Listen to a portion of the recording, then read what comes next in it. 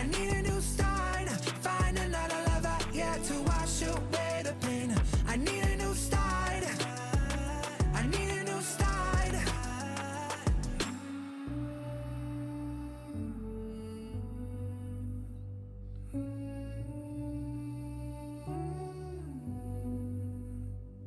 What you say, what you say, what you say to me? All we ever do is argue endlessly. What you say don't affect me anymore. I need a new start. Find another lover, yeah, to wash away the pain. I need a new start. I need a new start. I need a new start. Find another lover, yeah, to wash away the pain. I need a new start. I need a new start. I need a new start.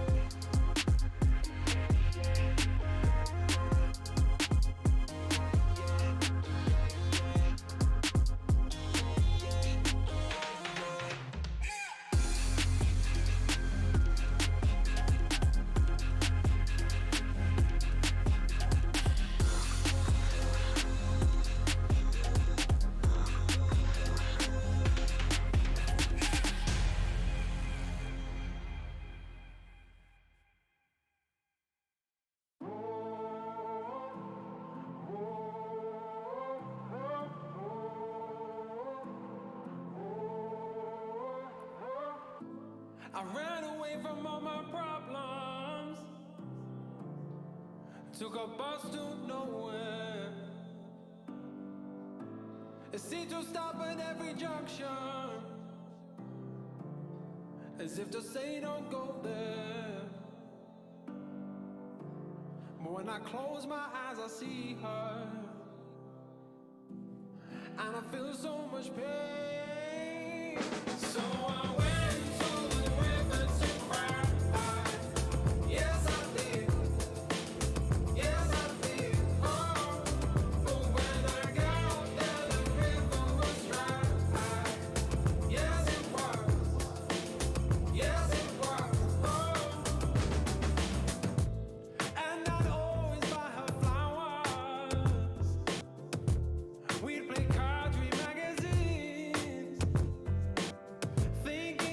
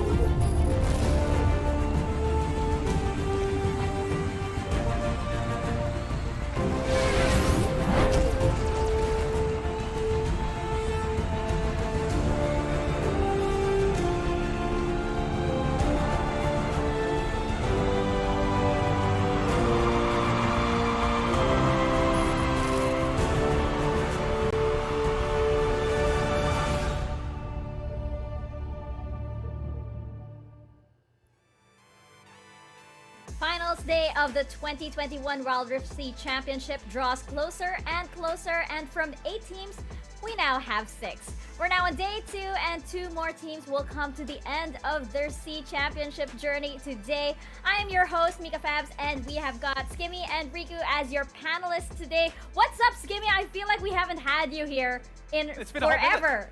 Yes, it has been a very hot minute. I've given myself a home haircut. I'm not sure if you can see that one there. You know, sometimes you're locked in quarantine where the barbers are shut. You're getting a little bit depressed inside. You think, you know what would be good for a bit of a confidence boost, a bit of a pick-me-up?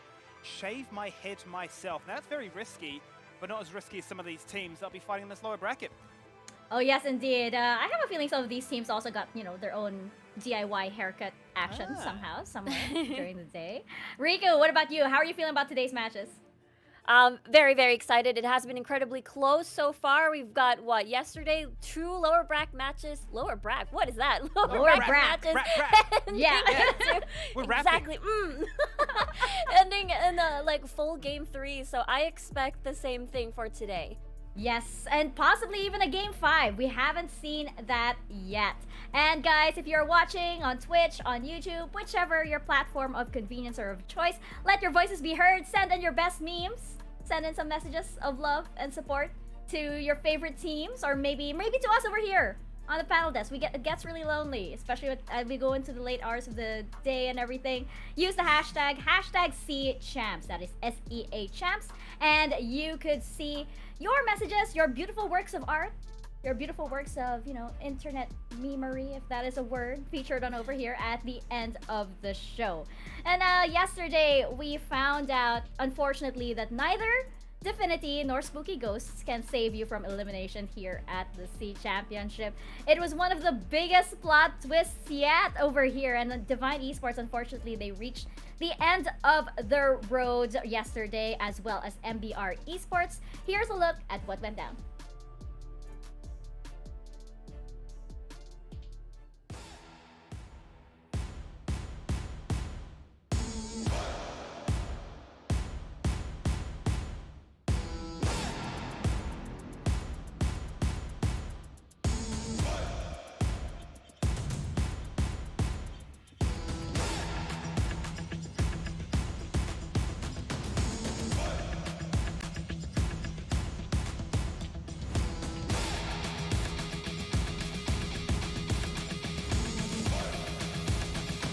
From yesterday's matches, and here we have EVOS Esports and Divine Esports.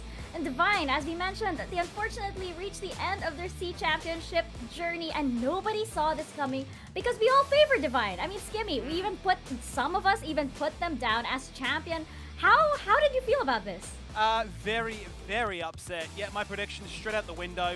Look, I thought they're going to be going straight into that upper bracket grand final. The gatekeeper for this tournament saying, look, we'll defeat everybody. SBTC will be grateful. We're going to be partners in arms here for the Vietnamese region. And then, yeah, that just happened, right? Knocked out there by EVOS in their 3-1 fashion. Very dominant in their performance. And then going down to the lower bracket and as easy as it comes. So, biggest surprise so far, really, for me. I thought the play-ins buff was enough. They looked great in groups.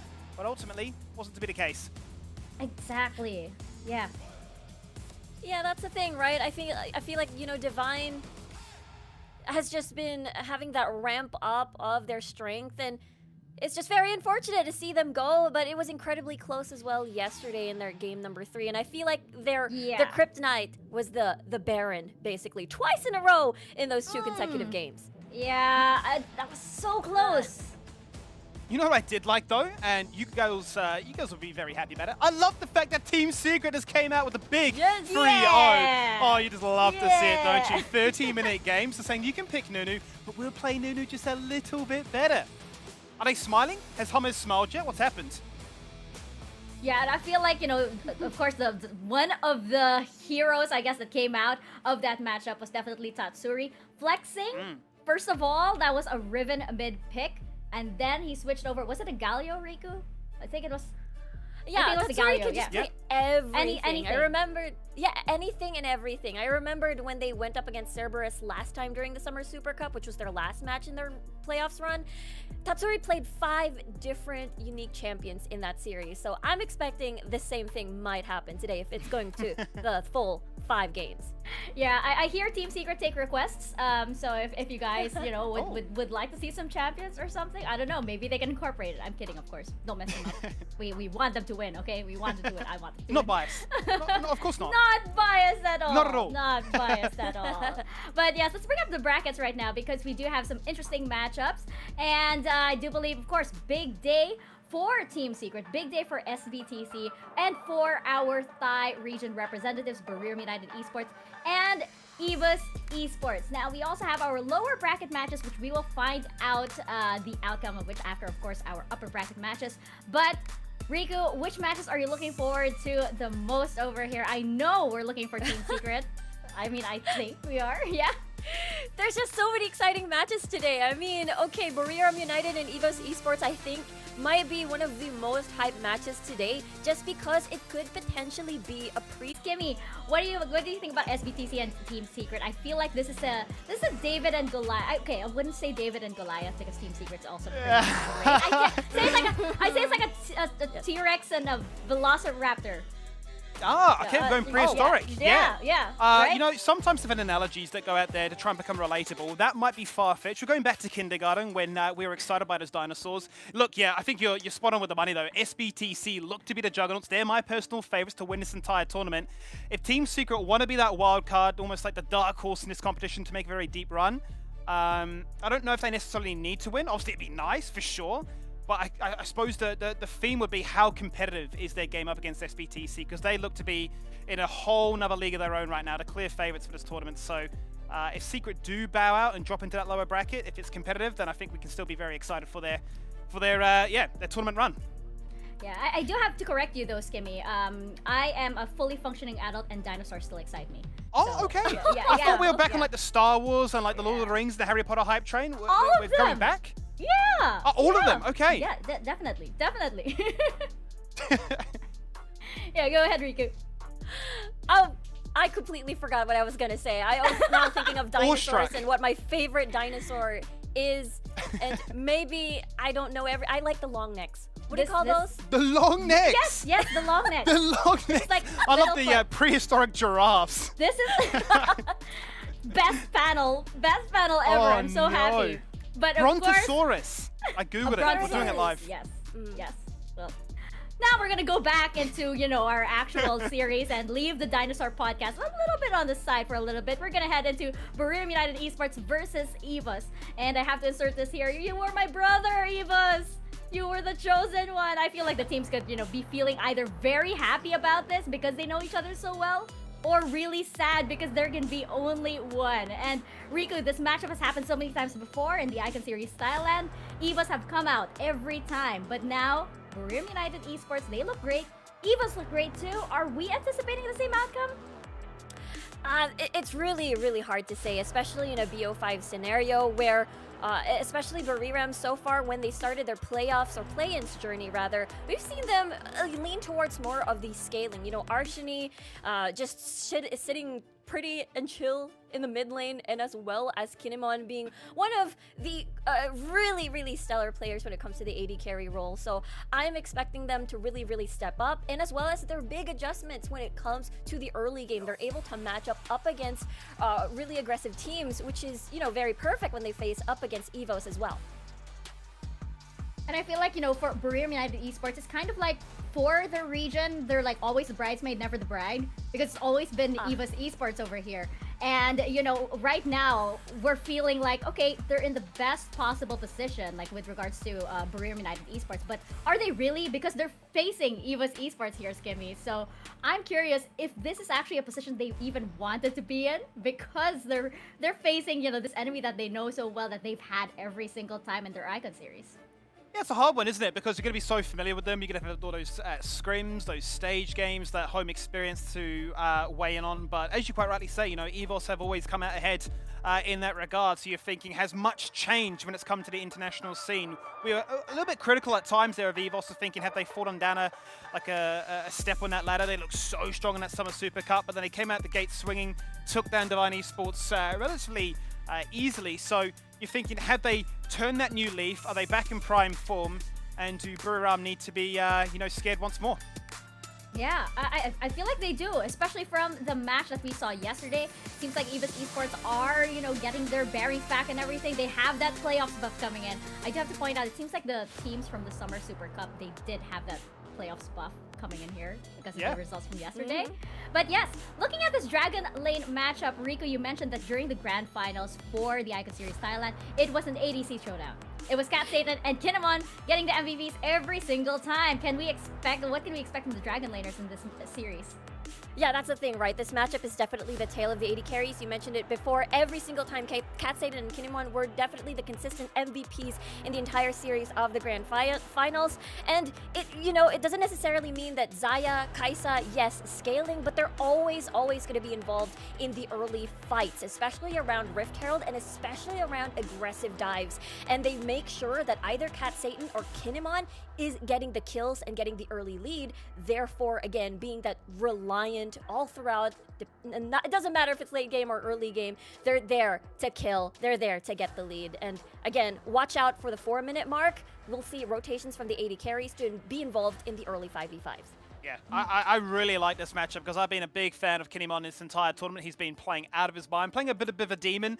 Be up against Satan himself, big old Cat Satan there, going to be showcasing that, hey, you know, there's a bit of a tier list, there's a bit of a hierarchy. You know, you're down here, I'm up here, there's a reason we got that first seed. So I'm really excited for that bot lane matchup because they're going to be playing those champions that have those abilities to try and be a playmaker.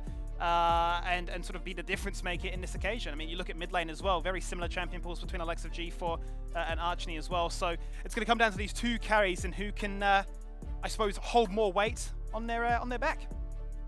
Yeah, and I want to circle back to the Grand Finals of the Icon Series Thailand, the prequel to this series, sort of. Riku, I know you have the details on this. What went down there? What happened?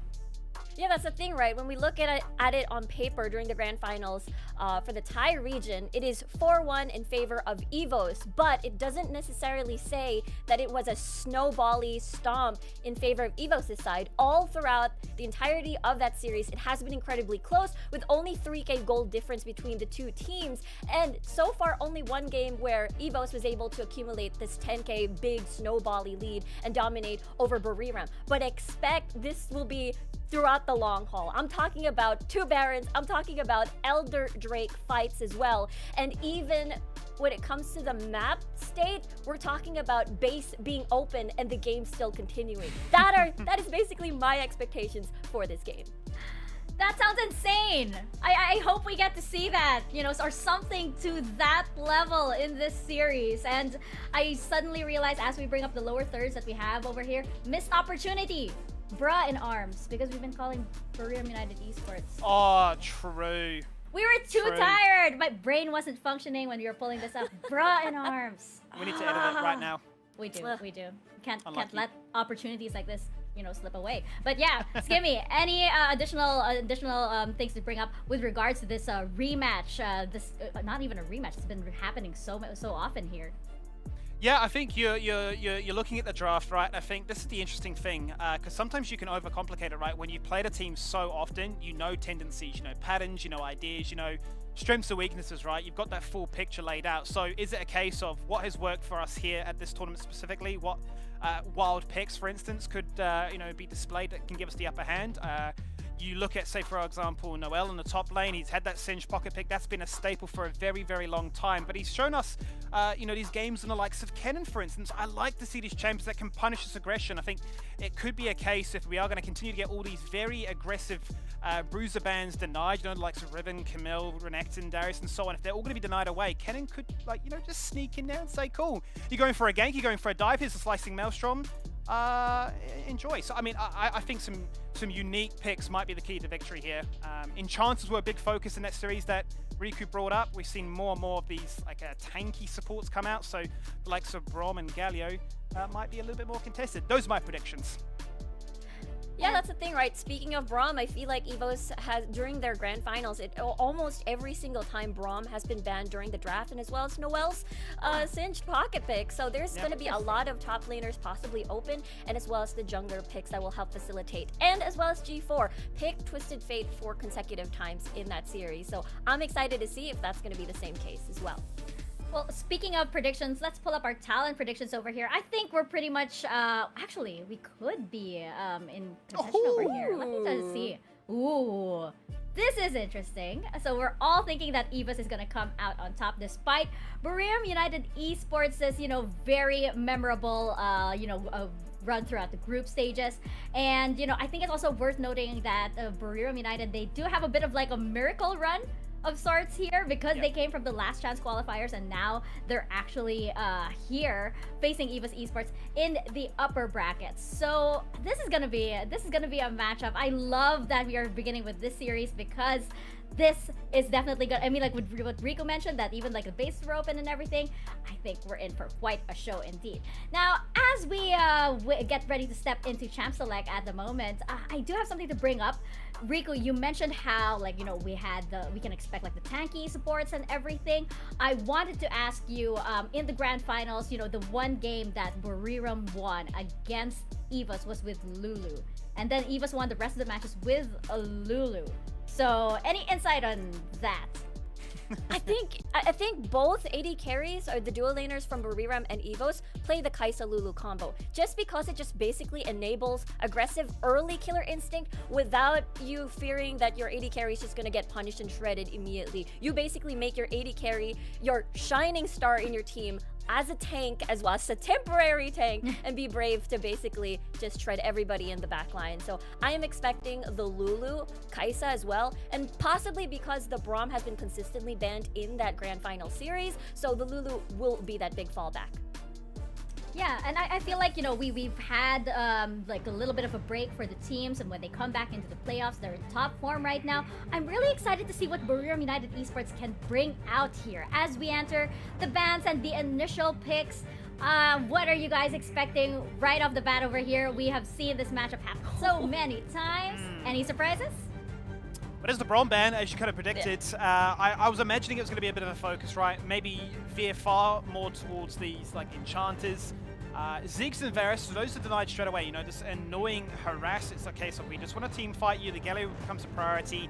And I think it becomes more so because, Twisted Fate is still there, but more so the fact that if you are going to then dive us, the Galio is the best protector in that regard. Yeah, it is basically a really good punish and really good initiator for the side of Bariram United. Not going to be surprised if that's going to fall towards supporter. So now the biggest question is, what are the AD carry options here? Because Kai'Sa and Xayah Rakan is still available for the taking. We've seen that constantly being swapped back and forth for Kinemon and Cat Satan. But in the meantime, Bariram already first dibs on this Twisted Fate, which G4 constantly picked up against Bariram as well. So this double global comp so far is looking pretty pretty scary. Yeah, it looks to me as if they want to try and basically say, EVOS, we respect what you can do mechanically in team fights and skirmishes. We want to try and break you open in these side lanes. So I like it. Obviously, the Java can still be flexed between top and jungle. Not going to see it in the mid lane, given the fact that the TF is there. But the next big priority has to be that Kaiser, and EVOS are going to snap that away. So they've given themselves some options to try and hard force that fight there with the Hextech Ultimatum, with the Killer Instinct, with the Gragas Barrel, but it's going to be on Buriram now to try and keep themselves in check in these side lanes, and if that Corki gets locked in, scale into those multiple Barons that you talked about, Riku. Yeah, I can't imagine all of these 5v5s, everybody going to be clumped together, considering that EVOS is going to have possibly a 4 melee composition. Never mind, as they are going to be locking Ari for G4. He had a really good performance yesterday up against Divine, and it could be the same story again. Yeah, and Like right his now, composition.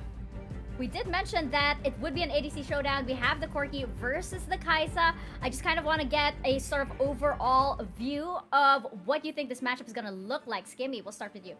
I think Buriram, you really want to witness how good they are in hitting those side lanes. You want to make sure that Galio and TF, once they hit level 5, that first ultimate has to have some impact. They have to try and play around this J4. He has to be that initiator to say, we're going to this lane, we're going to bully, it's going to be a 4v1 dive, and that's going to find success. That could be a kill, that could be an objective like a Herald or Drake, or it could be a turret. They need to try and explode into this map. Otherwise, I think if they go a little bit too slow and bank on this Corki just becoming a scaling pick, it has been punished. And I think a team as well orchestrated as EVOS have the tools with their draft to say that we can punish it well. And Riku, any final thoughts? For me, just look at the early 5v5s on Rift Herald. AD carries are going to rotate. EVOS should not fight in choke points, or else they're just going to receive all the bombs from Kinemon. And with that, let's head into our first game of the day, Buriram United versus EVOS Esports. Casters, take it away. Well, thanks a bunch. We're jumping into day number 2 of the playoffs with 2 of the Thailand region teams, and it's so exciting. Buriram United and EVOS Esports. I'm Gaming This, and with me is TJ. We're about to get into this, and we've talked so much about this bot lane matchup, TJ. I don't know what more we could say. Yeah, I mean, Kinemon versus Cat Satan, 2 of the greatest AD carries are going to go there in the world, Grandon. Oh. And this entire draft is built around them. You have G4, you have Archony, 2 of the best supportive mid laners in the world, Grandon. And they're both playing characters designed to get down into that bottom lane and create an advantage. Thipper and Noel, 2 of the best top laners, I'll say it, in the world, Grandon.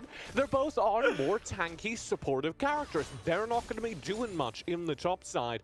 All the action for this game, all the action for this repeat of the Thai regional final is going to be down between Kinemon and Cat Satan. And it's even further exasperated by the fact that we've seen Shiba go for Riven and Veldas go for Camille, 2 strong team fighters that are willing to go and help each other, to go and help accelerate and get a good team fight for their AD carries. Can I be toxic now that I've been really nice to both these teams? Go ahead, TJ. I was going to say, I think Valdez is one of the best junglers in the world. Shiba has a bit more to prove. EVOS, of course, the reigning champions here in Southeast Asia, do come into this tournament with the crown kind of over their heads as the SEA Summer Cup champions. And I think that... Okay, I'm getting very distracted. What a dive here in mid. Yeah, they dodge away from the hook shot, so EVOS won't be able to convert that into a kill, but a strong start nonetheless. That was just a very strange mid-presence from Shiba.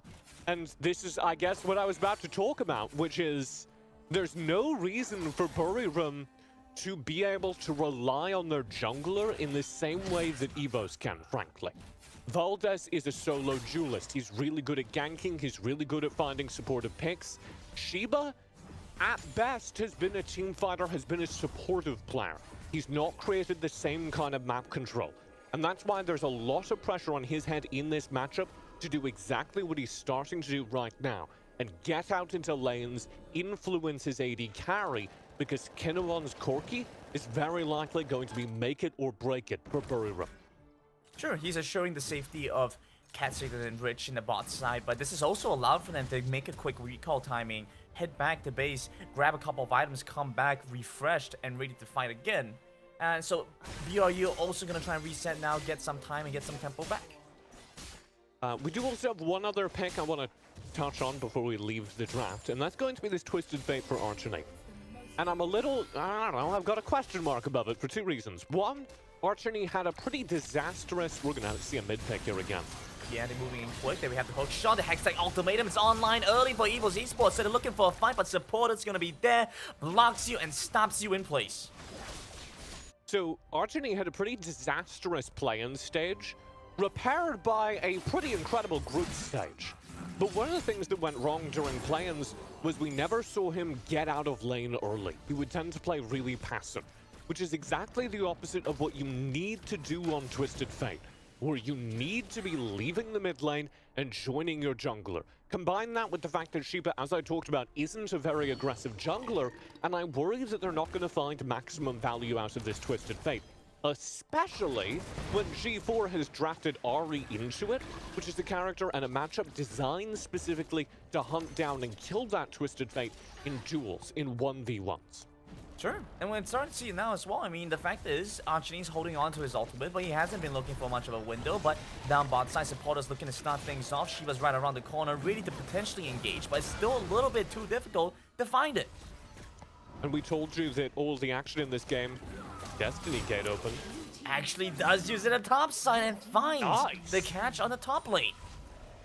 And very risky play from Thipper, disrespecting the teleport from Archony, as he just goes in for a very low HP 1v1 versus Noel, staying to the edge of his health bar, and you can't do that versus a Twisted Fate team.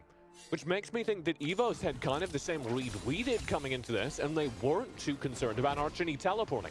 Archony has set the baseline now, set up that he is going to show up in those side lanes, and EVOS will have to play careful as a result. They're going to play carefully, but they're still going to try and pick up the dragon. It's going to reset in time, so EVOS have to reset and not try and commit to this. I say that, but Valdez is going to continue again. They've given BRU the opportunity to come back towards the dragon and try and prime and get ready for this. And this is where it's so terrifying to play against Twisted Fate, because every gold card that Archony throws is going to get converted into a kill if there's follow-up. Gold card and Twisted Fate is terrifying around this window in the early game. But I see what they were trying to do. They were buying time for Tipper to come back. He's respawned back towards the dragon pit. Both sides playing towards this. It's Valdez that starts it up again, though. So EVOS Esports are in the pit looking to try and fight for this, but they bought enough time. Supporter's going to be the one to initiate first. Hextech already comes up. They're locking down the Shiba. Try to take down the ribbon. Flash away from the charm. Survives long enough, and they build up time for the shield to come across the hill's entrance. Blocking off EVOS Esports. Richards had the flash. The second, the third. Valdez stuck in the pit. They're taking down Tipper. Round number 2. He's sent back to base. BRU's coming in strong. Cat's in and trades back for 1 with the gold card. Back onto Rich. Charm comes across onto Archony. Stomps him, but still, BRU will win the dragon fight. And both AD carries get a kill there, but Kinemon is the only one that was actually in that fight. Cat Satan spent the entire team fight zoned off over the wall at the bottom side of the map, arriving to finish off a kill at the very end. And Buriram get a massive advantage out of that as their main source of damage. The character they're trying to scale up throughout this game just gets to sit at the back of the fight and pump out the numbers. And EVOS Esports, they're not content with how that one turned out. They're back on the dragon again, but look at the ultimates. I mean, Archony, the fight has gone on for so long, the Destiny's back available, and it's just down to Tipper, it's just down to Catsin to maybe make something happen once again. Supporter will be the one to initiate. Shiba's right there by his side, ready to provide some assistance if they need it. It's a 5v5, a full man collapse. They're onto the dragon. Who's going to grab this? It's going to go over the BRU, and the fight turns onto EVOS as well. Destiny Gate over the other end, taking down Valdez first. Jungler dead, jungler gone. Tipper tries to trade back. The big one won't be enough to take down the Darius, but still finds a lot of damage. Archony, that was one of the sickest Twisted Fate plays I've ever seen.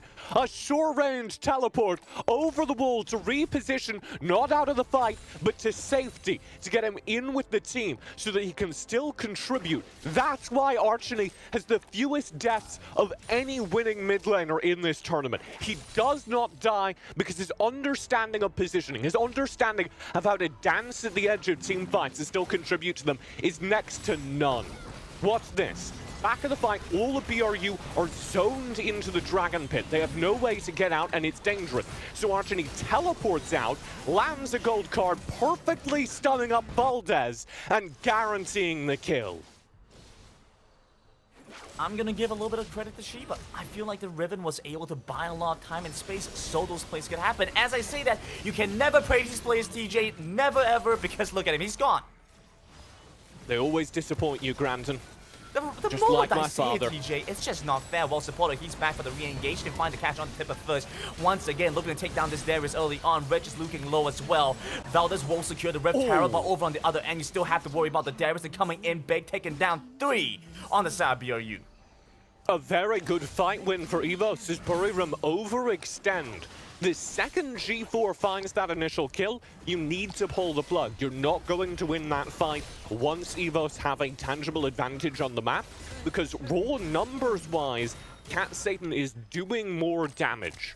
Cat Satan at this game state provides more damage because not only does he have the first item matching what Kinemon has, but he's also got the first evolution of Kai'Sa, that Q evolve, adding just a little extra 10% on top of first item. So he's matching and then getting that extra from the Kai'Sa Q evolve, from the Kai'Sa Acathian Rain evolve, to do massive damage in these team fights. And EVOS are always going to win a fair fight, or definitely going to win an advantaged fight, such as when they find an easy kill early thanks to G4's charm.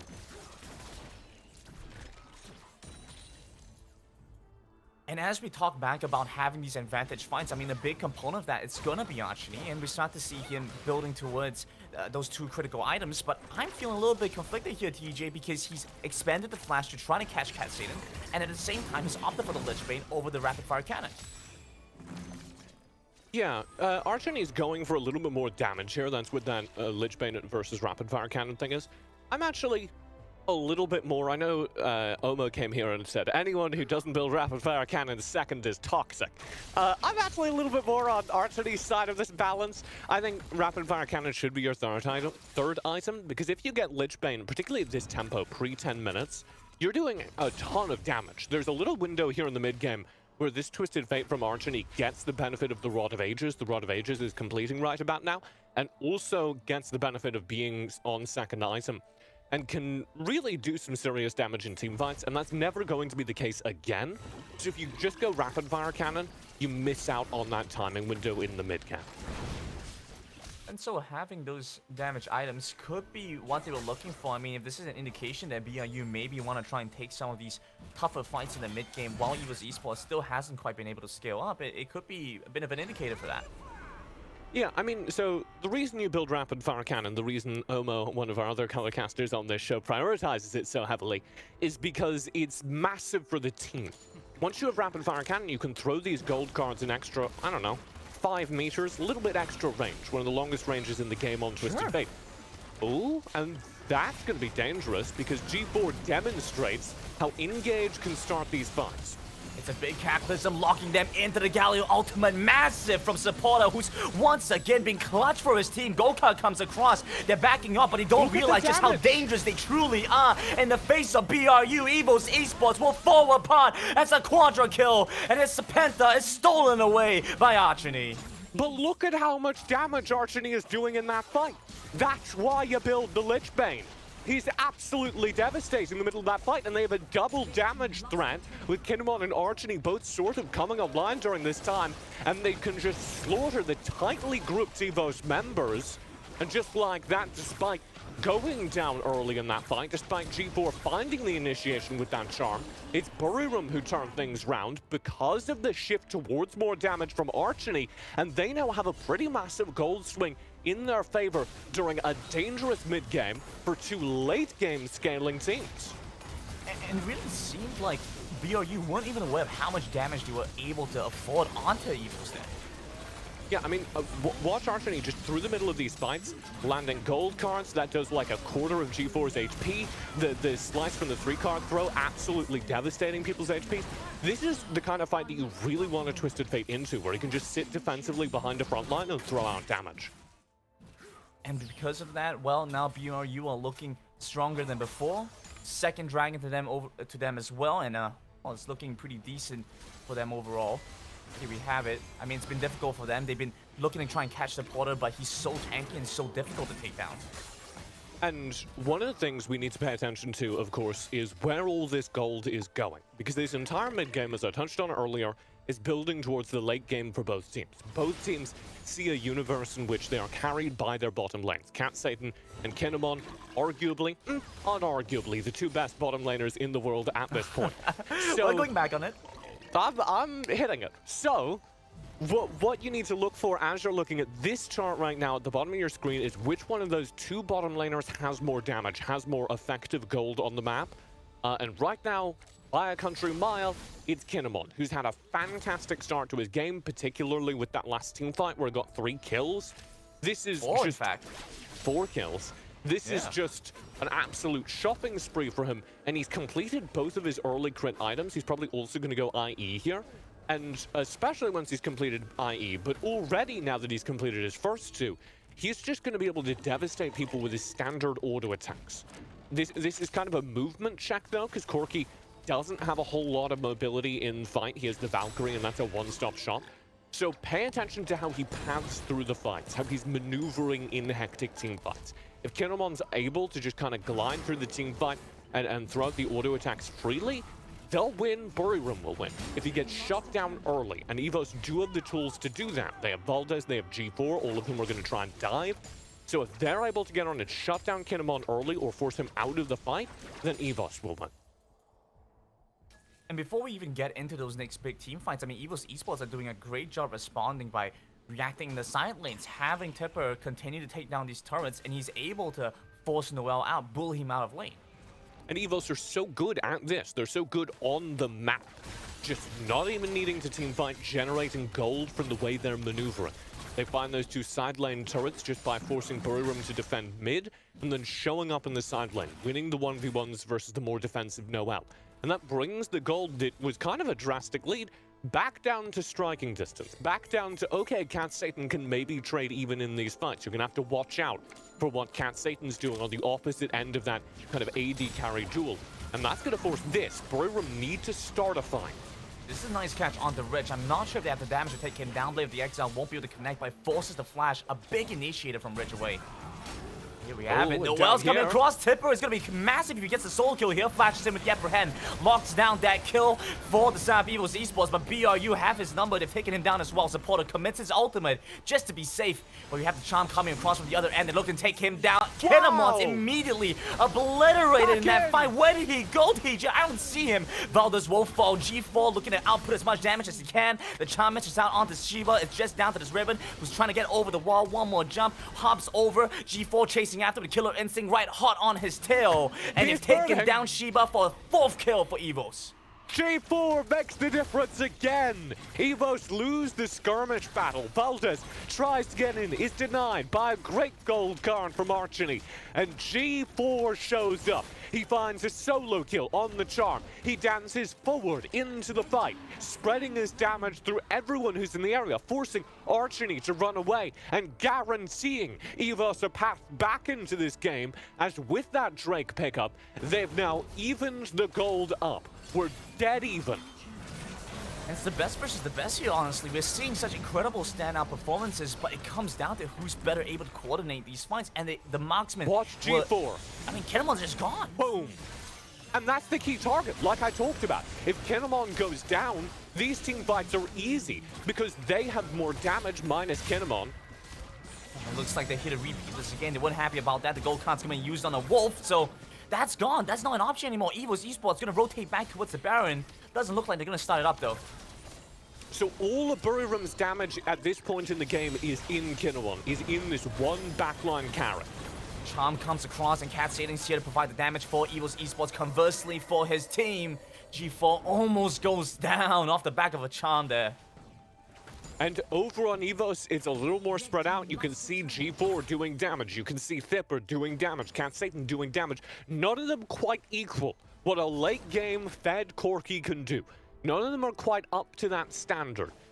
But it is more than enough to dominate the team fight if Kinemon goes down, which makes this the greatest game of Protect the President in the history of Wild Rift. They have one person they need to escort. It's Dwayne "The Rock" Johnson, and he's got to get to his red carpet on time. Otherwise, Kinemon's going to be very disappointed. And looking at this, TJ, it's it's Hourglass versus QSS for Kinemon and Katsumi. It's a very different priority on how they intend to survive.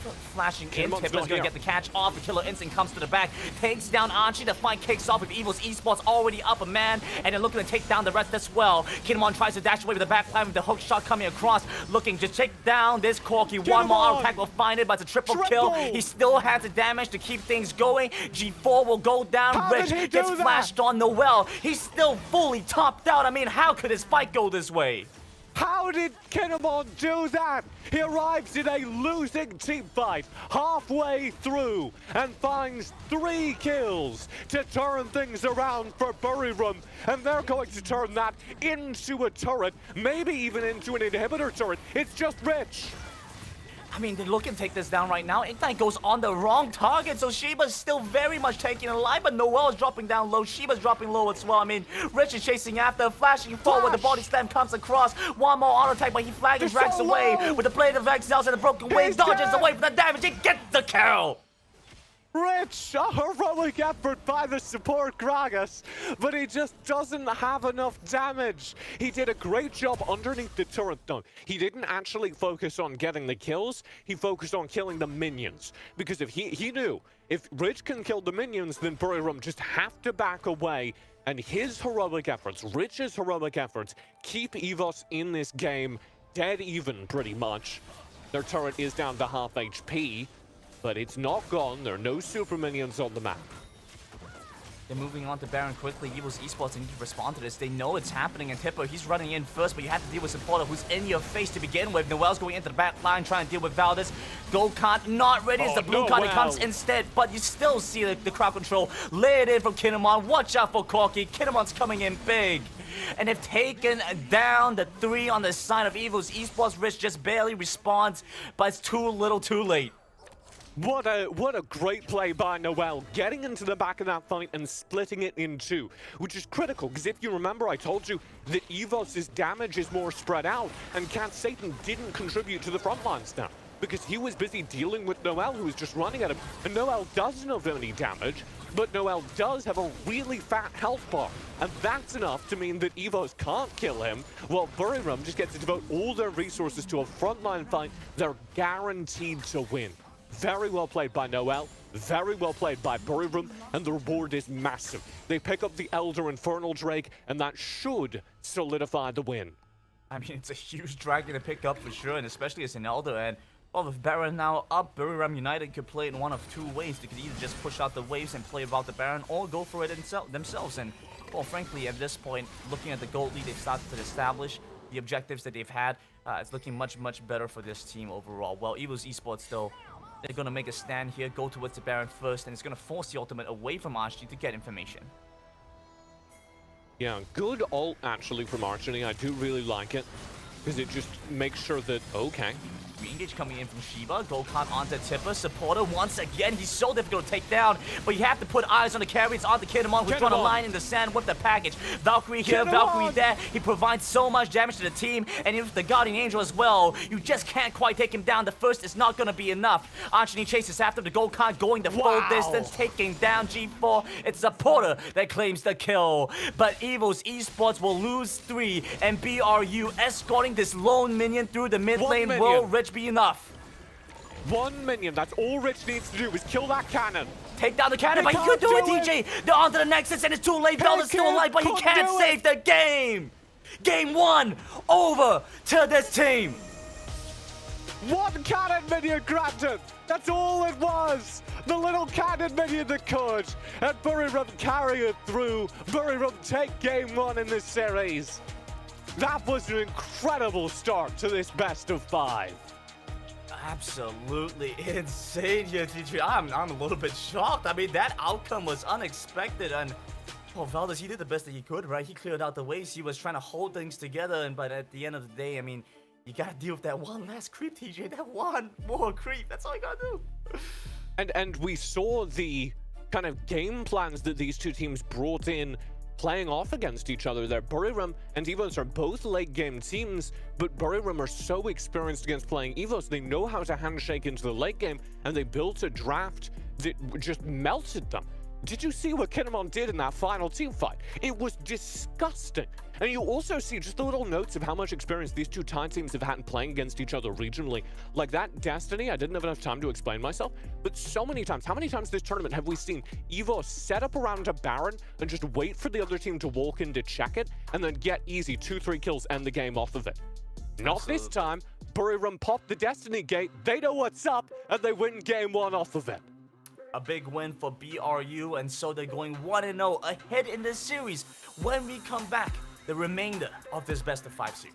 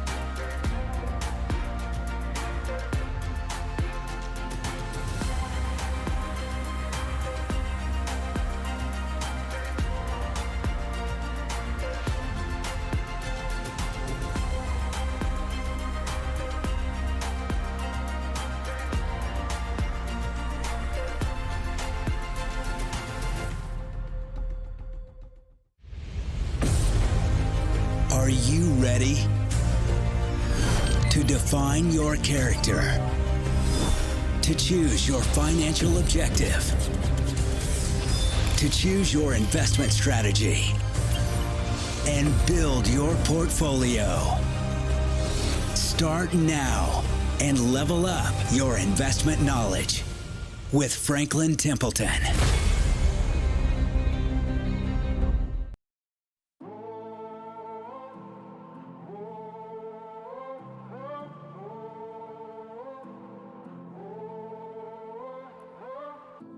I ran away from all my problems,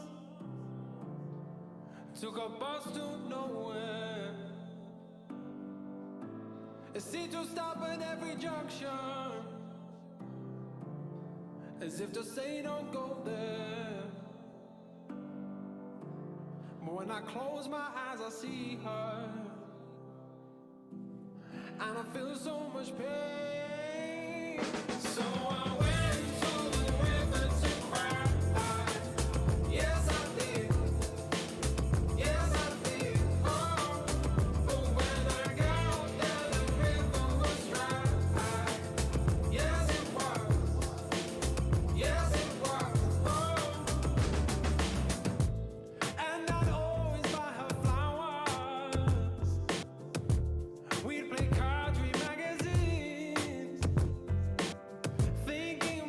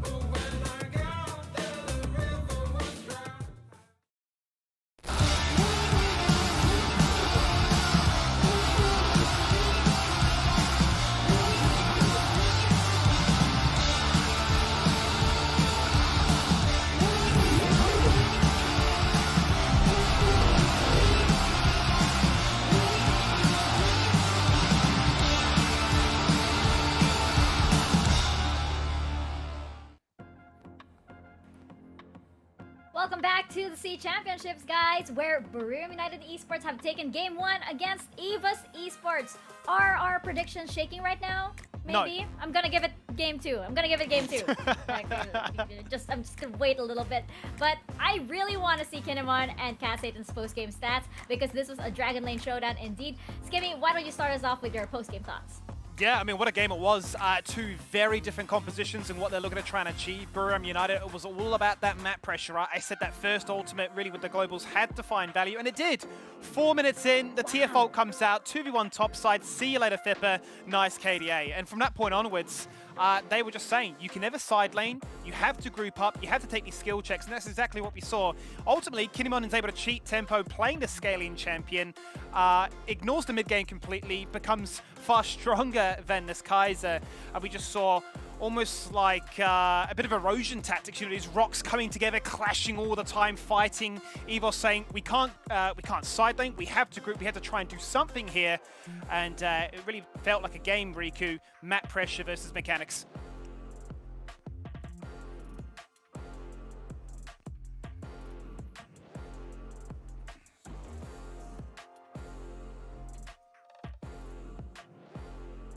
Yeah, I believe that, like, Barium United Esports, their ability to team fight is just amazing.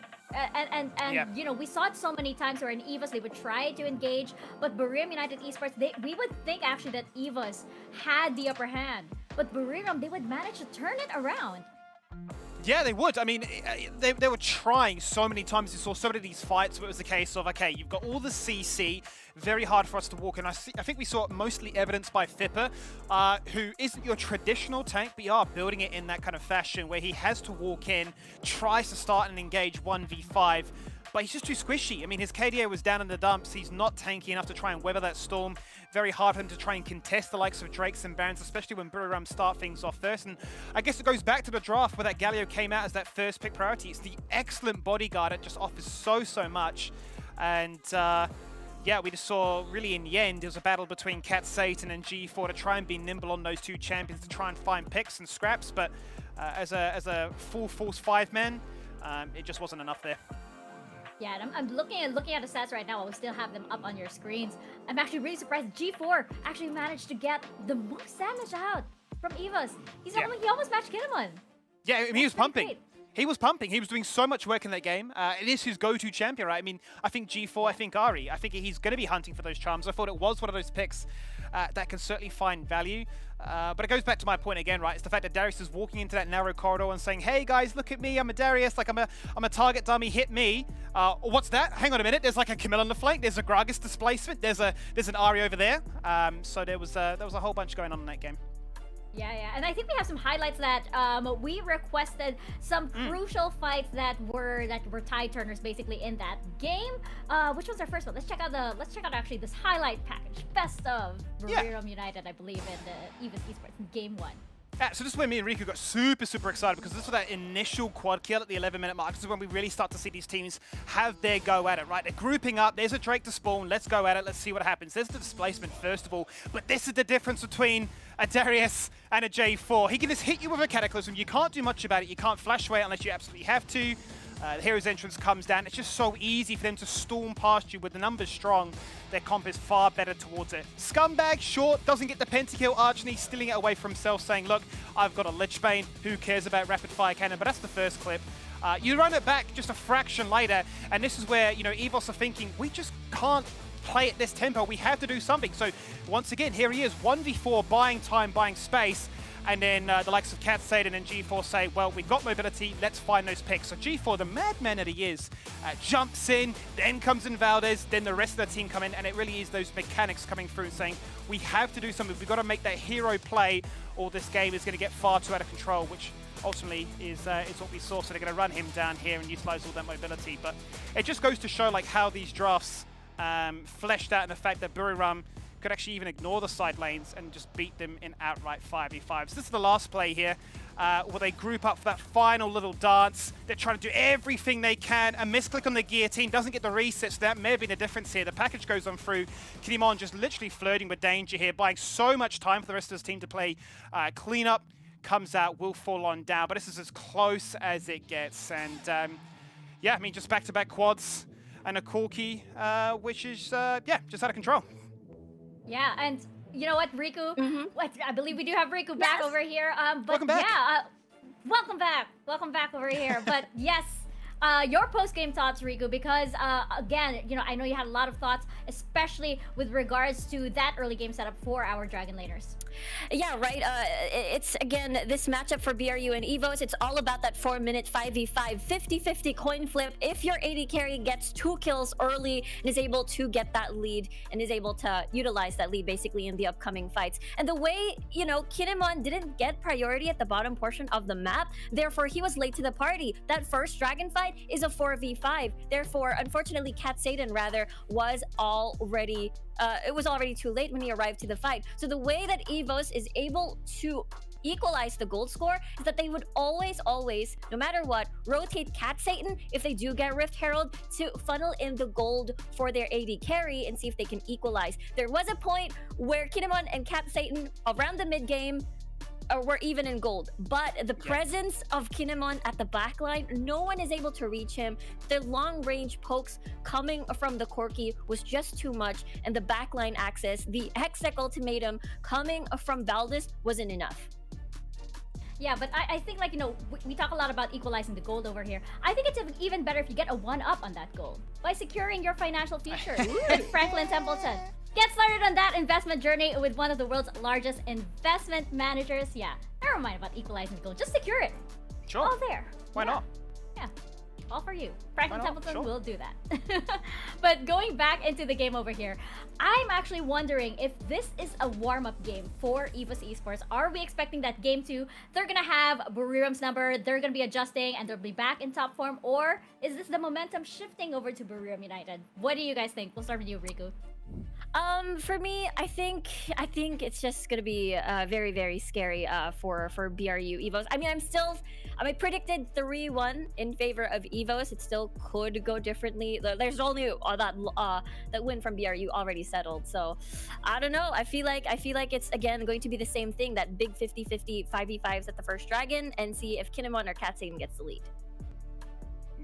Yeah. I've gone 3-2 because I just want to see a 5-game banger. Who doesn't? we love to see it, right? Let's get the curse out of the way nice and early on. So sure. Yeah. I mean, yeah, I look at that game and I think, yeah, EVOS had plenty of chances to get back into it because there were multiple times where it was super close. Just 2 very different drafts which had ideas in mind, and Buriram were able to push their agenda just that much better. So coming to this one, it looks like EVOS have just flipped the script and said, we're going to take blue side this time around. We're going to get that pocket pick, and we'll get to see if the bans change. Yeah, first bans coming in and initial picks. I'm actually wondering, you know, that Buriram had such a strong team fight draft going here. Are we gonna see the same, Riku? Is this gonna be like Buriram again trying to force the brawls in here? Are we gonna see them shift at all, do you think, in the series?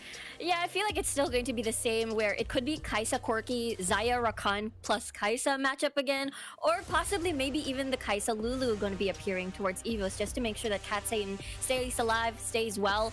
You know, so far we've managed to see Supporter really sort of outclass Rich in that Gragas versus Galio matchup, so we could possibly see the same thing. That's going to be Arshani on the Zig, so a lot of pokes. Varus is also open for the taking, so I'm not going to be surprised if ever a Jarvan 4 will be on Buriram's side, or maybe towards EVOS, but I don't know, because of course Thipper really best at Renekton most likely, and not on a tank, so of course Buriram is still gonna get this Jarvan 4 for themselves. Yeah, and I like this, right? The fact that some of these bans do change, primarily the Ziggs and the Varus are let through, so you've now got that poke to not have to necessarily be as crazy in those team fights, but you've still got the core foundation here from Buriram. Flip the side, but they've still got themselves that Galio and that J4, which was instrumental in fighting the picks and locking you down and saying that by the time you've taken out our marksman, we've just done far too much to your team, right? So you've had to invest a lot to try and find that initial pick. So it looks like we're running it back with some similarities. The Nunu, though, is quite nice, and might just be the disruption they need, the added level of spice to try and be a pain for Buriram here. Yeah, the Nunu will be one of the frontliners for EVOS here, just to make sure that no one is able to reach Cat Satan on this Varus, and as well as, of course, Rich here on the Gragas. I'm very, very curious to see how this is going to pan out because G4 back at it again on the Ahri, so the charms are going to be very detrimental. Charms into the Chain of Corruptions as well could be a deadly combo up against Buriram, so they have to be careful with positioning. And of course, if you want to play the Varus, you're just going to be expecting people jumping on you, like the Jarvan Forrigan on the opposite side. So it is a little bit, you know, predictable, linear. You know what you're expecting. Yeah, and I feel like, you know, with that Nunu pick and then the Ahri, you have a lot of mobility on the side of EVOS Esports. So I feel like they feel like they're ready to take the fight to Buriram United Esports. We're gonna see though, because Buriram, they're so good at turning team fights around. So who's gonna come up on top on game 2? We're gonna find out. Casters, over to you. Thanks a bunch, Mika. Like you mentioned, this is going to be game number 2. EVOS Esports and Buriram United. I mean, looking at how things are going, they had an insane game number 1 win. And game number 2, I think things are just going to get more intense here, TJ. Yeah, and one of the things that's already blowing my mind is the shift from EVOS. Game 1 to 2, they go, all right, game 1, our late game couldn't measure up to the damage that was being offered by Buriram in the team fights. Let's pull out some tanks of our own. We get the Nunu jungle from Valdez. One of the first times I've ever seen that from one of the best junglers on the world, picking up a new character here on the stage. And we get Rich again on the Gragas to be that beefy frontline for G4's return to the Ahri, which he did a truly incredible amount of damage on last game, and Cat Satan's pivot to the long-ranged poke, the Varus damage that can go over the top of that front line. And we traditionally see Varus paired together with some sort of enchanter, another kind of lane bully like the Nami, so that you get confirmed priority in lane. But in this case, we're actually seeing Rich continue with his Gragas, and he's had a good performance, but I loved seeing Supporter on his Galio last game. Yeah, Supporter did an incredible job. Supporter's also just incredible at basically everything he plays. And here he's gonna be in a bit of a weird spot because there aren't... Lane swap. Sorry?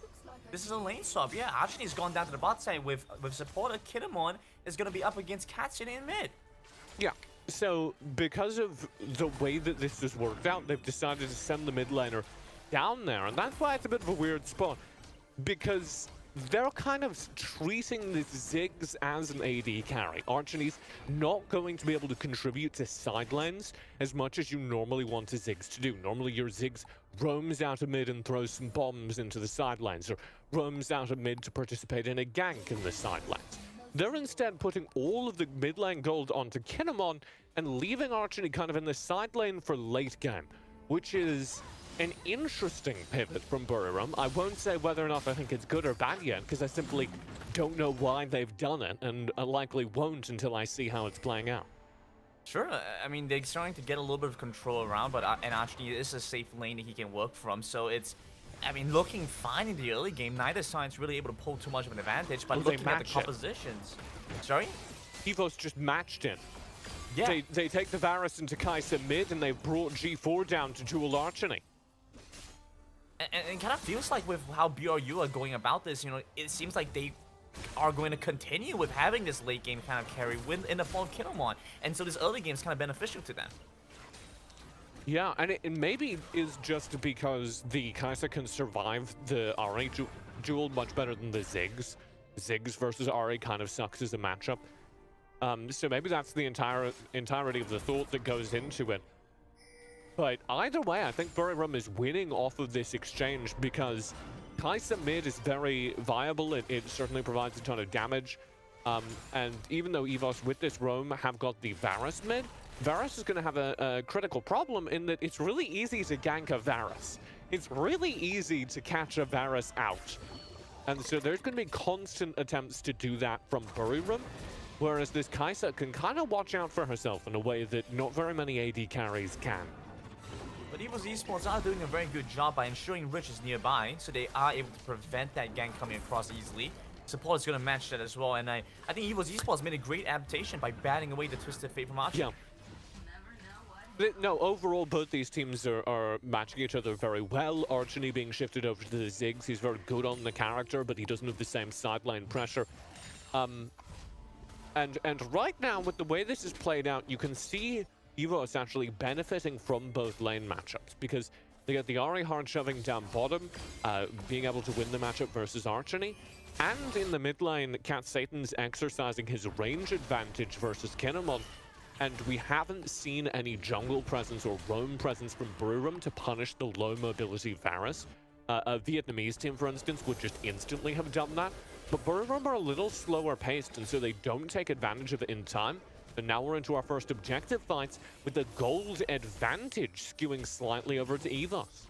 Absolutely, it seems that BRU are going into this in a much slower pace, not willing to commit as badly. Well, I say that, but the fight still breaks down. Shiba flashes the wall after confirming the Dragon Kinemon, repositions back with the Killer Instinct, dodges past some of the damage, but still in the pit, gets away though. Yeah, I don't know about that Killer Instinct. Noel up top. Oh, locked in the Cataclysm, they're trying to hold Veldus in place. The Torrent's taking him down, but he has enough HP and the Gargoyle Stoneblade. Just a truly bewildering series of affairs. They're not quite over here, TJ. Gonna go for one more. They'll get that kill. So first turret of the game falls to EVOS, meaning they win the exchange. And Brewrum are going to be down a sizable chunk of gold as a result. And I think EVOS's ability to just put Brewrum on the back foot during the early game has really paid off here. This will be, if Shiba goes for this play versus G4, that will be their first aggressive play of the game. Let's watch it. They're gonna try and maybe get something done. G4 survives with the flash though. He's gonna use the Spirit Rush as well. It's 2 summons committed. But I have to say, TJ, I'm not a huge fan of Vi's going into Ahri and Camille kind of compositions. I mean, looking back at it, you know, they picked the Vi pretty late in, or pretty early on, and so it seems like, you know, EVOS Esports just responded really well to the Vi pick. Yeah, and you can see there that it's just so hard for, I suppose, any jungler, but especially a Vi, to gank someone like an Ahri. That's just not happening, I'm gonna be real with you. And the advantage that Vi gives you, the reason a lot of people pick Vi, is because she's a really solid frontliner. She's really good at finding engage for compositions that don't have a lot of engage. But who do you engage onto versus EVOS here? Because the only real answer is you want the Vi to either counter Thipper's dive or get access to Cat Safe. And you're not going to reach Cat Safe in this team. Veldus, he walks into the wrong spot, gets caught out, into the wrong jungle. It might be his own, but it's been taken over by BRU, infestated by this red team. And EVOS Esports flash committed after flash just to get away. And so, I don't know, there's two sides of it. You're not going to get through that front line of Veldus, and you see that there. Brewrum can't access anyone behind Veldus. But also, they have enough damage to fight that front line. I love that response, DJ. You're just like, yeah, well, I mean, it kind of happened, and here we have it once again. The re-engage coming across from BRU. Veldus now back in it with the snowball charging up against Noel. Looks for it, drifts across the wall, flashed away from the Java to survive. But it's a nice re-engage from EVOS to get something back. Yeah, they get a little bit of their pride back. We'll see if they can get this turret as well. It's so hard to hold on to turrets. As Brewrum, I think, agree with our assessment. They go, wow, we've really been forced onto the back foot. We played this early game very slow, and they take things up a notch. We start seeing Archony access the map and be used as that Ziggs, just pure turret sieger. I do want to flag, because we had a conversation about this yesterday. This is a Luden's Echo first Ziggs, so he's going to have a little bit more poke damage during this early game. And overall, Brewrum is stabilized very well out of EVOS's tricksy, topsy-turvy early few moments, and we're in a dead even game state, headed to a late game that honestly is also pretty dead even. You have a couple of differences, but similar kind of approaches as well. And BRU, I mean, they're playing a composition that we've already seen work in Game 1. Now with some adaptation by EVOS Esports, we'll see if they're able to respond adequately. And I have to say that this Nunu, despite its incredibly high win rate, doesn't seem to have as much impact in this game. It's harder to measure a Nunu's impact.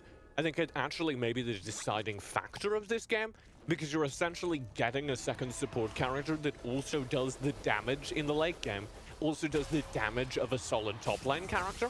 He's going to be able to be that bruiser in the front line of fights, denying entry to a lot of front-to-back characters. It's very hard to get past a Nunu if you're Noel or if you're Shiba. G4 starting to charge up, making use of that well-ways movement. There he speed. comes. Valdez coming in with the snowball. You can't outsmite a Nunu, so they're just keeping away, keeping it an arm's length away from the dragon and taking down the Nunu first. Good damage coming in with the killer instant to confirm that kill, but you've dashed into the charm from G4. Unfortunately, no follow-up damage. They can't take him down, but it's jungler for jungler across both sides. And you see, again, both sides, but you can't get past Valdez.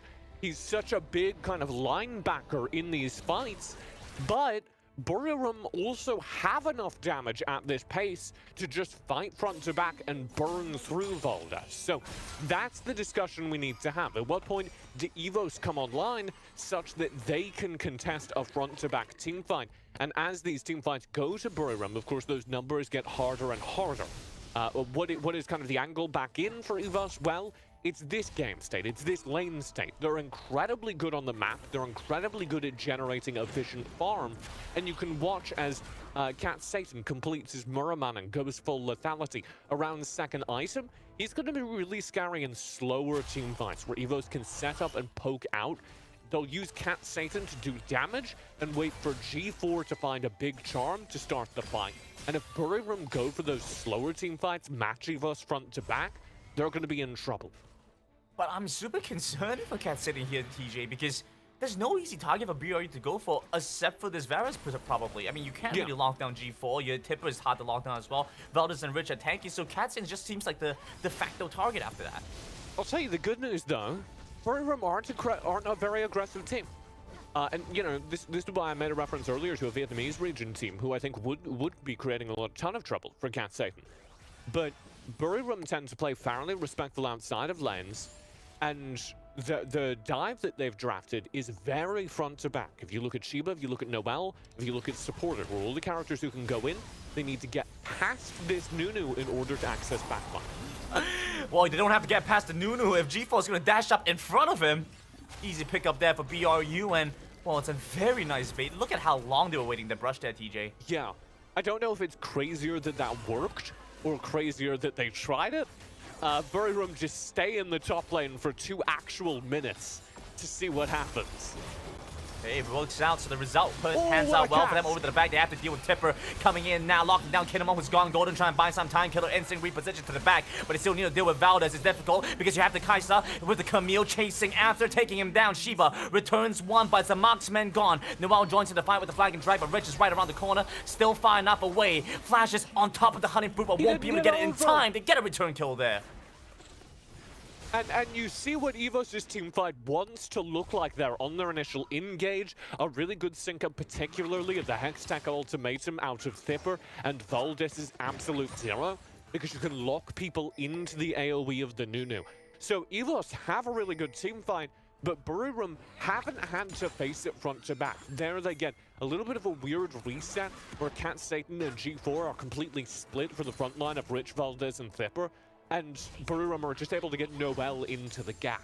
And pay attention to that, because that's, of course, how Noel won the last game for Buriram, is his ability on Jarvan in particular to be that secondary tank, to be that secondary support, and worm his way into the middle of teamfights, splitting EVOS' line.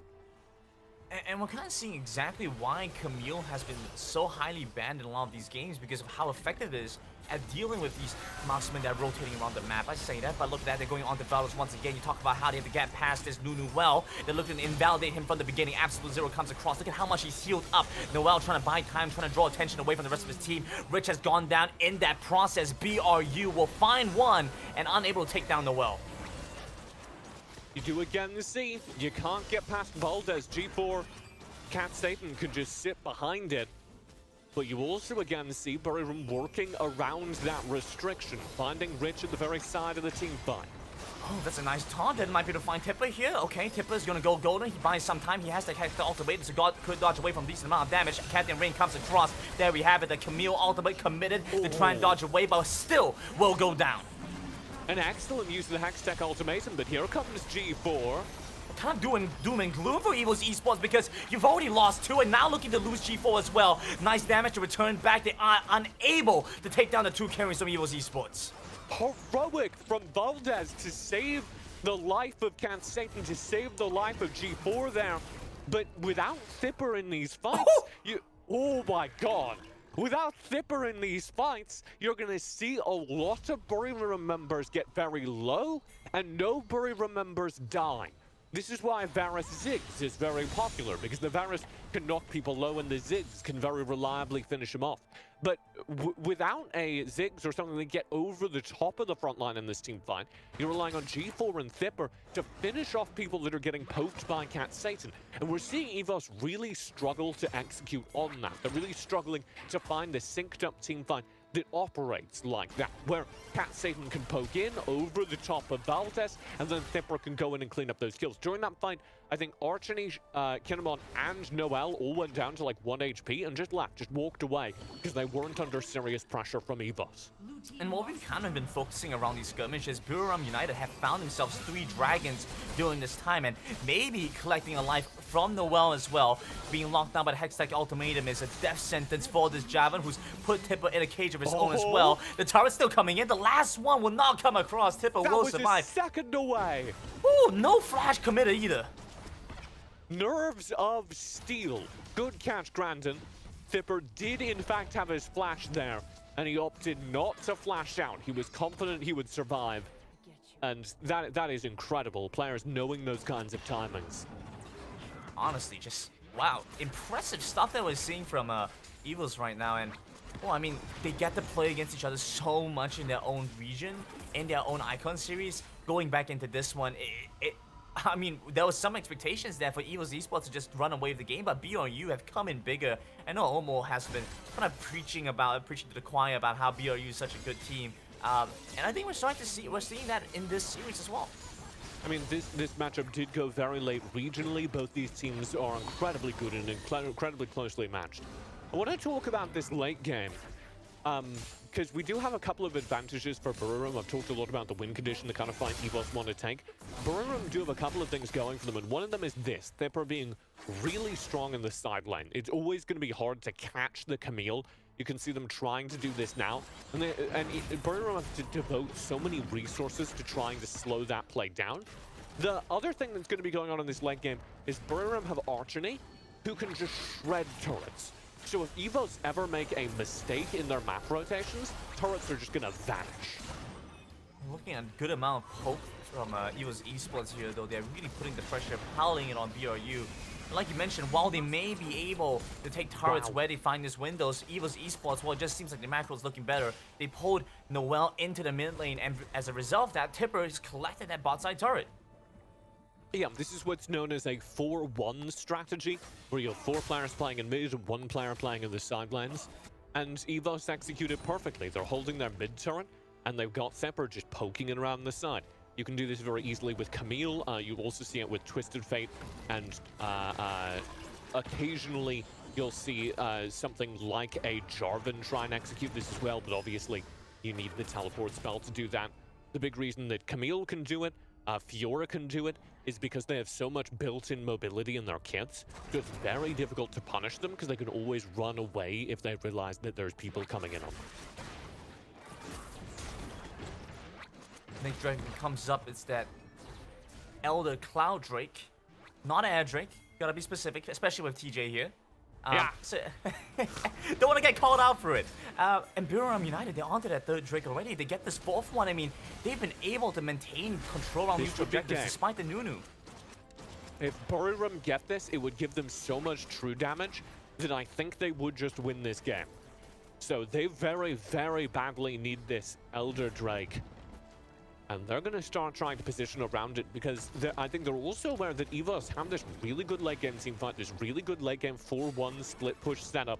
It's scary for Buriram right now. This Elder Drake represents their best chance of winning this game. So they're committing to starting it. Tipper's not even in this fight, TJ. Yeah, Tipper's all the way up in the top lane. He doesn't have a teleport. Valdez doesn't have vision. Oh no, he jumps in. Is this going to be enough though? Coming in with the heroic entrance to get some good knockdown. G4 is going to flash over the wall, get away in time. In the meantime, Archly will find a tower in the mid lane. Tipper split pushing, but they're onto the Elder Drake. And Valdez is still in the area. This is warded. They have to block this. They have to stop this. G4 coming back in to get a killing spree. It's Kinemon that comes in big, comes in clutch. They're back onto the dragon, but it's going to be the inhibitor traded away. We'll have to see how much more Tipper's able to find. Valdez flashes forward, but he's stuck right by the side of the wall. Won't be able to steal it. And BRU find it. Fourth dragon with supporter. Buying more time, buying more space. Over by the side. Might be able to take down Cat Satan. He's drawing attention away. You have to worry about Tipper. He's moving on to the Nexus, but it's gone back in time, stalled out enough, bought enough space, as Shiba flashes onto the Camille to take him down as well. EVOS don't feel comfortable stepping into that team fight, so they play through the split lane strategy. They try and extend the dragon fight itself while they push in the side lane, while they use Thipper to their advantage. But Buriram match them. They outplay them every step of the way on the dragon fight. Noel going over the wall to back up Kinemon and dropping a Cataclysm on top of Valdez meant that Valdez had to flash out of the Cataclysm, and he couldn't flash over the wall into the dragon pit, and Buriram got the dragon uncontested thanks to that movement, thanks to that brilliant play from Noel, who now has won 2 games in a row off of his late game, just individual skill play on this tank Jarvan. I say one because Buriram with that Elder should have the game in the bag. EVOS will not have enough damage to match these team fights unless they play them perfectly. Front to back, Cat Satan, G4 behind Valdez, throwing out damage. That is the only way EVOS can win these late game team fights. And it's up to BRU to now put on the pressure. They got the Baron. They just have to apply it onto EVOS Esports. Bring the fight to them. There's an inside track available for Tipper. Unfortunately, it's going to be too difficult to maintain that, as BRU have identified that as a potential weakness. Look at where they're set up here, TJ. They're waiting for EVOS Esports to overstep and for Shiva to refine his entry. Here we go. Pressure into the side lanes. These turrets melting under the gaze of Archony. Oh! Ooh. Wow! He might just get one shot. That's Coming the in, they managed to Elder. find the first catch on the G4, looking to take down Valdez, who's not going to be enough. He's just a lone noodle. He's tanky, but he's not going to be able to stop them from sieging into the base. And once again, Buriram, with a late game objective fight, have turned the game, have won the game. They have to take down Kinemon. This is their only shot, the only chance, but it's not enough. And BRU take 2 games back-to-back. 2-0 up in this series for Buriram, who forever have been in second place in the Tide Regional Finals. And now they stand 1 game away from clean sweeping their regional rivals, clean sweeping EVOS, who are, as of note, the best team in Southeast Asia, the reigning Summer Super Cup champions. This would be a massive win for Buriram. We're starting to see that group stage power here, TG. The fact is, they came in here and were able to win, come in first in their groups, and they're showcasing that to us right now. I'm loving the form from BRU, and it's so impressive as well. That game was so close. It came down to that one dragon fight, the split lane that was being generated off of it by Thipper, and Thipper just can't quite get onto the Nexus in time. Buriram masterfully play around the dragon. This is just the highest level Wild Rift we've seen yet at this tournament. And of course, neither of these teams are out of the tournament if they lose it. We could see a rematch yet again of this rematch of the Thai Regional Finals, as the loser of this goes down to the lower bracket and can still fight their way back into the Grand Finals. Absolutely. It's revenge from BRU as they lead the series 2-0. We're going to go for a quick little break. When we come back, well, what more can I say? Match point for Buriram United. Match point!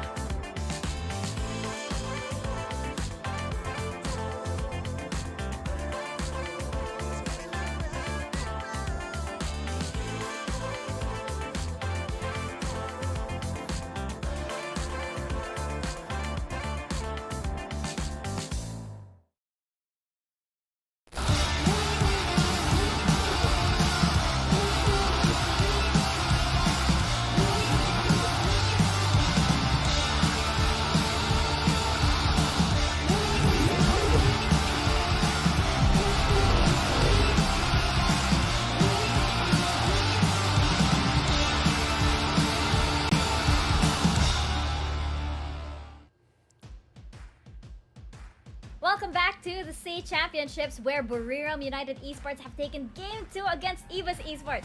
Now my predictions are shaking. Now I'm like, oh no! Did we just curse actually EVOS Esports by doing that? You guys know the power that is invested in this, analyst desk over here. But I have to say, looking really good for Buriram United Esports, and again, pleasantly surprised by this team every single step of the way. Coming from the last chance qualifiers coming from the play-ins even, coming into the group stages, they just keep on upping their game. Although it was a really close game. Let's jump into our post-game thoughts right now. We'll start with you, Riku. And you mentioned earlier how this is gonna go into open bases and no turrets, and it's gonna be that close. And I think this game delivered.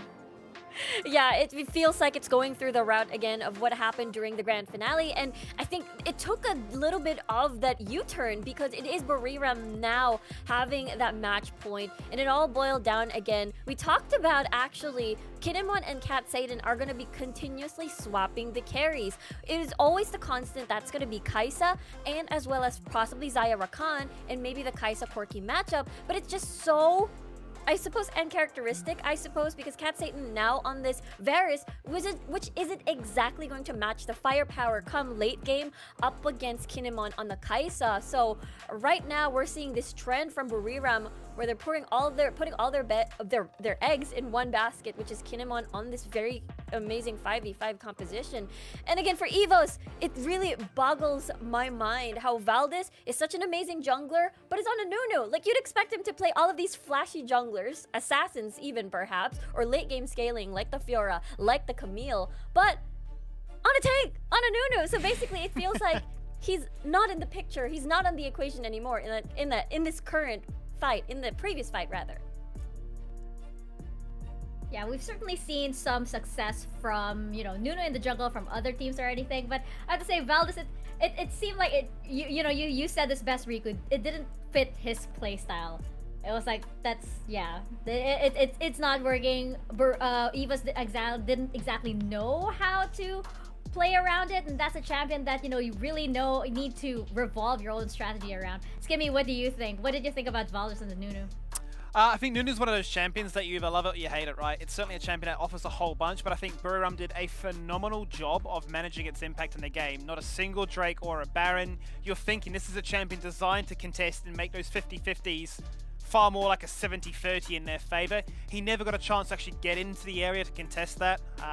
We'll bring up some highlights because there's some pretty interesting plays for me throughout that game, which could have really made it really either way. I mean, we're looking here originally. I'm a big fan of Fipper. I think when he gets a chance to play these carries, this is the reason they pick him. Camille, first pick. Beautiful Hexic ultimatum. Travels through space and time. His nice flag and drag. I'll come along for the ride. Takes him out. Now look at this. I tell you what, if I ever want a bit of confidence in my life, I wish to be as confident as him, because he doesn't flash. He says, that turret isn't going to kill me. Who cares? Now look at this one. We're going to start with the perspective of Fipper. He's playing for the back door. But look at Noel, maybe the best J4 performance I've ever seen, because he's going to jump in, zone away once again, this Nunu. He's got flash. You're thinking he's going to flash into the pit, steal away. No, not going to happen. Cataclysm, you flashed away. Oh, wait, I can't do anything. I can't contest. Another dragon lost. Now it becomes a case of buying time to stop the recalls. Look at the minimap. You can see that Camille was going for the end, but they can't stop. They have no flashes. They have no dashes. Their bot lane's already dead and gone. So they have no way to allow Fipper to go for this backdoor play. So we switch perspective back to him. He's looking to try and do this all on his own. He's hoping that his team can buy him some time. He works his way to this Nexus, bringing in the minions to make it a little bit easier for him to do so. But look, those recalls just mean it's not possible anymore. 3 members get back, you're locked in place, you're forced to run away. The whole squad's there. And you can be as good as you like with these mechanics, but you just don't have a team that can, bail you out and make this a 1-for-1. So these games have been very, very close. 2-0 scoreline doesn't really do it justice, but Buriram are playing really well right now. They are indeed. Yeah, and go ahead, Riku. Yeah, it's like a big callback, right, to the grand finals. Even though EVOS Esports scored the 4-1 up against BRU, all of those games except for one has been, 3 to 2k goal deficit, and would eventually balloon up only during the last team fight to end the game. So this is what we are expecting. It has been incredibly close every single time. And yeah, I feel like the Jarvan 4 has been creating this impact, even though, let's just say, we get to see Noel on something that is more of that tank. He still is able to create such a huge impact, and that zoning from the Cataclysm is just really, really good.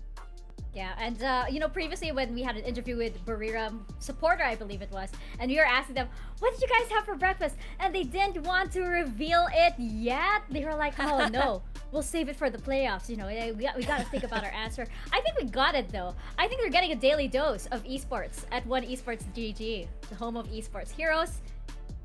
Check them out on Facebook, on Instagram, on Twitter, and on YouTube. Yes, indeed. All day, every day. All day, How every day. nutritious is it? Can you tell us? Is this a 5-star health rating? You know, Yes. You consume esports for breakfast? Yes, actually you can. There's a wide variety of it. Oh. You have, you know, different tastes in terms of esports titles. It is very nutritious in the world of esports and gaming. So yes, you can just consume it all in one pack. And I think that's what Bariram United Esports do every single day because they are looking good indeed.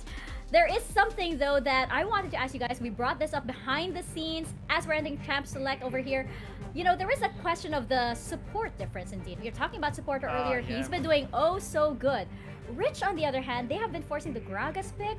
I mean, Skimmy, what are your thoughts on that? Not a fan. Not a fan. I mean, one game, it didn't look too impressive. Perhaps choked a little bit in some of those clutch moments, but he could have held his own. Second game, still felt like a bit of a passenger along for the ride. Would love to see him switch things up. I mean, the Rakan is there if you want to sort of still be that engaged, heavy support. Obviously, doesn't give you displacement, but the same overarching theme, right, of turning the tide of that fight. If not, just default back to those enchanters. You know, draft something strong here for Cat Satan to pop off with. Play the Nami, play the Lulu, play the Janna, whatever it may be. Because the Gragas right now doesn't seem to be it. So I would be mortified if they look at, run it back and lock it in again. Yes. Sorry, it's finally, we were talking about this off cast, right? That maybe perhaps don't prioritize the Camille, get the Galio for yourself because you can put it on G4. Remember, we mentioned this before. If the mid laners aren't doing so well as carries, as assassins, you relegate them to tank. G4 performed so well every single time he has held this Galio, even during the Summer Super Cup when they went up against one team. It was their game-winning engage and the champion-winning fight. Now, Bariram, on the other hand, going for this Orianna, so I'm not gonna be surprised if Shiba goes for a Rengar with the cat ball composition where they can sneakily set up the shockwaves for BRU. Yeah, would make sense. And it's also another denial, right, of that Camille, given that Fippa is playing out of his mind right now. So EVOS are going to have to think, okay, if the Rengar is a threat, what do we take to try and match it? Okay, well, I guess we're just going to see ourselves a support Galio if we're going to run it back with a third game of this Ahri. He's just so keen to get these picks and maybe a little bit uncharacteristic in that second game there, the scoreline and what, he was down 5k in comparison in this mid lane. So really needs to try and find some form in a crucial moment. Yeah, so I think the biggest question is, the Ahri is the key here, just because, you know, Bariram United always having to rely on Kinemon for that late game, so it's going to be G4's job to eliminate that big threat. So now Bariram, curious if this is going to be a Lulu Cat Satan, or supporter Lulu, as we haven't really seen the Kaisa Lulu combo just yet. And Gragas is still open for the taking. It could be just a swap of support picks so far. And there it is, the Valdez Fiora. We've been waiting for it, and it has arrived if it is going to be locked in. So the scaling jungler now for the side of Valdez and the possible 1-3-1 setup during the later phases of the game. But don't let that fool you. EVOS would still love to fight the early 5v5s, especially now we're going to get the classic 2v2 matchup, or 1v1 2v2 matchup at the duo lane, which is the Corki versus the Kaisa. We'll see if supporter will go Gragas. That is the big question in my mind right now. What do they look to try and lock in place to break up the party? Perhaps the comeback material for a reverse sweep that EVOS would be so desperate for. Will it be, as you say, one of those bruises, or is it going to be more of the Lulu? Yeah, I like it. I mean, it basically says you've got one goal in mind, hit a charm, hit a hook, or hit any kind of bleed, and blow up that one key target. A wild growth from Lulu nullifies all of that. So I'm liking what Bariram are running back here for game 3.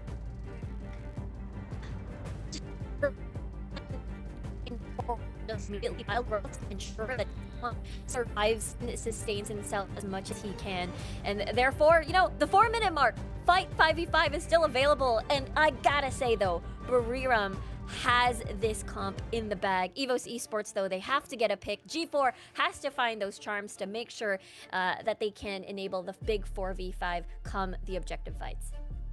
Now, before we step into the game, you know, I did see, we did talk about that Lulu pick a little earlier. This looks like a little bit of a, I wouldn't say like an omen or something, but a little bit of a message as well, because the only game I feel like Buriram took from, if I remember correctly, from EVOS Esports in the grand final, they did bring out the Lulu. Although EVOS Esports, yes, they are very adept at the whole Lulu draft as well. Yeah. What do you think would have gone on there? I mean, like, you know, while we're speculating before we step into the game, Buriram United, was this, you know, kind of like, okay, we know this happened before, we're gonna do it again, and then we're gonna get the 3-0. I feel like that's such a powerful statement. That might be something that they're alluding to over here. Yeah, I remember it was, you mentioned Mika, it was the game that they won, and it was because of a Rift Herald fight, 5v5. Kinemon immediately got the wild growth, immediately got 3 kills, and basically was able to get control throughout the game. So maybe BRU wants to finish this 3-0, wants to get Kinemon getting the early kills, and then basically repeat what happened during the grand finals game. Yeah, I mean, we've already seen that Kaiser Corki matchup in this series alone, right? And it was so close. All three, we don't even know yet. All 2 games so far have been super, super close. So that does seem to be the sort of the difference maker here of looking to try and snowball these games and saying that, hey, if you're jumping in, you've got a wild growth, play like a madman. Play like you are absolutely possessed, that you're hunting for these kills, that you can be crazy in your approach to these team fights because you've got that backup. And it's not all to say that you have to make these plays on your own, because, you know, if he does eventually fall on down, they have so many threats elsewhere that can look to try and pick up the slack once he's fallen down. So I think they've got a really strong comp. I'm just a big fan of this J4 once again. It just feels like Buriram have played the same comp every game so far. They're warmed up, they know what their objective is, and it's just been a case of shutting down that side lanes, which they've done game 1, they've done it in game 2, and I would be terrified if I'm EVOS right now, thinking we've had to make these big adjustments, and you're just hoping that it's enough that you don't get embarrassed. Yeah, and I kind of want to reflect on Buriram United's journey over here, because we kind of like, I'll admit, you know, all of the predictions were kind of like favoring EVOS over here. And it's because we were like, okay, they had a great run. Wow, last chance qualifiers. Okay, doing really good in the group stages. And you're like in the playoffs, okay, surely this is time for EVOS Esports to shine. Surely this is time for SBTC Esports to shine. But I gotta say, they're looking really clean. They're looking very confident, and it's funny how we can see this even, you know, through the game. EVOS Esports, we did see them buckle quite a bit, and, you know, you see Buriram United, they are chill, they're smiling, they're having a good time. I mean, I actually feel like, I have a gut feeling this could be a 3-0. And, you know, Rico, we were talking about how Buriram was always, you know, always the bridesmaid, never the bride. Do you think this is their time here in the playoffs? It's looking really like the scenario. This is looking to be a possible 3-0. The way that they have been cleanly fighting these 5v5s time and time again is looking pretty scary for EVOS Esports. And I think the biggest takeaway, the biggest key is, again, G4 being able to get picks and always having to find the opportunities to find basically Kinemon on the other side to allow that space for them to win these fights. And so far, it hasn't been panning out too well, but he has been spamming this Ari pick constantly, and we'll see if the charm will indeed hit. Yeah, I think he needs to get big. I think this is a game that you have to really sharp or go home, because you can't expect one player to try and carry all the slack in this game. I mean, we were critical of Rich. They've made that adjustment. They're going to get the Galio support this time around, so that might be the difference that they need to try and even out and stabilize the bottom lane for Cat Satan to be that monster as a Corki. They're going to need to have that reliability and Fipper again to pop off and stay strong as a Darius, but more so, I'm looking at that mid lane again for G4. Finished that last game 0-2-2, down 6k in comparison to Archney and the Ziggs. I mean, this is G4 Ari. Like, this is what you would associate as him. This is the pick. So needs a very big performance this game, because these games have been super close, but it feels like as these games have been going on, they're flipping the match and saying, okay, we're just going to take a team fight, see what happens. Let's see. Let's just take that skill check. And whilst the gold leads have been sometimes 2 to 3k, there's never been a blowout, right? Like of 10 to 20k. So whilst it looks like it could be a 3-0 for Buriram, I certainly feel like EVOS can come back into the series, and it has to start with this game here. Otherwise, you're going to be walking away from this series, not necessarily tilted, but upset you didn't truly show up. Yeah. And then we're gonna see that rematch of the Summer Super Cup Grand Finals in the lower bracket, which could be, one team and EVOS Esports once again at it again. But Skimmy, I did want to ask you. We brought this up previously, I believe, in yesterday's panel with regards to EVOS Esports. We do have, they have J4, they have Lloyd over there, and these are really the big brains. They have that experience, they have that veteranship coming in here from the side of EVOS Esports. But we did sort of like bring up the question of whether EVOS Esports was kind of stuck in their own meta. They don't seem to be a team that can adapt on the fly very, very quickly. What are your thoughts on this? Hard to say. I mean, the Corki is the most glaringly obvious pick. Corki doesn't seem to be the go-to right now in this fast-paced meta where the priority has been Ziggs and Varus to get the ball rolling nice and early. We've sort of faded away from the Zarya focus, which a lot of us were critical at times, right? A lot of these champions that take time to scale on through and become a bit of a powerhouse, that sort of insurance policy late game. But you're looking at a lot of these really strong competitors in this tournament, and they are picking those champions that will win lane and then will just win game, right? They actually can translate that early game statement into something. So if you're banking on, okay, we're just going to flip this game at 30 minutes, this is why I say this really could be a reverse sweep. It doesn't necessarily have to be the Freo, because if you're banking or hedging your bets completely on those like 30-minute team fights where respawn times become too much, like anything really can happen. So I suppose if there's ever a time for you to be stuck in your own meta, it probably is a mirror matchup from your own region where you are both stuck in the same ways perhaps. A different region may have had a better approach to this, but yeah, I think EVOS will certainly be saying these are our picks, this is our identity. I'm not going to be too upset about running it back with this one, but we've already seen what the Corki can do if it gets a lead early, so if they can look to try and bridge that gap as well, then we could be running it back with some more quads and pentas. Yeah, I think that's 100% a possibility. I mean, during the grand finals, we've seen Cat Satan basically, 1v4 as a Corki around the Baron pit. And I feel like he can definitely do that again. Usually when I look at the Kai'Sa Corki matchup, especially towards the late game, I heavily lean towards consistent and sustained damage with the auto attacks with the Kai'Sa versus the Corki. But when I look at it in a Kinemon versus Cat Satan perspective, I have to hand it to the Corki this time around, just because all of those things will hit, even though these two teams fight at open spaces. For some reason, Kinemon and Cat Satan, when they're on a Corki, they really make every single hit count. And I'm just really definitely worried for sure when it comes to Kinemon this time around versus this Corki pick with Cat Satan. Interesting. Now, as you notice on your upper left, right, I mean, it gets confusing when it's online. Yeah, we do have a technical pause. We are just finishing. I'm not sure where you guys are. Where is it on your screens? We get like, duped by the opposite sides, right? So I'm pointing up there. It's here. It's here on my end. Yeah. Yeah. Over there. Right over there. It's over there somewhere. Technical Riku's gonna pause. grab it down. And she actually does. We are just fixing some issues before we step into the final game. Oh, so you actually took it away. Oh, too much power, Riku. You're welcome. Unbelievable. I'm legit impressed. Wait, I wasn't expecting that. It actually happened. I'm actually shocked. What'd you do? Oh my gosh, Riku, I believe in your power right now. I am such a believer. That was amazing. Thanks so much, Riku. Well, thanks to Riku, we are now about to step into Game 3. Casters, take it away.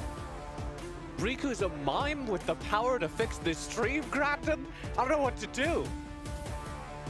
I don't know what to do either. I'm just gonna pretend like, this is an entire Riku show. She's not the one running things from the background, the Shadow Overlord, because we're going into game number 3. It's the third game in this set, and BRU are leading to an OTJ. Who would have thunk it? I mean, Some people would have. It's a close series. I wouldn't have said Buriram would be up 2-0, and if they clean sweep this series, it will be an upset, to be clear. But this was also supposed to be a very close series.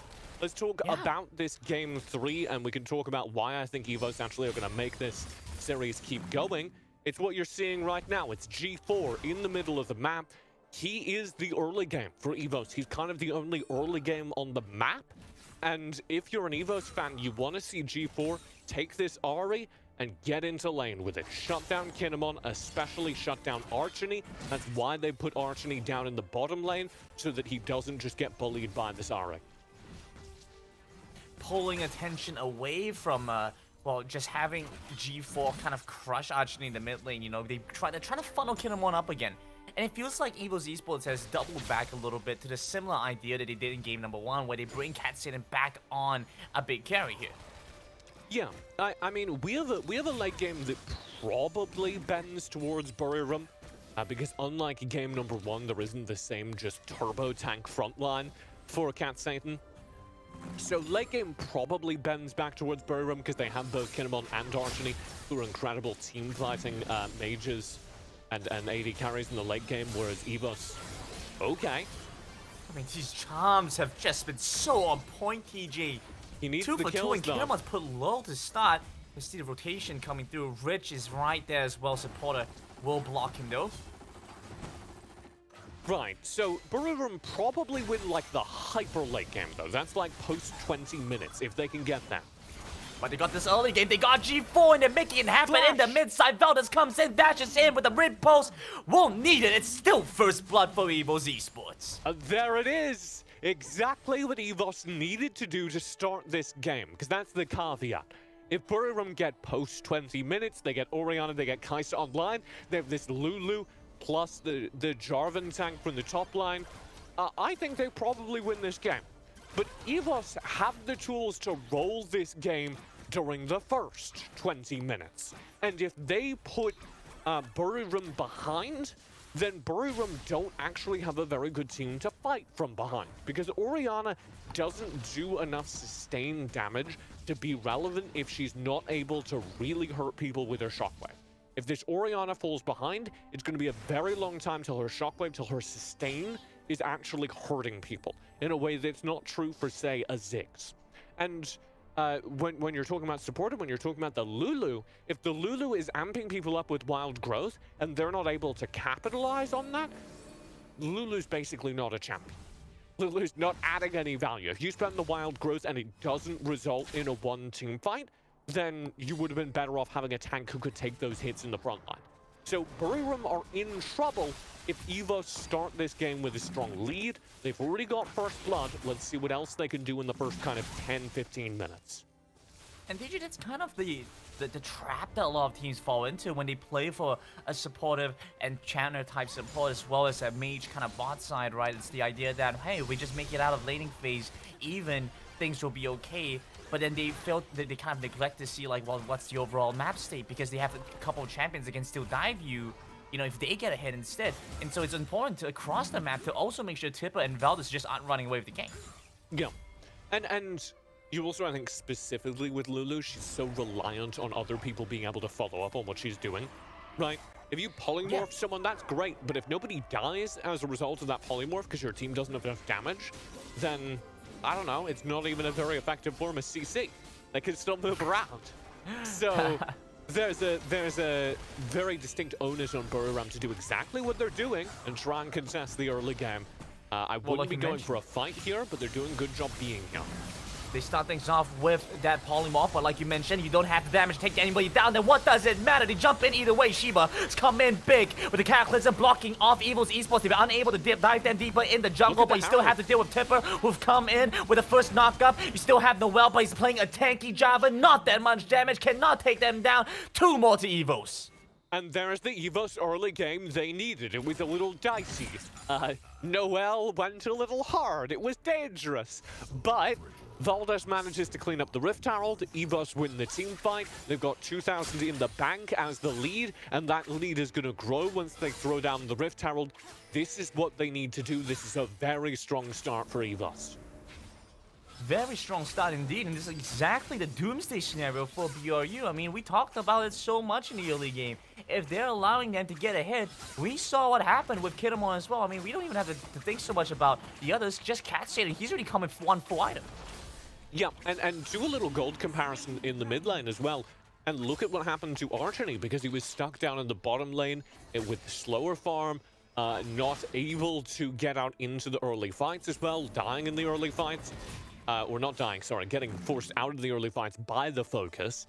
And that means that he essentially died in the early fights and didn't get any credit for anything. They didn't find any kills. And he's broke. He's like me, Grandin. That's not entirely true, TJ. Well, we'll see if EVOS Esports are able to get a little bit more gold line in their pockets. They find the charge in the bomb side with the Rift Tower, a little bit more localized gold there, and a good response from BRU, but look at EVOS still stepping aggressively here though. Now watch this dance round the side. If we see big CC from Rich, if he finds big, stun What are they looking to try and go for? I mean, it's the re-engage. Rich finds him with a two-man taunt to boot. They taken down supported first, but they've locked down G4. He's stuck on the turret, but you're stuck in there with EVOS Esports, who found two there as well. Can Noel save the turret? No. Now he's in trouble. Absolutely in trouble here. TJ Noel's gonna have to face off against Valdez, against Tipper, who have become massive in this game. It's doom and gloom for BRU in game number 3 as EVOS go 6-1. Rich just sits there at the recall, knowing his team's got it. I'm the support. I don't want to take the kill, he says. Kills will go over to EVOS. A little bit sloppy that G4 died. If I'm giving notes, if I'm being real critical, G4 shouldn't have been in position to get shut down. It was very well played by Shiba to get that kill. And of course, because that took so long, there was a trade. And this top lane turret did fall. I believe that gold mostly went on to Kinemon, which is very good state of affairs. Buriram really want Kinemon to be a carry, so it's not all bad. But I also don't want to paint that as an even trade, because it was really bad for Buriram. EVOS continuing to accelerate their early game. They get the first turret kill, and they grow this kill lead drastically. They're going to be so far ahead for the next 10 minutes easily. And if Buriram want to come back into this game, they need to either find a miracle fight, or make this game somehow last 20 minutes and come back at death's door with a beautiful team fight, Orianna, Shockwave, everything goes wrong. And EVOS Esports continue on with the tempo, continue with the pressure to get the mid lane turret. And I mean, while we're doing a stock take on everything, you look at EVOS Esports. They got the Rift Tower, they got the Cloud Drake. Granted, for BRU, this is probably the least impactful dragon to lose, but it still hurts them. And EVOS Esports, well, they've just been able to run away with this early game. And for a team that's really only had this one early game champion in G4, they're doing a lot with it. Now here we have it again. Rich has come in and given Valdez a killing streak. Put this guy on a scholarship, honestly. Oh my god. Shiba will be in trouble here as well, as Valdez, Rich, and G4 stay in the area. They're not even needed. Wow. TJ, I can't tell if you're impressed or unimpressed. I mean, what's happening here? What's going on in your head right now? It's just working. It's just EVOS have showed up to work, and they're chugging doing along. the job. You know, there are some people that are really standout performers. You're like, wow, you're going above and beyond. EVOS aren't doing that. I'm not going to lie. They're showing up to work on time. Not early, but on time. They're doing the job they're required to do, and that's going to get them the game unless Buriram do something absolutely remarkable. The only place I even see that happening is maybe Kinemon just goes huge. But failing Kinemon getting a pentakill, this game's pretty much over. Yeah, and this was the team that we were looking towards. I mean, both of them have the best players in the world in their respective positions. And it just seems like EVOS Esports have finally come online. They've woken up the idea. They're coming back in and go take down Noel. This is the first draft I liked from EVOS. This is the first time we left the draft, and I was like, oh wow, I think this is really in EVOS's wheelhouse to execute this game. Because playing through G4, okay. I mean, 10-1 at this point. It looks like every fight that you take, you're gonna lose. BRU wills to commit. That shockwave comes across, but Cat Satan takes virtually no damage from it. Yeah. And that's what I meant by Orianna's pretty worthless if she's behind. And this game was just, hey, we're going to play through G4's early game. We're going to play through the fact that he can land charms, Rich can find engage. And if you're telling me, hey, our game plan for EVOS is that G4 finds charms and Rich finds engage, that's a pretty good game plan. That's a game plan I'll sign on to any day of the week. Whereas previously, it was a lot on Cat Satan winning fights, Cat Satan being the key carry of this team. And that's not been how EVOS have played historically. Cat Satan's always been an element of the team, but he's been an insurance policy. So the earlier two games where EVOS were relying on him to take over the game and carry it felt a little bit uncomfortable to me. Well, goodbye, Noel. I mean, he tries to get away, but will That's fall to horrific. Tipper That's what that eventually. This is revenge of the Baron lane. Tipper's had a rough first two games, while the third one, it's not going to be the same here, TJ. And, well, very frankly, I have to say, you know, what feels like the difference to me is supporter being on this Lulu. Yeah, I'm not a giant fan of Lulu into this draft, but they needed. Okay. Okay, well, I mean, I'm just giving it to you. They finally find something back. They take down Valdez here. But is this going to be enough to pull them back in, to hold them until that 20-minute mark? No. Sorry, was that rhetorical, or was I supposed to answer that? I would take the answer, yeah. That's a nice 4-man calculus when they come across though with the flag and drag as well, but he'd like the damage to follow through with. They've taken down Sheba and Archer, and he's not even alive for these fights, man. It's like watching cheese run into a grater, you know? There's just nothing that's gonna happen. I don't know what the expected result is. The cheese gets grated. I love that expression, TJ. Can I use it for my next fight? Sure. Alright, there we have it. Well, EVOS Esports, they're gonna stop the Baron now, but it's looking a little bit risky. They're dropping down low quickly. And they don't have a Lulu or anybody of the like to keep them topped up, so they're gonna back away. BRU, at the very least, still holding on to their chances for this game. It's 11 minutes in, almost 12, and it's 15 to 2, 12,000 ahead for EVOS. And I want to kind of use this game as a data point, because a lot of the time people will come into streams like this and they'll be like, what? This game isn't close. This team must be terrible. Okay. 2v3. Can they do it? Well, they're gonna run away because they know Rich is right around the corner as well. They hit a block this. They're gonna get the taunt. Misses it. Nice dash away from the survivors of BRU here. Okay. So a lot of times people look at scorelines like this and they make very negative judgments. Buriram are really good, and I don't even think their draft this game is especially bad. It's just that they pinned the entire game on G4 and Rich not dominating the early game, on G4 and Rich not snowballing early leads into Valdez, into Cat Satan, and EVOS were able to execute on. So even though this game looks really one-sided, it came down to a very even, 50% odds of can G4 execute this really aggressive thing? Can he find early kills? And the answer was yes, but that's player play. This isn't a game that was lost in draft. This isn't a game that is a telling story of Buriram being much worse. Like, that's not what's going on here. This is actually two teams drafting reasonable drafts and playing very hard, and EVOS just being able to execute on some remarkable early aggression, as they had to win this game. And it's turned out well for EVOS Esports. They invested heavily in this third game draft, and well, it looks like they've been able to execute it well enough. They find a catch on the Shiva, who's had to flash away, committed that summoner spell. Nice shockwave, disengages for the rest of the team, but BRU still playing on their back foot. Yeah, I'm a little worried for EVOS, like in the back of my mind. I'm thinking about the timer, because you can see Kinemon's damage is like coming online. So okay, G4 is gonna go in aggressive here though. Rich uses the ultimate, but he's back in the Baron pit. I'm not sure if that's going to be enough. Shiba's trying to survive, will get taken down in the midst of 4 on the side of EVOS. Noel's walk back in now, looking for the flag and drag, misses out against Tipper. Pulls him into the Cataclysm, into the cage, but he gets pulled back by the upper hand. Here we have it, Kinemon eyes on this carry, the burden of carry on this Kai'Sa, but she's running into a greater, and BRU will fall back against EVOS. Kinemon's so good. I don't think he's died yet this game. Oh no, he died once. But it's still remarkable. Kinemon and Archini aren't out of this game, and that serves as a reminder of it. Buriram definitely can still turn this game if we go to that 20-minute mark, like I was saying. And I do think that's hard, but EVOS are kind of playing this mid-game a little bit slow, Grandin. The hot pot's still boiling, and that's a little bit worrying, frankly, if you're an EVOS fan. Because you're simmering it here, TJ. It's up to a simmer. You want to see the boil, but EVOS Esports, they're not impatient. You know, you let the frogs sit in the pot. Yeah, but if you're in the next room, you're starting to smell some good cooking, you know? And that's a little bit worrying. That's Buriram kind of coming online. Still a ways away from that, but we're starting to see exactly what you mentioned there, TJ. Tipper is now stepping in aggressively against 2, and yet BRU are stepping away, giving respect to Tipper, who's faced off against the 2 of them, ignoring any potential threat, flashes forward, won't be able to find anything. Shiva's going to come in now. They're looking towards the Baron, down to 2,000, so they have to make a play now, have to commit to which, have to try and steal it away. It's going to go over to Velda, securing it instead. They come back in, so Wild Grove get the knockup back onto G4. Kinemon's dashing in. It's not going to take them down, but Catson has way too much damage as a double gunner comes across. Looking at a third. EVOS Esports will find the teammates. And Buriram had to stop that Baron. They couldn't do it. And so EVOS get the wipe. They'll end this game with about 5 minutes to spare before Buriram come online.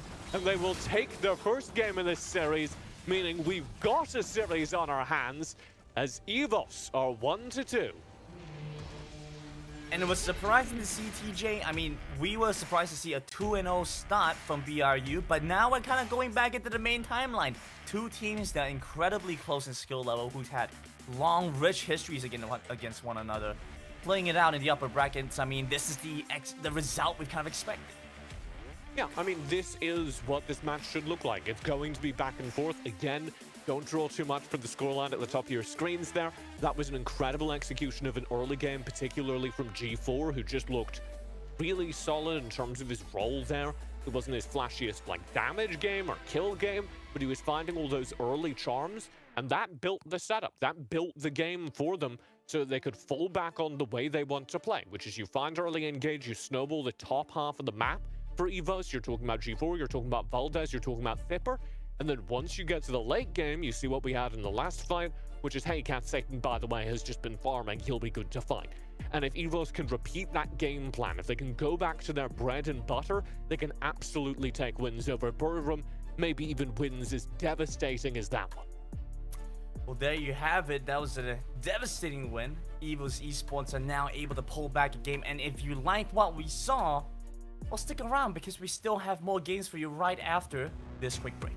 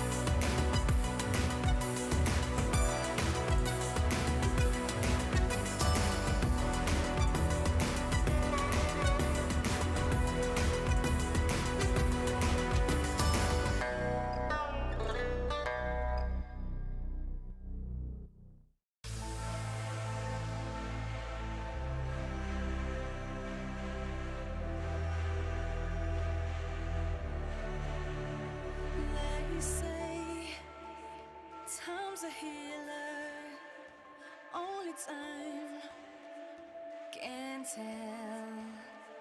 They say what doesn't kill you makes you stronger.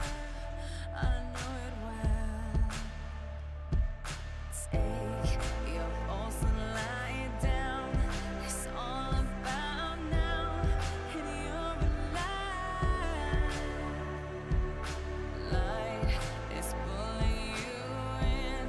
It's time to begin a new life.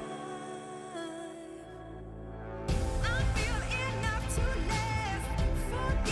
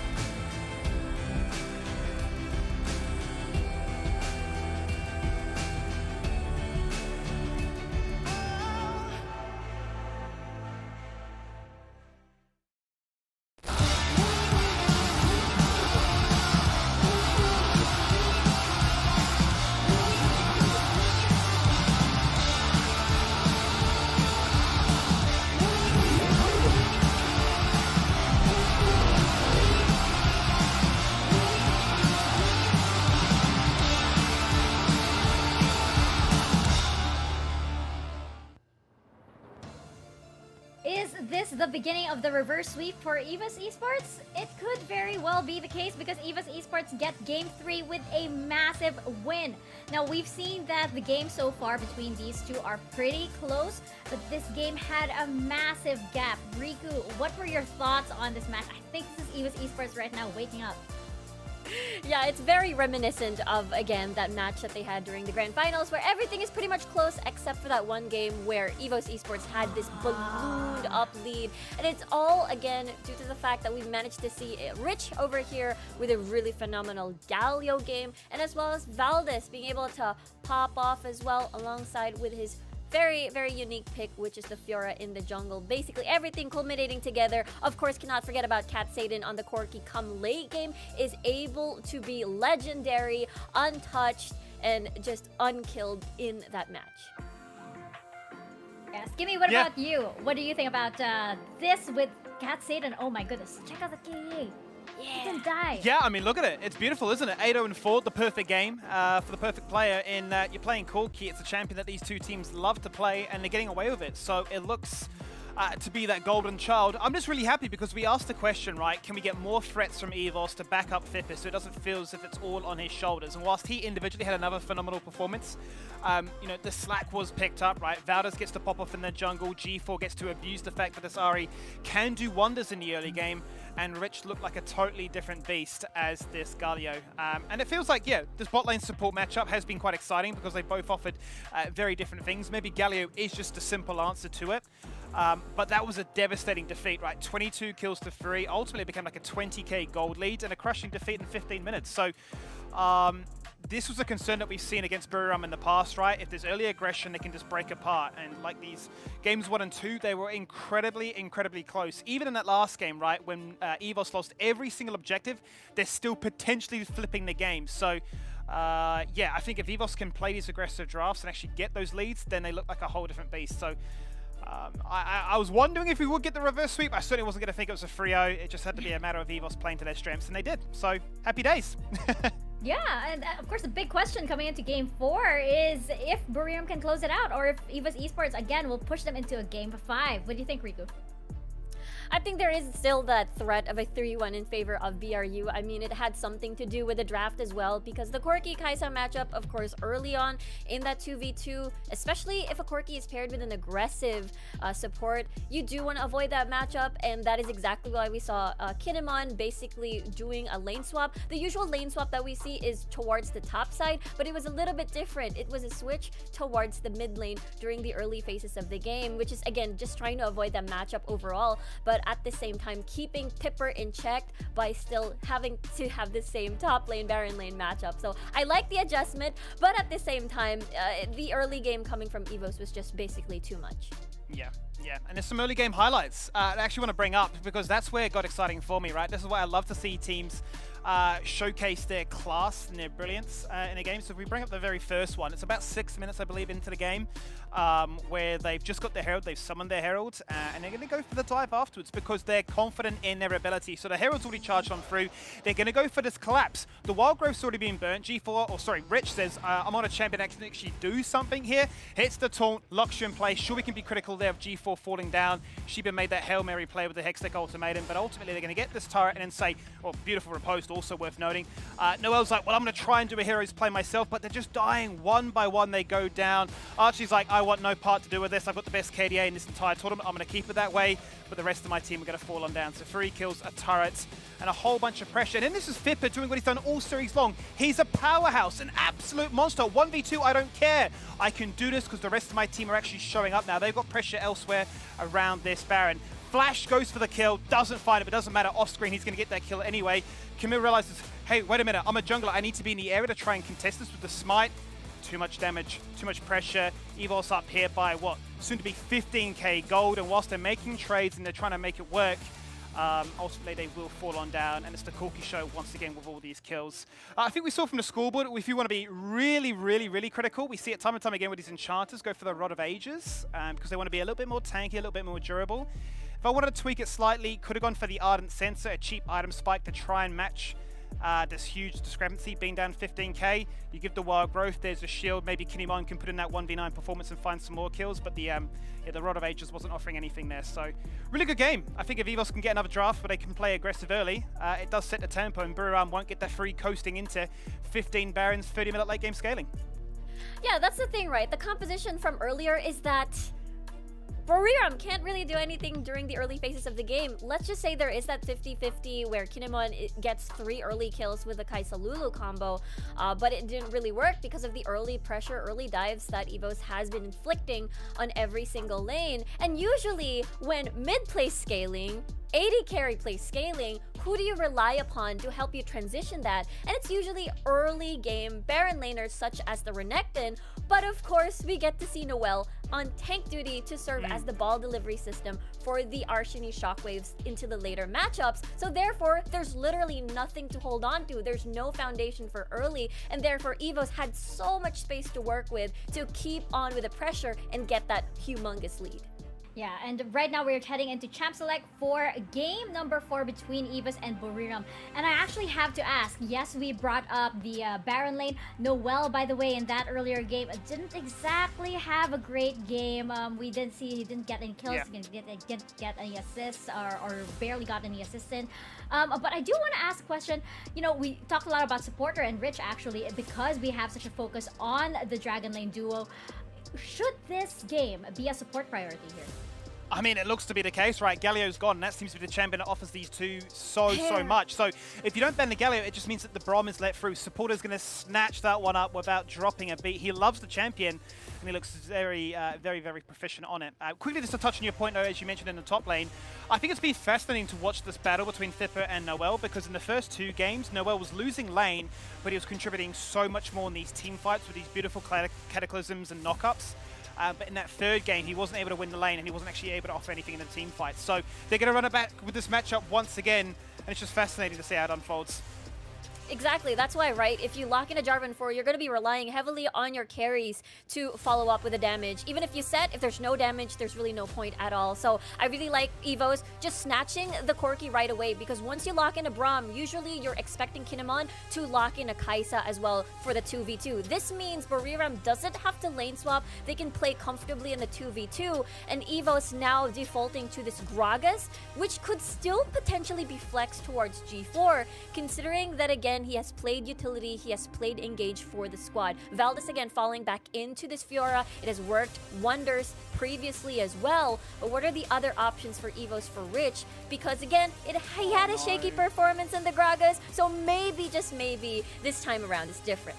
They're going to do it again, aren't they? They're going to say, look, we've wiped off the curse. You know, 2 games running it back as a Gragas. I'm feeling good. I played a game of Galio. It's been banned away. I'm going to do it one more time. I feel like, you know, the good luck charm is around us, and I hope so for his sake, because, you know, you've made sure that this bot lane matchup now is going to be as exciting as ever. Galio removed, Braum locked in instead, and a Gragas that needs to be on point. We were critical of him because he felt like a bit of a passenger. It looks so much better in that last game, but Riku, please, the Gragas can't end this way. Maybe the 3-1 curse is true. You've got the power to remove the technical pulls. You've got all the power.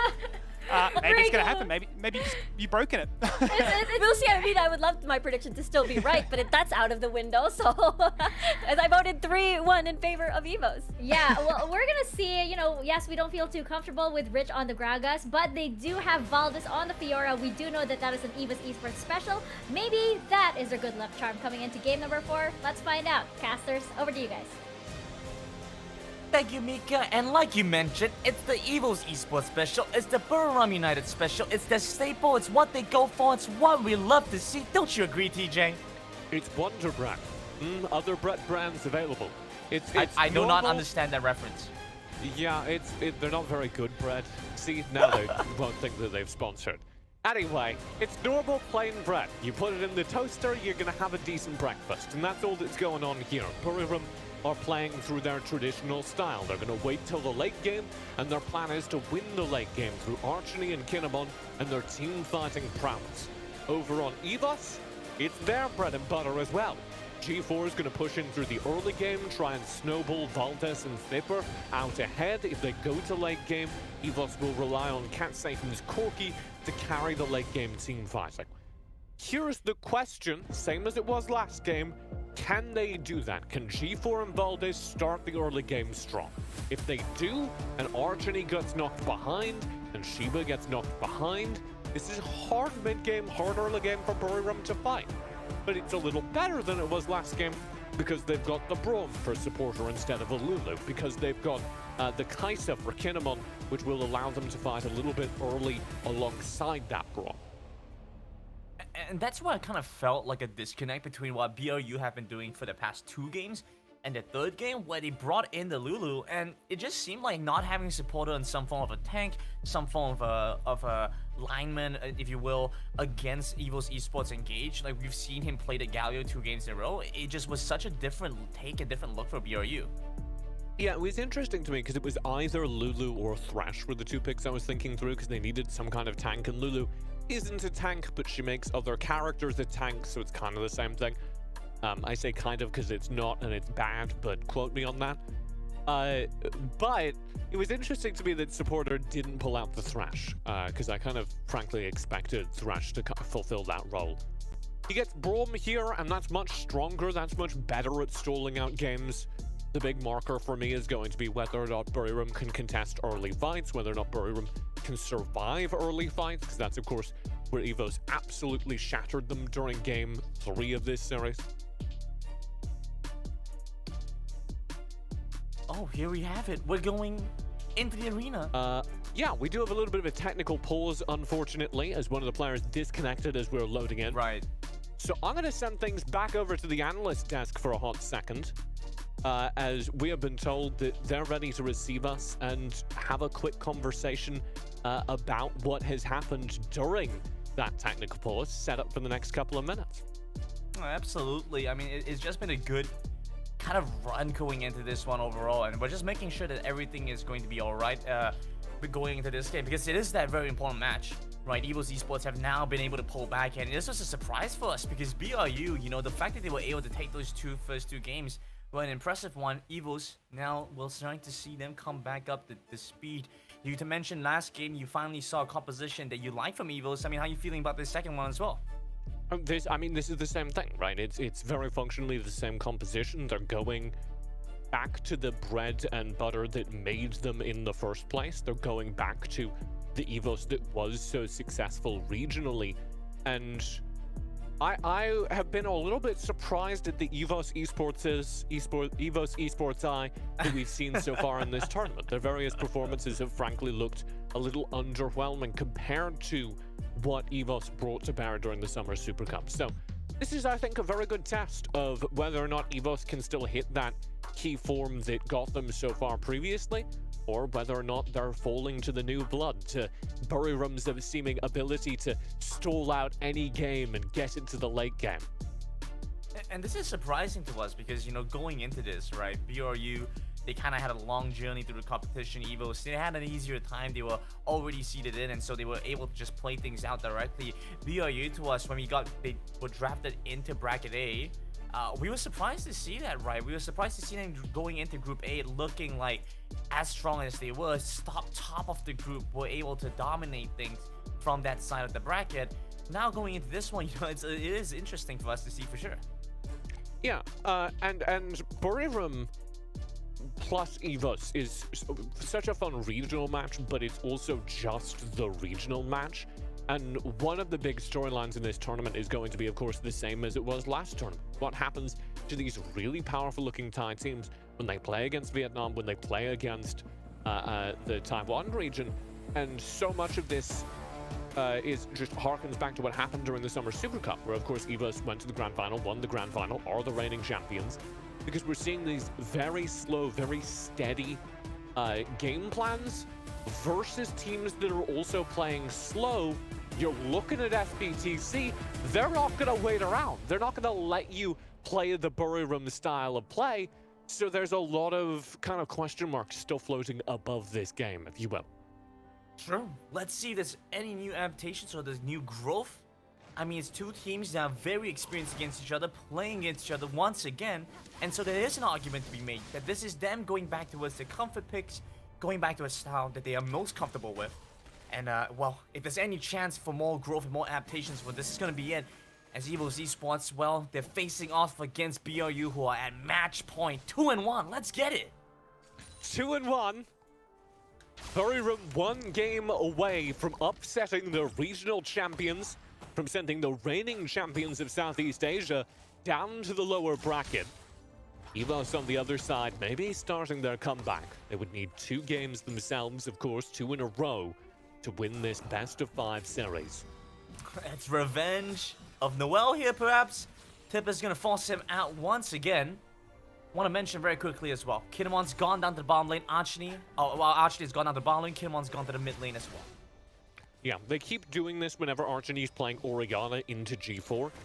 Into G4's Ahri, because Orianna into Ahri, same reason as Twisted Fate into Ahri, it's just miserable. The Ahri can get up close and land charms, and you instantly die even at early levels. So it makes sense that they're putting the Kai'Sa there instead of the Orianna. And it makes sense that they're sending a lot of resources down bottom, because again, what EVOS want to do with this composition, with their default style of play, is get Valdis and G4 out early as this roaming mid-jungle duo. That's what defines EVOS Esports, that's what defined their previous SEA championship. But here's what I'm seeing right now, TJ. EVOS Esports have got control of the map early on. Tipple is winning his lane. G4 is shoving it out. Valdis has got bot side Scuttle Crab and top side Scuttle Crab now.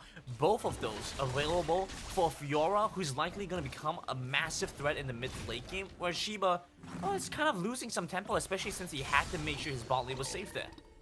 Yeah, I mean, there's a caution here though, which is that Buriram can stand to lose quietly for the first 15 minutes of this game. If they lose quietly and manage to keep the gold deficit, it's right now dead even, but if they manage to keep the gold deficit to within 1,000 or 2,000 for the entire game, then they probably win late game off of Orianna Kai'Sa teamfights. Orianna is that good if she's on parity, if she's at a decent point when we get to the late game. So I'll have to look to the top side now because they found Tipper. Wow. And looking at the heal, they might be able to take down Noel. The barrier comes across, but still first blood to the Jarvan. That's what I'm gonna say. This is what Buriram really want to do. Get a little bit of extra credit on that assignment. Turn in the paper a day early, you know what I mean? And if they can find those kills, and they can be that guy that everyone hates in class, then all of a sudden their late game's looking very good. Here's EVOS trying to accelerate G4 though. He's going to take the tour down to the bottom lane for the second time this game. This is the second time this game that G4 and Valdis have shown up down bottom. And it's the second time this game that Buriram have been ready for it and not given them any opportunities. Very good signs for BRU. Freeing up a lot of space for the top side to get work done, while the bottom man playing towards the weak side because you are running that Orianna Braum don't necessarily have that fight potential early on. Like you mentioned, you get that 15-minute mark, then well, you're good to go. EVOS Esports now, they've been doing a good job enabling G4 to roam around, but they haven't been able to convert that into very much. As a result, though, you do see a substantial gold lead building for G4 over Archney. And I do want to also give a pretty big amount of credit to the top lane, where Noel, or every game this series, has been in tank jail. He's just playing Jarvan, which is not a character that can do damage, and you might be like, man, Noel's such a talented player, it sucks to see him on characters that don't do damage, but he has actually just played this lane masterfully. He's been so careful, baited Pipper in multiple times, always been relevant in late game team fights. He's killing it on Jarvan duty. Oh, absolutely, and in EVOS Esports, I think they've kind of acknowledged it as well. You've seen how aggressively Tipper has had to play. The fact that Valdis is paying so much attention to that lane in many of their games. I mean, this game is a bit of an exception, though. I mean, the fact that every time we've gone up to that top lane, Tipper has been, like, trying to fight Jarvan underneath turret, and of course you can't do that, just speaks to how well Noel is playing that lane, how well he's controlling it. Here, though, he's had to leave lane because Dragon's up, and this might be the start of the fight. Of course, the winner of this runs away with an early game lead. EVOS want to pretty much wipe it. That's why they're forcing this fight, starting the action early. Buriram want to contest, but it's okay if they don't win this fight. And they're just looking for Shiba's going to jump into the pit either way, but he's facing off against 5. Doesn't realize how many are going to be there waiting for him. Character doesn't come across. Shiba secures the dragon. They've taken it away. EVOS Esports running for the hills, running for their lives. Tipper going to get caught by the stun. The concussive blows will stop him in place. And EVOS Esports have to get away. And that's huge for Buriram. That's huge for the upset. as Buriram have won the early game team fights. They've earned that extra credit I was talking about. And with kills onto Valdez and Thipper, their second kill onto Thipper, the early game snowball that EVOS want to start rolling downhill, as they always do, is nowhere in sight. It's a hot summer day, Granton, and all the snow is melting, and EVOS are going to need to wait until the hyper late game and rely on Cat Satan, their insurance policy, to win this game. And we've seen the performance he can perform for us when he gets to that point. So it's not too wild to assume that EVOS Esports might play to that. But even as I say that, look at how aggressively they step it up, making it difficult for BRU to collect the Rift Tower because they understand, well, we can still win a fight here. There's still a good chance that we can take the fight to BRU, collapse in on them with our big key ultimates. Instead, EVOS Esports, well, after I say that, they're gonna back away, they're gonna spread out. Yeah, they can't fight right now. And unlike the last time that we saw this kind of setup, unlike the last time we saw the game being pinned on a Corki AD carry, Buriram have the damage to match. They've got this Orianna who's going to really scale into the late game team fights, especially right now where she's ahead. And it's very hard for EVOS to match that with an Ahri who's a single target duelist and can't team fight nearly as well. Well, they do trade turrets on the other side. Valdez is receiving a lot of gold. Look at the push from Buriram. Specifically. Buriram keep pressing this advantage though. They're still going. They jump onto Rich first. Tipper's gonna pull them away with the upper hand. Rich still survives. Concussive blows not applied anymore. Won't be able to take anybody down just yet, but it's stuck under turret. We'll have to see if Kinnamon's gonna jump in. He fires out the plasma shot. Won't continue though. And Thipper demonstrates his class, demonstrates why he's one of the best top laners in the world there. Saving his teammate and denying the effectiveness of that Cataclysm from Noel, but of course all his teammates still needed to reset, so this mid-turret. EVOS Esports, they're trying to jump in now, but watch out for the Glacial Fissure because it's gonna stop you right there. Velda's unable to secure the first kill. Noel comes across with a flagging drag. Kinemon faces off against the Grand Challenge, but survives with the Captain Rain, but flashing forward with the charm. G4 nearly takes him down. Supporter, stand behind me. The wall will keep him alive. Supporter comes through, and he keeps Kinemon alive.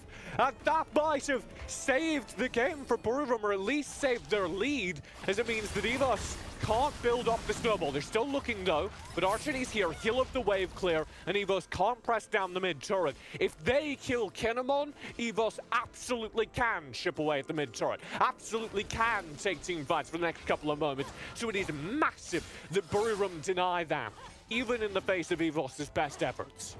Smart move from Archie to use the shockwave to clear the wave, not get baited by the opponents, because you're not going to get killed anyway. The best case scenario is you clear the wave, there's nothing for EVOS to do, they have to reset. Look at them, they backed off, and BRU have come in, stolen the blue buff. I mean, just why not, right? But they're now moving on to Valdez again, and looking at the repulse, flashes of the wall, the charm is waiting for him in the face of Shiba, who is going to be able to dash away with that key burst. G4 with the charm to interrupt this cycle, to interrupt the combo. Really well played. But EVOS, they're playing really well, but they're playing from behind. They've matched this game state incredibly. The fact that Valdez got a split lane turret earlier and they mitigated the aggression from Buriram, all remarkable. But the facts of the matter are still Buriram's gold lead growing, EVOS's gold lead not looking so good. They're now behind 3,000 gold. And if you remember, their only hope really in this game is that Cat Satan, the boy down bottom, and the little biplane gets so big he can single-handedly win team fights. They do have other threats. They do have G4, but if we get to the late game, he's not going to be able to match what an Orianna can offer. And it's going to be so important to make sure that Cassian is alive in a lot of these fights. He's still a ways away from his boot items completed, so he's not going to be able to, well, drop off any kind of crowd control, survive against an initial engage. He's really going to have Rich be there to provide that support and make sure that this engage is available for him. Dragon's going to be up both sides, eyeing it down, unable to commit for it just yet. And I want to highlight something else as we head into these team fights, which is Archony is one of the best Orianna players I've ever seen. He's really good at playing at the very end of his range, at hovering at the back of these fights and just throwing damage out through the team without being at personal risk. So pay attention to that, pay attention to Archony on these kinds of control mages, because it's really hard to fight into.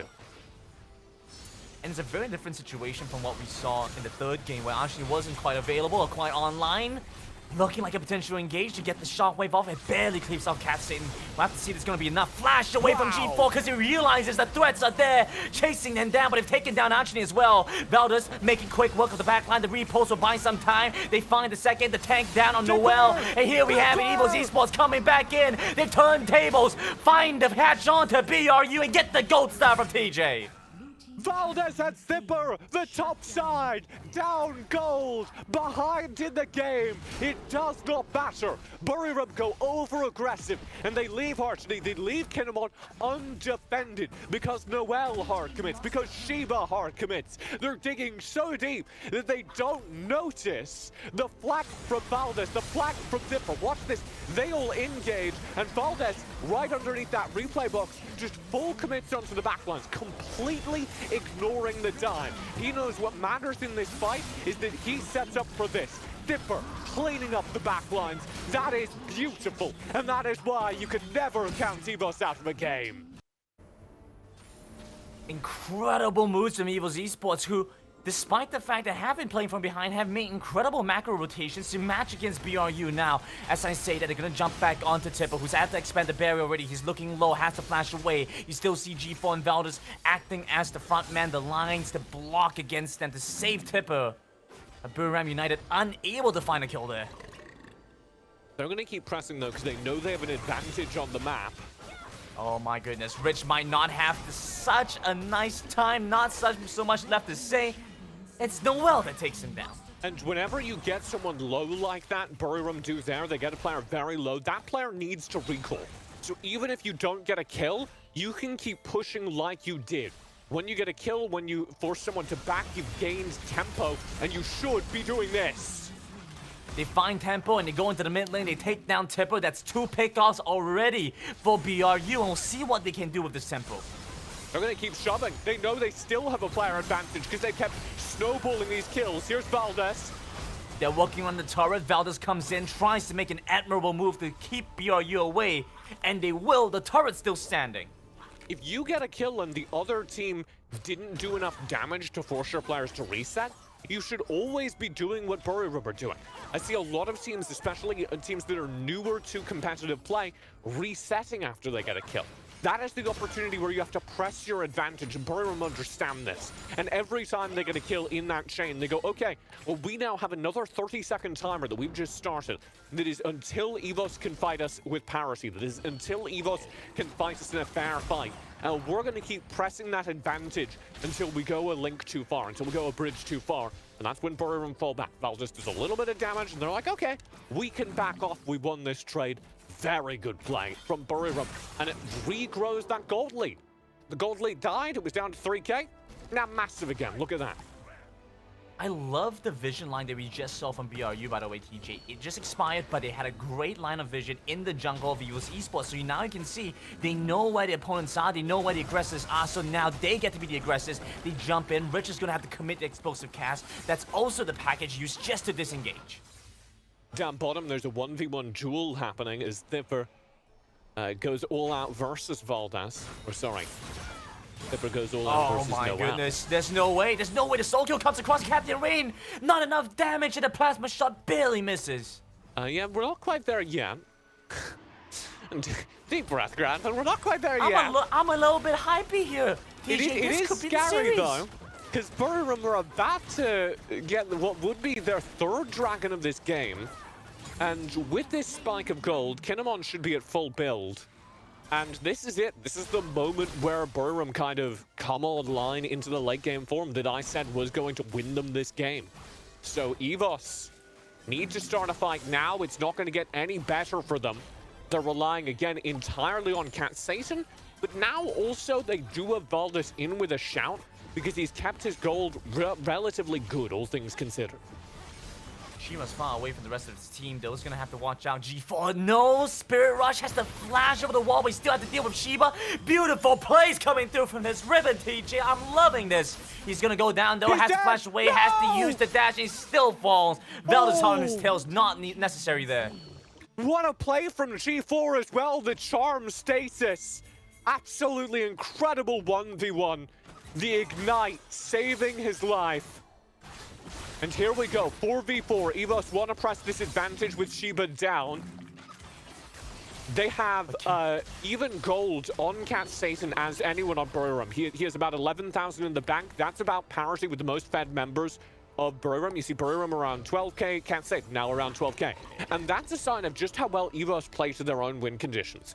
Cat Satan, during games like this where he needs to farm up and be able to match in the late game, you'll notice he's not contributing to any of these weird skirmishing teamfights that EVOS have been doing during this time. Because he doesn't have damage yet. It's not his job to do damage yet. His job is to sit in side lanes and get farm and take jungle camps and kill minions. And he's been doing that so well and so effectively have EVOS enabled it that he's now equivalent to people who have been beating them for 6,000 gold for the last 16 minutes. And Cat Satan will be able, as a result of this, to actively teamfight, to go fair against Buriram. And that's why EVOS still have a shot in this game.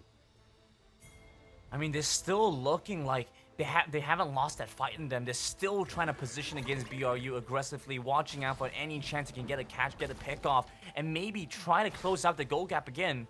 BRU doing a great job setting up a strong line of vision, making sure that they have all the choke points cleared out, so they're able to play towards their own strength, which are going to be these skirmishes, these fights with the Jarvan, with the Orianna, with the Riven coming in as well. I mean, it's looking pretty decent for them.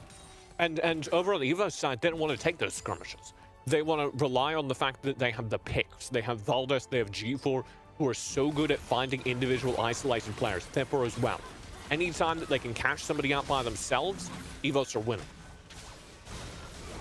They're back onto the Baron now. First though, Flag and Drag comes across in the well, trying to build some up speed. river. G4 misses out the chance, so it's going to be a disastrous fight for them There's to take. Thipper. Grand challenge, longs them back in. A beautiful knockback from Shiba. Tipper's now joining EVOS as well, win this. but they have damage to finally take him down. It's going over. The Kinemon coming online is the ultimate marksman. The ultimate marksman wins, and a triple kill and a double kill makes for an ace. It's 2+3 TJ. It's simple mathematics. Buriram United on the victory march.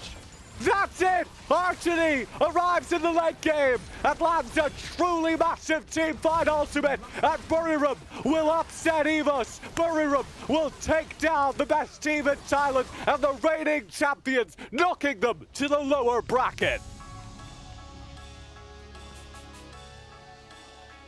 Look at that excitement there, TJ. You can just see how happy they are. We had a chance to talk to Supporter before. They came in through the last chance qualifiers. We got to talk to them, and they mentioned how they were going back to prepare, get ready, new strategies. Look at that. Making sure we see that victory screen. Making sure we see that victory screen. What a journey it has been for Buriram, like you said, from the last chance qualifiers, from many, many defeats at the hands of EVOS, the reigning SEA champions, to here, where they 3-0'd EVOS on their own terms, where they looked dominant in 2 of those 3 wins, where they can absolutely look forward to the rest of this bracket as, I think, one of the favorites in this tournament from this point forward.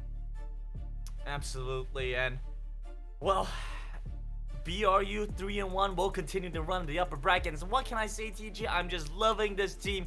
All these teams coming in playoffs form. I'm looking forward to see more from them. But to break down that series and to give us more insight, we're gonna hand it over to the analyst desk because they have all the bits of information that we're looking for. So take it away, guys.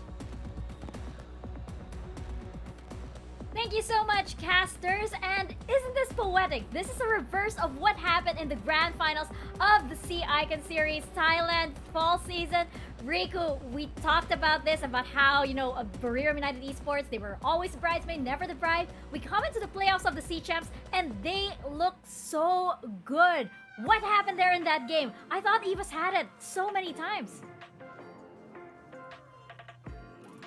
Yeah, it was, you know, we get to see Shiba being such an amazing jungler, being able to threaten G4 all by himself, 529, being able to secure all the dragons for their team, and EVOS, again, unfortunately couldn't get Cat Satan ahead, and they weren't able to find these opportunities away from the map, and I feel like, again, it has been, you know, Shiba that really shined in this series, and of course, Kinemon come late game is able to get all of these aggressive killer instincts, and EVOS Esports had no response.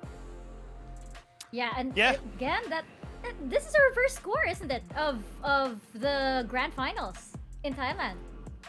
Yeah. I mean, it is. So, yeah. I guess they get the revenge. I guess Riku is the smartest analyst on the desk. Just knows everything before it even happens.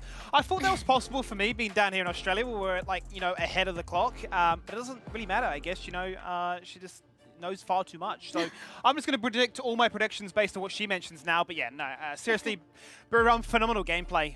Really, really clean team fighting. Out of this world comprehension of what needs to be done. And a lot of close calls. Like, we're going to bring up some highlights in a second. Context going into this one, 7 minutes 50. 3 blinking health bars, a 4v4 breaks out, and mid, you're thinking this goes really in EVOS's favor. It's a turret dive. It could have been. I mean, that could have been enough for them to try and get some momentum on their own front to, break open a turret, have respawn time as to play around. It wasn't to be the case. They get away. You're thinking, how on earth has this happened?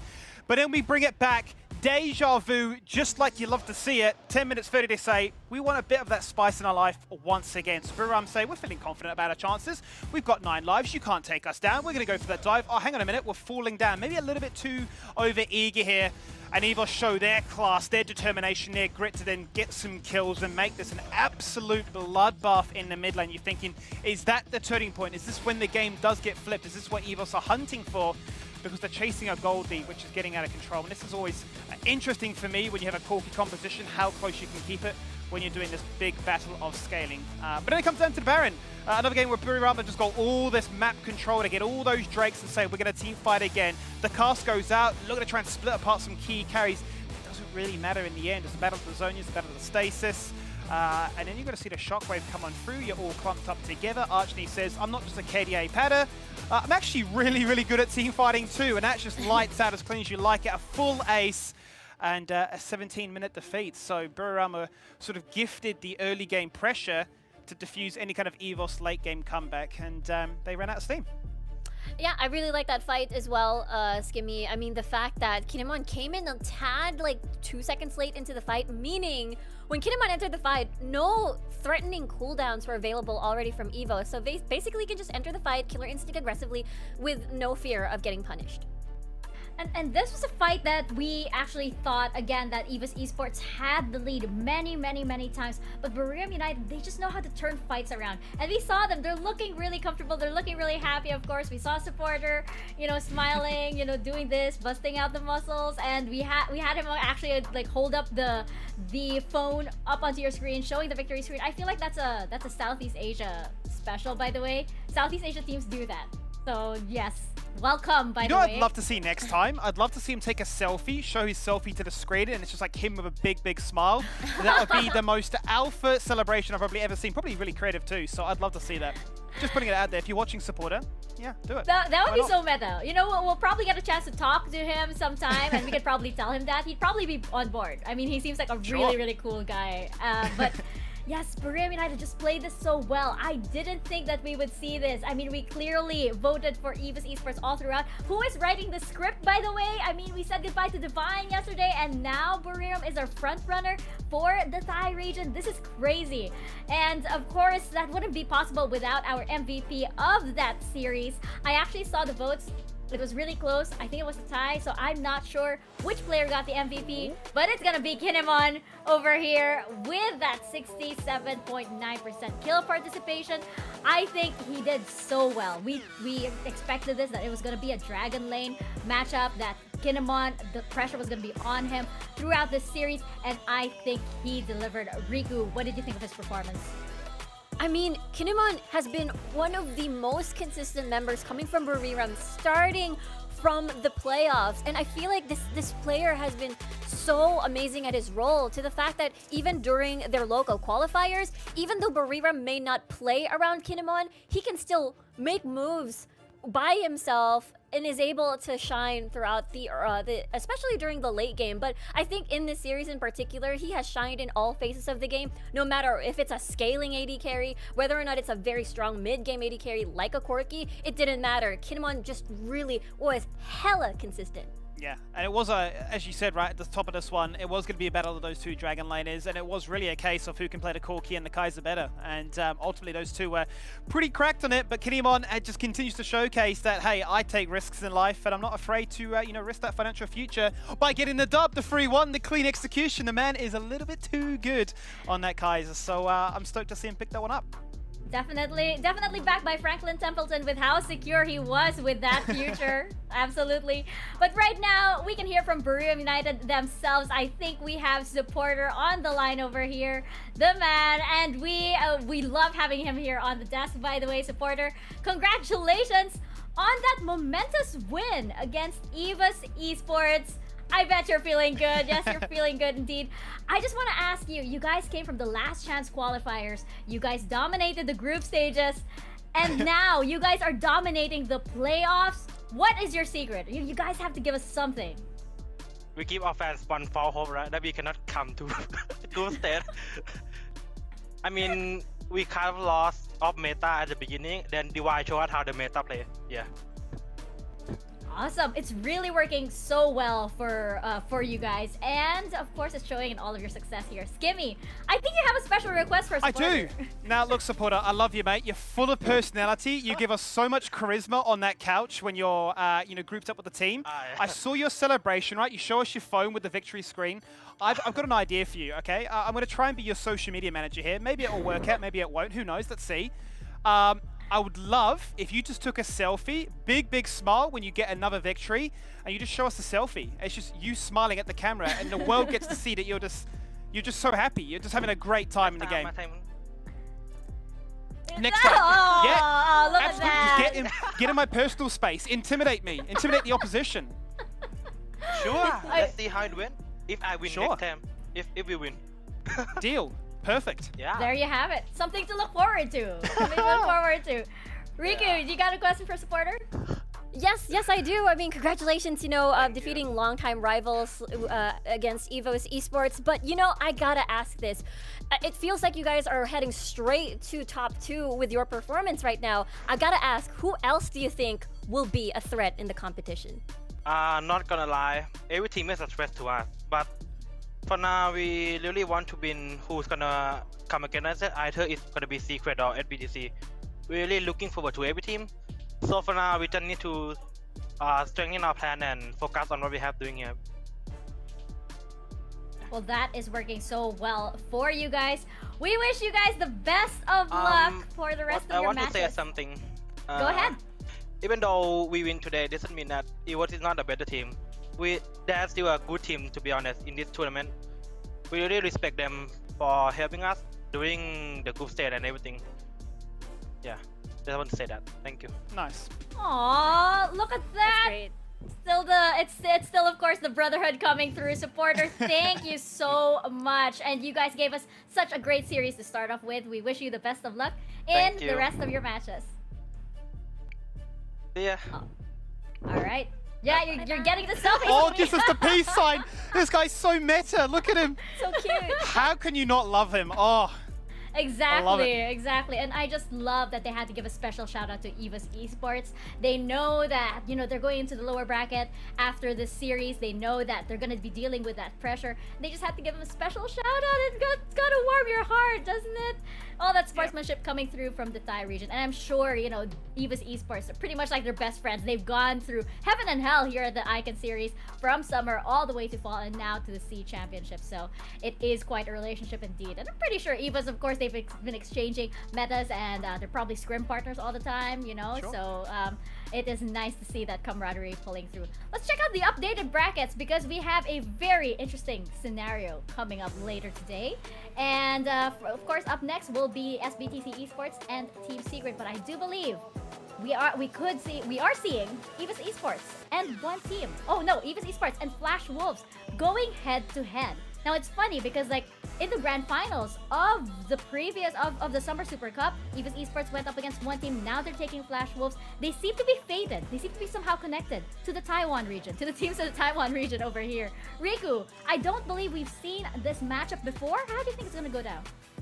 Yeah, this is going to be very, very exciting because, of course, Flash Wolves versus one team. I feel like Flash Wolves is definitely one of the slower-paced teams when it comes to just finishing the game towards the 20-minute mark. So I feel like Flash Wolves may have a bit of a struggle against esports, EVOS Esports. The way that they've been accelerating the game, as we've seen, versus Buriram United, could be something interesting. But either way, though, we might see a Flash Wolves one team, perhaps, depending on if it's SBTC or Team Secret dropping down to the one-team bracket. bracket, or we get to possibly see if ever EVOS wins, then maybe we get to see one team in EVOS in the lower bracket.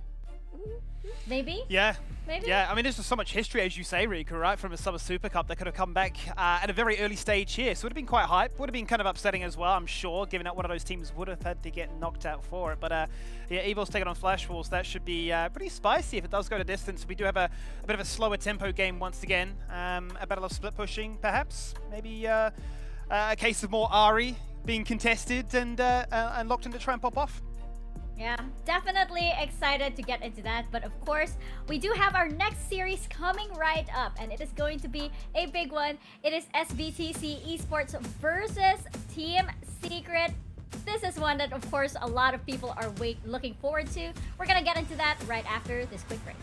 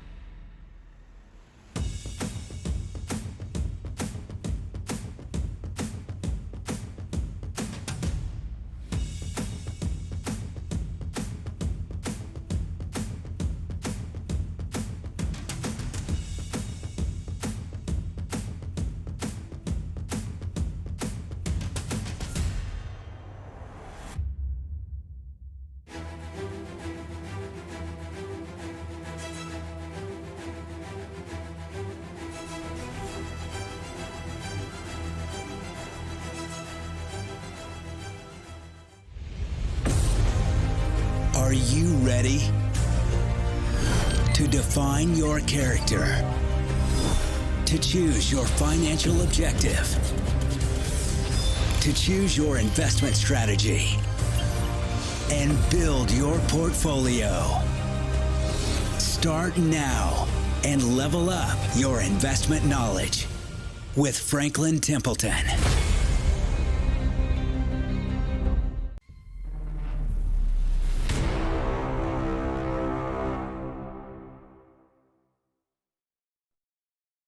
Be my eye. Hello to all League of Legends Wild Rift fans. We're aespa. I'm Karina. I'm Giselle. I'm Winter. I'm Nini. We're excited to be part of the ESL Mobile Challenge presents the Wild Rift SCA Championship Grand Finals this weekend. Catch our performance in the live broadcast happening this 3rd October. Unleash greatness. See you there!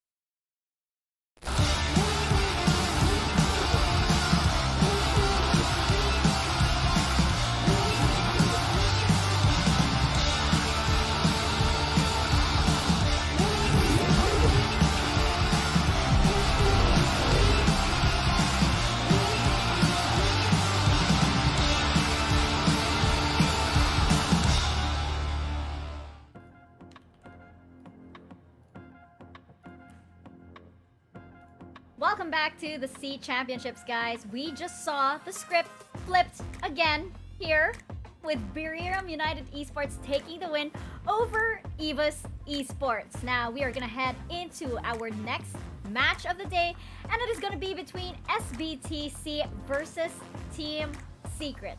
Now, earlier today, I gave the best metaphor ever, and this is not a David and Goliath matchup because Team Secret is not an underdog in this tournament at all, but rather it is a T-Rex versus a Velociraptor because they're both intelligent predators with very different ways of hunting, and the T-Rex, SBTC in this case, is the big boss, and the Raptors are scary too because they tend to outsmart their enemies just like Team Secret. I've gone full on Nat Geo for this, but I swear I'm making sense. Welcome to the desk, Gamernism. How you like my dinosaur metaphor? Yeah, I just can't tell. It's just like Jurassic Park or Jurassic World. Like, what tier are we talking about here? Because we're going like OG Jurassic Park. I think the Velociraptors always win, right? Jurassic Park. Yes, in which case the Velociraptors are supposed to win this competition, right?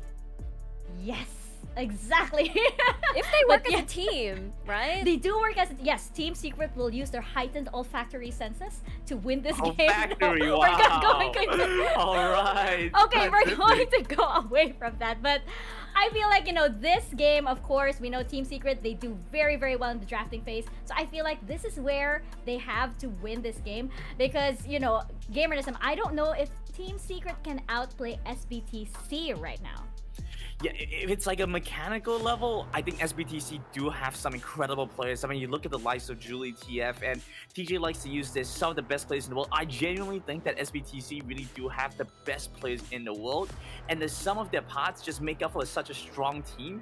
Now, here's where they falter. Like you mentioned, they are a massive T-Rex for sure, but they're fine play. You know, they have tiny arms. They have difficulty maneuvering these micro details, right? Broad strokes, incredible. But when it comes down to the fine details, that's where I think Team Secret has a chance to upset them.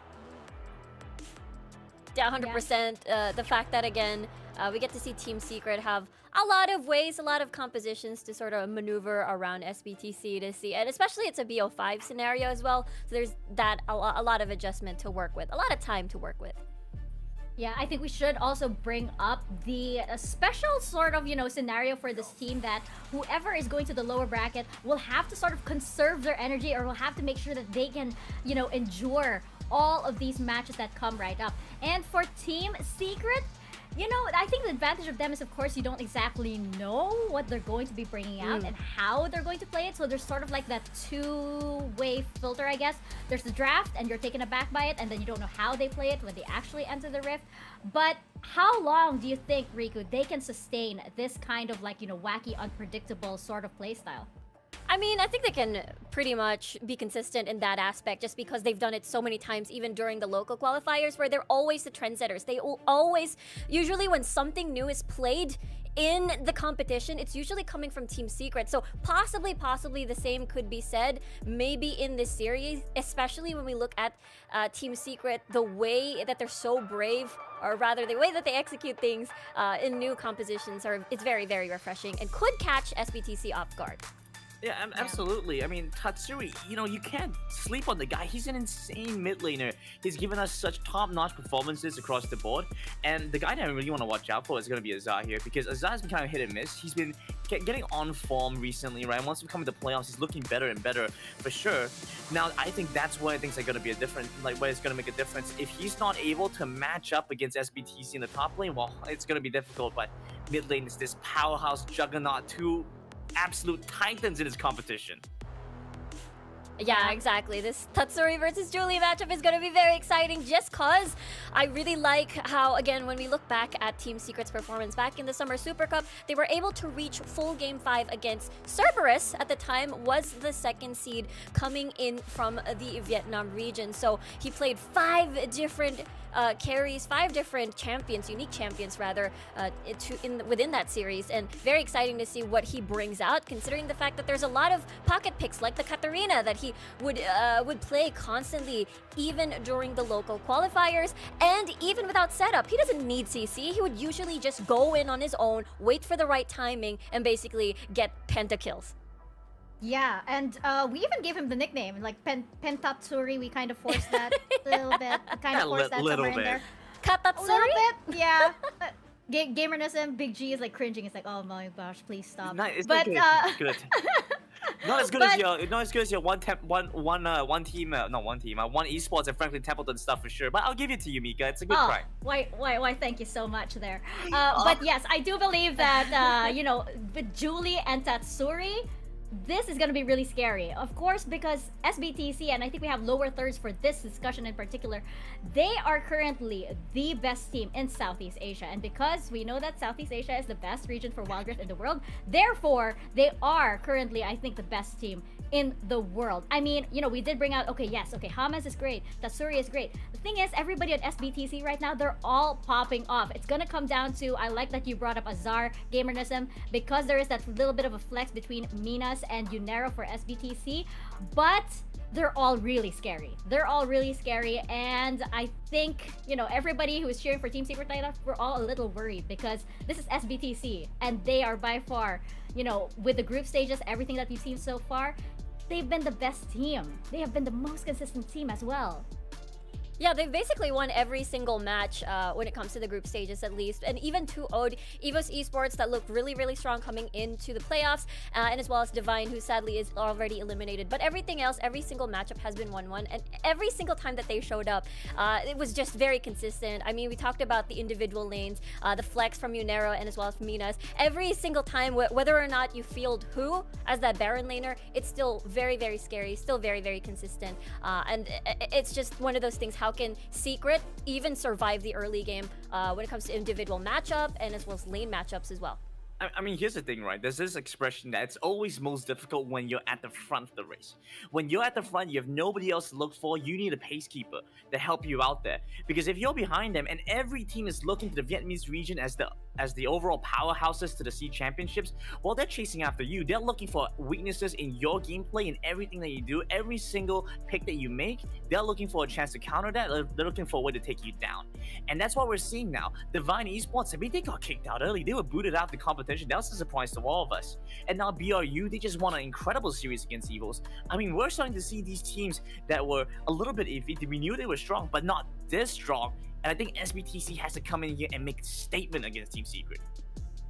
Yeah, I do agree. And again, SBTC back in the Summer Super Cup, the recap of which you can catch right over here, indeed. But yes, we saw them. They didn't exactly, get that, they didn't exactly have that spectacular run and they won the championship. That went to EVOS. But they, the matchup between all of those teams, top 4 teams, I think, at the Summer Super Cup, that was pretty epic. And we already saw something special with SBTC. Pulling up the talent predictions right now, I know that it's kind of like weird that everybody's kind of split. And yes, Gamernism going for SBTC, but the rest of the talent pool as well, everybody is kind of like, could be Team Secret, could be SBTC. And I feel like, this is a rare match here in the playoffs where we're not exactly sure where this is going to go, especially because Team Secret, yes, super unpredictable. Then we haven't seen SBTC's form just yet. I mean, Riku, this is going to be really difficult, I feel like, to predict. And I think we're going to go to another Game 5. What do you think? I think it's a possibility. Team Secret already pretty much had a sample when they went up against Cerberus last time at the Summer Super Cup. And I think it could be one of those things where Team Secret defaults into, we're going to outplay towards the late game. We're going to survive. Even if we lose the early lead, it's fine. We're going to aim for the 5v5s around the Baron, around the Elder Drake, and then take advantage of the death timers and win the game. That is a possibility. We've seen Team Secret do intense base defenses before, only to turn the game around at the very last few minutes of the game. So I believe in that. I feel like there is that big possibility up against SBTC. As so long as it's not a huge lead, they can pull through. I think Team Secret just has so much variability, right? Like, they have the chance to bring in, honestly, BO5 series, not a problem for them. I think what they might have an issue with is like BO7, right? But BO5, they have enough pocket picks, enough like random stuff they can just pull off their pockets. I mean, we saw them play a double jungle. I mean, that wasn't exactly the most serious game of their lives. But it showcased to us an idea that a lot of other teams I don't think quite understand. And so Team Secret, they seem to have a really strong grasp of the game and where it's kind of going right now, this new evolving meta. It's kind of going full circle. We've gone all the way past SEA Champions meta, back to Summer Super Cup meta, and guess what? Team Secret are pretty good there too. And so up against SBTC, while SBTC, like I mentioned, they have strong individual players. If they get ahead in the early game, they pull enough of a lead, well, then they might just be able to take this series away from Secret. Yeah, 100%. I have to agree with you there, Grandin. I think when we look back at the local qualifiers, you know, it's again, it's Team Secret always playing these things first. We've never the first Varus game was from them. The first mage bot laners was from them during the local qualifiers, and as well as the unkillable composition with the Olaf plus Seraphine and Sona was from them. So maybe we get to see something new, considering the fact that again, you don't want to drop in towards the lower bracket. You don't want to face one team because there's still those first runner-ups coming from the Summer Super Cup. Yep, and again, also the question of endurance. I mean, like, if they drop to the lower bracket, it could be like the best of 8, which is weird, but yeah, it could be that, because they could be up against, you know, one team. It could be a back-to-back match. Going into Champ Select right now, we were talking a lot about the draft and how crucial this is going to be for Team Secret. And Riku, you brought up, you know, we could see seeing new champions over here. What is, I know this is hard to predict because it's Team Secret, but what is the most likely scenario over here? What do you think Team Secret are going to play towards, as well as the side of SBTC? We kind of more or less know what they're capable of and what draft they're bringing in. What are your early predictions here? You know, I'm thinking Renekton, Lee Sin. If Lee Sin is not going to get banned here, I think that can be a leeway for Team Secret to start early. But of course, Azar has been picking a lot of the Darius even ever since the Summer Super Cup and even during the summer season in general. So perhaps you may see a Riven Darius matchup, since again, that is Azar's best pick. I think it's pretty flexible because the Riven we've also seen it start to rise in popularity in the jungle because it affords some different mechanical moves that you can make as a team as well. And so you have this option of the Riven jungle. It's like, sort of like a flex. So Team Secret, I think they just want to respect this. I like what we're seeing so far. Varus is going to continue to be a very predominantly strong bot side, because it affords so much for pick potential. It sets up with the rest of the team. You're very safe. You have relatively low economy requirements. But it also kind of enables for the rest of this team, where they differ though. Without this hyper carries, they kind of need to find a little bit more pressure in this early game because they're gonna be up against really strong opponents in SBTC. Yeah, look at the big level 3 power spikes for Renekton and as well as Riven. So I really like this hover onto Senna because again, it eliminates the threat. It is a very, very safe lane, especially when you go up against this Varus lane. But look at Team Secret. All of these single target CC, this is shaping to be a pick composition, and we are also seeing the rise of the Yasuo plus Vi combo even during the group stages. And now we'll see if Team Secret will funnel into the Nami as that's, oh, never mind, because they do have a Thresh already. So we'll see if James is able to roam and help facilitate the rest of the lanes. I think that's exactly the idea, right? But also on top of that, James has that opportunity to help treble disengage, which is a big flaw that Vi usually has, right? You can go in, can't really get out. What a Dark Passage is supposed to be able to give you a bit of an escape out in those bad situations. So Team Secret are trying to draft for that. They're trying to draft flexibly right now. They have some form of idea. Okay, we want to go for this Yasuo. We want to try and empower that and try and block a lot from SBTC. The issue is, well, what are you trying to block right now? It's a lot of in-your-face damage. It's big crowd control, big spells. They're here to smash you apart as quickly as they can.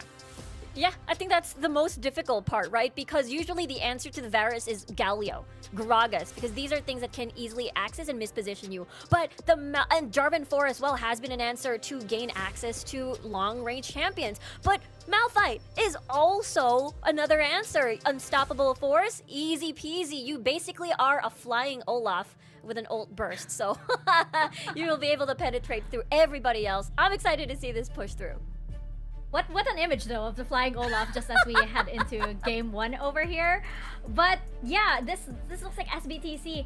They are here to crush any opponent that stops them from getting into the championship. Team Secret though, on the other side, they did get that Yasuo away from Julie. That can be a threat, but SBTC, I gotta say, making me sweat, making me worried right now as we head into game 1 of SBTC Esports versus Team Secret. It is the Vietnam region versus the Philippine region, and we're gonna see how this first game goes down. Casters, over to you guys. And it's the road to the upper bracket finals. This is the first time both SBTC and Team Secret is going to face off in this best of 5, where Team Secret have not been able to defeat SBTC Esports. But perhaps this is their moment for redemption, and let's see what Secret unfolds in the series to take down their heir to the sea. SBTC considered the heir to the sea by most of us here on the back of house here, Contra, as they look so strong. Probably my favorite team in the entire world, to be honest. I think they're incredibly powerful. But as we were talking through the draft, I was telling you, you know, Contra, I think Secret won out this draft, and we're about to see why. My oh my, Hamas now flashes right across the corner, and Aquino tries to lob right in. That's going to be the first blood for the Malphite, making his debut. Welcome to the upper bracket semi-finals. Chewy, playing this Varus down bottom benefits massively from the takeaway we saw in the middle of the map. This was going to be my big highlight, is that Tatsuri actually ends up with the Yasuo. SBTC were really positioning to put Julie on a carry, really positioning to put Julie, I think, on this Yasuo, because if they had a Yasuo, it would block all the arrows, all the hooks. It would genuinely be an incredible pickup, especially with the Malphite they later drafted and the Riven they'd already drafted. So the fact that Team Secret matched mid-carry for mid-carry, and they pull out the Yasuo, Julie ends up on the Diana, which he's good on, but isn't nearly as powerful in my opinion, is a huge takeaway for Team Secret, and I think they've set up for a very good game here. Snare onto Hamas right now, and indeed, heading into some of these team fights, and you look at what SBTs can actually offer, it's going to be a big collateral if they can actually get the catch. TF hops onto 2. Tatsuri will be able to make it out, but the skull will be in the hands of SBTC. Yeah, good disengage there. Down bottom, Hamas did go down, and Chewy nearly as well, as Kirol and Arkano have been playing incredibly aggressive and really shoving in that lane, which is a very good sign for SBTC. They need to win down bottom. They need to get Kirol an early lead, because Bolt, I really like Team Secret's team fighting. I think they have a stronger team fighting composition in the mid game than SBTC. So getting those little leads in lane makes a big difference for SBTC, and that's what they've done so far. That's right, and going back into the bottom lane matchup right here, as long as Aquino gets the unstoppable force with his ultimate, there's not much that Chewy could do if his flash is going to be down. Same goes to Hamas. These duo bottom laner for Team Secret isn't exactly the most mobile, and it could be a little bit tricky, which is the reason why Trevor is giving so much attention to both Hamas as well as Chewy. Yeah, and it's also worth noting, especially because this was a question we really had about this bottom lane when we saw it. This is going to be the farming Malphite, the starving Senna. The Senna isn't going to kill any of the minions, as you could see was going on there. All Kirol's doing is he's picking up the souls, and Arkano is actually the one killing all the minions, and he's going to use this to build AP Malphite, ability power Malphite. Which is going to make two things very powerful. Like you said, the unstoppable force is going to one-shot people in the late game. Oh, Assault Battery connects ability, goes in with the last breath as well. It's a kill coming over to Chewy. Now, this will stabilize him for a tad bit. TF just getting a little bit lost there. Team Secret read the map very well. And yeah, they get a little bit of badly needed gold back into the hands of Chewy. I'm going to finish talking about this Malphite because I do think it's going to be important. Although Azar will be dueling during this time. Yeah, we're good. Okay. So the Malphite Unstoppable Force will be really big. But the other thing that'll be really big towards the mid-game, and we should highlight, is that AP Malphite has a ton of poke. His first ability that sends out that rock, a little heat-seeking missile that hits anyone, is going to start to do a kind of gross amount of poke damage. So keep your eyes on that. He's obviously going to be a tad less tanky than you expect a Malphite to be, but no less terrifying in the team fight, particularly when synced up with characters that want to go in like the Diana. Indeed, and I just love how SBTC esports are always the first movers into the Dragon. They're looking to trade. Team Secret already have their eyes set onto Herald, while Unero, on his debut here in the upper bracket semifinals, is hoping to stop them on their tracks. Now, having that Herald left out in the open, they are going for a chase against Azar, hiding inside of Shroud. He will be able to use the perfect execution just to escape. Now, Hamas goes in for the death sentence as well. And Team Secret, they just have to let this Herald go. And that's a very big win for SBTC as they continue to build momentum during this early game. They've not really been away. Oh, stun found. And very good rotate from Trevor. He never has to back away. SBTC haven't been able to kind of pull away from Team Secret despite a number of wins during this early game. And that's very impressive. Team Secret are doing a really good job on the map of matching and rotating.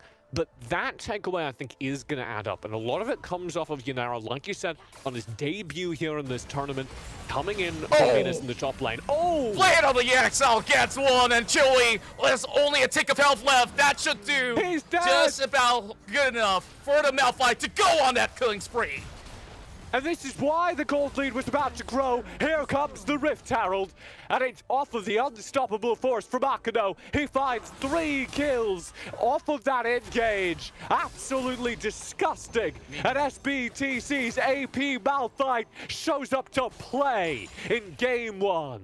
You know, all these solo kills that I've been going into, I see a ton of Malphites, and, you know, sometimes you just make a joke out of it where you can't contribute much. But look at this guy go. Meanwhile, over the top side, it's Azar now being chunked down, and he wants to go toe-to-toe against Unero. Unero almost gets him deleted, and he falls him through the shroud.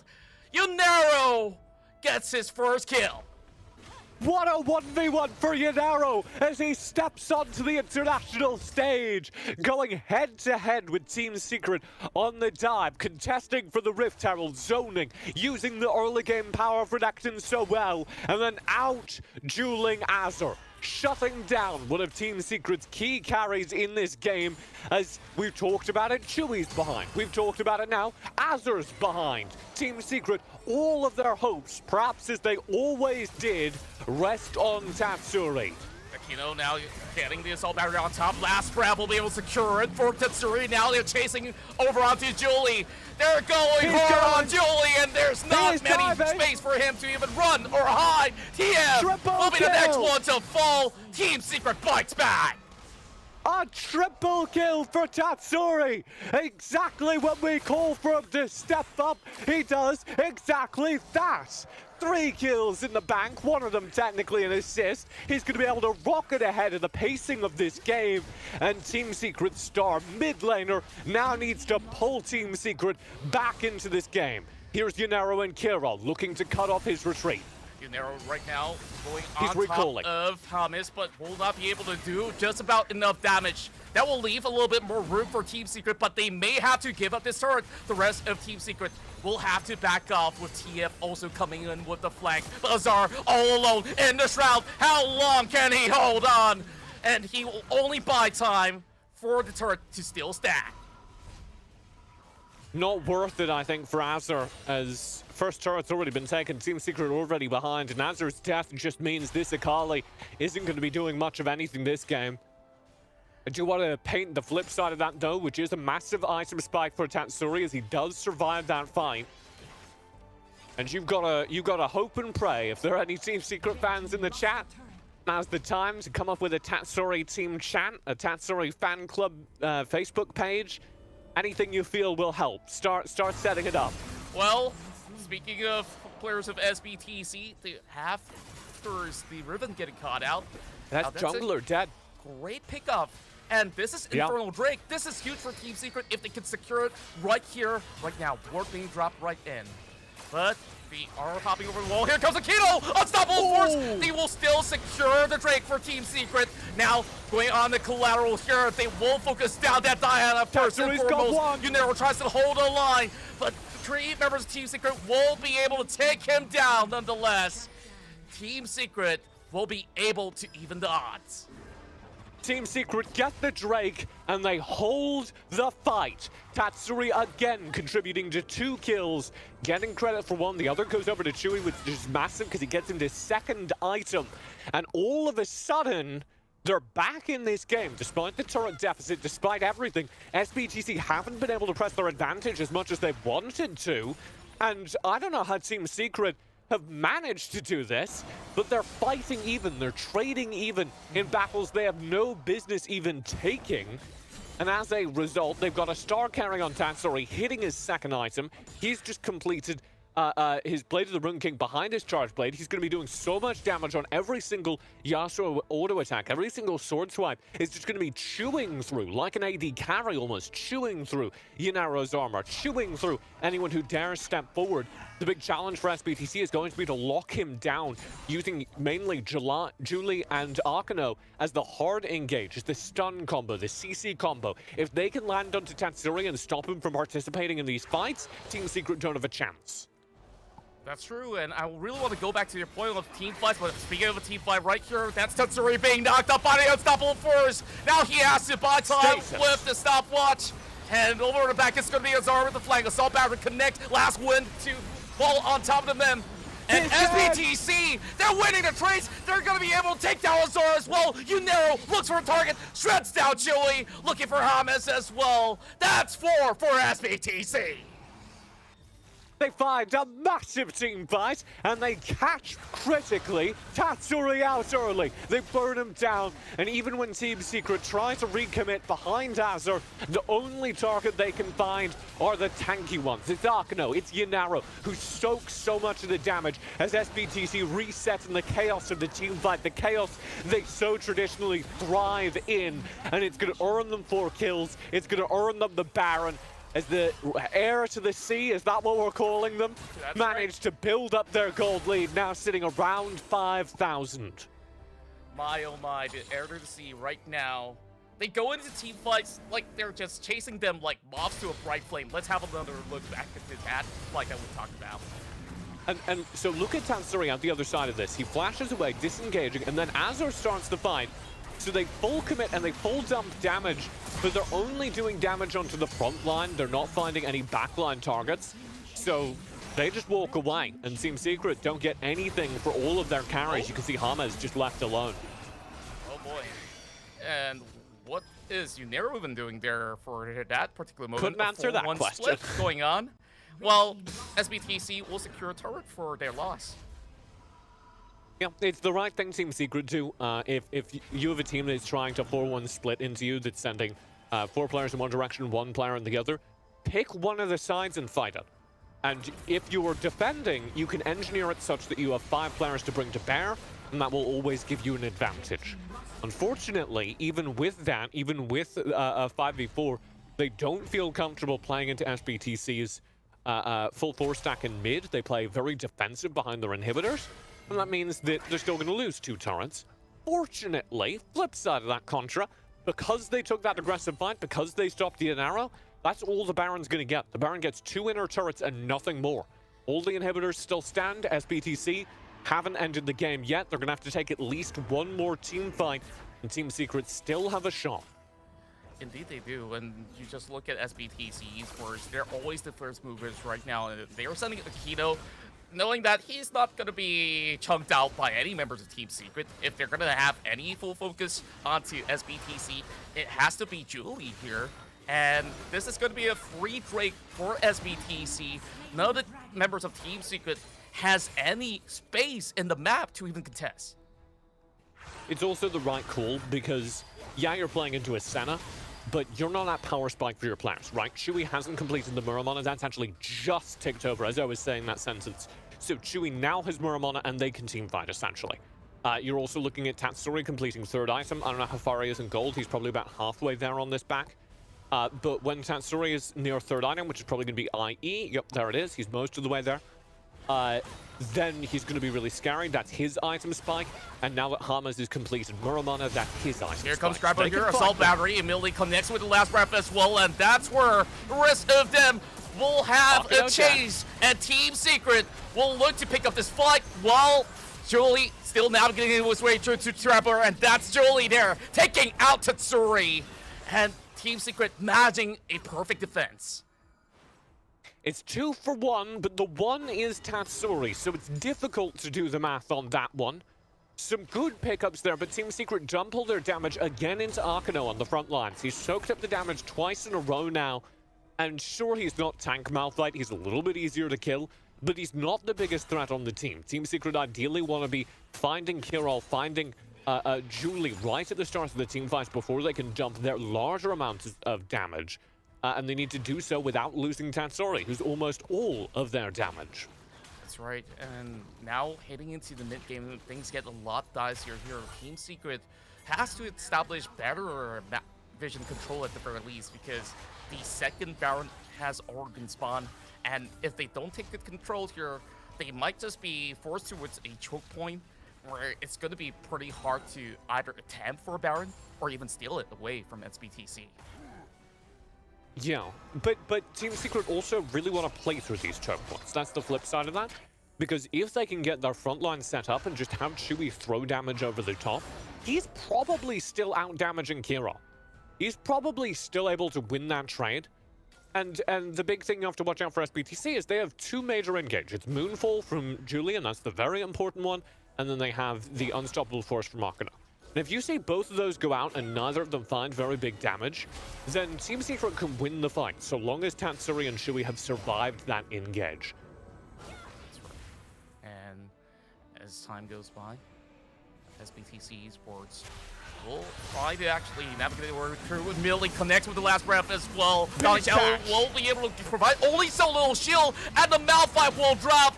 And SBTC, they're all scattered with Team Secret having the best chance to win this team fight. Yunero though hops on board. Tatsuri will have 1 HP left while Kiro tries to clean everything else. And Hamas will be the last one out there in that fight. Azar is not going to participate in this. And SBTC Esports, they managed to win that team fight, but it's a really tough call for this Baron, and they will still try to take this one down. Yeah, TF goes huge there. TF single-handedly turning that fight with the aid of Kirol on the backlines, and Team Secret just can't access Kirol. He has no damage.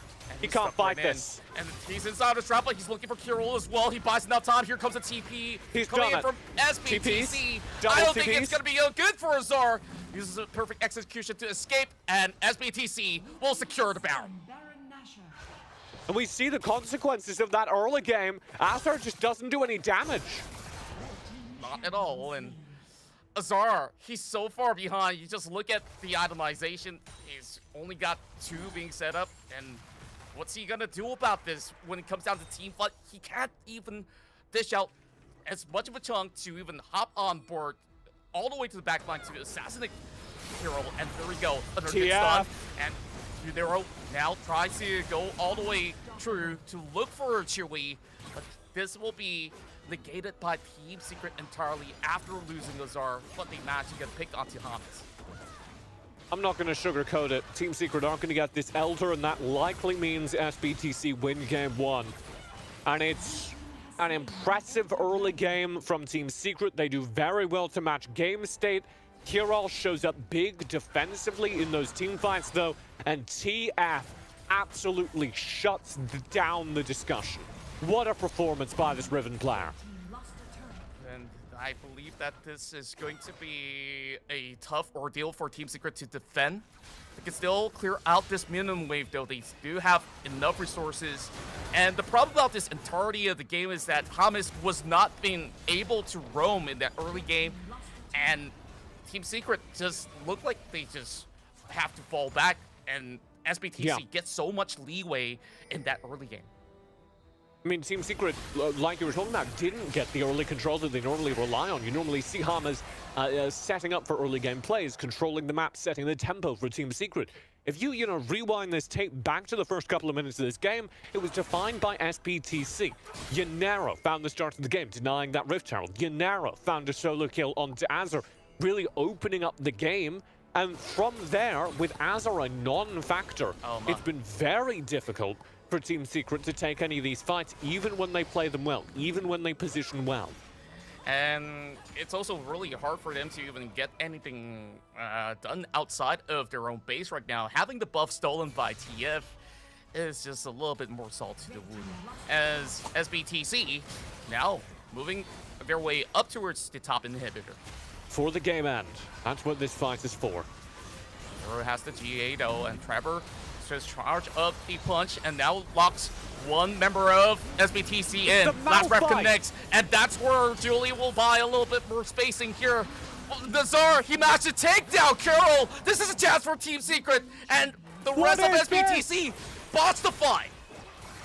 SBTC bots the fight, they go on one by one. TF's gone as well. and Team Secret have held outside their nexus. With the Elder taken by SBTC, they get a little too hasty and they run in one by one. Arkano goes down underneath the turret all alone. Random flank from Kiro gets punished. Watch this. Yanaro, Julie, just round the side here. Not sure if they should be focusing on the Nexus. Not sure if they should be participating in the fight. Team Secret, no such qualms. All 4 members group up. They go for a fight. They target call. They focus as one. Chewy playing all the way back from the fountain at times. And that is enough. And during this time, the Barons come up. Team Secret are just burning down the Baron. Team Secret are just rushing back into this game. Here come SBTC. This is going to snipe. Team Secret secures the Baron. And immediately the Soul and Baron connects. Now, Kito's pretty down low. Perfect execution will be able to take one down. Azar survives. And Team Secret still has a chance. They have to go back to defend against all the Super Minions. He gets out by a millisecond contra. Tatsuri survives, and Team Secret have the Baron. Team Secret will survive in this game. What a game one! 20 minutes of Team Secret playing from behind, and 20 minutes of Team Secret managing to keep this game going. This is the only hope for the Philippines region, and they have to start strong. Now they have the Baron buff, and they will just send everyone up into mid to run this gauntlet. They've got to win in the next 10 seconds before Julie and Arkano respawn. They've got to break this inhibitor. They have to, no matter the cost. And they know that this is the only thing that they could do. At least get one lane with all the super minions moving right into the middle so that they could just neutralize the pressure and focus on the side lanes. This is exceptionally important. Do you want to see something wild? Yes, I do. Look at the top of your screen. This is a dead even game. After 21 minutes, these two teams are tied in gold. And it's just astounding to me that you look at Team Secret, they were pretty behind in the mid game, and now here comes another fight. They lock into the Mal fight, but there's no follow-up for the rest of Team Secret. They will just bring him back with a lantern, and that's how they've been able to keep all of them surviving. Look at the minion waves though. There is one crashing in from the bottom lane, and SBTC wants to force the pressure up mid. Yeah, big minion wave, big super minion wave crashing down the bottom of the map right now, and you can see what a problem this is for Team Secret. They benefit massively from the fact that they broke that mid inhibitor, because that mid inhibitor, or the mid wave is basically cancelled out. That's just going to be a normal wave, essentially, because both teams have super minions. So Team Secret only really need to worry about that bottom lane. But oh my, is this a hard game to play for them. Again, these team fights are all about Tatsuri. Azar has finally come online now that we've gotten to full build 20 minutes into game. So he'll actually be doing damage now. So the things you need to watch in these upcoming team fights are SBTC need to keep Kiro alive. SBTC need to find massive value from TF and Julie, who are the biggest damage dealers. Both those ults need to land on Riven and Diana. Team Secret want to get into the backlines. Azar needs to shut down Kiro, and they need to keep Chewy alive while getting maximum value out of Tatsuri. I don't want to see any more fights for Team Secret where Tatsuri's early focus is Arkano. If the Malphite is soaking up Tatsuri's last breath, that's a bad sign for Team Secret. Here we go. SBTC finds their target. How long can he hold on? Turbotil survives. He took the ladder and he makes his way out. Meanwhile, it's Azar all on his side, and here comes Big Unero trying to chop them all down. Satsuri will still have the GA available. Hamas is the first one to fall, while SBTC, they've made their way to the base, and Chewy has to flash back into the fountain. SBTC now stands all the way in front, waiting for the minutes to crash right in. And the end is nigh in game one for Team Secret, as SBTC will look to break out the Nexus. Here comes the TP as well. Now Trevor soaking all the damage, but it doesn't matter. SBTC with the lead. What a game, and SBTC closed it in a fair team fight at the very end. Trevor gets caught out, and Tatsuri doesn't find value. And Kirov stays alive, and everything they needed goes their way. Vietnam and SBTC are known for their team fighting, and we see it at the very end. But my God, what a journey Team Secret took us on. What a game from the Philippines team to keep that close from behind the entire time. And if that's game 1 of this best of 5 series, I do not know if I will survive all the way to game 5. Well, you have to survive with me here, TJ. This is absolutely breathtaking.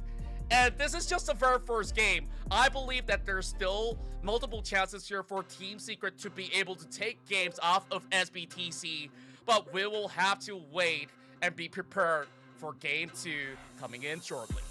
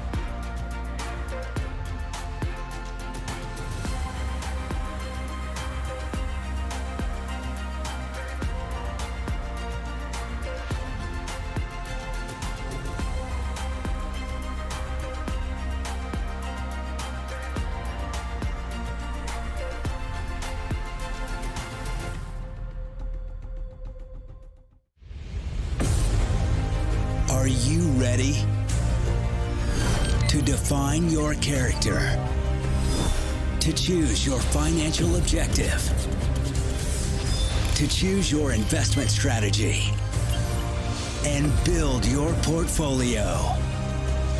Start now and level up your investment knowledge with Franklin Templeton.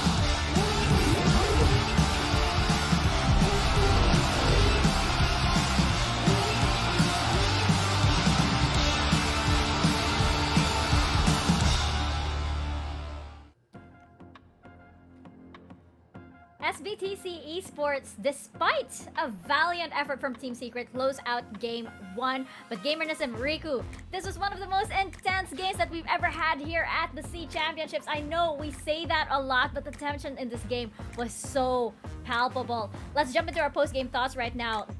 Gamerness and SBTC in top form as usual, but Team Secret nearly held on. You know what? My heart goes out to the casters for, I think, what's going to be a super intense series. If this is 5 games of this, then man, they are in for a workout. Yeah, SBTC showed us an incredible game here, honestly. I got to see exactly what I was hoping to. TF really popped off. Julie was able to beat that initiated, and Yunero, frankly, he skill checked Azar a lot in the early game. But I felt like Team Secret were really coming to be, and Azar really worked hard this game. 100%. The 1v1s that we saw between Yunero and Azar, he was basically trying his best, trying to outplay, but at the end of the day, this Renekton, having been very, very strong early to mid, and come late game as well, we saw Azar just trying to create chaos towards the backline. He's able to assassinate Kirill, but at the same time, it felt like during the early game, Chewy and James were struggling against the Senna and Malphite bot lane, to the point that Akino basically sent James home twice very early into the game, which is, you know, I'm a little bit worried that this could hopefully not be a trend, considering the fact that this already happened back in the playoffs, where James would be the first one to fall before a fight happens, therefore ending into a 4v5. Yeah, and you know, I'm gonna tell a little story. Of course, Rico and I were talking about this. Once upon a Summer Super Cup, Team Secret had this epic match where their Nexus went down to 87 HP, and they still won the game. That match was against Cerberus Esports, SBTC's Vietnamese brethren.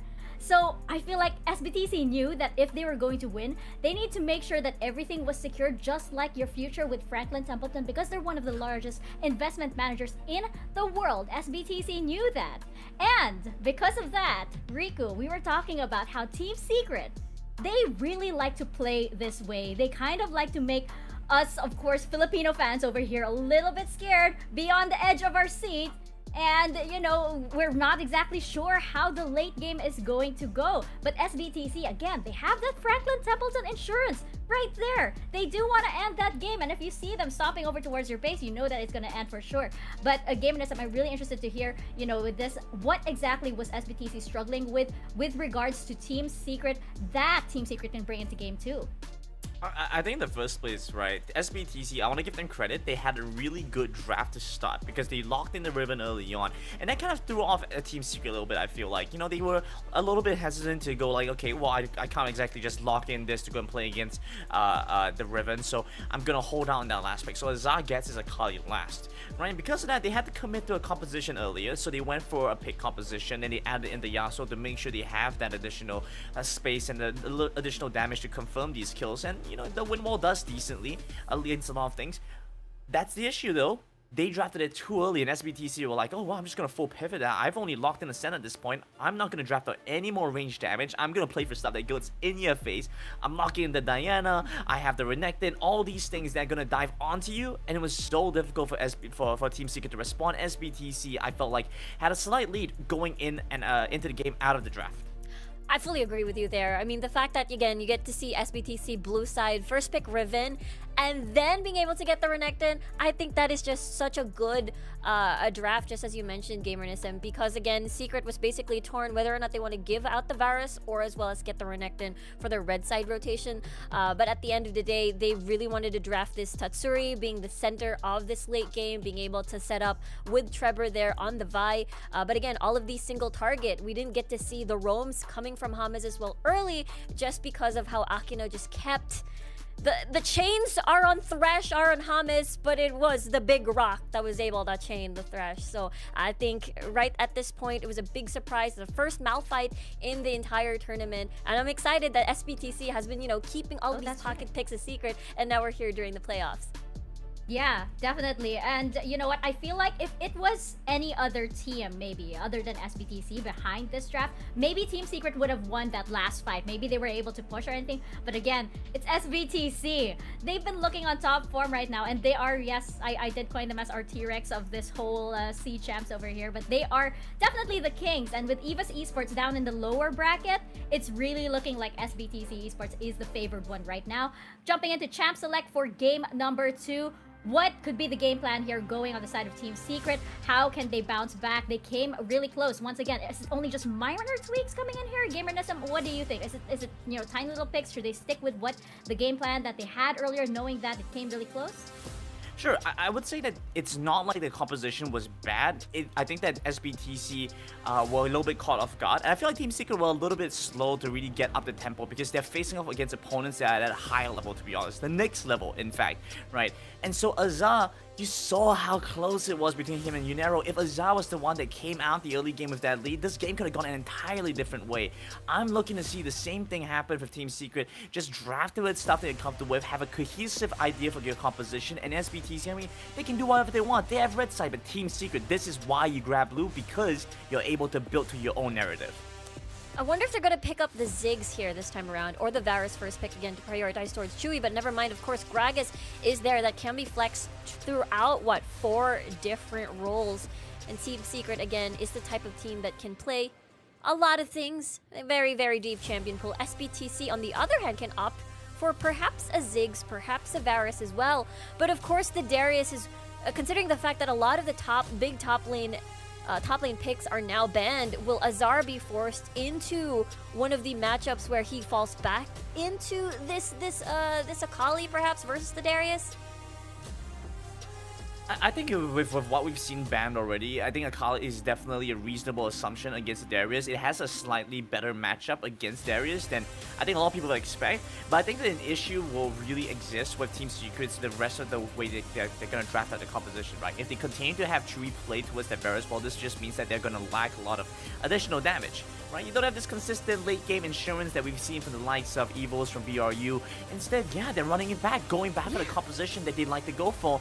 And with this Gragas, you know, it just makes for a better Yasuo composition if they want to pivot to it in the last 2 picks. Yeah, I mean, the thing about the Vi is that it's very just a lot of focus towards a single target, but there is a little bit of that leeway for the big AoE last breath setups if the Gragas is going to be involved. So again, Team Secret definitely can go for the Yasuo once more. SBTC having that Lantern, having to remove the safety of the Vi after an engage escape has been initiated. So with this though, Ziggs still can be towards mid lane or towards Kirill here on SBTC. I think this is a huge power move from SBTC to ban or take away the Thresh, because frankly that's one of the main escape tools for the Vi. Without that, Vi is kind of stuck. You don't have any option except to just dive deeper in. You need a team that can follow up with you there. If they lock in this Yasuo, I mean, that's Team Secret saying full on chips pushed to the center of the table saying we're all in, and SBTC, well, now they need to figure it out. Is this a bluff? Do we call for this? What kind of hand are you repping? And if you're looking at the hand you're repping, well, I have aggression here. I have the Lee Sin with TF. I have a strong Baron laner with the Darius. And now I have late game with the Kai'Sa. Okay, my hand is pretty good. Let's call you, and let's see what happens.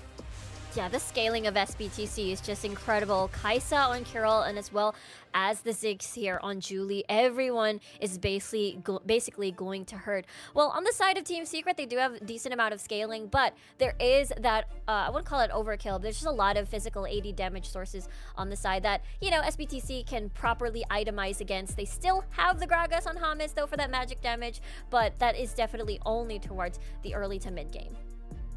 Now, well, we're gonna see if Team Secret can pull through for game number 2, but SBTC Esports are looking very good indeed. It has been a really, really close series game so far between these two teams. So as we head into match number 2 between the Vietnamese region and the Philippine region, we're gonna see which team comes out on top. Casters, over to you guys. Thank you very much, Mika and TJ. I love the drafting phase. I think we were discussing about it, and we look at so many of all these high priority target bans out there, locking away many of these champion pool over on the Baron lane, so that there is even more to talk about here with Tatsuri coming in back with the Yasuo. yeah, you get two sides of it, right? Because you have SBTC very clearly knowing what's up in the top lane. Both teams, I think, a little bit scared of each other's Baron laners. And so there's a big focus up there. You also have Team Secret coming in here and going, you know who the best player on SBTC is? Oh, this is a fun setup. Oh my. Chewie just waited in the bush for Akina to get aggressive here. Eh. Wow, what a good read by Team Secret.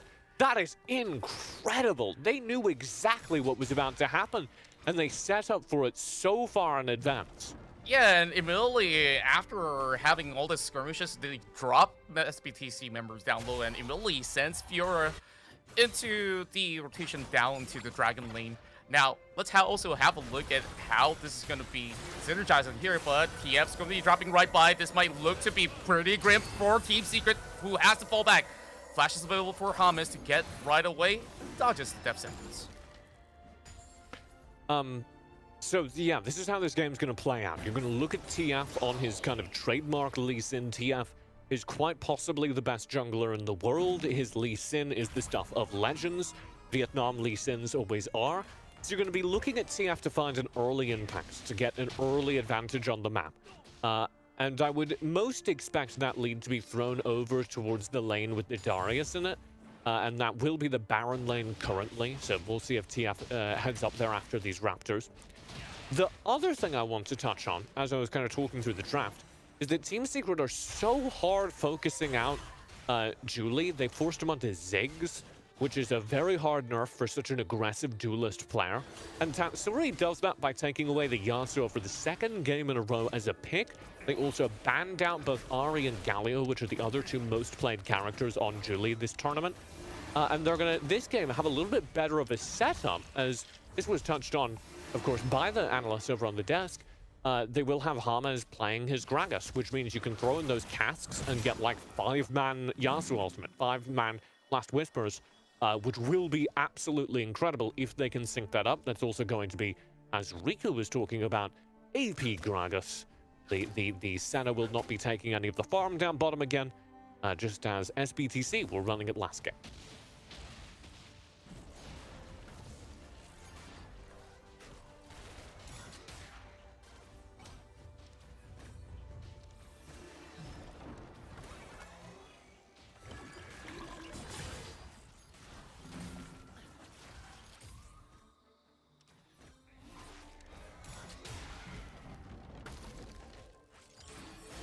Hamas and Chewie down bottom are going to be players to watch as this game goes on, because the scaling that the Senna can build is going to be very important for Team Secret. And we've got to pay attention as... Sorry? We've got to pay attention as this goes on to the way that they're going to synergize around Tatsuri, because Chewie and Hamas are both going to take a while to get going, whereas Tatsuri wants to have basically all of the resources of this team poured into him. He's probably going to show up around the mid-game. The Team Secret take a while. They need some time to get started. That's right. So SBTC really want to be scoring points during these first 5 minutes, and as yet we're not seeing it. Exactly so, and Team Secret currently has to secure this gold crab and immediately smites it off. Well, of course, we will have the Herald spawning. Well, Team Secret has already sent a few members right across. This is going to be a really good chance for TF to also be able to snatch this away. They do have vision being set inside of the pit. Now, Azar's going to join right in. And SBTC possibly looking for a really good angle for a flank. They will have the assault battery connecting onto the trash. I can now lock right in. Bounty Shadows out there, and Azar will have to fall right back. It's the first blood going over to Team Secret. Well, they have TF still going on the chase. While a dunk comes in, Azar will still survive. And nobody gets their hands on the Herald just about yet. Tatsuri flashes over the wall, and he gets the kill onto TF. Incredible play from Tatsuri to get a second kill at the end of that, as he manages to get over the wall and pick up so much for his team. 2 kills during that fight, and as we were talking about, that's exactly where Team Secret want the gold to be going. The earlier that Tatsuri gets resources, the earlier that Tatsuri gets on the board, the better it's going to be for this team. That's right, and it seems to be a pretty tough call right across. While we do have pretty much good areas of play for SBTC to still be able to look for advantages. Yeah, and while I know you're sorting out some tech stuff on your end, why don't you let me know when you've sorted that out, and I'll just monologue for a bit here. All right. As this Rift Herald does get focused in on by SBTC, they're going to play very aggressively, and Yunaro's fishing here. Trevor over the wall to try and contest, but it is secured by TF. In the midst of all that, Tatsuri comes in. Big last whisper, and TF's got to back away, but he's back in! Tatsuri doesn't find the kills, and SBTC walk away with the team fight as TF hovers round the side and sets up for Kiro, sets up for Julie, and runs away with a massive early game swing. Exactly what SBTC needed to do in exchange. Shutting down Team Secret, and they're going to keep rolling. Wow! SBTC right onto this dragon as well. Mountain Drake picked up now is going to continue to skew that gold lead. They're now sitting at around 2,000 advantage on the map. And Team Secret lost a whole lot of what was making them special, a whole lot of what was giving them that early lead, being onto Tatsuri. It doesn't mean they're out of this game, though, because remember that so much of what they draw from is their mid to late game. It's once Chewy comes online, it's what Hamas really hurts with this AP Gragas down bottom, and we're not there yet, but we will be. You can see Luden's Echo just got completed by Hamas. He's now having to defend 1v4, 1v5 as all of SBT step up, but it's a big explosive cast. And Akado's forced away, barely alive. Through the front lines goes TF. Him and Yadera, Kiril able to find the kill, shutting down Trevor. And this Rift Herald's still going. It gets 2 charges off, and the SBTC lead continues to grow. It's a beautiful fight being brought right there in SBTC. Now, having such a great opening over across the map, and thanks for CJ for covering some of the team fights for me while I settle out some of these tech issues. But I'm glad to be back. I'm glad to have you back, Contra. As this is kind of skewed away from Team Secret now. This is a very hard game for Team Secret to bring back under control. They need to win a pretty major fight around this 10-minute mark, because this is going to be the strongest they're basically going to be all game at this rate. SBTC are doing what they fundamentally want to do, which is take over the early game and run this game home before Team Secret come online. Yeah, and so far, Team Secret could only rely on the ultra late game, but the problem is to sustain through all of these potential team fights that can come from SBTC is going to be pretty difficult. There's a turret trading going on, and Team Secret might actually lose 2 turrets from this push of SBTC. Arch of him. And the rest of the Team Secret, they're going right in, setting up the last breath for himself. Tatsuri will be able to lock them out, and it's a killing spree for Carol. Emily shuts him down. Team Secret, a tattoo late to the party. They put all their eggs in the mid lane, and Kiril says, that's fine, I'm going to get my trademark Kai'Sa. I'm going to play the character that SBTC got all the way through the Summer Super Cup with, and I'm going to absolutely dominate. This is the duo. TF's Lee Sin, Kiril's Kai'Sa. They will open up the early game with 2-3 kills and just end the game before Team Secret come online, and they're doing exactly that here in the semi-finals. And it's just great to see how SBTC is just feeling so confident heading to game 2, especially having such a tough fight against Secret back in game 1. This is a very different momentum that we're looking at, and as we look at the optimization, it's just going to be pretty difficult for Team Secret to be able to find those resources to get back on track. 19 seconds on this Baron, so that'll be kind of the next important marker here. We're talking about Team Secret finding the resources to get them back on track. It comes from these team fights, and specifically, you don't normally want a Yasuo composition to rely on this, but specifically, it's going to come from the combo. You need to land a big explosive cask, turn it into a big Yasuo last breath, and if you can do that, then Team Secret can win a team fight.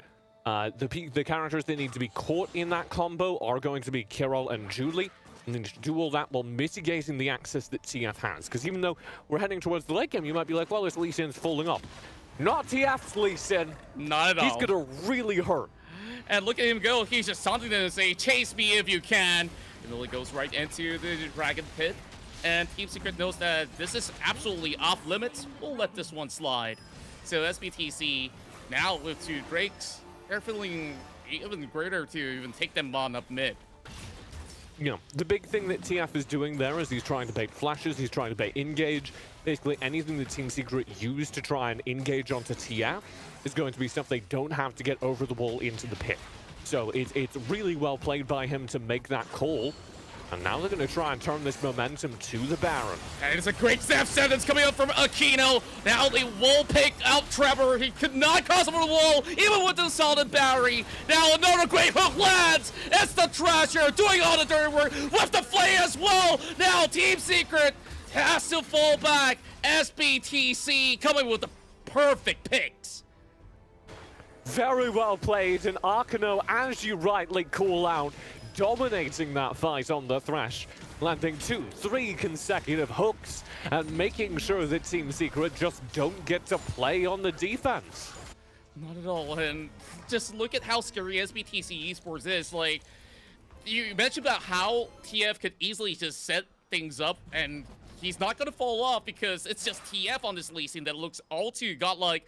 Now you have to also worry about potential flanks and also Aquino with those kind of hooks. It's going to be so difficult, and Tatsuri might have to burn up his wind wall very early, and that's an opening for SBTC, heading to another good round. Yeah, and I don't want to call this game over just yet, because Team Secret are playing a late game composition, so you can never quite count them out. But this is a pretty dominant advantage to SBTC.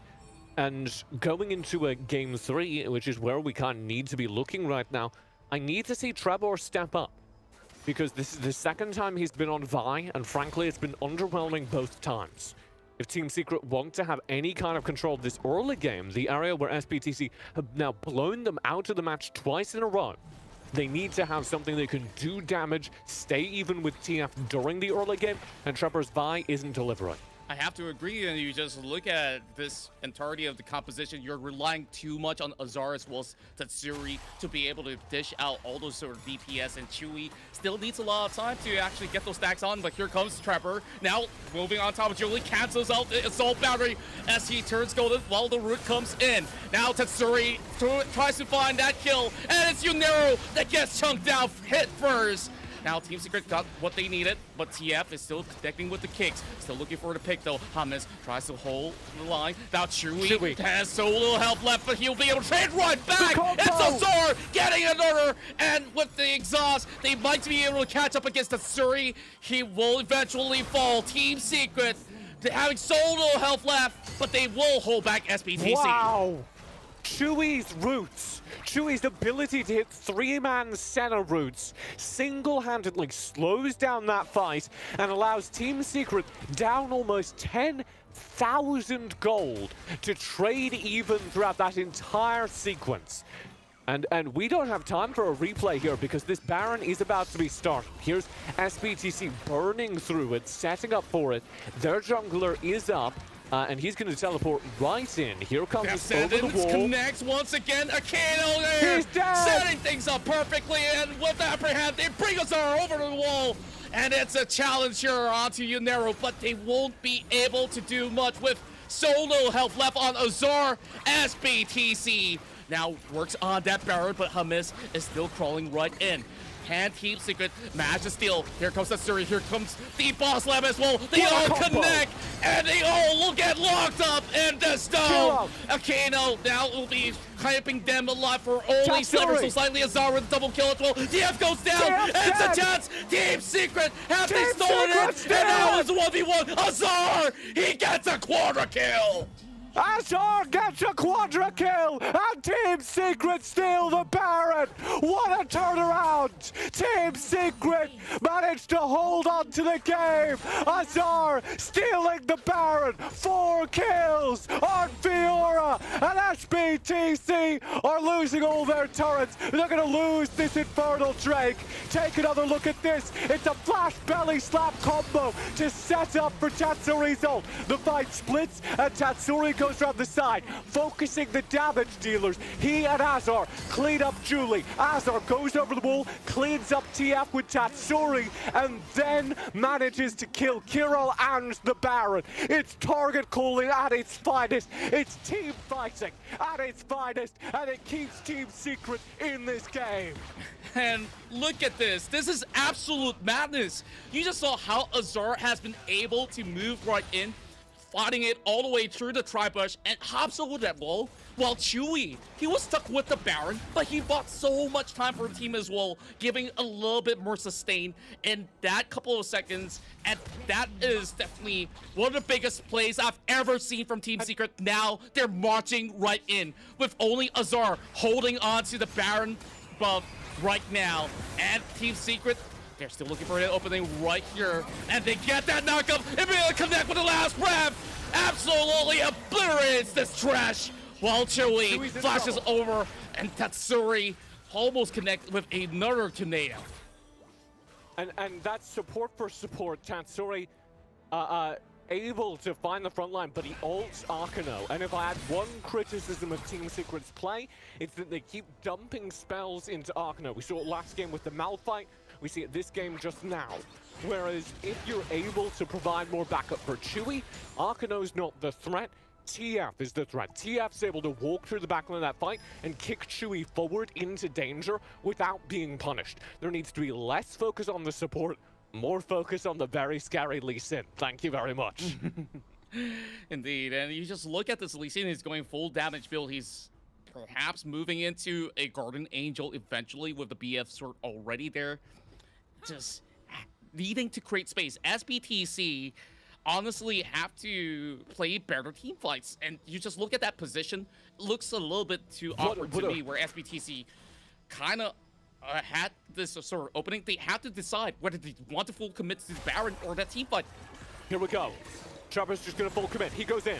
Death Sentence, Assault Battery, here comes Dawning Shadows as well, and the first one to fall might just actually be Akino, but he buys so much room for SBTC. Here comes TF, and with the killer instinct, the dive, it's gonna be the entirety of Team Secret running for their lives. Tatsuri gets chunked out, the slam, and that axe will find Chewy as well. SBTC will find ways to march right into the Nexus, and it's only going to be Trevor here to hold the line, and this is going to be a lot more difficult than they think it will be, and there's still minutes for SBTC to work upon with all the members out from Team Secret. SBTC now locks in that match point.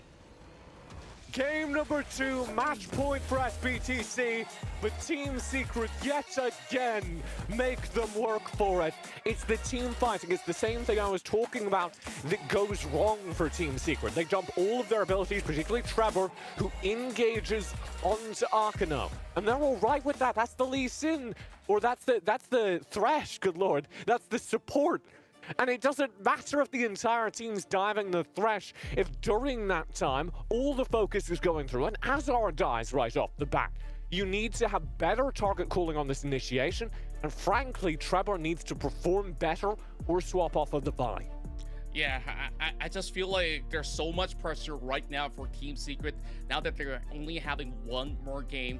They got to think of this even more thoroughly, because they might just be slipping into the lower brackets if they cannot find that formula to take out SBTC. That was another phenomenal game, and we'll head over to our analyst desk shortly as we will both take a break, and we'll come back to you with Game 3.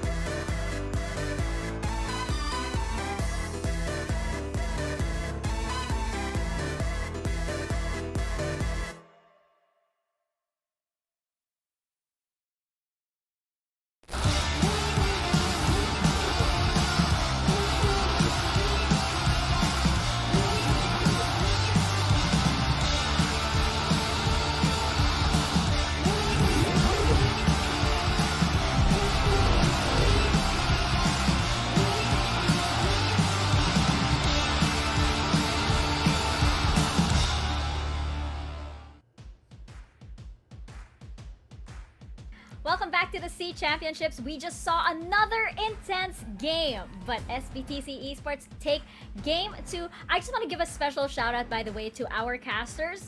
I hope you guys are prepared to outlast, just in case this goes to game 5, but with the score at 2-0 right now in favor of SBTC Esports, we are now at a match point for SBTC. Going into our post-game thoughts right now, Gamernism, I know you have a lot of thoughts. SBTC Esports looking really good again, but yeah, it comes down to those tiny little fights. Absolutely. I mean, I don't know how the system gives Julie the MVP, but I think Kiro had an astounding performance, and I think this is where they have that power, right? It's the fact that they are able to also rely on their marksmen to perform and kind of be up to standard to do things that you need for the team. And frankly, it just comes down to the way that SBTC are able to punish these late games fights, despite the fact that it might be quite even when they get to that point.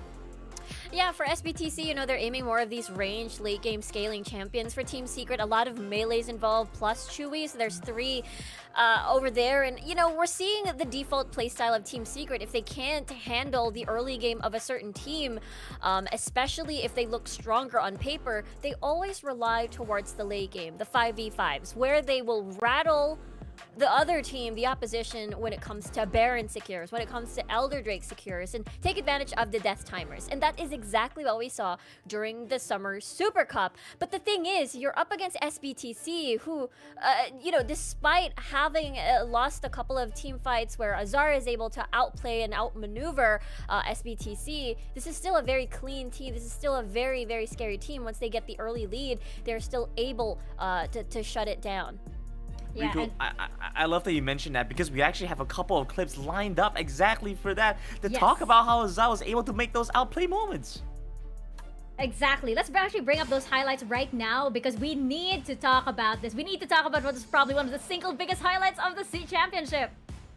Okay, this is pretty insane, right? So Team Secret comes in here. Look at the crowd control they've applied, right? Because SBTC started the Baron first, the corrosion applies, and so they're looking a little bit lower than before. And just the outplay coming through. Tatsuri and Azar, an absolute menace. They jump back into the pit, and frankly, stealing away that Baron, and Azar come in clutch with the Quadra. I mean, this guy's playing outside of his mind.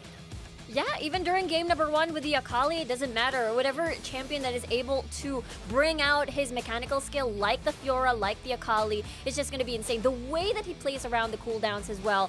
Get out of the fight, come back in when he's super fully prepared.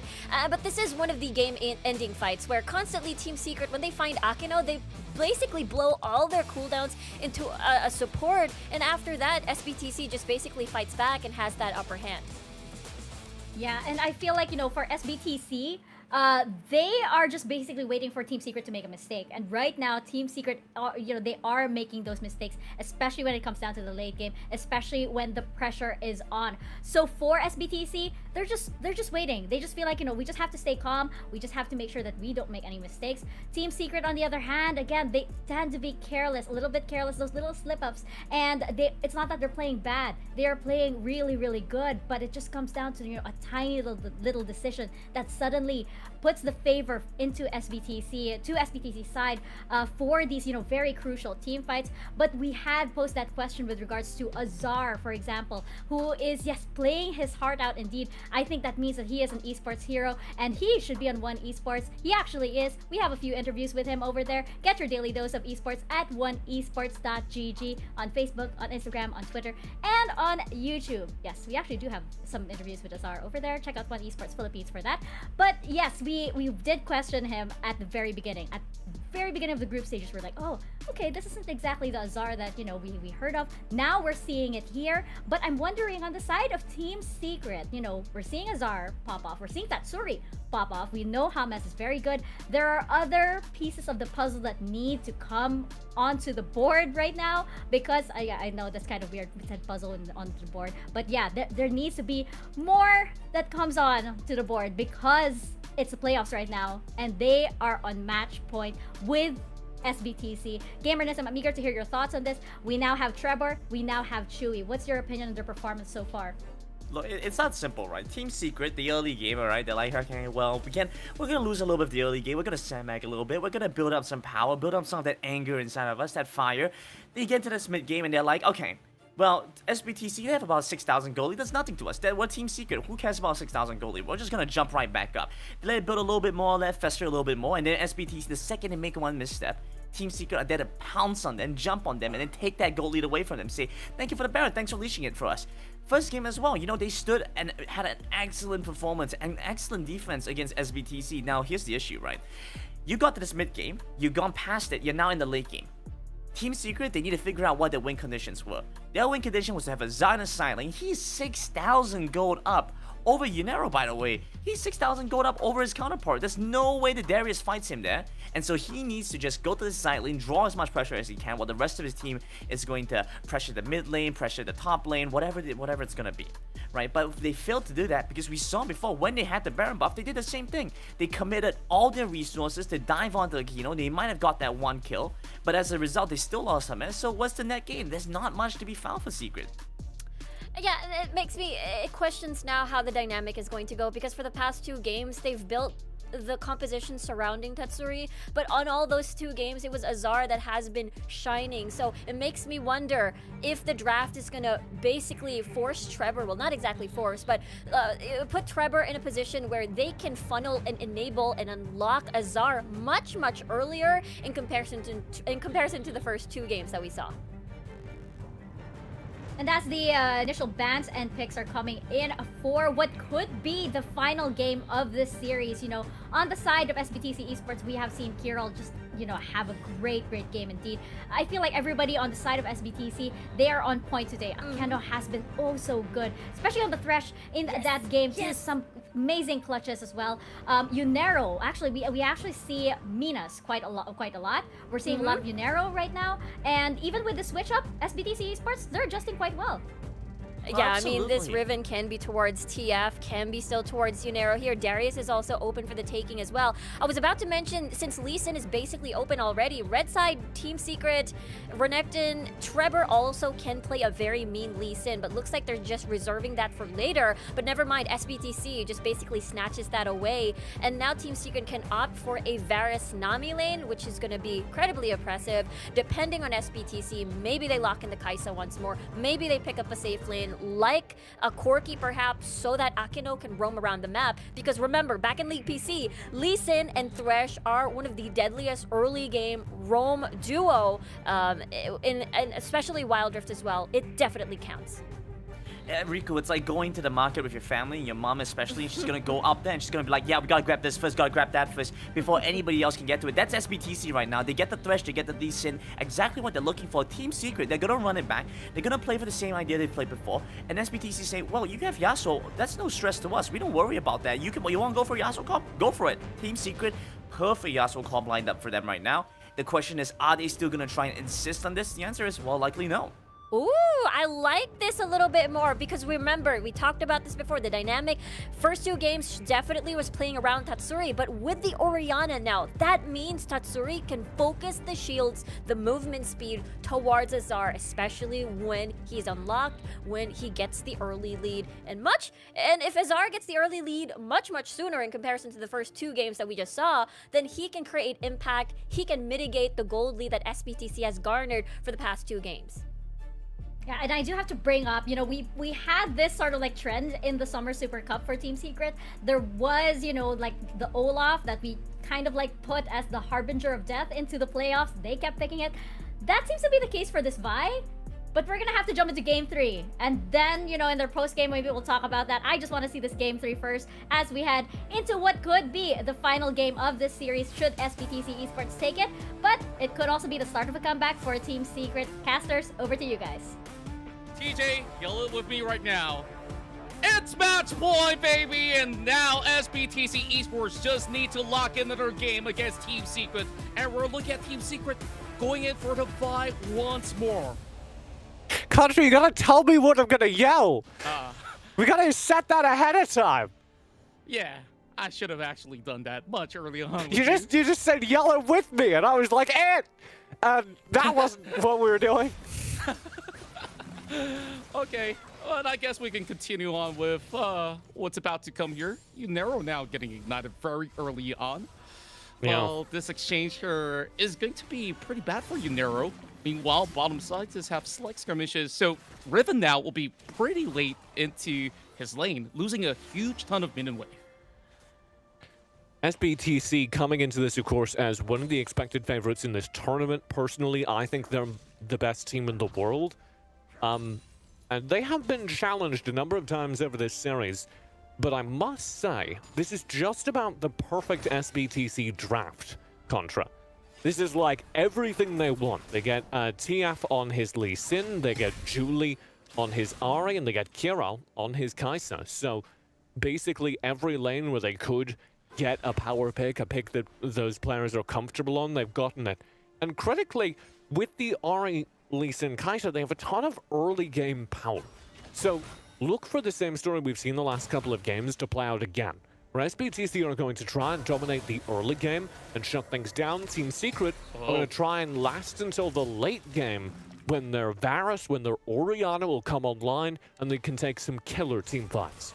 That's right. So much pressure now building down into the bottom lane, forcing them to back away. Meanwhile, Azar is dropping down low. He does not have any more honey fruits to work with, and that's a huge wave crashing in. Perhaps a little bit of help coming from Trevor will be able to get a little bit more room.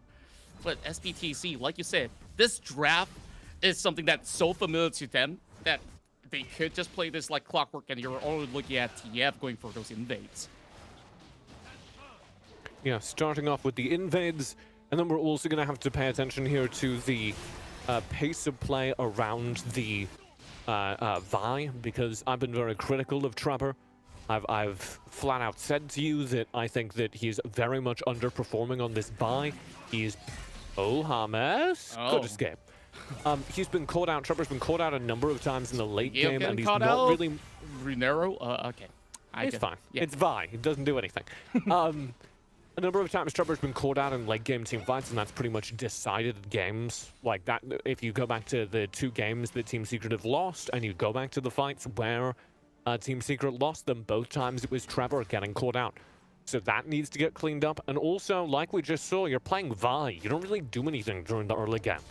So I need to see him going above and beyond to achieve something for the team. Speaking of the devil right here, immediately Assault and Battery will be able to secure 1 for Team Secret, while the 5 will connect. Kirill! And Kirill still finding a lot of damage on top of Chewie. And he gets out with Perfect Lantern, but here comes Tatsuri as well, coming over with a flash. And immediately connects with the hook as well. Aquino diffuses this moment, and SBTC got more than what they bargained for.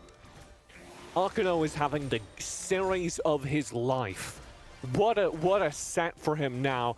Coming in on this Malphite during game 1, dominating. Coming in game 2 on the Thresh. How many hooks did he land that determined the game? Coming here in game 3, he single-handedly escorts Kirill out from behind the tier 1 turret in order to get SBTC away with a kill advantage in that bot lane trade. I guess how they really want to navigate in some of these team fights, now that James is on the Rakan, it does not necessarily have to be Trevor here to make the first move.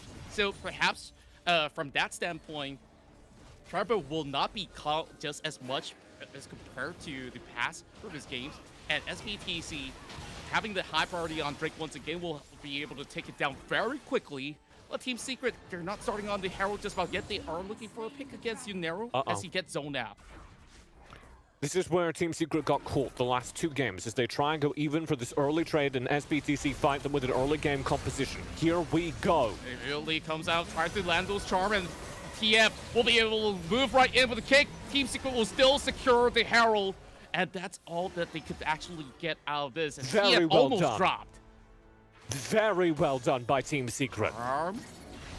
And that's 1 shockwave onto Julie as well. And look at the damage output. Killer Instinct comes out of this Kai'Sa, and they need 1 more tap to do the trick. Well, James will be the one that falls. Another time connects. SBTC, they're doing it, but Trevor wants to clean up.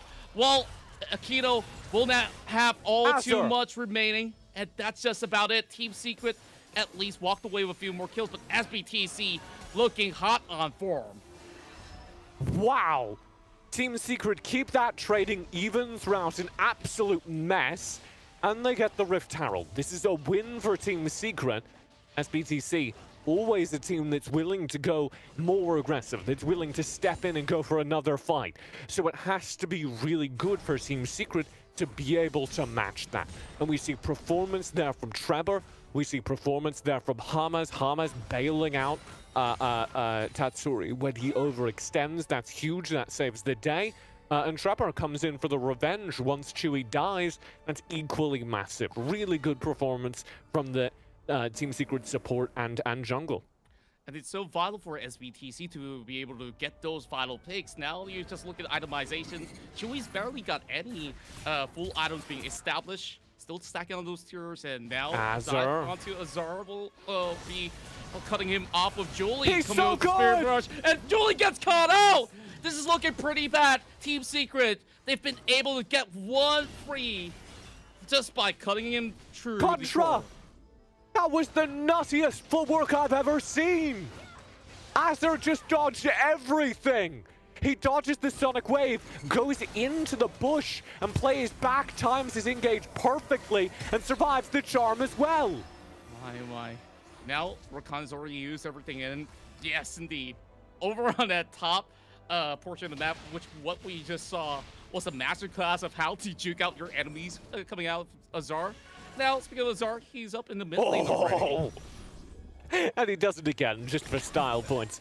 Azar, coming off of that last game where he 1v5'd on the Baron pit, took the Baron, killed 4 people, like, he has nothing left to prove. He had a very disappointing game 1 on the Akali, and he's back immediately out after that disappointing loss performance. Grand entrance, assault battery, and that immediately catches out Aquino. The rest of SBTC will not be able to follow up at all. So that's another great pick. If Team Secret keeps continuing on this pace, I think there is a really good chance that SBTC gets overwhelmed.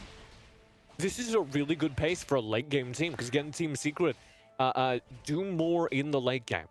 They have much more with the Orianna, with the Varus, that can perform during these late game team fights, and they have a very good, solid front line in Azar, who's out ahead like he is. So this is a really good pace. There's no two ways about it. SBTC are picking their kind of classic composition, trying to bully through the early mid game.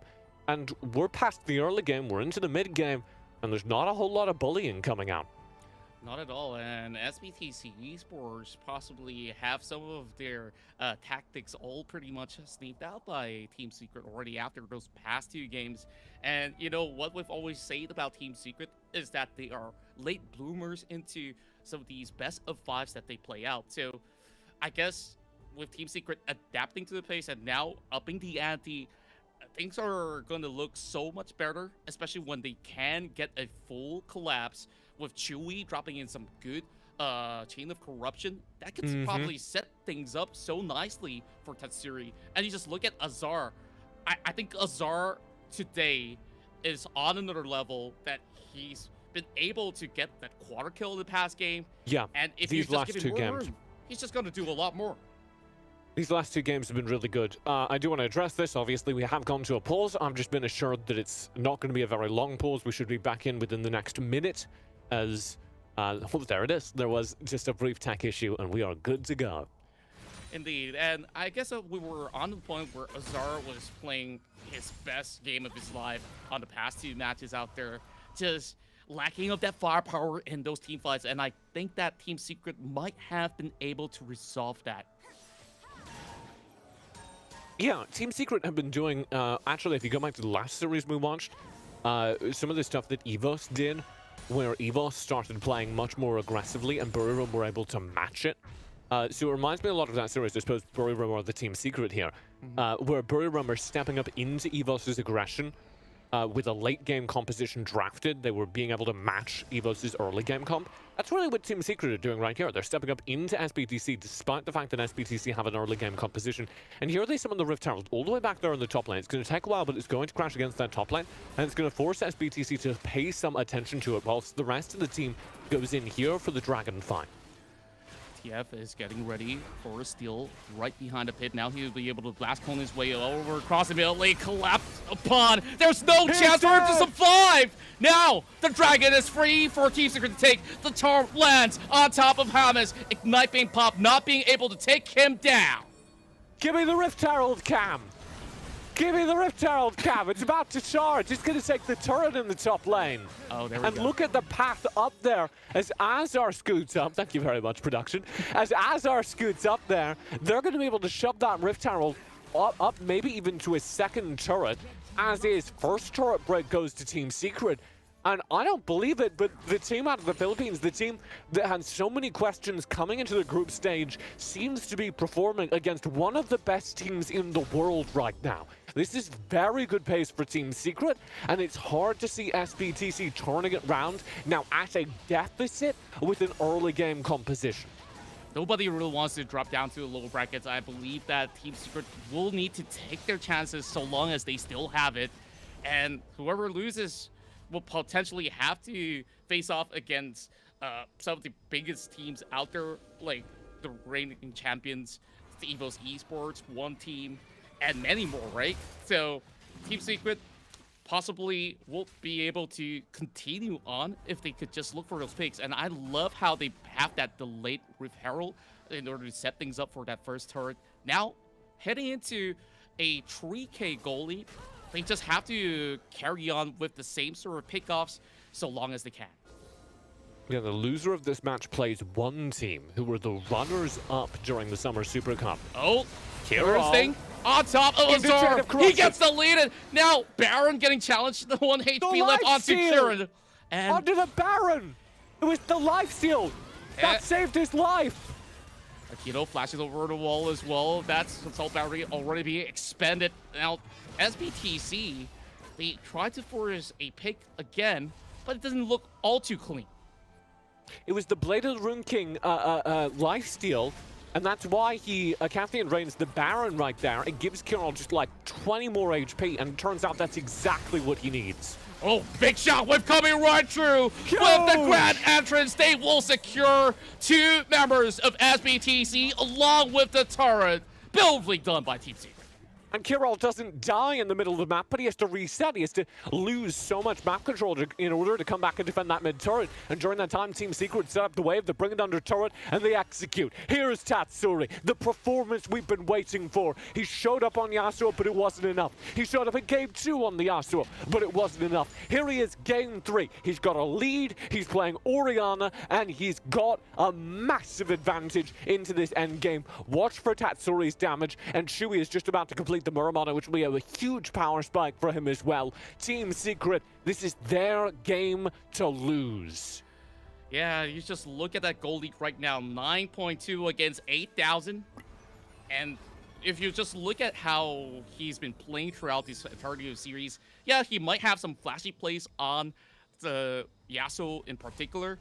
But the problem is when you play a Yasuo, your team has to fully commit so long as you press that last win. Now, even if you whiff a shockwave, it doesn't really matter. You can still have so much more damage control to offer in those team fights, and he remains to be safe in the majority of them. And this is such a good Orianna composition as well, because the way Orianna works, of course, you see this little bowl, and it can attach to your teammates, and it will do the damage for you. That's what the shockwave spawns on, is it spawns on that little bowl that's floating above Orianna. So what he's going to do is he's going to attach the bowl to Tremor, to Azar, to Hamas. As they dive in, there are so many people that can carry that bowl into the team fight and set up for a perfect Orianna ult. That's true, and now we want to see whether if Team Secret get another perfect setup as they are already on the Infernal Drake. SBTC esports, they're going for a 4-1 split, having the Riven to push the Baron lane. Well, there's not too much of a spacing being created for SBTC, so they will have to let this one slide to Team Secret. Yeah, that's huge. Team Secret with such a lead that SBTC can't contest any Infernal Drake, the most important Drake of the game. They do lose a turret up top, but that should be traded. You can see Tatsuri working away down bottom. They're trying to get as much of that gold onto Tatsuri as possible. SBTC, because they see Tatsuri down bottom, want to go for a fight right now. And they're just going to be letting a little bit of tickle onto Hamas.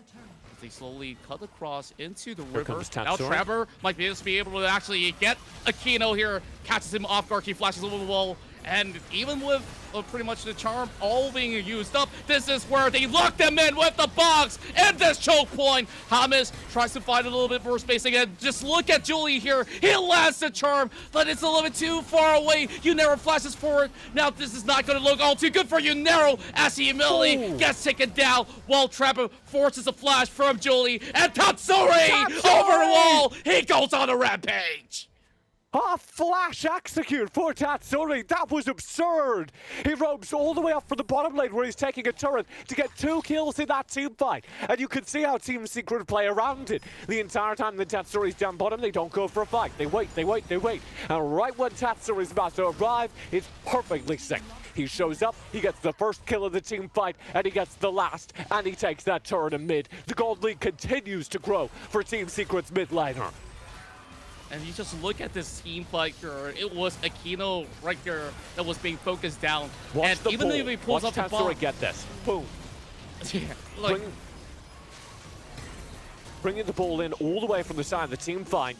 And then Julie does get the turn, but he gets the turn into the choke. He kills Hamas and Azar, the 2 players that are meant to be soaking up the damage, and all the damage dealers are still alive. Oh, look at that flash. And now we've got a Baron fight.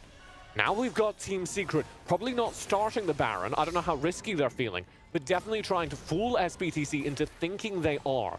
Because if SBTC go through these narrow choke points into an Orianna Varus, that's such a good composition for playing defense. They're going to dominate any fight where SBTC step into Team Secret.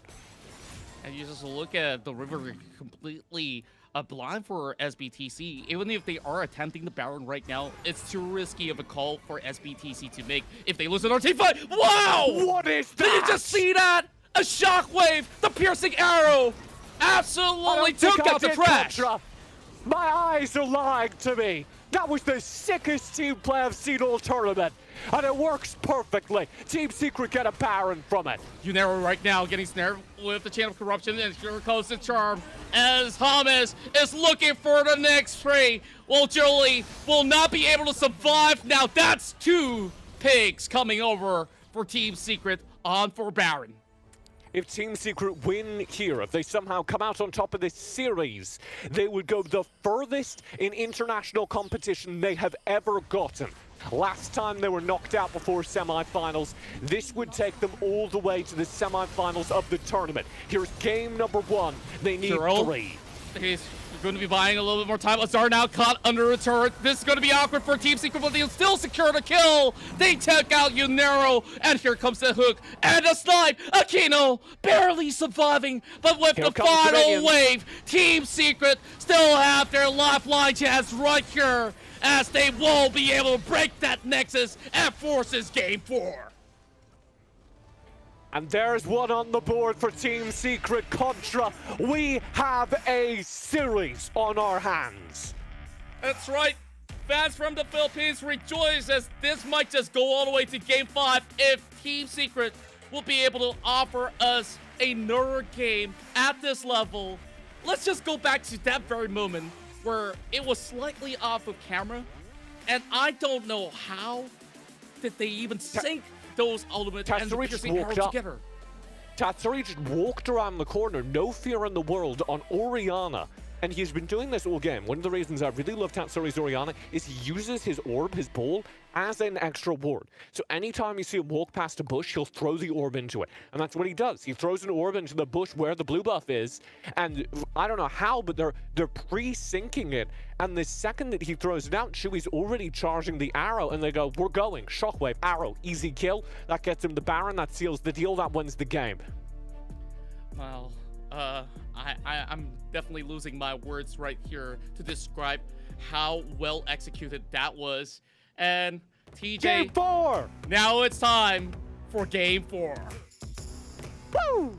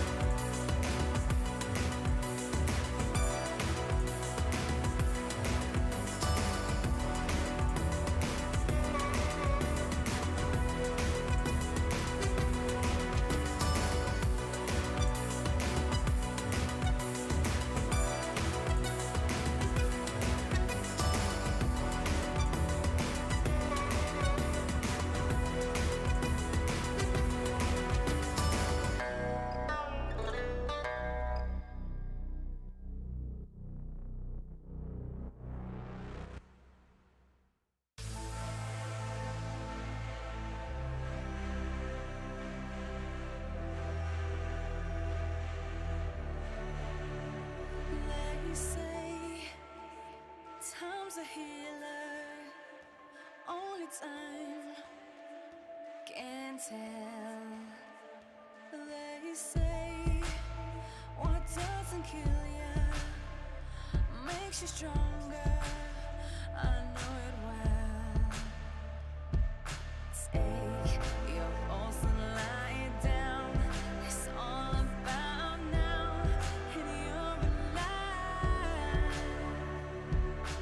Light is pulling you in.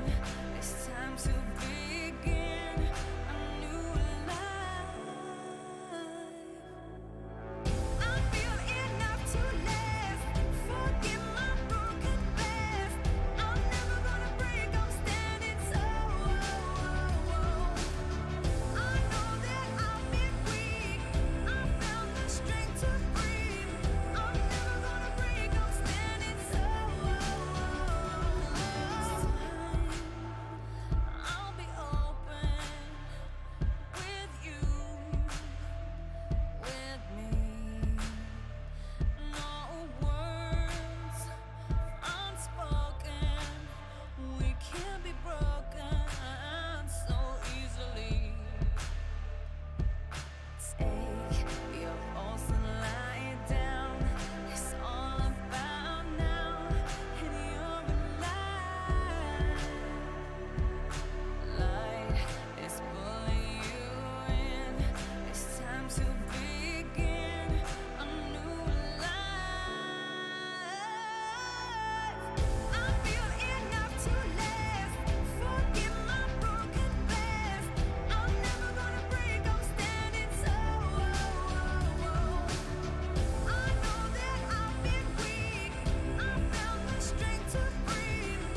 I'm never gonna break. I'm standing tall.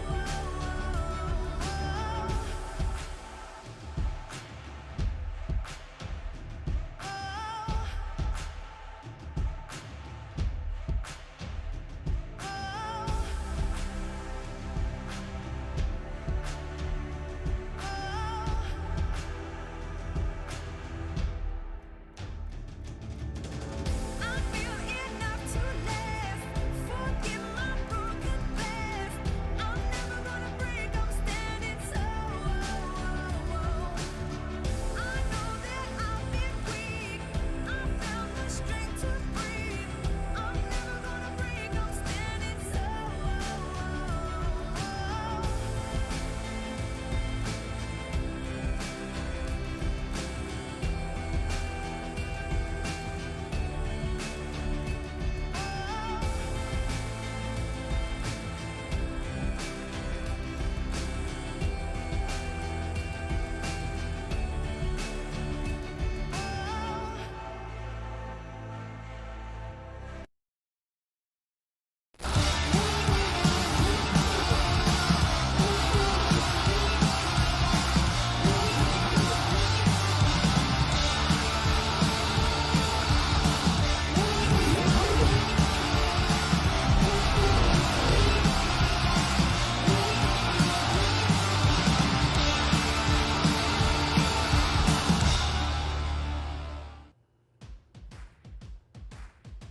It is a 3 out of 3 for intense games in this series between SBTC Esports and Team Secret, but we're not done yet because the score is now 2-1. Team Secret's managed to take game 3, but SBTC still have that 2-point lead. But this is another intense game, and I actually thought that SBTC, they would put the nail in the coffin and basically call this a 3-0 Rico. I'm eager to hear your post-game thoughts because Team Secret, they actually managed to play that game very, very smartly all the way out. They actually checked all of the boxes that we were telling them to a little earlier. Not exactly telling them to, but that we were talking about a little earlier.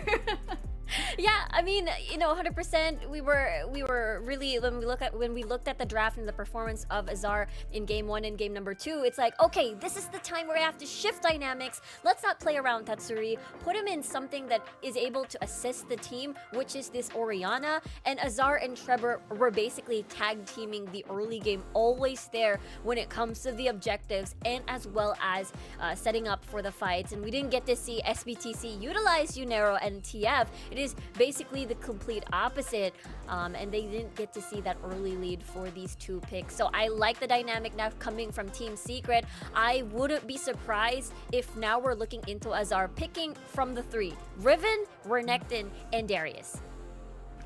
I have to say, right, it just looked so good from Secret. Like, Tatsuri had such an amazing game on the Orianna. Tree was doing very well on the Varus as well.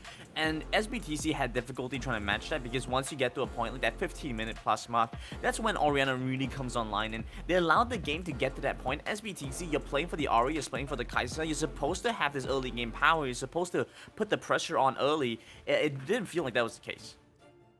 And we saw them trying to set up ganks towards the bottom portion of the map, utilize Akino on this Thresh, but it seems to me that Team Secret is always there to respond and punish.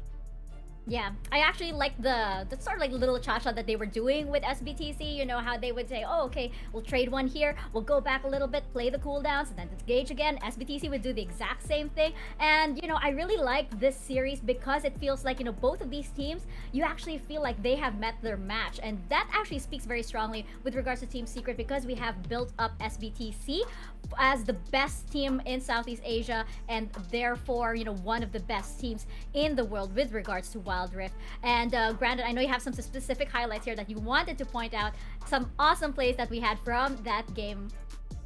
Mika, I really just have the one, because the rest of the game, it kind of spoke for itself, but this one moment was something that changed the tides for me, and I was like, okay, I'm starting to have some faith in this. Let's run the highlights now. Team Secret, the past 2 games, lost in the same exact position, playing towards the Rift Tower. I think TJ mentioned it earlier as well. The fact is, whenever they tried to play for this, they had such a difficult time committing onto the objective. This time around, now you have Hermes on a much more active champion. I think that's one of the big things that you have to watch out for. The fact that Azar is still playing very well. He secures the Rift Tower through all that chaos. And then suddenly you're starting to see, okay, well, Team Secret, it looks like they're willing to take these early moves, these early fights, and they're running away with it. Taking these incremental advantages, while Team Secret just went to mid to late game that was way more beneficial for them than it was for SBTC.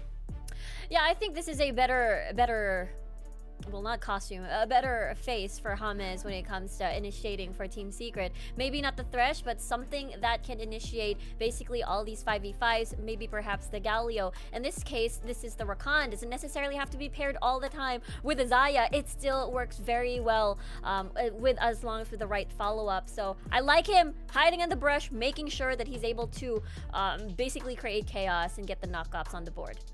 I love Rico's vocabulary. Like, this is a better costume for James. Yes, indeed. Like Halloween is just around the corner, and we have James in costume right here. But yeah, I have to say, with regards to Tatsuri, anyone who's played Orianna knows that she's not the fastest champion. Why is it that when Tatsuri plays the champion, I swear it's like he's on Katarina or Akali? I may have even seen a dash somewhere in there. But it's just amazing. Again, Tatsuri, one of the best mid laners here. SBTC though, they are definitely going to be out for revenge. They're gonna say, okay, all right, you know what? Let's just close this out, because again, this could be SBTC's game, or again, the start of the comeback. Well, already halfway into the comeback for Team Secret. Picks and bans coming in right now. GamerNesm, what are your thoughts here? I mean, I agree with you, like, massively there, right, Mika? Like, Tatsuri has been performing so well, and we're going as far as to say, I think SBTC Esports has some of the best players in the world, because if you see some of the best players for Wild Rift right now, and SBTC is as strong as they are, well, surely that goes to say that SBTC has some of the best players in the world, and Team Secret has been able to match that. So what have we managed to kind of deduce from this? Well, SBTC, they're still very strong individually. TF has a very strong performance on this ribbon, which is why they're going back to it, not going to look for the Lee Sin anymore. But Team Secret have done very well, especially playing towards Azar. So hoping to see more of that. This early Renekton is kind of indication for us. Yeah, definitely. And this draft is sort of forming into quite the similar draft in game number 3. I like this coming from Team Secret. Why do you have to fix that something that's not broken? And of course, Team Secret, even with this Vi pick, they can still pivot to possibly Tatsuri still on the Yasuo, because James is back on the Rakan and basically supplying the knockups without the Gragas in the draft. But this is the new flavor into the SBTC draft, which is the Twisted Fate. Twisted Fate coming in for Julie. I mean, this is a little bit of a detour away from what we've seen from him generally. He's willing to play a little bit more aggressively. Right here, going in with Twisted Fate. Okay, I quite like this. Pick composition, you have the Darius, you have the Thresh. Now you make sure that the Twisted Fate as an absolute pick-off with this really strong mid lane pickup. Yeah, I can imagine being again, Akeno being roaming around with a Thresh, gold card, death sentence into the big stun, followed up by the Riven, perhaps in the jungle. So I can imagine, as long as you know, the AD carry has space at the bottom portion of the map, I think it's doable. Yeah, and I think, you know, we just talked about the mid lane, we talked about that Suri. He is bringing out that assassin champion, so I believe Team Secret does mean business over here. They do want that comeback. They don't want to go down to the lower bracket, but neither does SBTC Esports and the Vietnamese squad. They only need one more point to close this. Can Team Secret hold on? We'll find out. Casters, over to you guys. TJ, do you smell what I'm smelling here? I think Team Secret might just be able to reverse sweep this one, but they do have changes in. What does that smell like, Contra? It smells like great cookies out there, if you really do wonder. Right. Some good baking. And because we're baking up a game 5. I don't know, Contra. I think I disagree with you, to be honest. I'm not a giant fan of... Okay, we'll pay attention to this mid-fight. I'll stop talking if big hits come out. But I'm not a giant fan of Tatsuri on the Diana. I much prefer Tatsuri on characters that I think have a little bit more in-fight damage potential. Whereas Diana is very much about landing big moonfalls, and if you don't land big moonfalls, you lose. Having said that, broad strokes, this game is very similar to the way the previous games have played out. SBTC have an even stronger spike during the early game, now with Julie pulling out this Twisted Fate. There's going to be a moment towards the early mid-game where he hits level 5, where this Twisted Fate can be in all the side lanes, and kind of duo ganks with TF. And if that mid-jungle duo comes online for SBTC, they should just be able to shut this game down very quickly. Boy. My lord. Look at that flay. Look at the death sentence. It connects onto Chewy, but they'll be able to get some good spacing, all thanks to James. And with that one final minute, SBTC will still be able to get out of that scot-free. Why? It works. The big reason you go for a play like that is to zone Chewy off of wave. And he doesn't get any farm. That entire minion wave. Oh, gold card. Oh. Okay. That entire minion wave dies to the turret there. So SBTC cheat Chewy out of a lot of gold through some really remarkably aggressive play. Yeah, I absolutely do love this whole setup. And Julie will have so much more global presence as well on this Twisted Fate. Now TF is going to be looking for a great flank. Now having the full jump on top of James. He gets taken out for first blood. Chewy survives, so it's not as bad as it could have been. He survived very narrowly thanks to some heroic intervention from James, who's been really good all series long. And that'll keep Team Secret in this. Nothing that's happened so far is devastating. But you can see SBTC, unlike they did during the last series, kind of just starting to pull away in terms of gold. Kind of just starting to build that gap. They're taking Team Secret very seriously, and they're shoving Team Secret off of waves. They're pressing Team Secret back in mid lane. They're taking every little gold advantage they can, and it's adding up very functionally. That's true, and it's going to be very difficult if Trevor doesn't really respond all too well with a counter gank of his own. And you just look at TF, now he's pretty much slightly ahead. But getting into the middle of the game here, you'll see a huge power spike coming for SBTC Esports as soon as the Riot Aegis is getting set up. Speaking of a setup right here, TF is back at it again. Now the ward spots him out. I guess that's a good call to just call off that pressure. Yeah. It's a good flag that you bring up. Wow, Hero just spotted Trevor with that Void Seeker. It's a good thing that you flag out Trevor not showing up during the early game, because that is what's made this series very difficult for Team Secret so far, as SBTC so reliably generating gold leads during the early and mid game, and Team Secret just having to play from behind in the final 10 minutes of the game over and over and over again.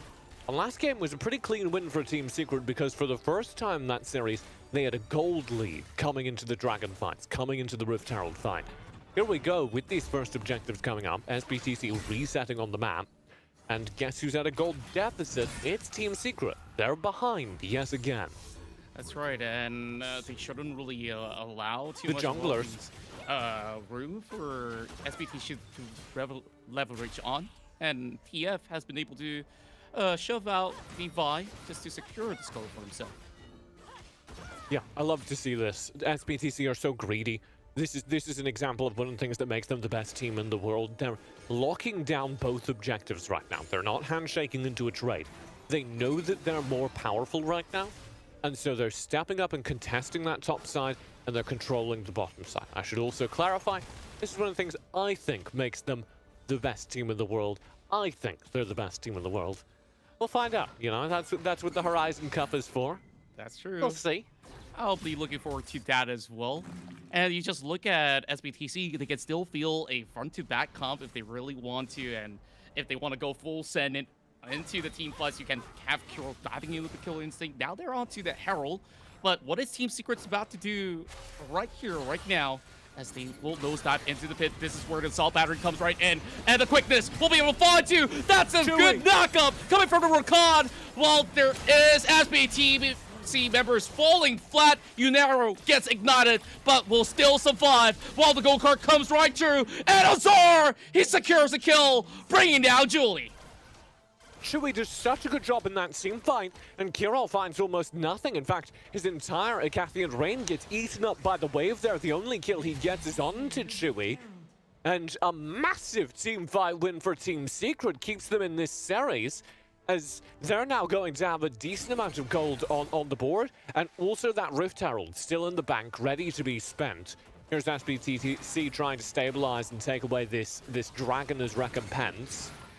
This is going to be pretty hard for James as well to set up, because he doesn't have quickness. Now it's going to be pretty low, but SBTC, they still secure the Drake. Well, they will have the Riveteer to chunk them all down. Unero looking for the dunk, and Tatsuri, he's all alone. He will have flashed away. Go-kart connects. That's a kill coming over to Jolie. Now, Team Secret tries to corner Aquino. He may not be able to find his way out, but TF is coming right back. Go-kart now connects. Azar, he finds the exit, while James just been able to find that exit point with a dash. What a save from James. He's been playing so cleanly this entire tournament, and this series is no exception, as he keeps Team Secret alive in a dangerous fight, where TF's coming in to sweep them like he has so many times before. It's James who interrupts the play, slows things down, and gets Team Secret out alive for an even trade, which again, you might be like, man, I would like Team Secret to get more. They've got a late game composition. So every time they trade even, every time the trades are dead centered, they're coming out on top. They're winning. That's right. And now we're looking at the gold plate coming in for Chewy. Now, they have to just ensure that Chewy remains into a really good safe distance in order to just keep giving a lot of all these poke damage. And all these great setups, you just look at James, you're really securing those openings for Team Secret to be able to hop onto SBTC. He just have to keep doing it, and unfortunately in that last team fight he didn't have the ult. Maybe that would change the tides of the battle. Chewy, that you brought up alongside him, has just been playing incredibly well as well. Every time we see Chewy land a big chain of corruption, land a big arrow from the back of the fight, it's very hard to get consistent damage out of Varus, because all of your damage is split between very few arrows. You can only fire like 4 or 5 arrows in a team fight, compared to, you know, Kiro pumping out auto attacks the entire time. But Chewy's so good at finding maximum value from them. Oh, here comes the stun, and Azara gets pelted with all the damage output. Unero tries to go in for the dunk. Azar survives, and he goes on a rampage. That's Mr. Clean. Put him on a sponge and scrub the kitchen countertop. Trevor shows up. That is perfect. They managed to take a turret and a kill, and again, it's not about Team Secret earning an early lead, it's about Team Secret keeping it even with a late game composition. Man, it's not going to be all too squeaky clean for now. And we have Trevor pretty much locked up, but he still has the flash. Here comes Carol as well. And with another save! Thomas keeping him alive, but not for far too long. Carol will be able to get the Captain Rain. Now, the rest of SBTC still looking for a pick, but the death sentence does not connect. Meanwhile, bottom side. Yeah, Tatsuri's just working away. Julie will step up here, aided by the Lantern, in for the fight. Oh, TF pretty low, and he dodges it, and that's a quick Lantern coming from Aquino in order to keep TF still remaining safe. Here comes the box as well! Wow. And you just look at the damage come from Kirill. It's insane! And look at the knockup once in. again. Team Secret have no damage output in this team fight. They may need to let this turret go, but they will have SBTC backing up. And all of those plays are made possible by Arkano, who's able to hover at the back of the SBTC team composition and pump out support. Throw in the lanterns, land the hooks, and make it so hard for Team Secret to fight on even terms. And as a result, Team Secret, despite playing the fight beautifully, have got to kind of throw down this Rift Herald for very little value in the middle of the map, and they're behind in gold. Goodbye, Rift Herald. Wave and you'll miss it. Yeah, and I guess that he's only going to stay for a little short moment longer, as SBTC doesn't want it to crash over onto the turret. Now, James, he's looking for this dive, but he's not going to be able to connect! This is going to be huge for SBTC! Now, the rest of SBTC will have problems where Tatsuri is in the middle of it all, and this is where the gold card being brought right in, coming from Julie as well. And SBTC, they cannot continue, even if they want to. He uses the gate just to get back in the middle lane to clear off the wave. Team Secret, with good enough pressure, it's still even for both sides. What a fight.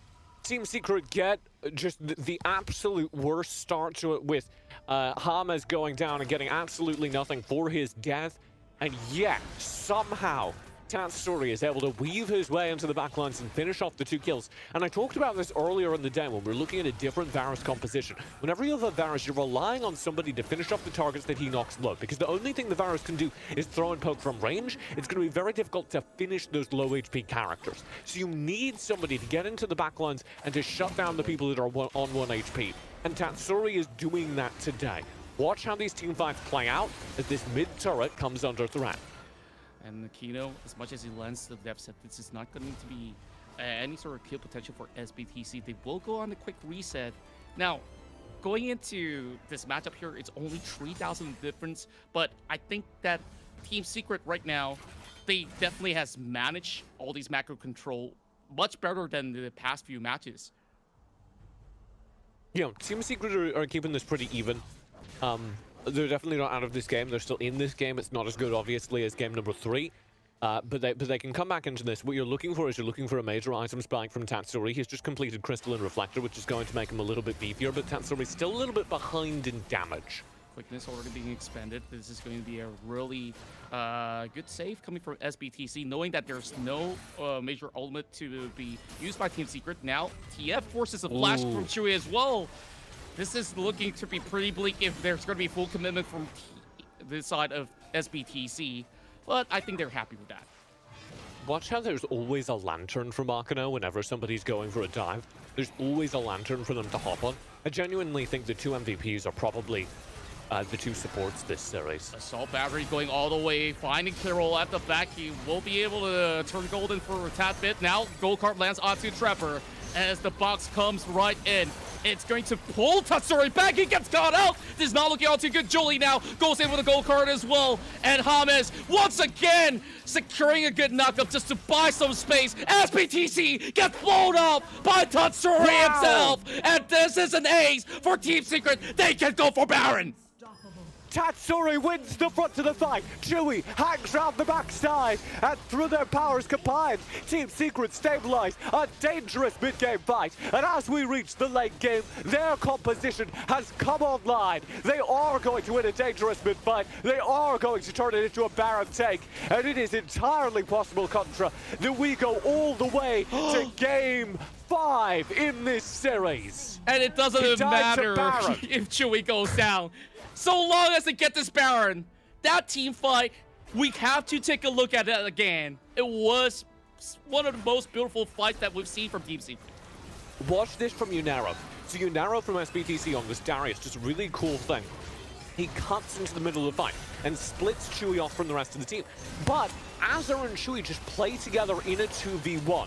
They just group up, force Unaro away, and that means that Unaro can't seem fight, while Chewy can step forward and deal damage. Chewy can be that artillery from the backlines. Kirol tries to make a play, but Tatsuri's had the space to back off and find the backline kills while Chewy steps up and cleans up the bottom half of the fight. Really well managed by Azure and Chewy, really well played by Team Secret. And you just look at this composition that Team Secret has pulled up with. You have great pressure coming in from all fronts. It's either Azar, Tatsuri, or even Treba to go in with all those pressure. And if they get any good picks, especially with a Moonfall into 5, that is something that SBTC will need to just tap out from. But in that last fight, we saw at least Julie was throwing really good gold cards. It's just that they were forced into an awkward choke point, and SBTC burned out all these cooldowns that they have, and they just have to submit to that. Yeah, they spent all of their cooldowns onto Hamas, onto Azar, and yes, onto Tatsuri, but Tatsuri managed to get away. And then they were left in a team fight where they didn't have any more tools to get onto the backline, and Chewy was alive and thriving, and he's got so much damage at this point in the game, that just added up to a pretty clean win. There we go again. So battery will be expended. Here comes the box now. Team Secret in an awkward position, and that's where the Noxaguti has already been expended. Now Tatsuri is in the middle of all 4 members of the SBTC. Chewy. It's gonna look pretty hard for him, but look at Ozar! He's tearing everybody apart! He chokes them all down. Killer Instinct now being pulled out. It's Jolie there. Is the rest of Team Secret. They will once again ace out SBTC. And it starts so dangerous for Team Secret, but who is alive again in the backlines? It's Chewy, just throwing out the damage, and who steps up to close the fight? It's Azure again, easing up SBTC on the Renekton, and that is going to be an inhibitor, maybe the game, maybe we go to Game 5 right here, as Team Secret are stepping up versus SBTC, and they've opened up the base, they've got the super minions. This is their game to lose. TJ, oh, what did I tell you from the start of it all? I smell it, and now the smell is getting stronger and stronger. The cookies are baking. I smell it too, Contra.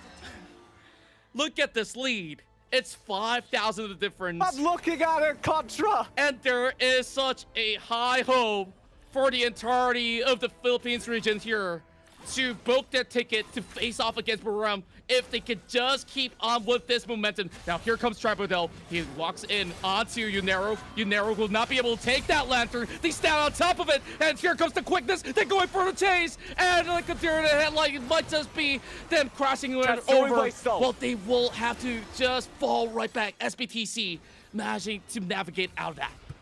Team Secret, you're kidding me. They're just turning onto the Baron.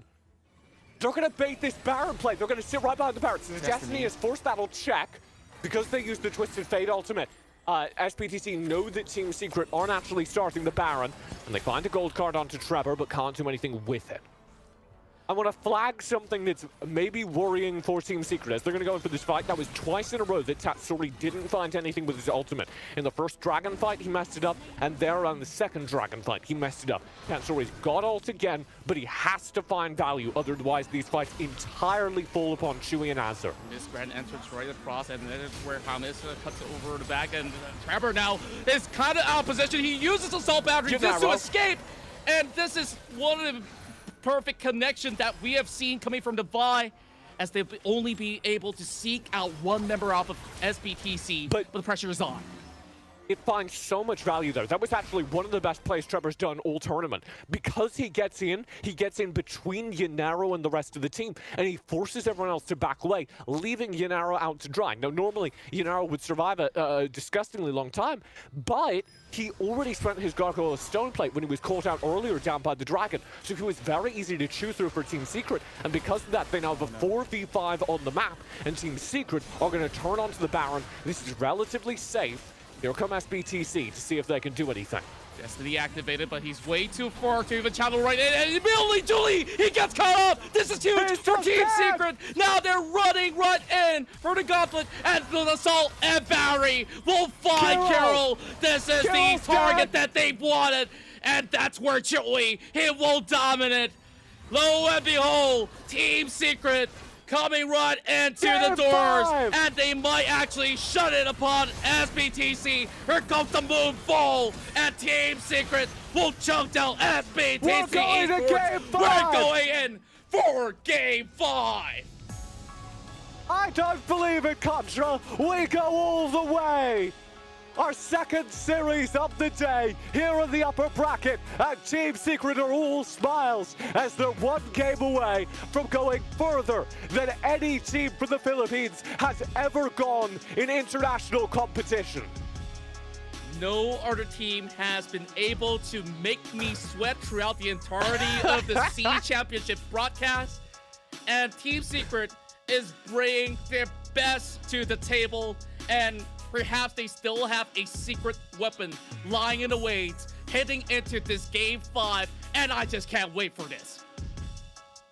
I don't believe it. What a series and what a record. Tatsuri stepping up, Hama's stepping up, and there in that game, Chewy being the carry when his team needed it. And they have brought SBTC, one of the best teams in the world, one game away from the lower bracket. If our upper bracket leaves here as Team Secret and Buriram, everything will be out the window. The old gods are dead, and the kids are rising up, Contra. Well, I do believe the title of the Heirs of the Throne might have just shifted in favor of Team Secret if they could complete this reverse sweep right here on the final game as we move into Game 5 right after highlights and some analysis from our dear panelists.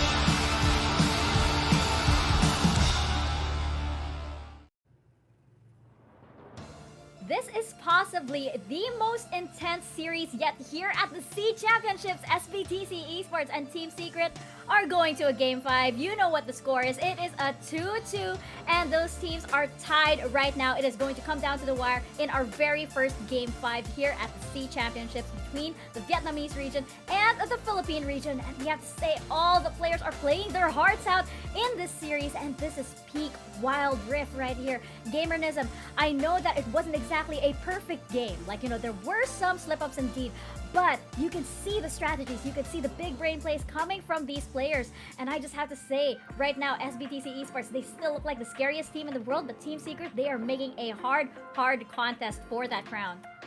Now, you look at SBTC right now, well, their strategy is pretty simple. Play towards their bot side, mid lane is supposed to enable you, you have Kiro, your late game insurance plan, you know, you pay off your premiums, you're doing pretty well. But what you forget was, oh wait, I forgot the mortgage on my house, my top lane's being broken open, wait, I have to pay for my car? And I'm still paying premiums for my insurance? That's what's happening. Kiro's taking the gold. He's taxing it up. 16,000, he's 6,000 up over Unero, up over TF. They have the same amount of gold as Aquino.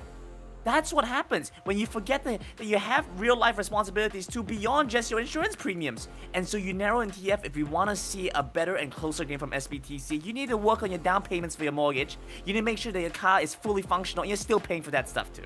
Wait, you gotta say it. You gotta say it, Brandon. Come on. All right. And to get there, you have to follow our sponsors, Franklin Templeton. Let the people that know what they're doing manage your financial future. I don't know the exact spiel. I'll leave that to you later. No. That was great. That was great indeed. But Riku, yes, on the other side, of course, Team Secret, they are giving such a good fight here to SBTC Esports. Yeah, especially, you know, we've managed to see SBTC perform during the group stages. They were incredibly strong, even during the Summer Super Cup. Very stable. All individual lanes are just shining bright like a diamond. And here comes Team Secret. You know, it looked like a 3-0 at the beginning of the series, but they're holding out. And it's based from what we're looking at in history. During the Summer Super Cup, both Philippine teams basically went up against the Vietnamese representatives, and all of those games ended in a Game 5, but unfortunately couldn't push through and both got eliminated at the same time. So now this is the time where Team Secret can rise to the occasion, take that detour, take that path to move forward in the SEA Championships. Yeah, it's now a question of whether history will repeat itself or if Team Secret has learned from the summer season and has learned from all of the experiences that they've had so far in the fall season to come out on top over here. And you know, I just have to say, SBTC Esports and Team Secret, these are actually two of my favorite teams right now, and the only team that can actually make me cheer like against SBTC Esports is Team Secret. So right now, well, this is, first of all, this series is great. This is like candy right now for everybody who enjoys Wild Rift. SBTC Esports though, we have pegged them as like the T-Rex again of the SEA Championships. They are definitely the big dogs here. I have to ask Rico, what exactly is Team Secret doing that is throwing them off right now? I really like the shift of dynamics. Again, we saw Azar's performance game 1 to game 2, game 3. They shifted. They decided to play around the early game for Azar to bridge towards the mid game, whereas if Tatsuri and as well as Chewy are playing scaling, they would have a beautiful or a smooth transition towards where they are gonna spike. So with that said, I like this. I feel like the trend would be Riven, Darius, Renekton. All those three either would be played by Azar. I'm particularly excited to see his Darius again. Remember, back at the Summer Super Cup, it was constantly banned against him. Even before, during their Cerberus matchup, it was 100% win rate on Azar till they met in that series. So maybe, just maybe, this is the comeback of the Azar Darius. And Gamernism, I want to ask as well, you know, SBTC, we have seen them all throughout the group stages. They always look like they're on top form. And right now, of course, giving this epic series against Team Secret. But, you know, SBTC, we have sort of like seen them with the same sort of draft, same sort of play style right now. Is it time for them to try something new, try something that's out there? What do you think? I think it's really close. Like, they've almost figured out the puzzle, but it's just like last step, and you really just have to get past that. That's what Team Secret are doing. They're always tripping them at that last step, right? And so I think for SBTC, while the rest of it makes sense, you play towards a strong top side, you take away the Darius, you don't want to give that over to Team Secret. It's pretty scary. Azad's a strong, stable Baron lane, and this series he's been popping up. And so you take away the Darius, you grab a strong jungler, you have the Riven as well. Well, now towards the bot side, because you already have a good Kai'Sa, maybe just take away the Rakan. I feel like that minor difference in the drafting phase could be what leans and tilts it over to SBTC. And maybe that's all they need, just that little change and taking that away from Secret as well.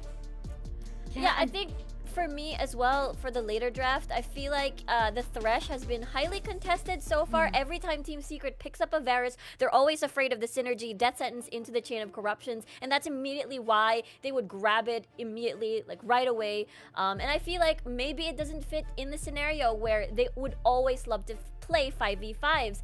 And so far, what Team Secret has been doing, they know because they have a Thresh on the opposite side, SBTC will constantly try to create pressure at the bottom side, set up dives, but they always see this coming and they're always ready for the punish.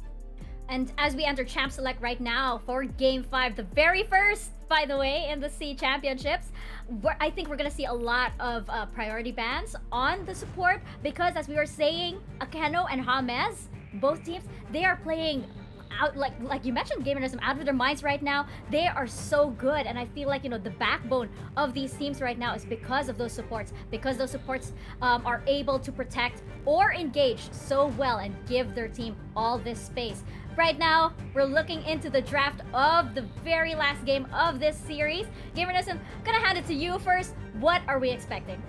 Because they are not just playing out of their minds, they are playing outside of their minds. They have gone out of their minds, taken it a step further, and that's where Team Secret are right now, right? They're absolutely insane. You ban away the Renekton, well, that doesn't exactly deal with all the threats that Team Secret have. SBTC have to acknowledge that there's some strong picks they're going to have to give to Secret. While they're saying, okay, we'll play for something that's easy to execute, something that can collapse on you hard and very quickly. That's what the Gallery is supposed to do. But Team Secret, well, you get to have this flexibility. Well, do you want Azad to go and play the Riven? Can Tatsuri play the Riven? Do you put it on Dreadball? They have so many options here. And SBTC, well, they've kind of locked themselves into a specific composition this time. But I mean, that's what Blue Side's supposed to do, though. Yeah, it's definitely, they wanted to prioritize the Galio, which I really like, most likely towards Akino, or perhaps maybe towards Julie, but I feel like Julie should be playing a playmaking champion and less of a tank. So we're seeing now the Darius versus Riven matchup for sure, unless, again, that biggest mystery for Riven to be flexed elsewhere in 3 different roles. And now, you know, Trevor just going to fall back into this pick where focusing a little bit more on that single target, which just makes sense because they have the Thresh, Death Sentence, Assault and Battery, and Chain of Corruptions. So now the biggest question is, what is the pivot? Is Team Secret going for Yasuo Tatsuri? Are they going for an Orianna once more to make sure that there are enough shields, enough utility to propel Azar in the early to mid game?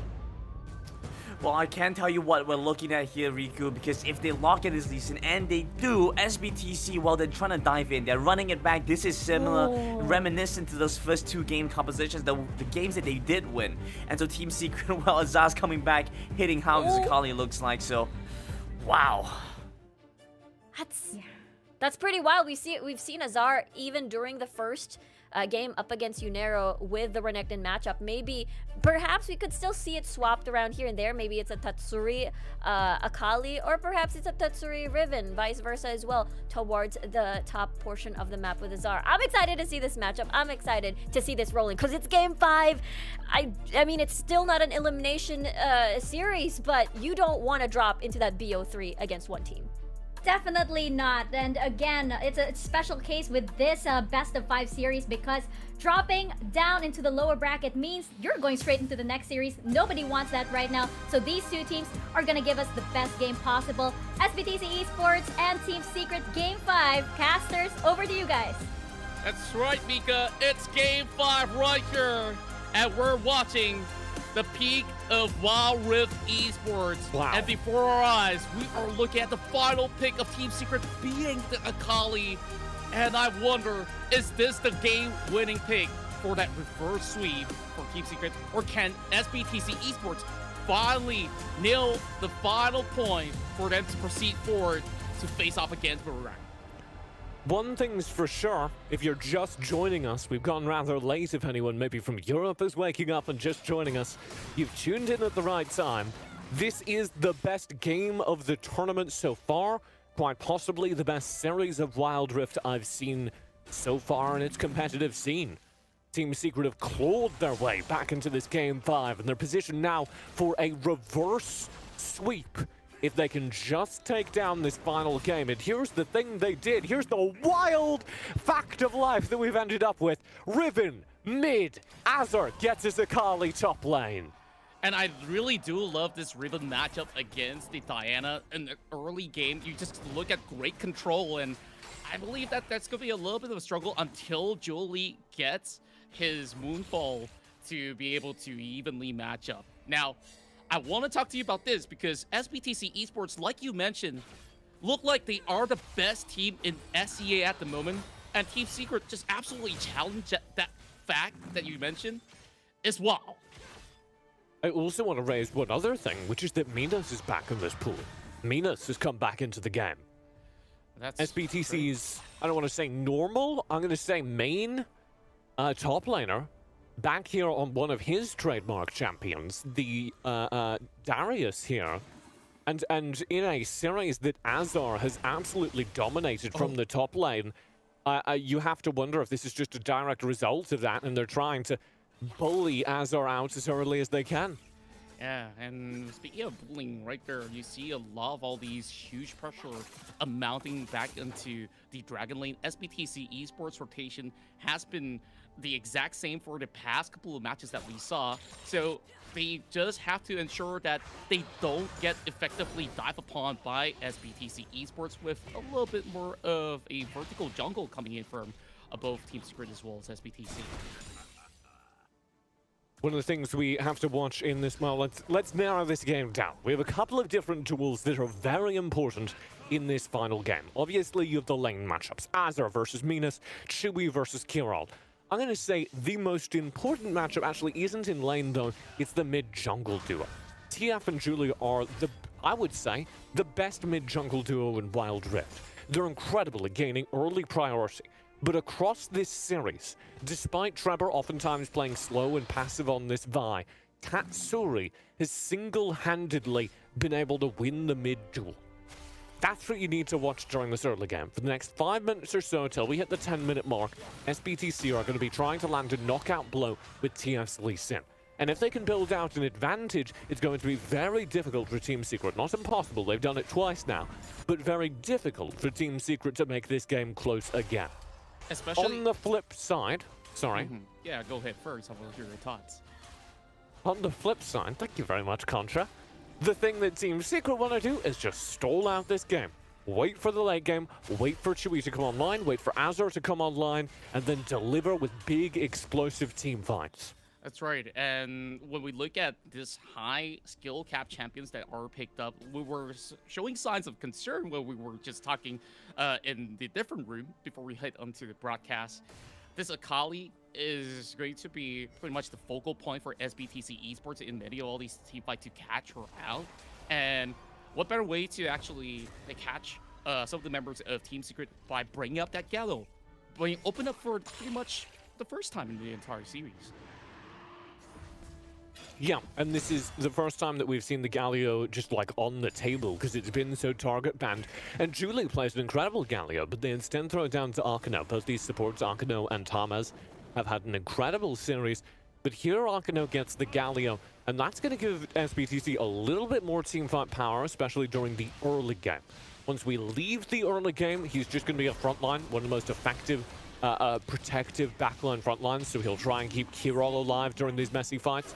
But he's not going to have as much impact, I think, as the Thresh does in team fights. Right, going for pretty even trades right there. Herald for the Dragon, and that's where Dragon's Rage already being utilized. Tatsuri now gets hopped on board. Moonfall drops right in as BTC got him cornered up, and it's first blood for Aquino.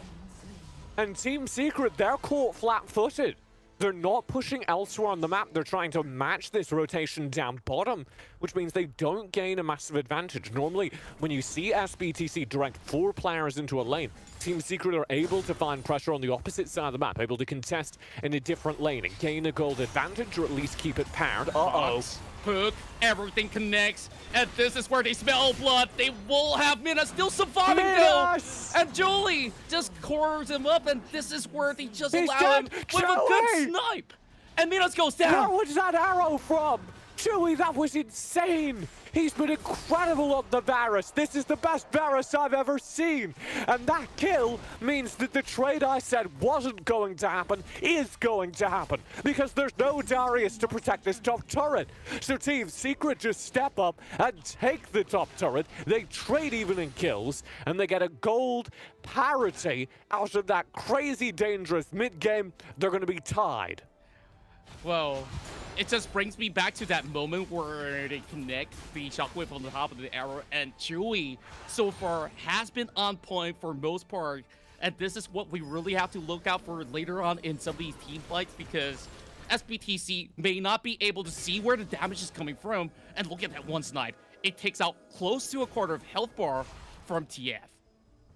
Yeah, that one snipe sets the tone for this game, I think, because as I've been talking about, I think the Chewie Varus has just been unparalleled. It's really hard to find consistent damage on Varus because all of his damage is padded into these arrows that take so long to trigger.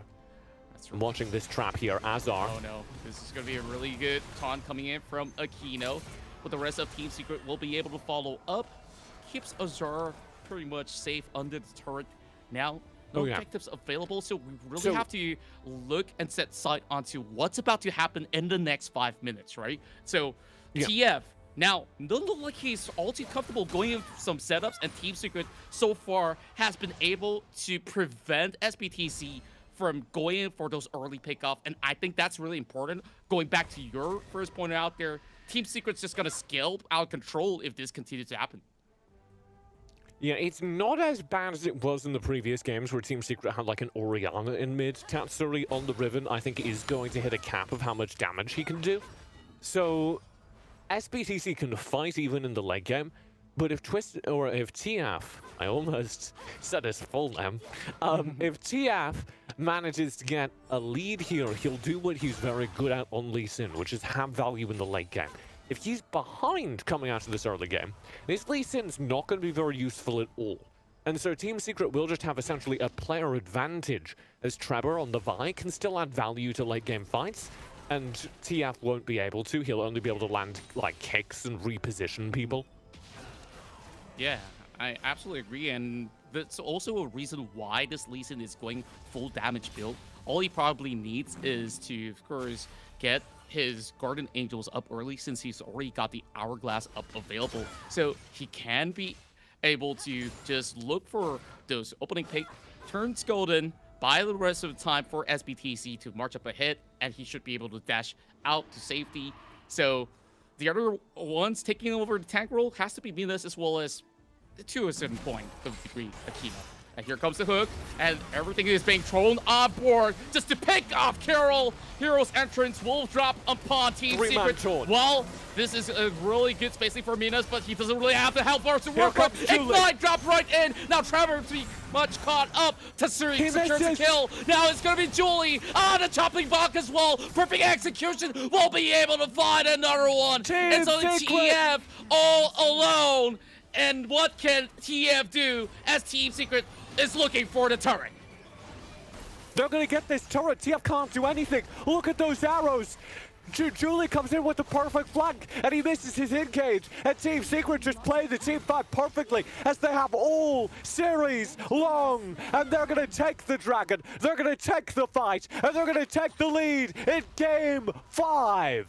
I feel like there's nothing that SBTC could have actually done to stop this snowball running from here on. As we look at that team fight once more. So they're missing a huge chunk of their damage because this Diana's not here. He's dueling Azur. And Azur isn't in this fight either, but Chewy mitigates the difference. Watch this. He goes in, he casts Moonfall, and he clips Tatsuri, clips Hamas. Neither of them particularly care.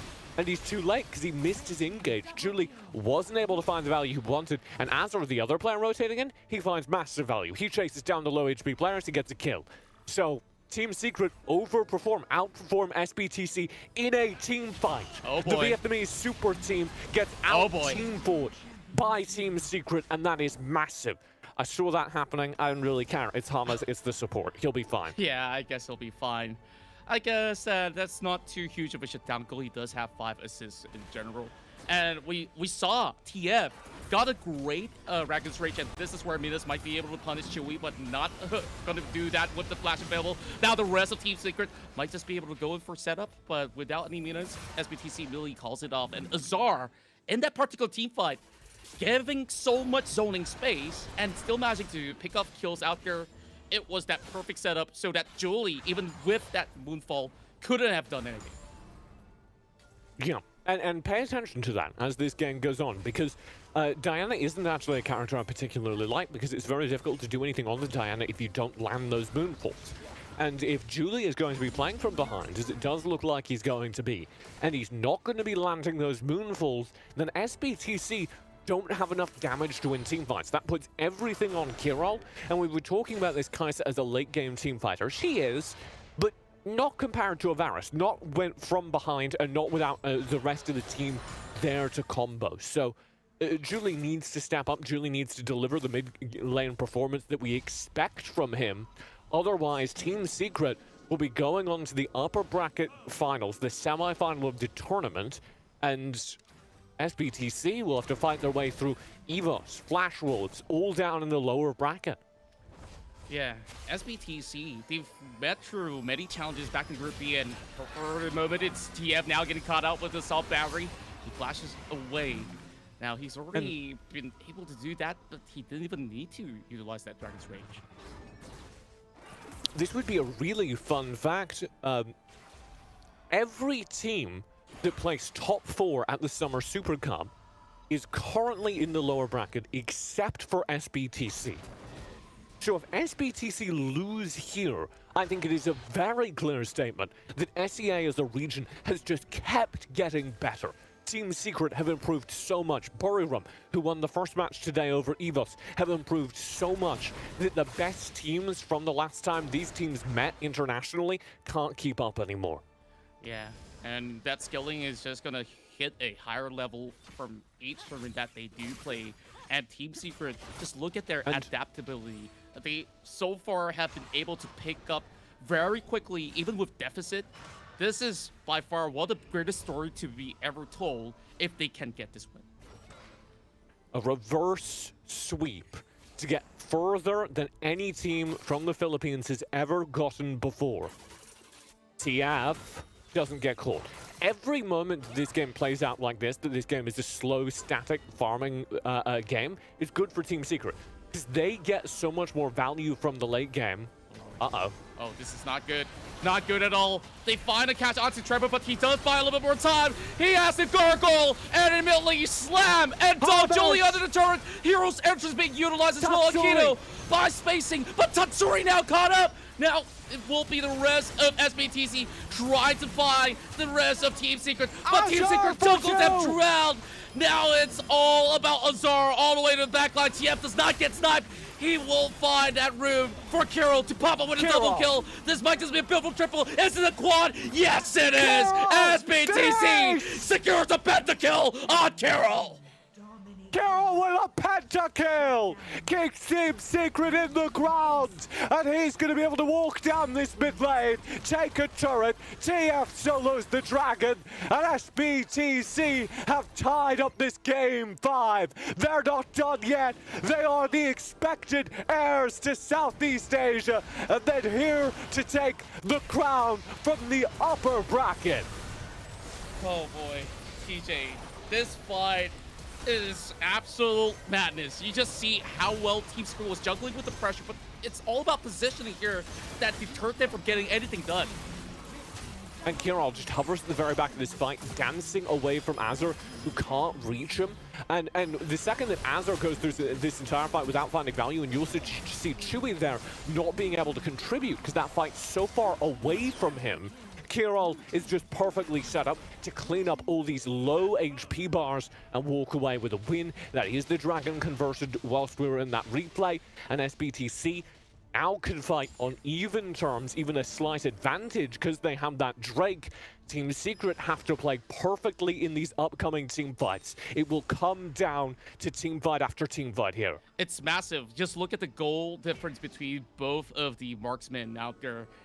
First, putting the kills aside, and speaking of kills here, they're looking for one. Team Secret just locks onto Julie, but the Hero's entrance, that's where they will be able to buy more of all these room. And Trevor will have to take shield out there. Tatsuri gets slammed, but the rest of Team Secret will be able to follow up as well. Perfect execution. He finds one, but Akino takes it down now. And Trevor is running for his life. The rest of Team Secret, they won't get anything other than Julie out of this skirmish. Kirill again, hard focus down, but he kites and he survives, and so does TF. TF teleports back. SBTC are starting to burn the Baron. There's no jungler up to steal. They've just got to do it with an arrow. This is still right here. The Baron's dropping pretty low. SBTC Esports smites it away. Here comes the Baron power play for SBTC Esports.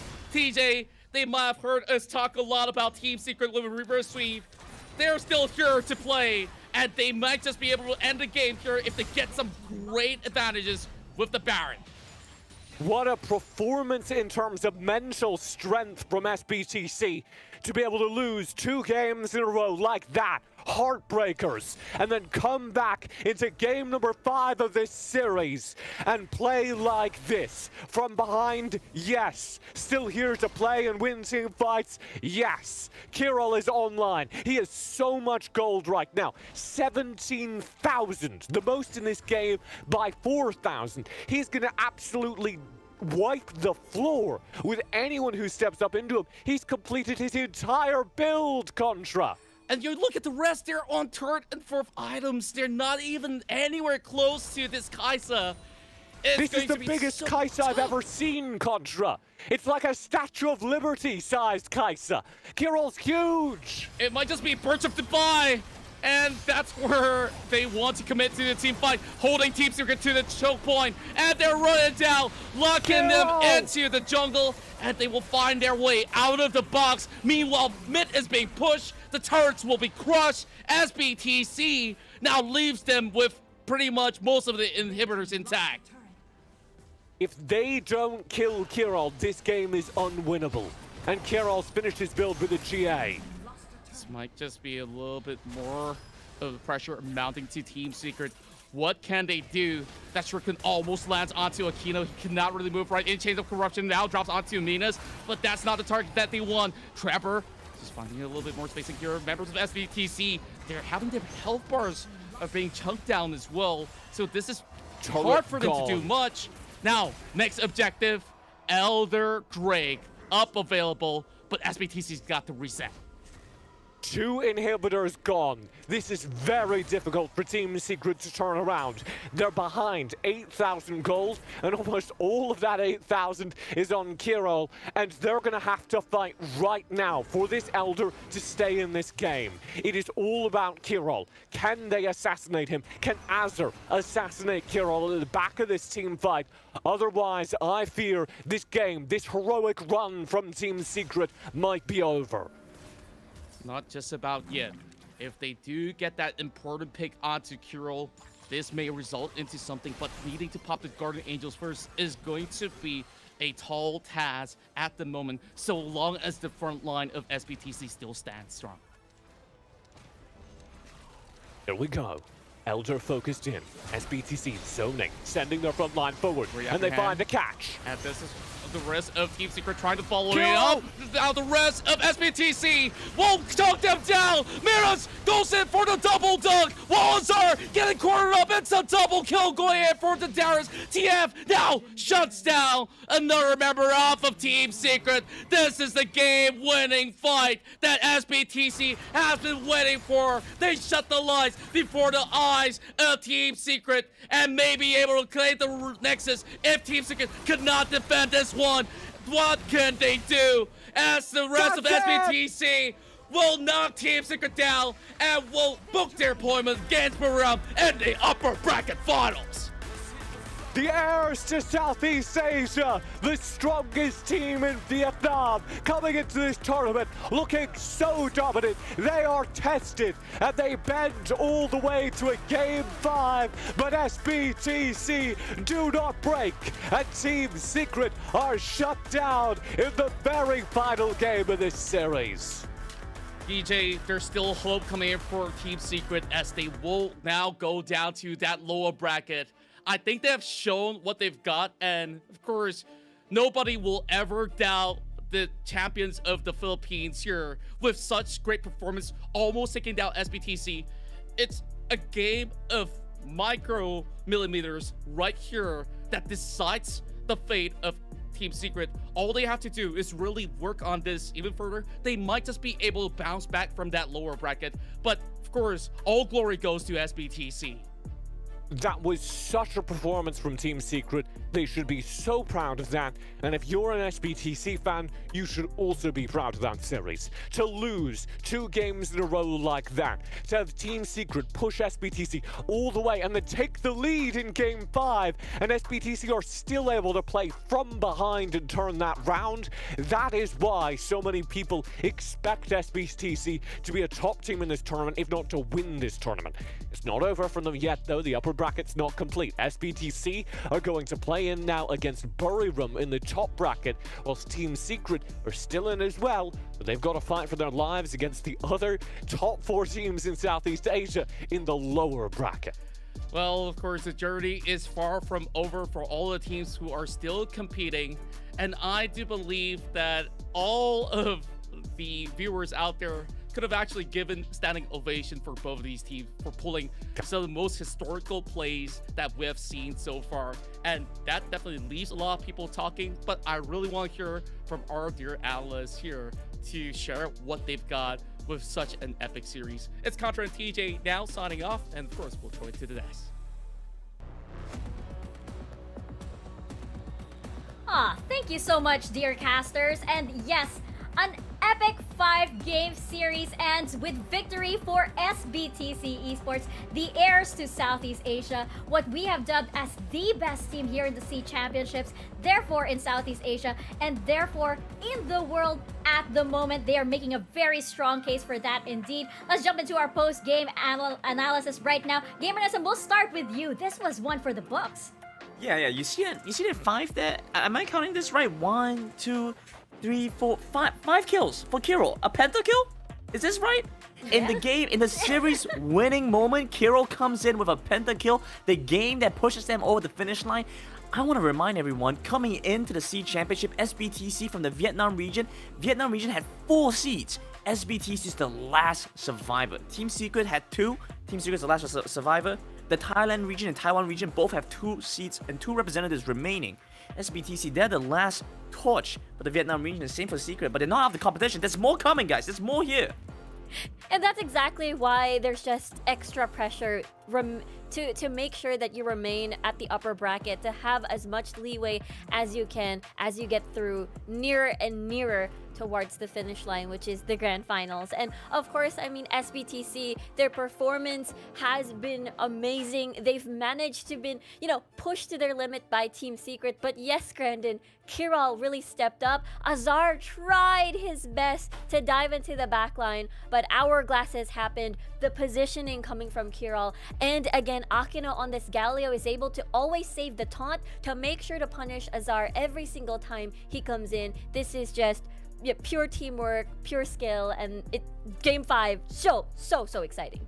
Yeah, and I feel like, TJ said it best. There are no losers here in this, best of 5 series, because both teams played so well. There's so much to be proud of over here on the side of Team Secret and SBTC. And I have to say, Kiral, we have pegged him like at the very beginning, I think, of the group stages as one of the best ADCs in the world. And we certainly saw that right now with the first pentakill in the playoffs, in the C Championships. I'm not quite sure if there was there in the group stages, but this was definitely one for the history books. Kiral is definitely an ADC that everybody has to look out for, and we saw exactly why. On the other side, though, we had Azar, who was really stepping up this series. And, I do believe, I think he has to get the MVP, by the way. That is coming up really quickly, but you can't stop singing the praises of this player who we doubted quite a lot going into the group stages. And Riku, I know even into the fall season PH, we did have a lot of questions with Azar.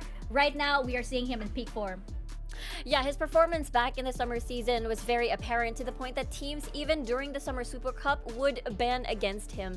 And just as you mentioned, during the fall season, and as well as at the beginning of the group stages of the C Championships, we didn't get to feel as much of a presence coming from Azar. But boom! Very pretty much online, always shining bright for the entirety of the series. Even during Secret's losses, he's still able to create chaos. He's still able to play make for Secret. Whether or not it's a 10k gold lead, you can count on him every single time. And I feel like, gamernism for SBTC esports, Kiral was definitely a playmaker in that previous game, but we also can't count out Akeno, who I think was he was so on point in terms of his support play. We also can't count out Julie, who was definitely, keeping Tatsuri at bay as much as he could. But these matchups, these were so good. And SBTC Esports, I just feel like each and every one of their players right now, they're in top form. They're going to continue their upper bracket journey over here. What does that championship title look like right now for SBTC? Are we still on board? Are we still on track with that storyline? Yeah, it's definitely feeling a little bit tighter. I can feel the competition really weighing down SBTC, but I still think they are an incredibly strong team, incredibly strong region. And I love what we've been seeing from them so far. Yes, and I do think we have our MVP of that series coming right up. Let's pull up that graphic. I actually don't know, but I have a good feeling as to who is getting this one. It is going to be Kiral from SBTC Esports. Wow. My goodness, after that pentakill, I mean, can you even deny it? That's 91% kill participation right there. Gamernism, I know that, all throughout the group stages, Kiral, he kind of stepped aside a little bit to let other members of SBTC Esports shine. But we know what this guy is capable of. No, absolutely right, and Kiral really put on a masterclass for all of us here to show what happens when a team plays around the marksman, and he was consistently able to do that.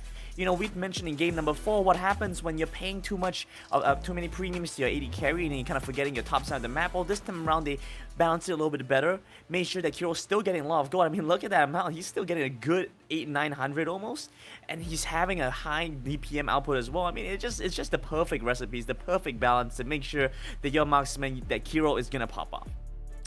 Yeah, 91% kill participation, ever so present in all of the fights, even during the early game as well, rotating to early objectives either towards the Rift Herald or the Dragon. You can definitely count on Kiral, just insanely consistent no matter what state of the game. Even if SBTC is behind, he'll surely be able to perform consistently.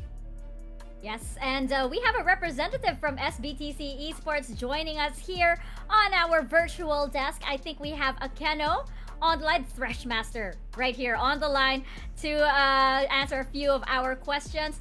Akeno, congratulations to you and the rest of SBTC Esports. That was such an amazing series. And, we have to ask, of course, that was probably the toughest series you guys played in the playoffs so far. How are you guys feeling about it? Đầu tiên thì xin được chúc mừng Akeno cùng với toàn thể tập thể SBTC. Các bạn đã có được một màn trình diễn cực kỳ tuyệt vời. Và đây có lẽ cũng là một cái series khó khăn nhất mà SBTC gặp phải ở vòng playoff này. Thì bạn đang cảm thấy ra sao vậy ạ?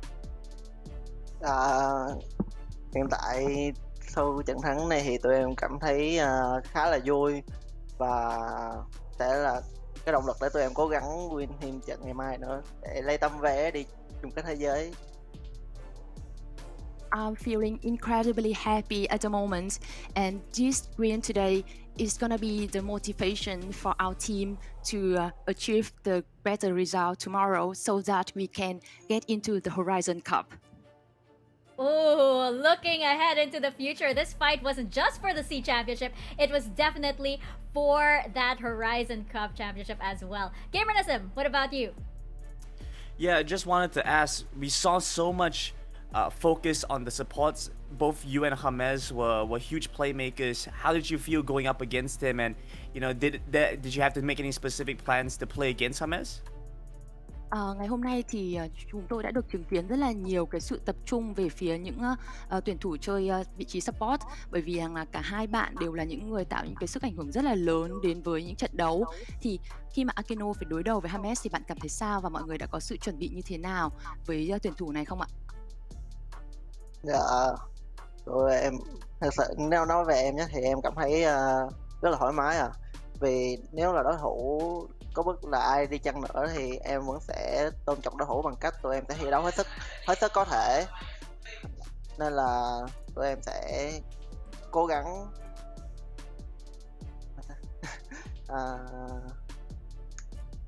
thì mình có chuẩn bị một cái chiến lược đặc biệt nào hay không, hay là mình luôn coi mọi đối thủ như nhau nên là với mọi bên thì mình đều chuẩn bị kỹ lưỡng?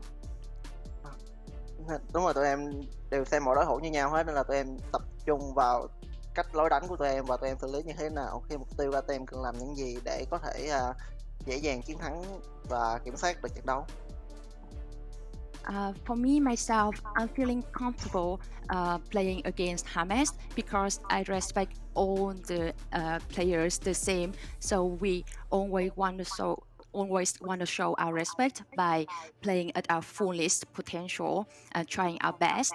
And for all the team, we always prepare the most. We have a really tight training schedule, and we plan out a lot of different strategies and focusing on our play style and how we can control the objectives in order to achieve the win.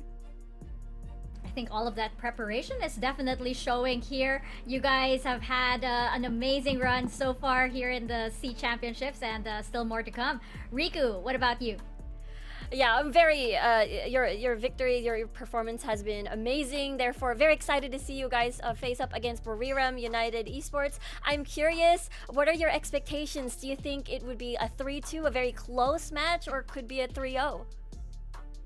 Mọi người đã chứng kiến những màn trình diễn rất là tuyệt vời của SBTC rồi, và mọi người rất là hào hứng với việc mà ngày mai đội sẽ đối đầu với Buriram United, và bạn nghĩ rằng nó sẽ là một cái chiến thắng 3-2 rất là gay gắt và sát sao, hay là một cái chiến thắng áp đảo tuyệt hoàn toàn là 3-0? Đối với em thì chiến thắng mà mong muốn nhất là 3-0, nhưng mà nếu mà có kéo tới 3-2 thì cũng không sao Of course, I hope for the best, the trio, but even if it's gonna be the 3-2, it's gonna be okay for us because we're gonna try our best. Oh, that is wonderful to hear indeed. Of course, you can always expect the best from SBTC Esports and from Akeno. Congratulations and thank you so much for taking the time to chat with us. Thank you. Thank you. There you go, ladies and gentlemen. That was Akeno himself, the Threshmaster, as we saw from that series. And, now we have a slightly different bracket coming up here. Kind of have to go back to our notes, kind of have to, realign certain things as we planned out certain storylines for this. I have to say, again, I said this yesterday. Whoever's writing the script for this, oh my god, plot twists everywhere. I can't even predict properly anymore. Let's check out the bracket right now because we've got some interesting lower bracket matches indeed. Now, a while ago, we did see SBTC and Team Secret play to play their hearts out to avoid that lower bracket, like, you know, the floor is lava kind of thing, because it is indeed lava. Some of these teams will be going, a couple of these teams will be going home today. It could be Team Secret, it could be one team, it could be EVOS Esports, it could be Flash Wolves. Gamernism, I'm gonna throw this to you. What are your expectations as we enter the lower bracket? Wow, you're putting me on the spot here, Mika. Yeah. Oh my goodness. I mean, it's so tight. We just saw a super on-form Secret, but one team's looking good. You have EVOS Esports and who are, you know, they had a good series against BRU and Flash Wolves who were able to, well, just clean up a lot of the stuff. I don't know, Mika. This is too hot. I can't answer this. I plead the fifth. Well, for me, I feel like this is so critical, right? Because we saw yesterday all of the lower brackets ended up with full 3 games. And, you know, looking at Team Secret, it feels like their comfort has been always the BO5. And this means BO3, they don't have a lot of leeway. So that is the reason why Team Secret, they have to win game number 1 or else, I feel like it's going to be very hard to come back to. Oh my gosh. And Did you just boo? True. I said true, Riku. You're right. This is a BO3. I misheard. The Philippine region, no BO5s here. We don't play no BO5s. It's a BO3. You better win quick. All right, 2 games. Just give me the 2 games. Reaction gamerism. Okay, I misheard. You're fine. You have to redirect it to Omo. You have to bring back Omo for that to get that buffer in. But yes, don't go anywhere for the Philippine region. For all of those that are cheering for Team Secret, don't go anywhere because they will be playing this next series we have against Flash Wolves and EVOS Esports coming up next. And Team Secret will be a little bit later.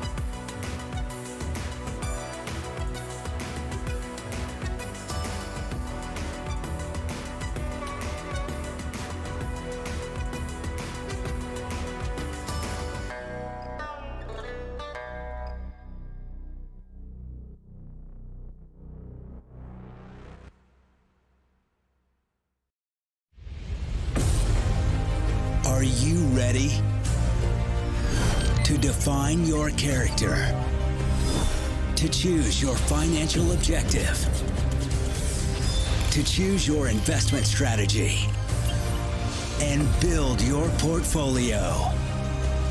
Start now and level up your investment knowledge with Franklin Templeton.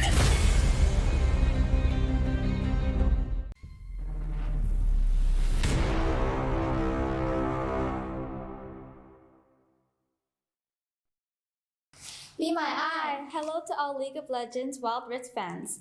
We're aespa. I'm Karina. I'm Giselle. I'm Winter. I'm Nini. We're excited to be part of the ESL Mobile Challenge presents the Wild Rift SCA Championship Grand Finals this weekend. Catch our performance in the live broadcast happening this 3rd October. Unleash greatness. See you there!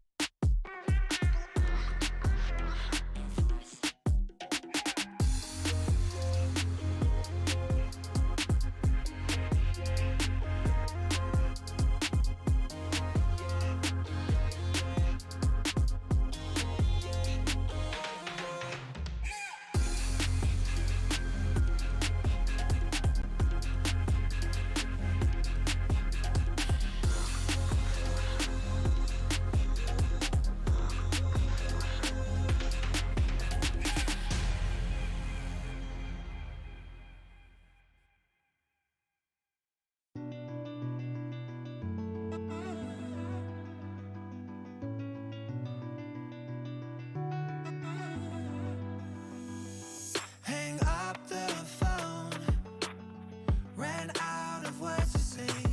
There's a stranger on the other line. And what's the cost? Whoever lost the most can save a sinking ship capsized. Hey, what you say, what you say, what you say to me? All we ever did was argue endlessly. What you say don't affect me anymore. I need a new start, find another lover, yeah, to wash away the pain. I need a new start, I need a new start, I need a new start, find another lover, yeah, to wash away the pain. I need a new start, I need a new start, I need a new start,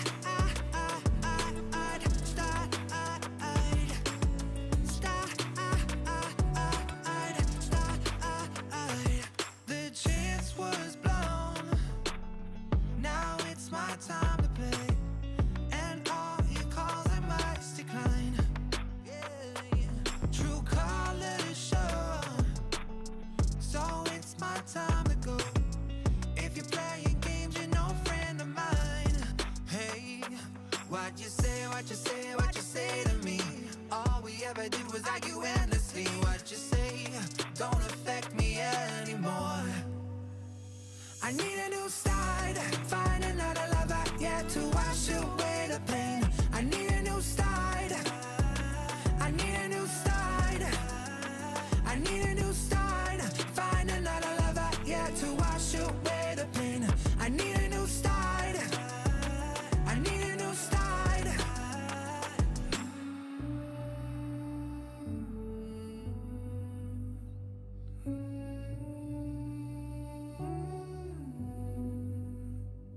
What you say, what you say, what you say to me? All we ever do is argue endlessly. What you say don't affect me anymore. I need a new start, find another lover, yeah, to wash away the pain. I need a new start, I need a new start, I need a new start, find another lover, yeah, to wash away the pain.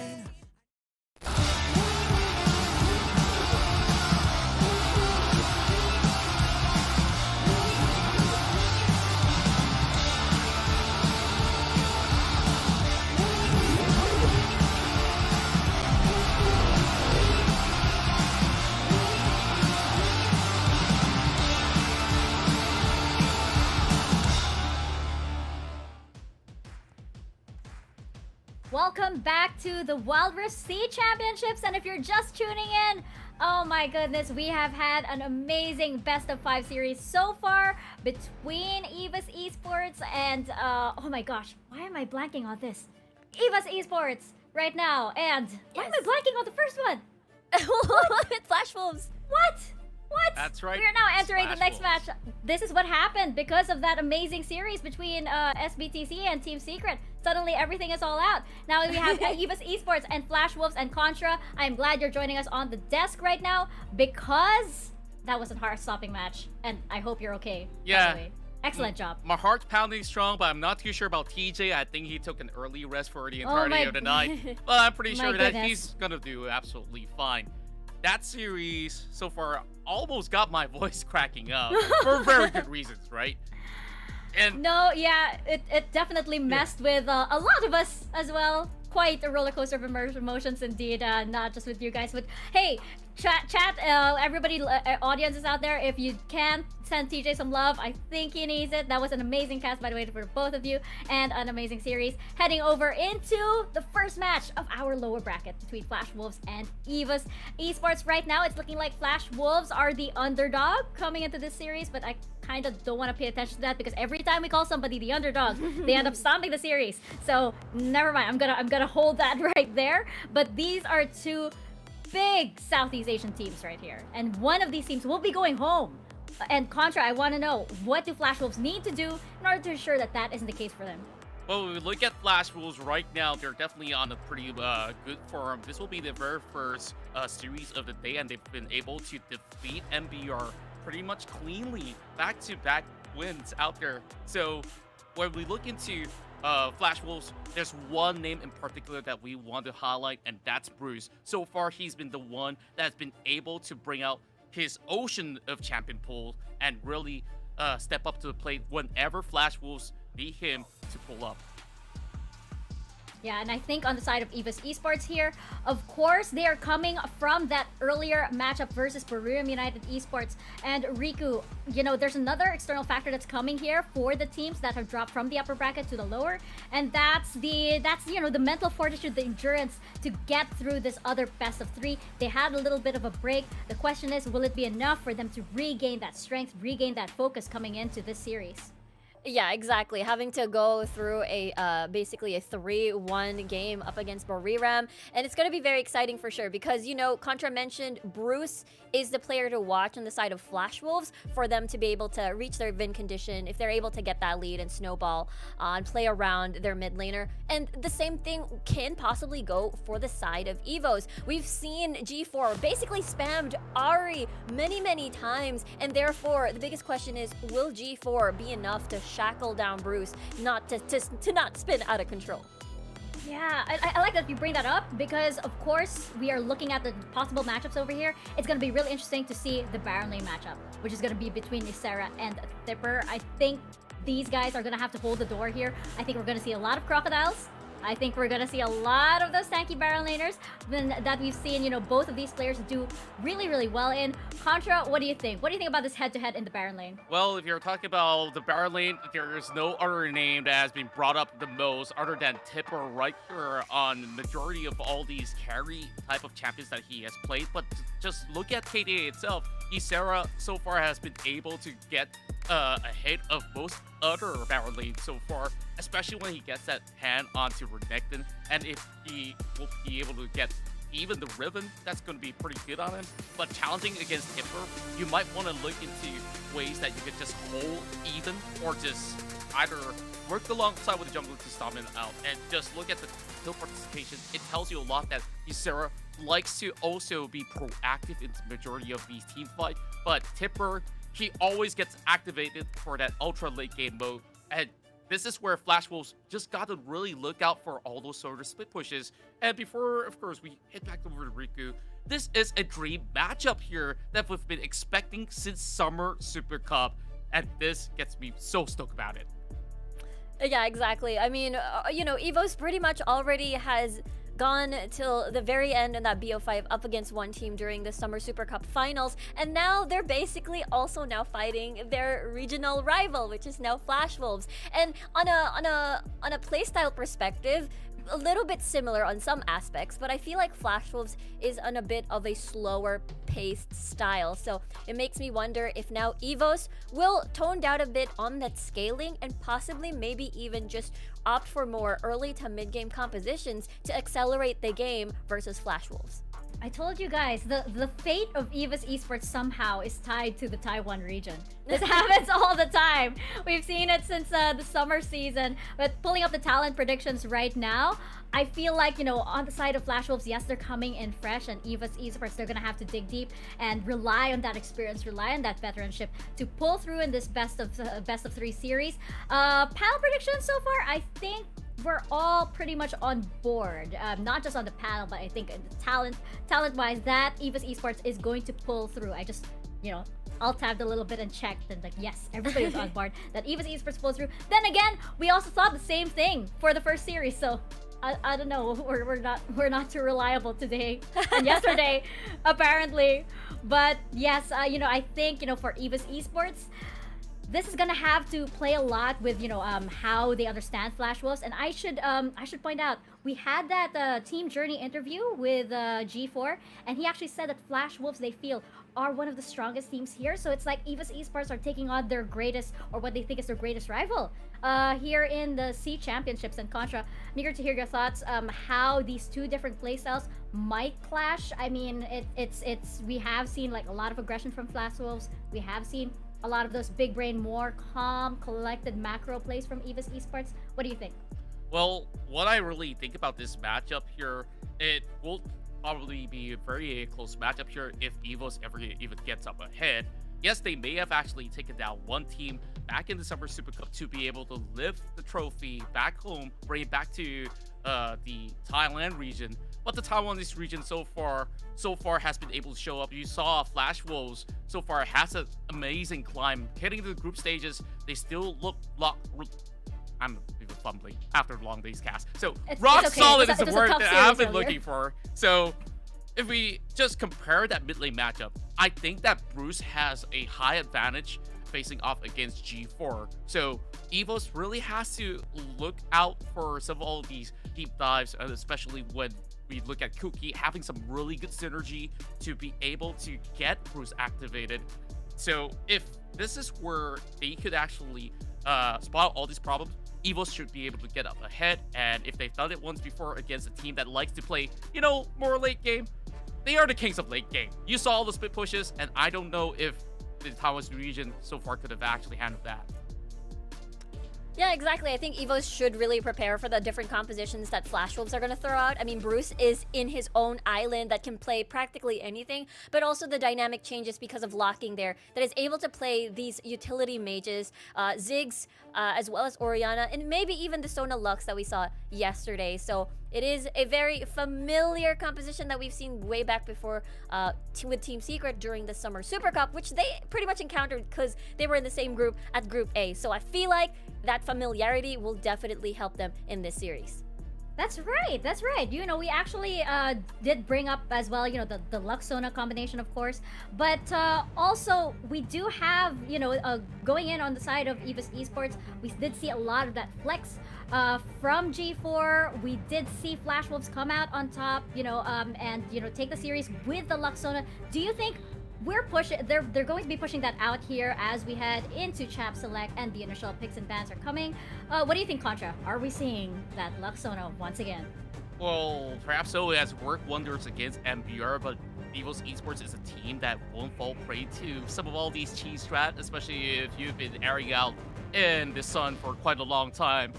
That cheese gonna run dry. Now, looking at the bans here, we've got Riven, Senna, as well as Devourers being locked away by EVOS Esports. And I think that these are a really good target bans, especially to ensure that they have a winning lane down bottom. Now, that Ziggs pickup here might actually be for Cat Satan or even for G4. So, great fights pick to start things off, but they left out that Camille for Flash Wolves. This is huge.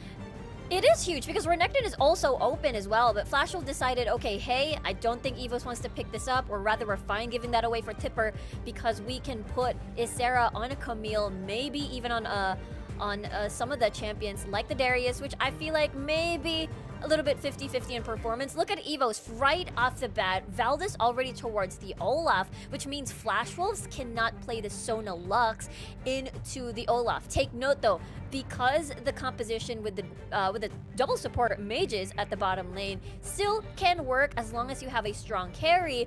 And I really like this from Flash Wolves. Not only do they pick up one of the strongest picks coming from Cat Satan, but as well as that means locking is going to be on a traditional AD carry. Everybody. It's the Kaisa once again, and it brings me back a little bit of flashback of what SBTC can offer. Let's see what locking can do on this one. Akali, though, to challenge her against perhaps the Ziggs, perhaps the Renekton.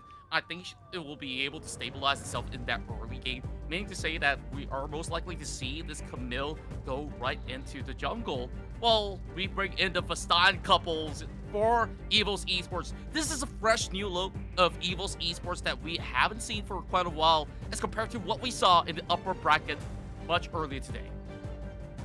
Yeah, I have to agree with you there because usually Gallia was open. That would have been the go-to for EVOS Esports, especially G4, again, has picked that champion during the BO5s, during the finale up against one team. It was basically him that initiated the game-winning moment.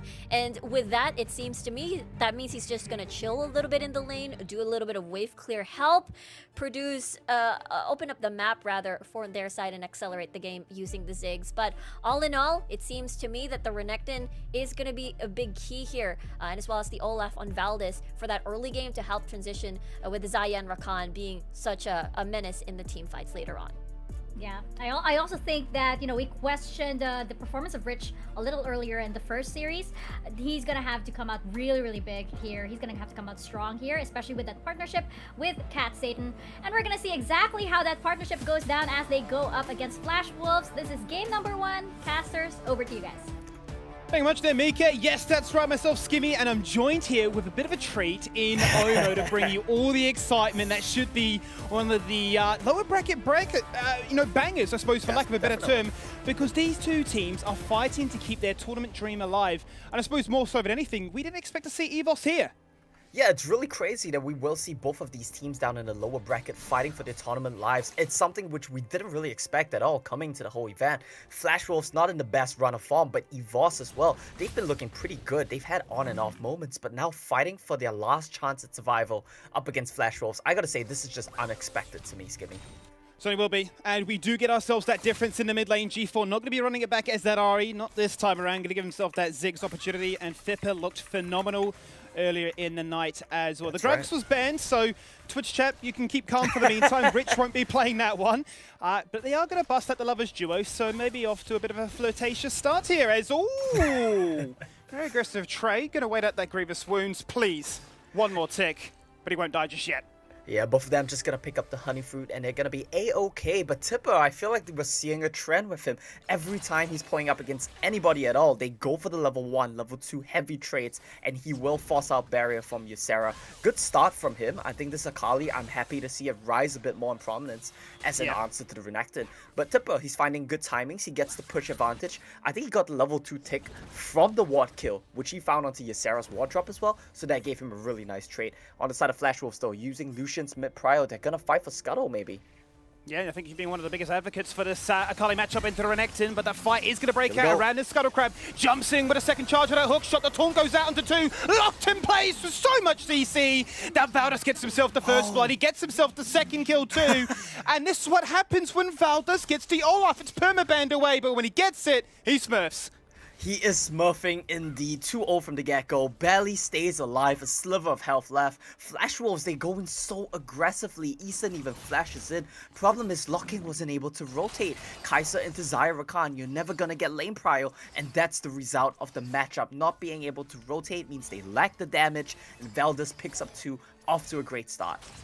Feels like a rare performance also from Locking on a more traditional marksman, right? We've seen the rotation between himself and Demon. He felt like more of the, deluxe Sona supporting play if need be. Otherwise, default to these AP majors like that Ziggs. Demon has been the one quite keen to showcase the mechanics, but Locking's been given the trust and the faith to open up. Yeah, maybe a little bit too keen at times, but he's been given a trust here in game 1. We have seen that team so far in this tournament are quite keen to flex around if need be. Now, Ragnarok for that second kill. Ragnarok gets traded out for a culling, and that really is all she wrote. As Rich says, look at me, there's some fancy feet, but that's all.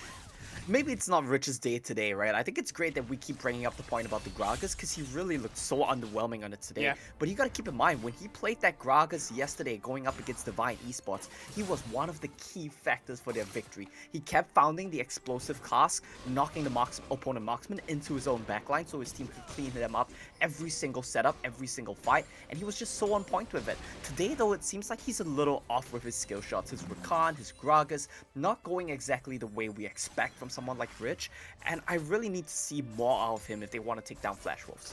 Does feel like Galio is going to be one of those highly contested picks, much like their series earlier tonight up against BRU. We saw how influential it was when Rich did get to shine on that one game with it. So well, no, that'll be a talking point here. You can see that Rich is playing very aggressively, almost telegraphing the fact that, hey, a gank is about to happen. What is Eason going to do? Is he going to get baited by this one? Because Olaf is waiting in the wings. It's a little bit scary here. There's no ward for Flash Wolves. They might just go in. Anytime now. I think they give it away. I think they're being far too aggressive, right? Yeah. I mean, I think the problem was Rich used his wait, Rich flash as well. Our spectator didn't quite get that, but Rich used his flash on something. He might have gone in the wrong direction. Maybe that's why the spectator didn't catch it. He saved his faith. You don't need to see that. Yeah, that's fine. I'm quite curious if we could get a replay, because I think he might have fat fingered it, and if he did, that would be such a bad sign here for EVOS. Keep in mind, they played earlier today in the first match of the day. It was so hard fought going up against BRU. You kind of have to wonder, are they a little bit spent here? Sure. I mean, they are long days. Certainly have been some long days here in the Sea Champs, and, at this caliber of play, you can't afford to really miss a beat. So having an off day, you don't want to say it's unacceptable, but it can be game-changing and game-breaking in the fact that you find yourself in an uncharactered position like this. Now, objectives are going to be traded out, so Flash Wolves are going to go for the very first dragon, a Cloud Drake at that. The opposition in EVOS pick up their Herald, instant summon. They're going to race. We might just have a bit of a trade here to try and siege about. Oh, Fip is in so much trouble. 1v4, you can't do much about that one. So much pain, so much punishment, and no trade onto a tanking Galio. But that's going to be a faster turret ticket. They might go for 2 here on the side of EVOS. Veldus is going to do a lot of damage. Ketatan's going to do a lot. And Herald's to full health. It seems like they don't want it. They're just going to be happy with a second bang. And that's just going to be a 1-for-1 trade. But the kill does go in favor of Flash Wolves. Because Tipper, he tried to overstay. There's no running away from a Camille Galio combo. And that's exactly the price he had to pay. That is the difference, really, isn't it? The fact that they get 1 extra headbutt charge with that Herald compared to Fip and then falling down in the end. So what you are seeing is a minute gold lead favoring EVOS so far, but just based on the sort of the impact that both those objectives can have. I mean, I think the main thing we need to look out for right now is how the tempo of the game develops in the next couple of minutes. So far, it's still pretty handshaky. Herald has been used, and I'm not a big fan of using the Herald outside of mid lane, especially when you're playing comps that can wave clear so well. You see Lucian, he's able to use the culling, he's able to use the piercing light to just clear waves, and we don't need to mention Ziggs is the king of wave clear in the meta right now. So when both of these teams can't really break mid turret, I feel like you should be a bit more conservative with how you use the Rift Herald. It's such an important resource that you can use to open up the map. This time though, Tipper, he's gonna respect it a little bit more. Yeah, a little bit more respect this time shown around, but it is Flash Wolves abusing the fact that, hey, you want to siege with the Ziggs, well, we can siege pretty well ourselves. In fact, we can actually dive you, so you really do have to be quite careful of what both comps have to offer in this game. But I'm quite curious to sort of see what tempo we do sit in this matchup, if it will be the sort of the safe standard Flash Wolves gameplay. Skippy, did you just see that? Locking just flashed on the spot. It's been a long day for these guys, I guess. Like, it's a pretty late night. They're just flashing on the spot. Rich did it earlier. Locking is doing it right now. Oh, Good okay, stuff. Observer. Hits him with a little zoom in and zoom out, saying, it's okay, mate. People make mistakes from time to time. So maybe bot lane, maybe the most exhausted of them all, burning flashes for free. Speculation, of course. That's right. Game 1, though.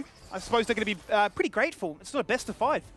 Yeah, it's going to help a lot in terms of their mental endurance. They're not going to need to, play the long game. Keep in mind, Flash Wolves, they might not have played earlier today, but they played the last game yesterday, and we know how long that series stretched on for as well. So we got to consider a lot of things on these teams' minds. Tipper gets caught. Fipper in trouble, looking to try and do whatever he can in this 1v4 situation, buying a little bit more time as Fipper is gonna fall on down. He's actually better out Valdez as well, who gets hit by the fadeaway with the Acafian Rain. 4 members strong, the Flash Wolves hunting as a pack, taking turrets, taking kills, and just taking the map. Yeah, the big problem there is that Rich was not available. He was in the bot lane guarding Katsatan against Ysera. Him not being there means a 4-on-2 dive is something you take every single time. There's no way they can outplay that. And we saw Flash Wolves, they went for it. Clean execution. Nothing you can really do against Camille Galio. Olaf runs in with Ragnarok, but that's not going to save you against the damage of 4 people hitting you. And things are just looking a little bit off, off sync for EVOS. They don't seem to be on the same page right now in terms of their gang setups, in terms of saving teammates on dives, in terms of hitting skill shots. Well, they are going to try and make a knock-up happen. There is the grand entrance, and there was no Inferno Bomb to follow things up with, so the one-shot isn't there, maybe because the target was the Galio, probably not the ideal priority to fight for, so that makes a little bit of sense.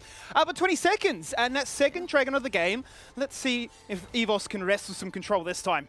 Yeah, they're gonna really need to. They need to get in and get the control first. But the problem right now is that Tipper has to reset, catch this top lane wave, and that means that Ysera, he's gonna get the inside track. He's gonna get here first, and he's gonna be able to find, I hope, a pretty nice angle for Flash Wolves to get a flank down onto EVOS, and that can be huge. If Akali gets on top of Ziggs, he cannot do anything. Both Baron Lane is trying to rotate, and Dragons get started.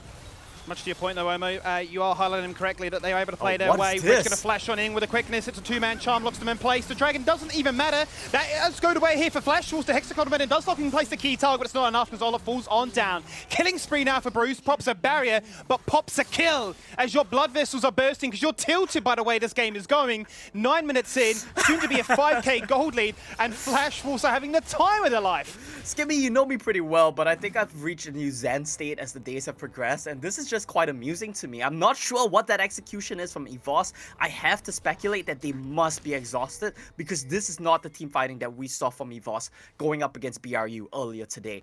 Tipper was trying to peel for G4, but G4 just gets died for Ysera, right? That's exactly what we talked about. Ziggs cannot do anything, expends both his Psalms. Ysera still picks him up for free, and while all that is going on, Rich and Veldas, they just run it down. They just run into the Dragon Pit with absolutely no one being able to follow up.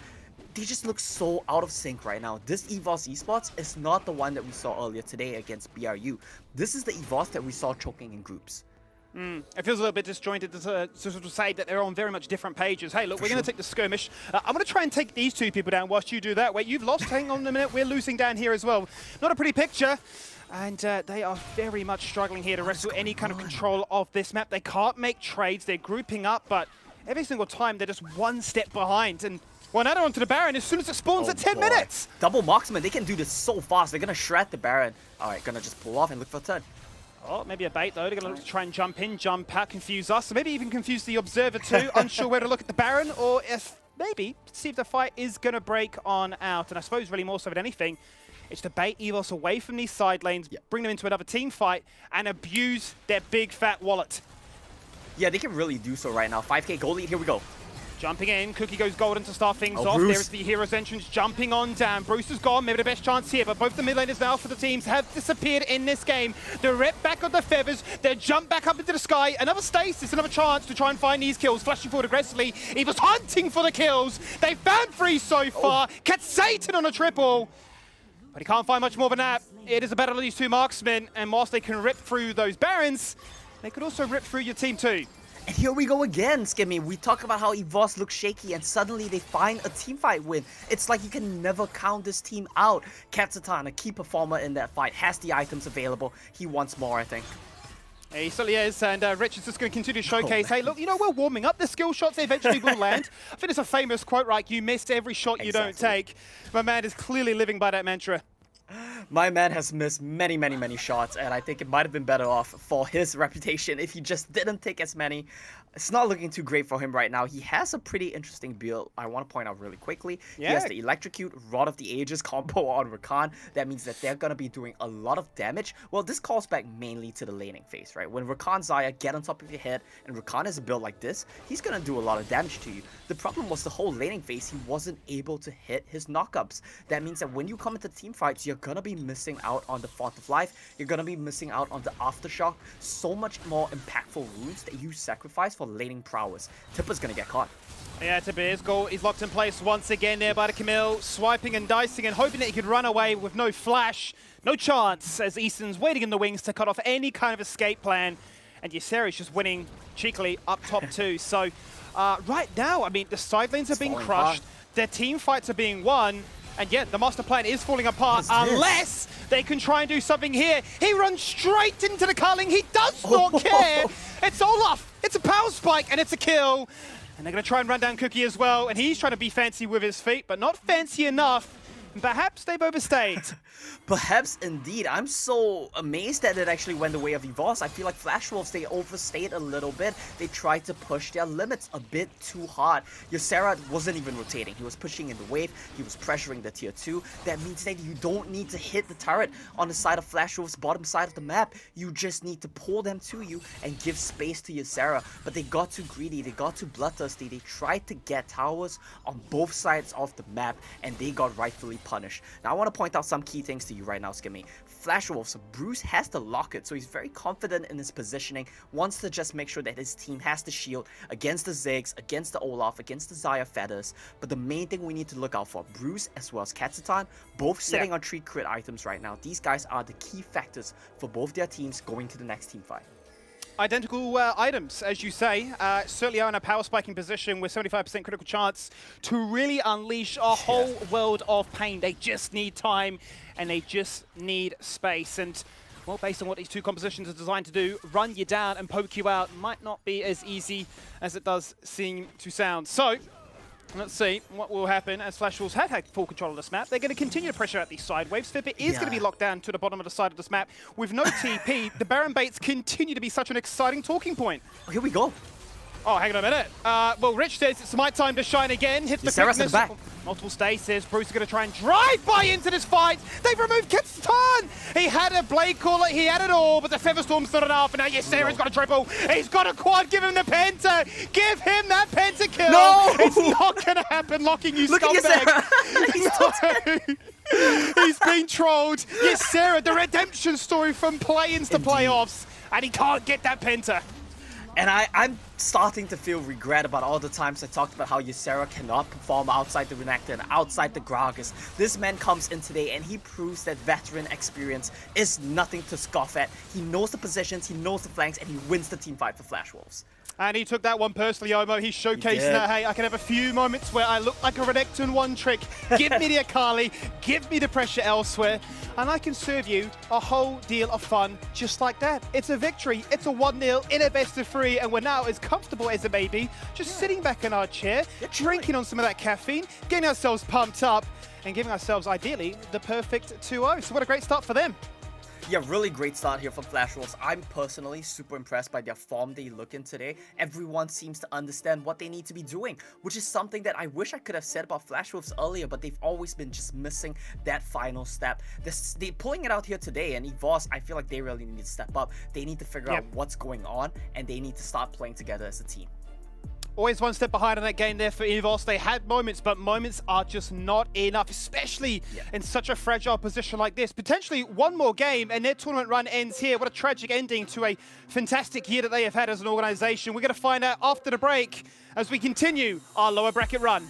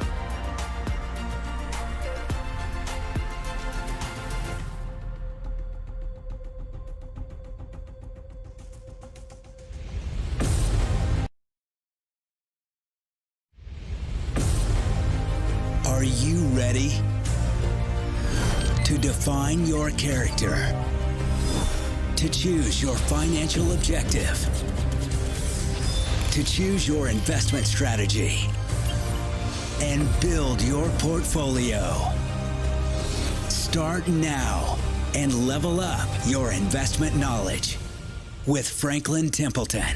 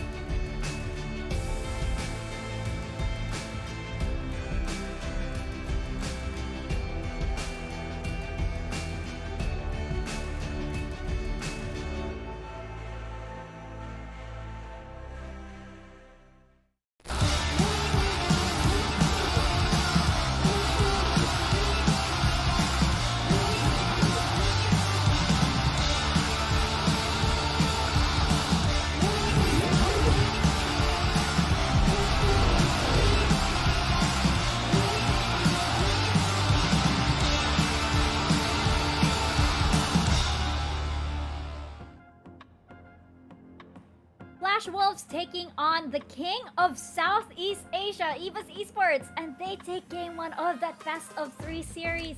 I think it is so crazy that the matches right now, they come down to a few fights and, in terms of play, and then the way that those crucial moments can actually affect the players as we see them snowball and, slowly retreat. Suddenly, you can actually feel, the way they hold up, or maybe confidence maybe gets lost. EVOS Esports right here, they came from the upper bracket match. It was a question of whether they could, outlast mentally these, the best of 3 series here in the lower bracket. Flash Wolves are coming in fresh. I think we saw that come into play right off the bat here in game 1. Contra, we're gonna start with you for your post-game thoughts. What did you think of that series? What did you think of that match, rather? Well, it's the Ysera show. After all, you just saw that game-winning team fight. Ysera just cut off the entirety of the exit, and you just look at the stats right here. Tipper has no part to play in the majority of all these trades ever since he struggled in the early game.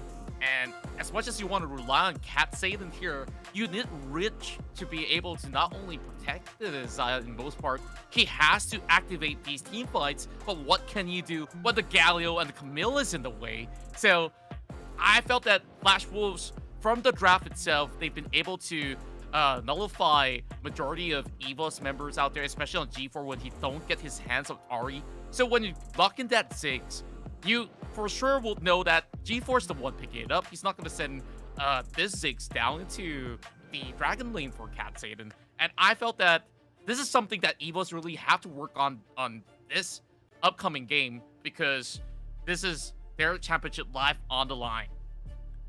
Yeah, it's just so critical, right? Because they were afraid that possibly the Ziggs would go towards locking again at the bottom portion of the map. So they had 2 routes to choose from: either capitalize, or rather prioritize the Galio pick for G4 to set up for the squad so that he is able to make early game plays. Because usually when you lock in a Ziggs, especially in the mid lane, you basically sort of sit pretty nice under the tower or in your lane, just trying to clear down the waves. And that is exactly what we're talking about, right? Whenever Bruce gets that early lead, we are expecting most likely G4, whatever he's gonna pick, something that can create an impact early, maybe like an Ari, maybe like a Galio, so you're able to match up that early game aggression and possibly even shut down Bruce. That is exactly what Radiance did yesterday on the Ari versus Diana matchup, or Irelia matchup rather, on Bruce. So if ever, maybe on the next game, so that they have a better early game laning phase, then, lock in the Galio if they're still on blue side. Or they can just lock in their financial future with Franklin Templeton. I just had to go in there. Go for it. Go for it. They are one of the world's largest investment managers, and you can secure that financial future right with Franklin Templeton. Go ahead, walk through that door, level up your investment knowledge with Franklin Templeton. Thank you so much, by the way, for having our backs, Franklin Templeton, for the C Championships. And I think there's a crucial question here on the side of Flash Wolves. I was like, Frank Wolves, messing up like teams with sponsors over here. But yeah, I think there's a crucial question that we have here. Where is Demon? I mean, are we going to see him? We haven't seen him in the playoffs just yet. And we know that in the group stages, Flash Wolves enjoyed a lot of success when he was on that. Yes, locking is performing really well, as we saw through that game 1. But, we also saw a different dynamic for the team when Demon comes in. Riku, what do you think? Are they going to bring him in for game 2? I mean, you mentioned already locking has been performing really, really well, really, really solid. And the fact that when he's there, you know that Flash Wolves is able to maneuver and as well as lock in mage bot laners for the squad. And now we're seeing him on a different light because he's able to play this late game scaling Kai'Sa, which is, again, usually what Flash Wolves would do. If they want a traditional AD carry lane, they bring in Demon. If they want mage bot laners, they bring in locking. But now that he can effectively play both styles really, really well, I think it's pretty scary because of how flexible the draft can potentially be. That's right, and this whole flexibility here is going to matter a whole lot as well when you look at Flash Wolves. In the past series, they have also heavily prioritized Olaf, especially when they do lock in the Lux as well as Sona. So it's kind of like the version 2 of that unkillable comp that they want to run for. So even leaving out in the open is going to be pretty tough. Does EVOS really want to ban it away or pick it up again? Because I feel like Tipper and Valdez have been struggling this game. they need something more aggressive than what they've shown back in Game 1. And now is the time to show up. So going back to Olaf here, kind of throws me back to Summer Super Cup once again. You know, like we talked a lot about this pick here. Maybe this is something that they have to consider when it comes down to the draft. It's possible. Yeah. It's one of those things where back in the Summer Super Cup, the Olaf was basically the harbinger of death just because of how easy it is to kill an Olaf, especially if you have so much shred on the opposite side. So much range, by the way. Lucian and as well as Kai'Sa on the side of Flash Wolves. And the fact that the Olaf doesn't really have setup. You don't have the Sona Seraphine. You don't have the Nami for the healing. You don't have a Lulu as well, as it has been banned. So I really love Flash Wolves, the way that they play the draft earlier. They really wanted to cancel Cat Satan's Kai'Sa Lulu. And as well as the double, two birds in one stone kind of deal where you lock in the Lulu, you lock it for Cat Satan on the Kai'Sa, you also lock it for Valdez on the Olaf. Well, right now we are seeing Champ Select for Game 2, and this could be it for Flash Wolves unless EVOS Esports can turn this game around, can turn the series around. Bans and picks coming in, and just off the bat, Contra, what are your initial thoughts over here? Well, I know that Flash Wolves are looking hungrier than ever, out for blood, and they want to claim to be the first time on his team to be able to knock down the Summer Super Cup champions right here, where one team esports was unable to do. And I mentioned about that Olaf. Look at what we have. EVOS Esports first pick it into the jungle, and Flash Wolves, they're gonna do exactly the same. You know what? Even better. Now they have that Ziggs on their side. Lock is gonna have an easy time at least. Yeah, they have to pick up the Gragas here.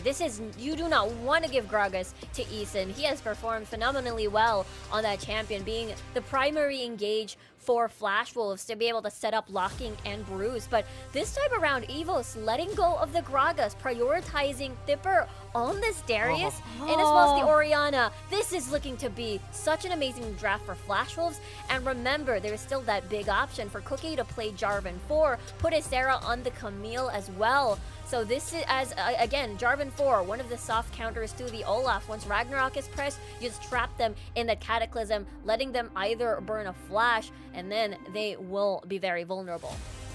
I'm really liking the Braum pickup right here as compared to Khan. You can still go into safe distance out here. And if the Camille chooses to commit, that's where you really want to drop in that Glacial Fissure. But that explosive cast might just be the one that will be able to really chunk out the rest of EVOS Esports if they ever get displays. And look at what we have. Final pick for the Akali. Heading into the battle once more as a secret recipe has been shown here by Ysera, being one of the most menacing Akali that we've ever seen.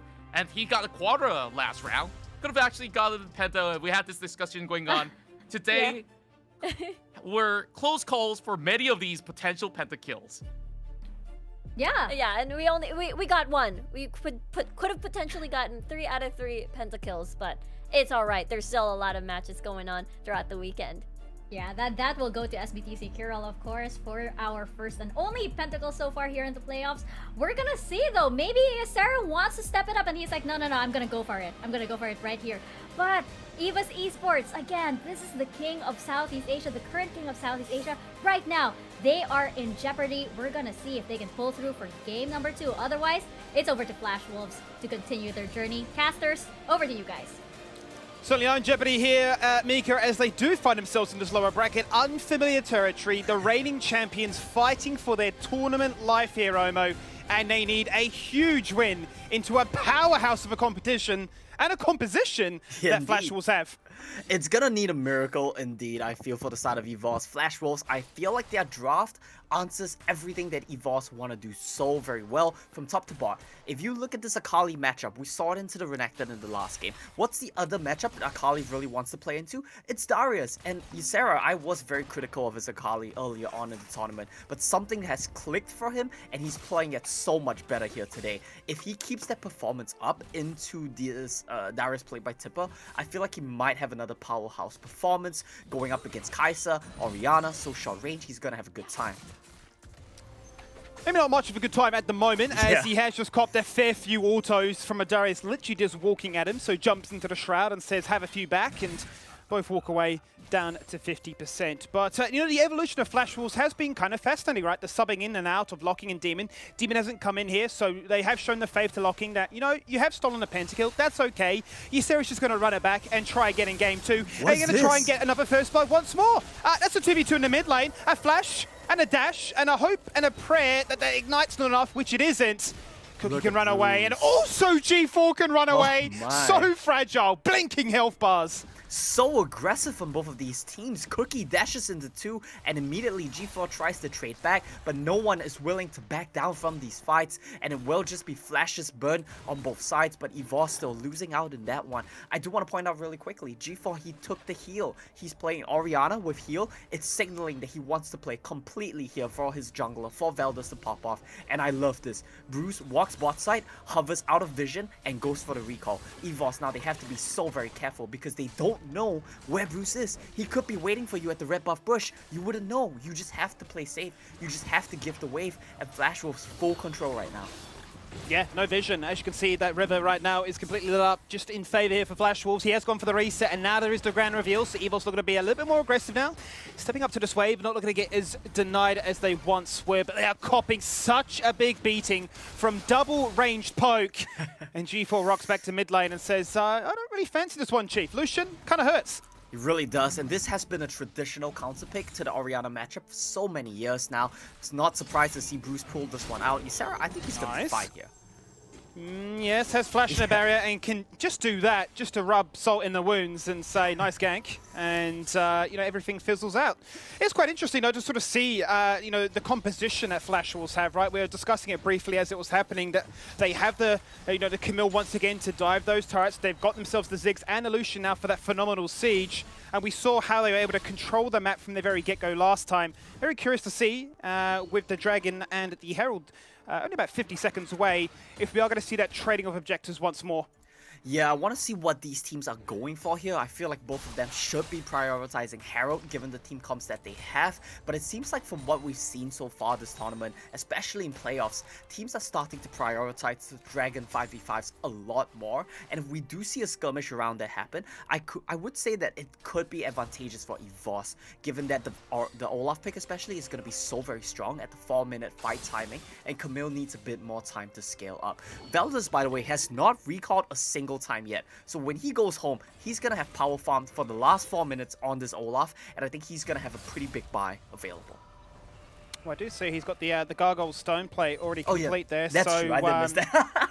Yeah, well, I mean, you know, I got your back, bro. That's all right. You know, things happen. You know, it's late in the night. The players are feeling it. We're feeling it. Everyone at home is feeling it. But he's going to be feeling himself because this is a draft built to make him succeed. Yep. You talked about it before. The heal summoner for Orianna. The fact they first pick it. And the fact that Fipper flashes forward and has the burn barrier flash and say, why did I do that all on my own? I just needed to wait for my jungle. He really did. I think he went a bit too aggressive there, and he really nearly dropped at the end of it. Look at what's happening across the map right now because they overcommit there to try to get Tipper a reset timing. It cost them the Dragon, and it might cost them Herald as well. Yeah, you can see the face check there as Valdez says peekaboo and allows Bruce to walk straight into him. Not going to be scared of the dark, though, and doesn't burn any sums just yet. As that Herald will be leashed and the culling will be used. Mid lane in a bit of a neutral spot, but a flash being burnt, so Fipper can't run him down, but it can go straight onto this Herald. Question now is, does Flash Wolves contest? Because we see them resetting, and we see Ziggs doing a beautiful play bot side and just sieging with a satchel charge. Yeah, and they're always gonna be so much faster on the play. They've taken the turret already, and Herald has just dropped for EVOS. And you know what this means, Skimmy? They're gonna need to use the Herald here to break the turret. There we go. They're not even able to break it at all. Not willing to commit the Herald, and that means that Flash Wolves, they are just gonna be pulling ahead and go here. Locking picks up the Ludens, and that means that Waves are just gonna get one-shotted by him. EVOS, the timer is ticking. They're running low on options. It's just beautiful discipline, more so than anything, really, isn't it? The fact that they identified, look, we don't really need to make this play. We could, but it's not paramount. We don't need to flip the game. We've got control. We can answer to top side if they do go for the Herald, which they did. We can just sneak in the first turret of the game and be quite comfortable with a 2K lead to talk about. So Flash Wolves almost feels like they're just continuing where they left off in game 1. Pretty much exactly. They've been riding this tempo for a while now. They did pretty well against MBR yesterday, of course dropping the second game in the best of 3. But I would say that overall in the series, especially in the final game, Flash Wolves looked good. They're keeping the momentum up today. They're rolling over EVOS, and I have to say, I feel like EVOS has really genuinely run out of steam. From what we saw in the BRU series, they had one really good game, but in general, they were a little bit slow. But when you got to the mid game, when you got to the team fights, EVOS would always popped off like you expected from them. We didn't see that last game, and from how this game's looking, I gotta say my hopes are not high.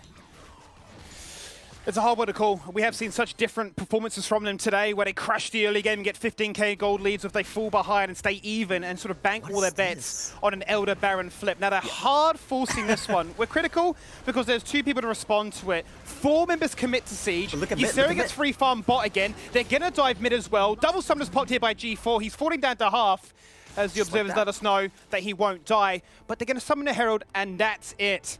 Yeah, and this is exactly what I mean when I say that EVOS don't look in sync. When your team is committing 4 members and Herald to top lane to make a play there, G4, you have to respect. You have to back off, hug your turret, make sure that Camille doesn't jump on you. You don't see where she is. It's so very dangerous. And EVOS, everyone's just doing their own thing. They're in their own world. They're not making plays at the same time. I don't know what's happening to this team, but it does not look good for them. Harsh reality really of it all is that they are the reigning champions from the Summer Super Cup, that they come in as the first seed from Thailand. They dropped to their competitors in the region of Buriram United earlier tonight. Boy, what's this? And now they might be falling down in the individual 1v1. You say it doesn't happen. Obviously, that is called Cast a Curse. But we're back to top sides, and it is going to be a 3v3 as Flash Wolves just pop their head and say cheers for the turret plating and walk away. And this is exactly what we saw from Flash Wolves last game as well. They were relatively disciplined. They made one mistake at the bot lane tier 2 turret, but other than that, they were content with just doing some damage, poking your turret a little bit, getting control of the map, and just playing both sides at once. This is exactly what they're doing here again today. Flash Wolves, Bruce, and Cookie, you always see them working in tandem, and I think that's when they look their best. When Cookie doesn't try to tunnel onto helping Ysera's lane, when he plays for Bruce, let Ysera do his own thing. They're doing that here today, and they look good. And lane assignments look phenomenal, right? You're planting your Ziggs in the mid lane. Very hard to siege into one. A minefield goes down. Good luck actually pushing. The lane has been evaporated. One single component will do a fair bit of damage, and it makes it very hard to then look to get into that pit, especially for the Dragon, first and foremost. Hence why we see what we like to call an NA ARAM. Yeah, we're seeing a bit of an NA RAM, especially from EVOS, and Tipper has been the victim here. We're gonna need to hold that thought though, because Valdez looks like he wants it. He's certainly keen, does have the Ragnarok, has the flash, and a chilling smite as well. Now the Dragon has been leashed, the second one of the game. It's going to just go back to its home and say, all right guys, hang out with me when you got a spare moment, because we're still bullying for control. And look at this, because Flash Wolves have control, because they have picks like Ziggs, Lucian, they can clear waves effectively, they can side lane well. They're always going to be able to touch the side lanes, kill the minions, and get to set up first. Here we go. Certainly do go. Nice Jumping in nice and early. G4 goes golden. Out he comes. There's the Glacial Fissure. Knocks them up. Shockwave hits only one. It's on to Bruce. Down to 50%. He came in range. Not enough. Valdez! What on earth is that? Flashing forward. 1v5. He saw a solo queue promo game and says, I have to win this on my own. His team says question mark ping. And they're going to lose the second Drake. I don't know why EVOS are trying to contest this. There's no world in which you win this. Look at the minefield. They're completely zoned away. They need to recognize that we need to just back off. And you know what the true crime is here, Skimmy? Look at the state of the lanes here for EVOS. Look at what Tipper is going to have to deal with. Ysera shoved in the Baron wave, it crashed into the turret, it did damage, and now it's bouncing out. And that means that for the last minute and a half, 2 minutes, Tipper has not gotten to farm a single minion wave, and he's gonna be dropping further and further behind. He's gonna lose the top lane wave because it's pushing out. He has nowhere to go. Look at the map. G4 ate the bot wave. Where does Tipper farm?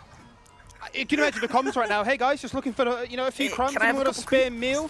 Food coupons? Anybody? Crumbs? I need some nutrition to try and do something in this game. Darius, look at our Olaf. He's running it down. Please, I need to dunk someone and dunk ourselves into a game 3. But it's not looking like that. And 10 minutes in, we've only had 1 kill. Crazy to think. It's not really what you would expect from a EVOS game. Flash Wolves, yeah, they do tend to play a bit slower. They are contemplating the tempo of the game, but EVOS, they like to find these plays early, and being unable to do so just means that it's gonna look really hard for them in the mid game, and they're gonna really need to rely on these coin flip team fights like we talked about. The good news for them is that they're really good at these coin flip team fights like we saw against BRU earlier today, but it really sucks when you're put in that situation. don't think we want to say it's their comfort zone, because I don't think anybody's really comfortable in those kind of positions, but they certainly find themselves in those more often than not. A Hextech Ultimatum, an explosive cask, and a flash away, and you're still dead anyway. It does not really matter. Ragnarok is there, and it actually sneaks away a kill. What's going on? But not before Bruce gets a double kill, because he is popping off right now. He's disengaged away. He's left himself to the top side. Ysera's just following them like a ward in the night, saying, where are you going? Because I'll 1v2 you all day long. And a few more kills and the first real bit of action this game. Yeah, the first real bit of action, and Flash Wolves, I think they went a little bit too ham there. Ended up losing one more member than EVOS because they overdived and Ysera wasn't available. Props to EVOS, they rotated as soon as they could, as fast as they can, and that really helped. Flash rated. GeForce is dead. He can't do anything. He's got no mana. He's burnt double Psalms. He just gets run down. The crits, the double tap, the passive Lucian. What is this champion? Yeah, I think Bruce, he crit basically 50% of his shots right there, and that's exactly what he needed to take down G4, trading flashes as well, proving that I am the better mid laner. I have the counter pick. I'm 2,000 gold up. I'm gonna carry this game like I did last game. Bruce, a tremendous performance coming out of him, like we expected. He's been the solid one. He's been the one who's always performing for Flash Wolves, and he's doing it yet again here today. He has been the big focus. That has been our storyline for such a long time across the last 2 to 3 weeks of competition, with him on his own at the best times, really saying, I will win this game on my own terms. Doesn't really matter what the rest of my team are doing. They could be running it down. They could be having, you know, a cup of tea with the Queen. It doesn't really matter, because I'm going to win this game. I'm going to bring us into playoffs. And he's really looking to try and stamp his authority and say, we're going to the next round of the lower bracket. Yeah, and if they do win this game, you gotta keep in mind, they're knocking out the Summer Cup champions. They're knocking out the champions of Thailand. EVOS, such an illustrious team, such a stacked roster. Are they really gonna fall here in the lower bracket? What is this, quarterfinals? Not even semis. Yeah, there we go, lower bracket quarterfinals. It's really unthinkable for a team like EVOS to drop out this early, but at the hands of Flash Wolves, I believe it might happen. I mean, after tonight, Omo, we will have ourselves a top 4 remaining. Right. So, I mean, to sort of the fall from grace, from finishing first, to taking down some big, heavy hitters earlier in the year, to then falling out potentially in a top 6 feels, yeah, pretty hard to swallow. Indeed, and I feel like we're seeing a bit of an opposite trajectory here for Flash Wolves than what we saw for Divine, who started out so strong, barring their first game loss to Boom, and they've been rolling, they come into playoffs, and they fall flat. Now Flash Wolves, they're going to start a team fight. Certainly are. A bit of a mixed team fight here as they fight in the mid lane and also fight in the river. And Valor seems to be the focus. A dash across the wall. Oh, clutch exhaust. Bruce can't secure with that final auto. Already in motion. They flash on forward. And the perfect execution gets a double as easy as they like. Baron. He said, mid lane is my focus. I play as a top laner, but mid lane is where I get killing sprees. It really is. And Ysera, he's been so on point with the team fights. He always consistently finds these angles to get into. And when he finds the angles, he's so good at setting up the perfect execution. He's been executing the entire backline of EVOS for 2 games now. And this Akali, which we criticized earlier on, he's really finding his groove here on it. That's going to be Baron for Flash Wolves. That's going to be Dragon started out for Flash Wolves. 7,000 gold lead. They are looking to knock out EVOS, Gimme. So it looks like a few days rest for this team, for this roster has been kind to them. They've been able to rest, review, and recover from some shaky performances at the best of time, but when it matters, when they need to hit playoff performance, the playoff buff is there. Forget the play-ins buff. Now they're going to transcend into the playoff buff and evolve into this beautiful product that is Flash Wolves domination. It truly is, and when things look good for Flash Wolves, things really look so good for them. This is the Flash Wolves that we expected from play-ins, but we weren't able to see this sort of form. Now suddenly everything is clicking from them, and they're looking like what we expected them to be, what this roster could have been, right? Cookie and Bruce working so well in tandem, Locking doing his own thing, Ysera doing his own thing. When you come to team fights, trust that your veterans know what they're doing. Ysera is so stable in these team fights. Locking is just doing his job. Let Cookie and Bruce excel. Look at them pushing waves together here like a couple of good friends. This is when Flash Wolves look their best. Yeah, and it's a 3-lane push of a Baron. You cannot extrapolate more value from a play than this. This is the dream, and it's not often you get to play and abuse it. Yep. But this just gives us a bit of an insight into really where EVOS are at in this game so far. They've been passively losing. They've really lost their momentum to try and answer back and bark back. And, I mean, they're having their base collapsed on 6 turrets to 1, 3 dragons, a Baron. Now they're knocking on the front door. Yeah, and Skimmy, what happens when you push 3 lanes? You get engaged on. But the problem is EVOS, they have no engage. What are you going to do? Use a Brahms Flash ultimate, use it Olaf to run it yet again. That's basically what we've been seeing from their drafts in the last 2 games. At least last game they had a Rakan, but this time around, look at Ysera. Yeah, Ysera's just a one-man army. He does it all on his own. That turret's going to fall on down. The cannon buff is there. Thank you very much. Falls on down. Triple in hits gone. Just like that. And it won't be a GG screen just yet, but you can pretty much preemptively say that this is going to be a Flash Wolves victory. And this is a heartbreaker here from EVOS that we have to write their eulogy this early on. Not going to be able to even make it into the top 4 has got to be a disappointing result for this team who were our champions in summer. I cannot emphasize that enough. They were the champions. They beat all these teams the last time around. But something clearly happened between summer and right now. And they just look so out of sync. Even between groups and now, they look out of sync. EVOS esports, they're going to need to go back to the drawing board. And Flash Wolves, I'm just so happy with their form. It seems like everything has finally clicked for them.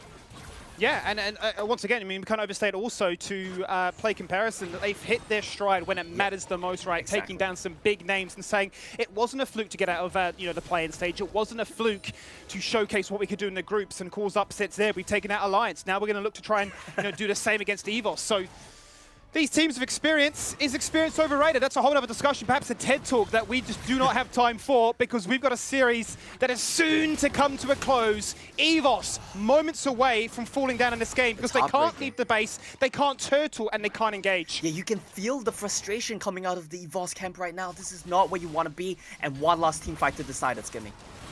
Here we go, though. It's going to be all the bells and fireworks, a ring, a conclusion, and a chance to showcase what your tournament has looked like so far. A fight breaks out, but not for much longer, because they ignore you, and they take the Nexus instead. And there's absolutely nothing you can do with 3 waves of super minions and 5 Baron buffed members of Flash Wolves marching into your base. Amazing performance from this here today.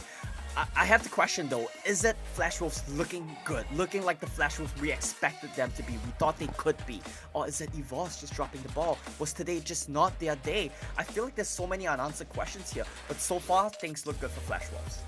They certainly do, and I suppose credit where credit is due. The fact that they were able to get that victory, kudos to them. Flash Wolves have shown up that they have, a new lease on life, a new idea of how to execute their game plan, and that they can bring it to these big teams. And, we can be disappointed, but we can also share in the celebrations at the same time. Expectations not necessarily being met, but Flash Wolves perhaps now the new team to keep an eye on that could make a bit of a deep run through this lower bracket. It's exciting and crazy at the same time to think that what were the 2 finalists for that Summer Super Cup both find themselves in identical spots here in this lower bracket, because after this we still got another one. We do indeed, and one team going up against Team Secret, that's going to be an intense one. I think our expectations for one team were relatively low coming into the playoffs, but they looked decent yesterday. Team Secret, however, this team, they look on fire right now, so I'm hyped to see how that series is going to play out. Certainly will be, and I'll tell you what, we're going to break down this series as we throw it back to our beautiful, our wonderful, our phenomenal analyst desk.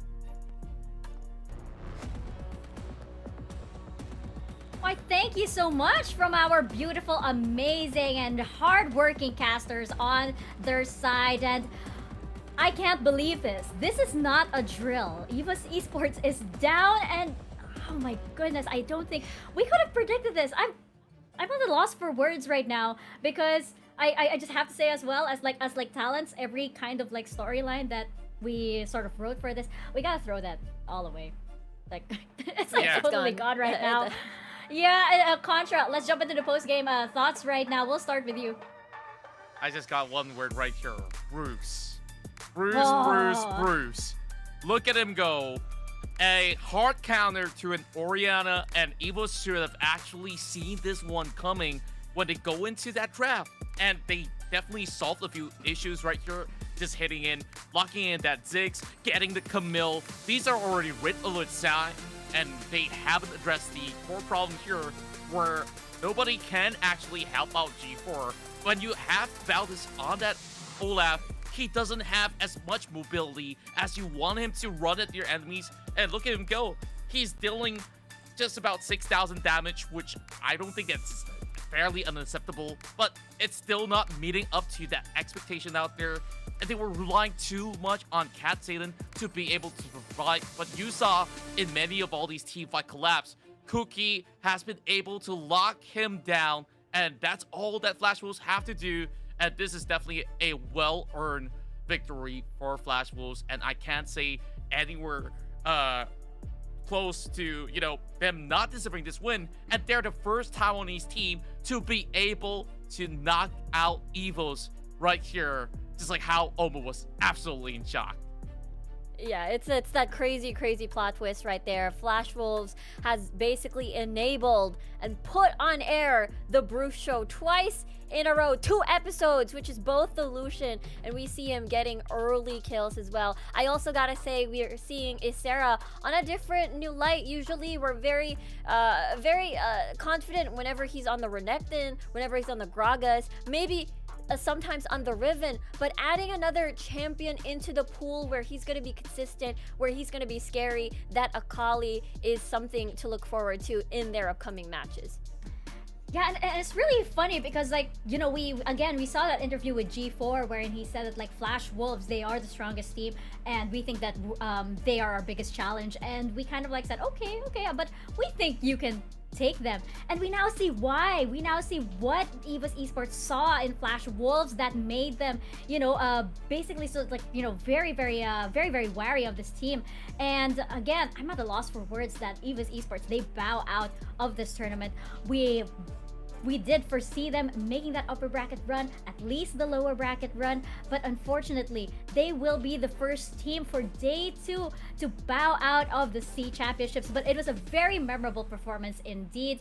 And, you know, for Flash Wolves, really exciting stuff from them. I love how, you know, when we have that little break, straight from the group stages and the teams get to recover and everything, when they come back, oh my goodness, it's so good. And Flash Wolves showed it right here. And Contra, you know, we talked a lot about Bruce, we talked a lot about Isera, but I feel like, you know, this is basically all of Flash Wolves stepping up right now to you know, get the series from one of the greatest challenges here in the C Championships. I have to agree with you there, Mika, and you just look at how well the bottom lane has been able to hold their own on top of how Cookie has been performing throughout the entirety of the series. It's just them working in tandem, just like how we saw Buram took those wins in the upper bracket against EVOS. I guess that this isn't that Flash Wolves taking a pager out of Buram, it's them creating their own chapter here. And, you know, they took down one Thai team out here. They might just be able to be the one to meet up with Buram, if that's going to be an occasional grand finals finish, or maybe a lower bracket finals.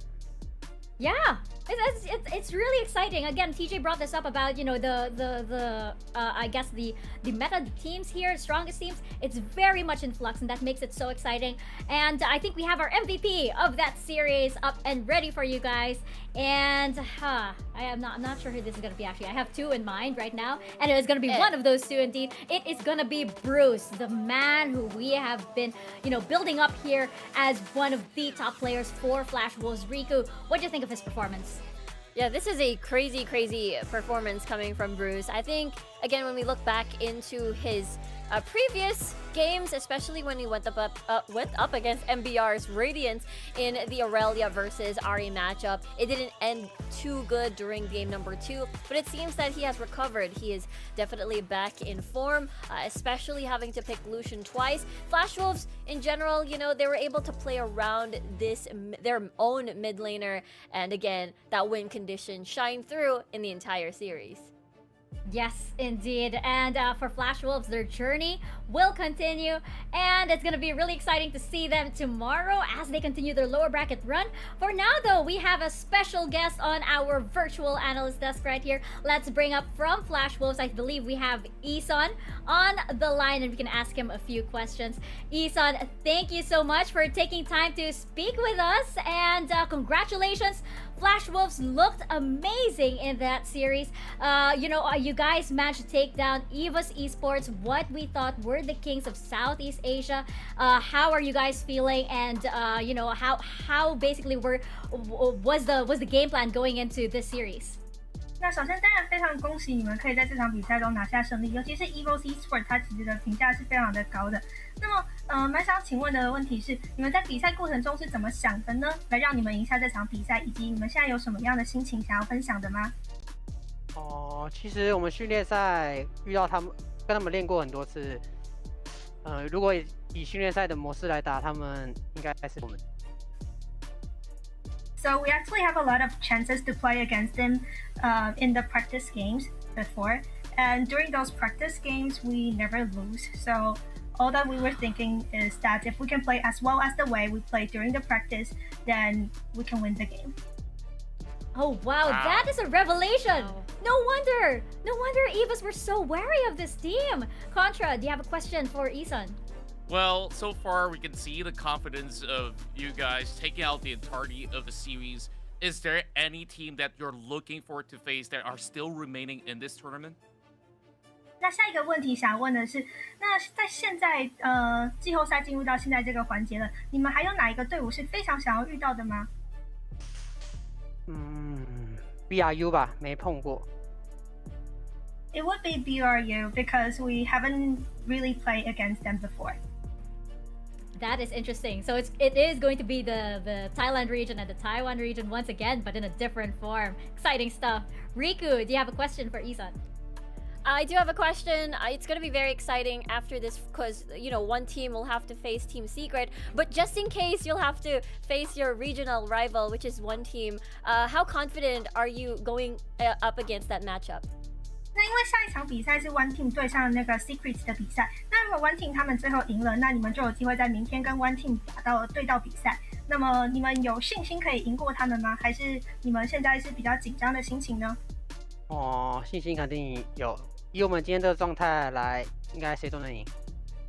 We actually have a lot of confidence, and we do believe that if we can play as well as how we played today, then we can beat all the enemies.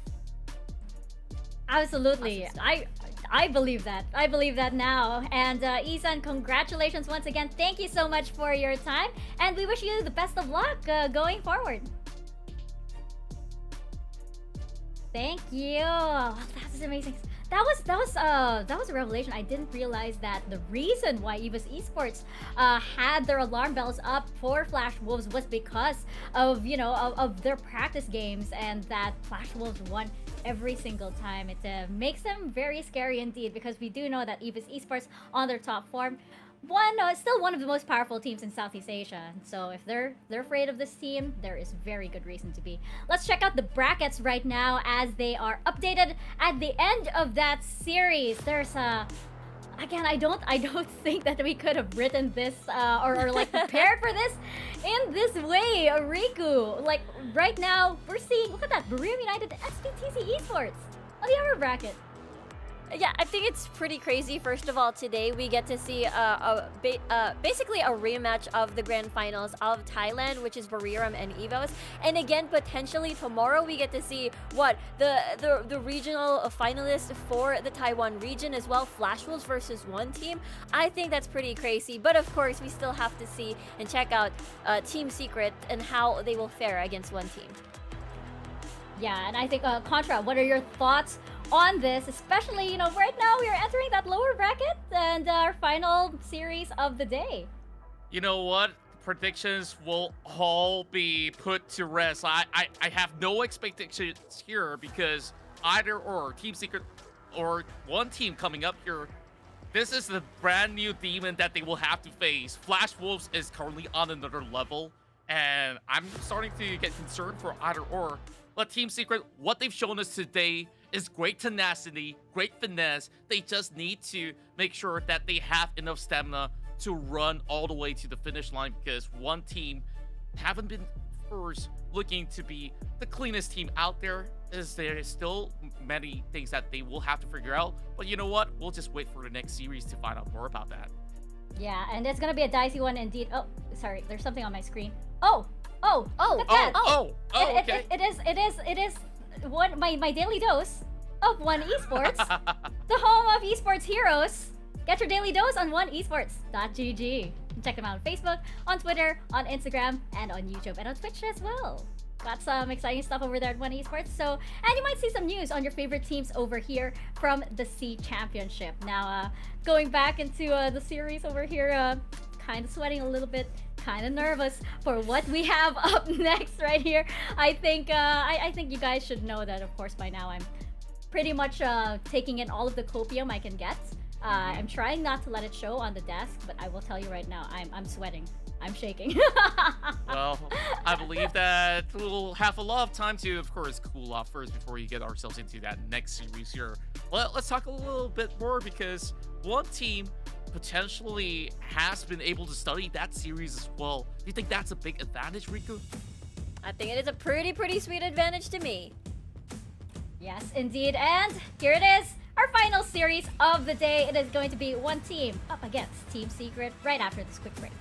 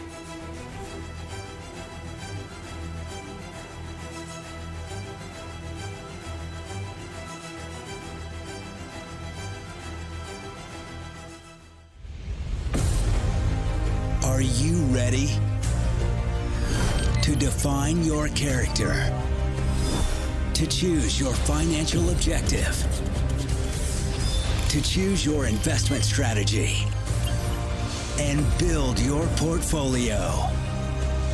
Start now and level up your investment knowledge with Franklin Templeton.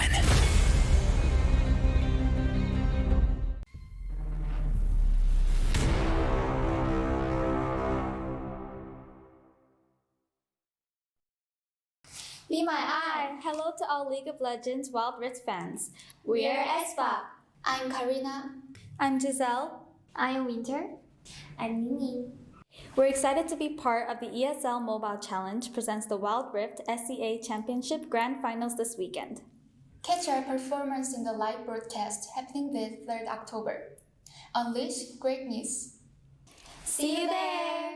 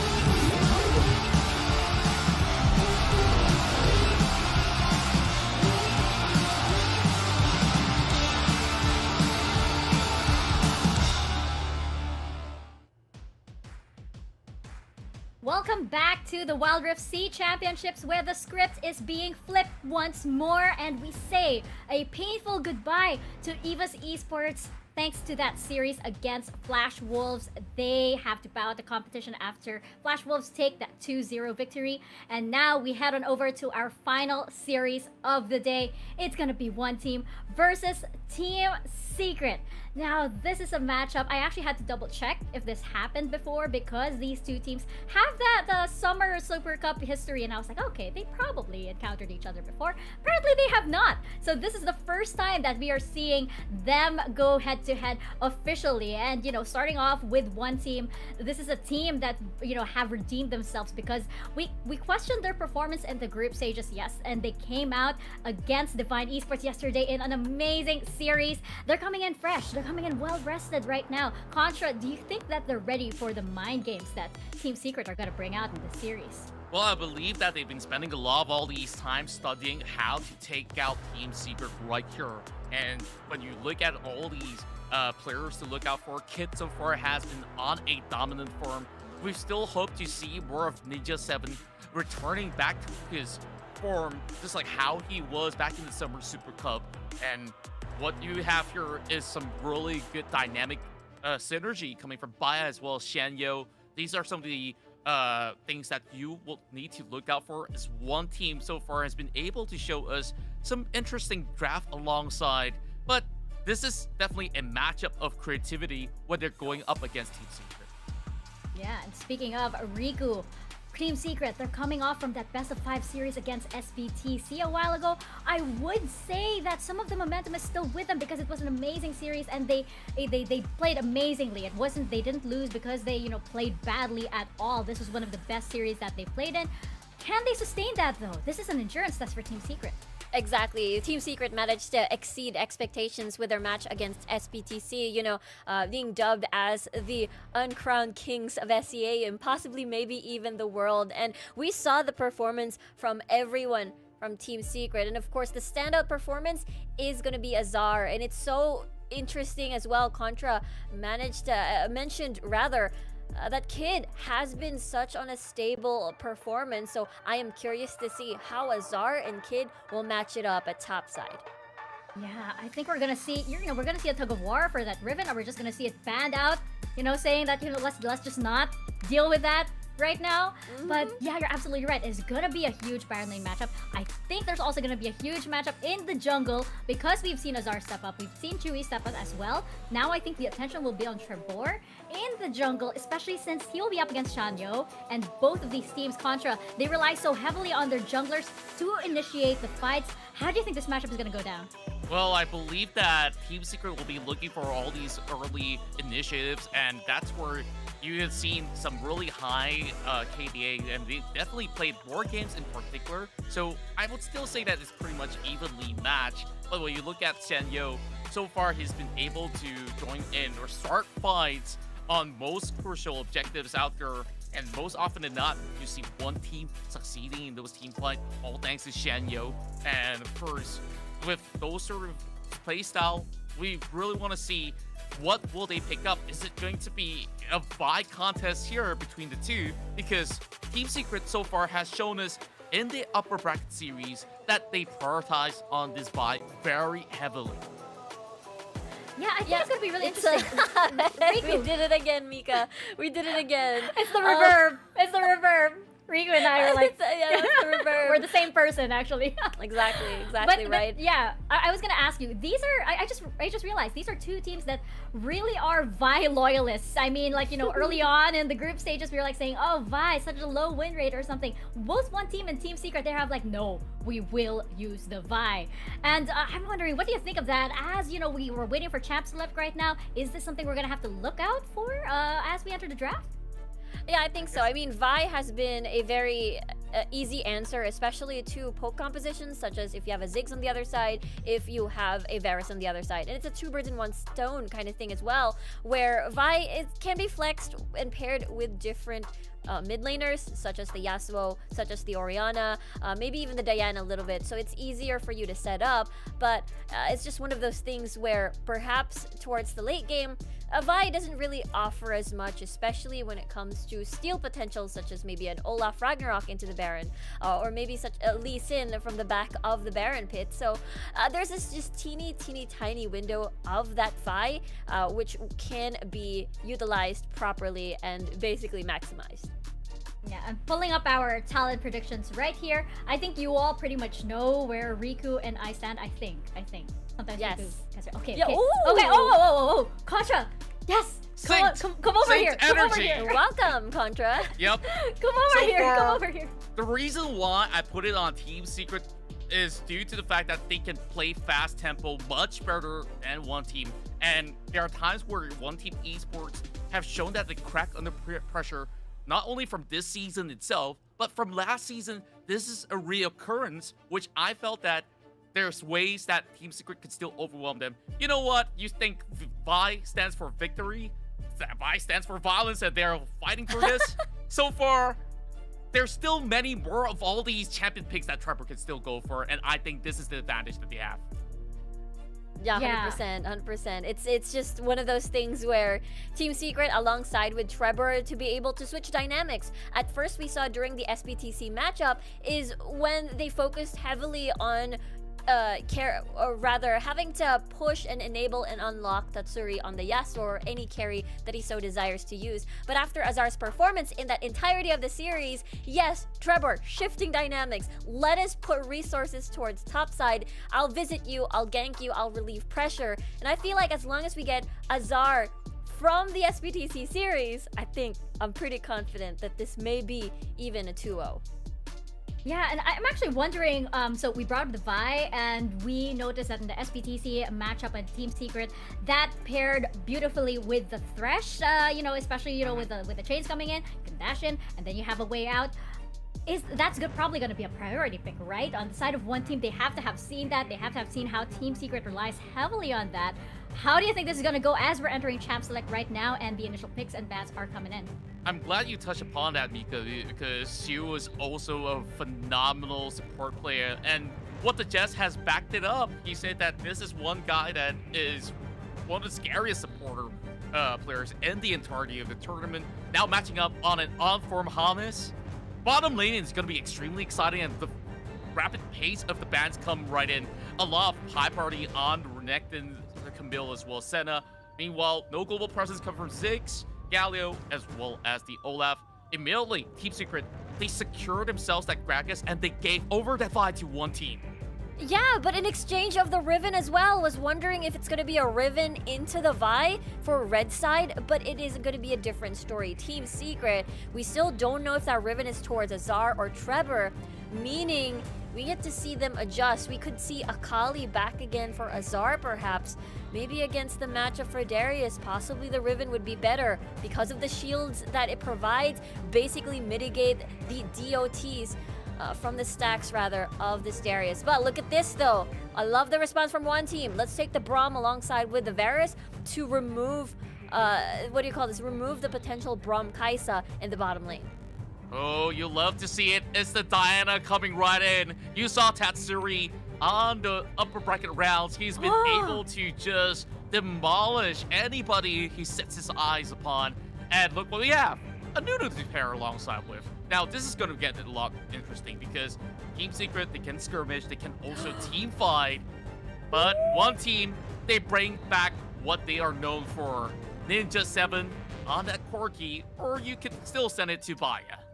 Yeah, this is such a huge throwback to the Summer Super Cup. One team spam double 80 carry in the Summer Super Cup playoffs, and looks like they're bringing it back. I'm so excited to see this transform during the C Champs in the current fall season. And again, this is the composition as well that they used in the grand finals versus EVOS esports. So this is pretty hype. It is. I know. Yeah. Oh, wow. Okay, well, let's look into how each team wants to play. One team, esports, really want to scale through the roof heading into the late game, and they're just gonna troll every element they can to take anybody out of Team Secret. Riku, Team Secret, how do they win this? yeah, this is going to be very tricky for sure. Because Azar, again, they want to make sure that he's able to win his matchup up against Kid. And as well as, you know, Tatsuri just going to be doing Tatsuri things, being able to dive and set up with that big moonfall. And then Nunu and as well as James, Trevor and James rather, will serve as the chunky front line for Team Secret to make sure that Chewy shines on the Kaisa.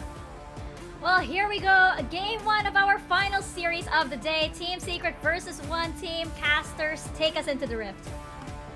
We certainly shall, Mika. Thank you very much. It's myself, Skimmy, and I'm joined by Omer again because you just cannot get enough of us too. We are here to send you into the night and also send one of these teams home. Yeah, that's the sad part, right? The good part is us here chilling, watching some good Wild Rift gameplay and sending you guys off to bed with some sweet dreams. The sad thing is one of these teams, they're gonna have nightmares for a while because this is the end of their tournament.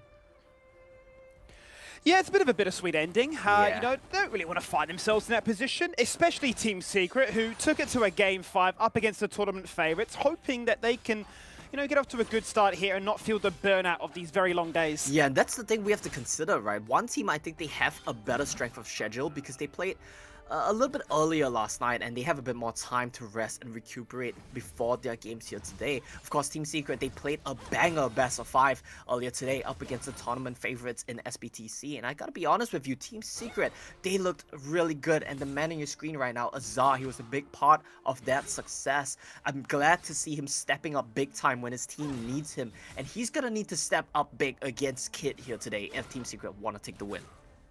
Certainly, and especially when you deny away that Riven, which was let through, which had a surprise because we have seen one really veer towards this Riven by time and time again. Sometimes even coupling with the Fresh allows them to act like madmen and just get out for free. You know, they've already got the escape plan, you know, way in advance. Oh, Treble. A bit of a letdown.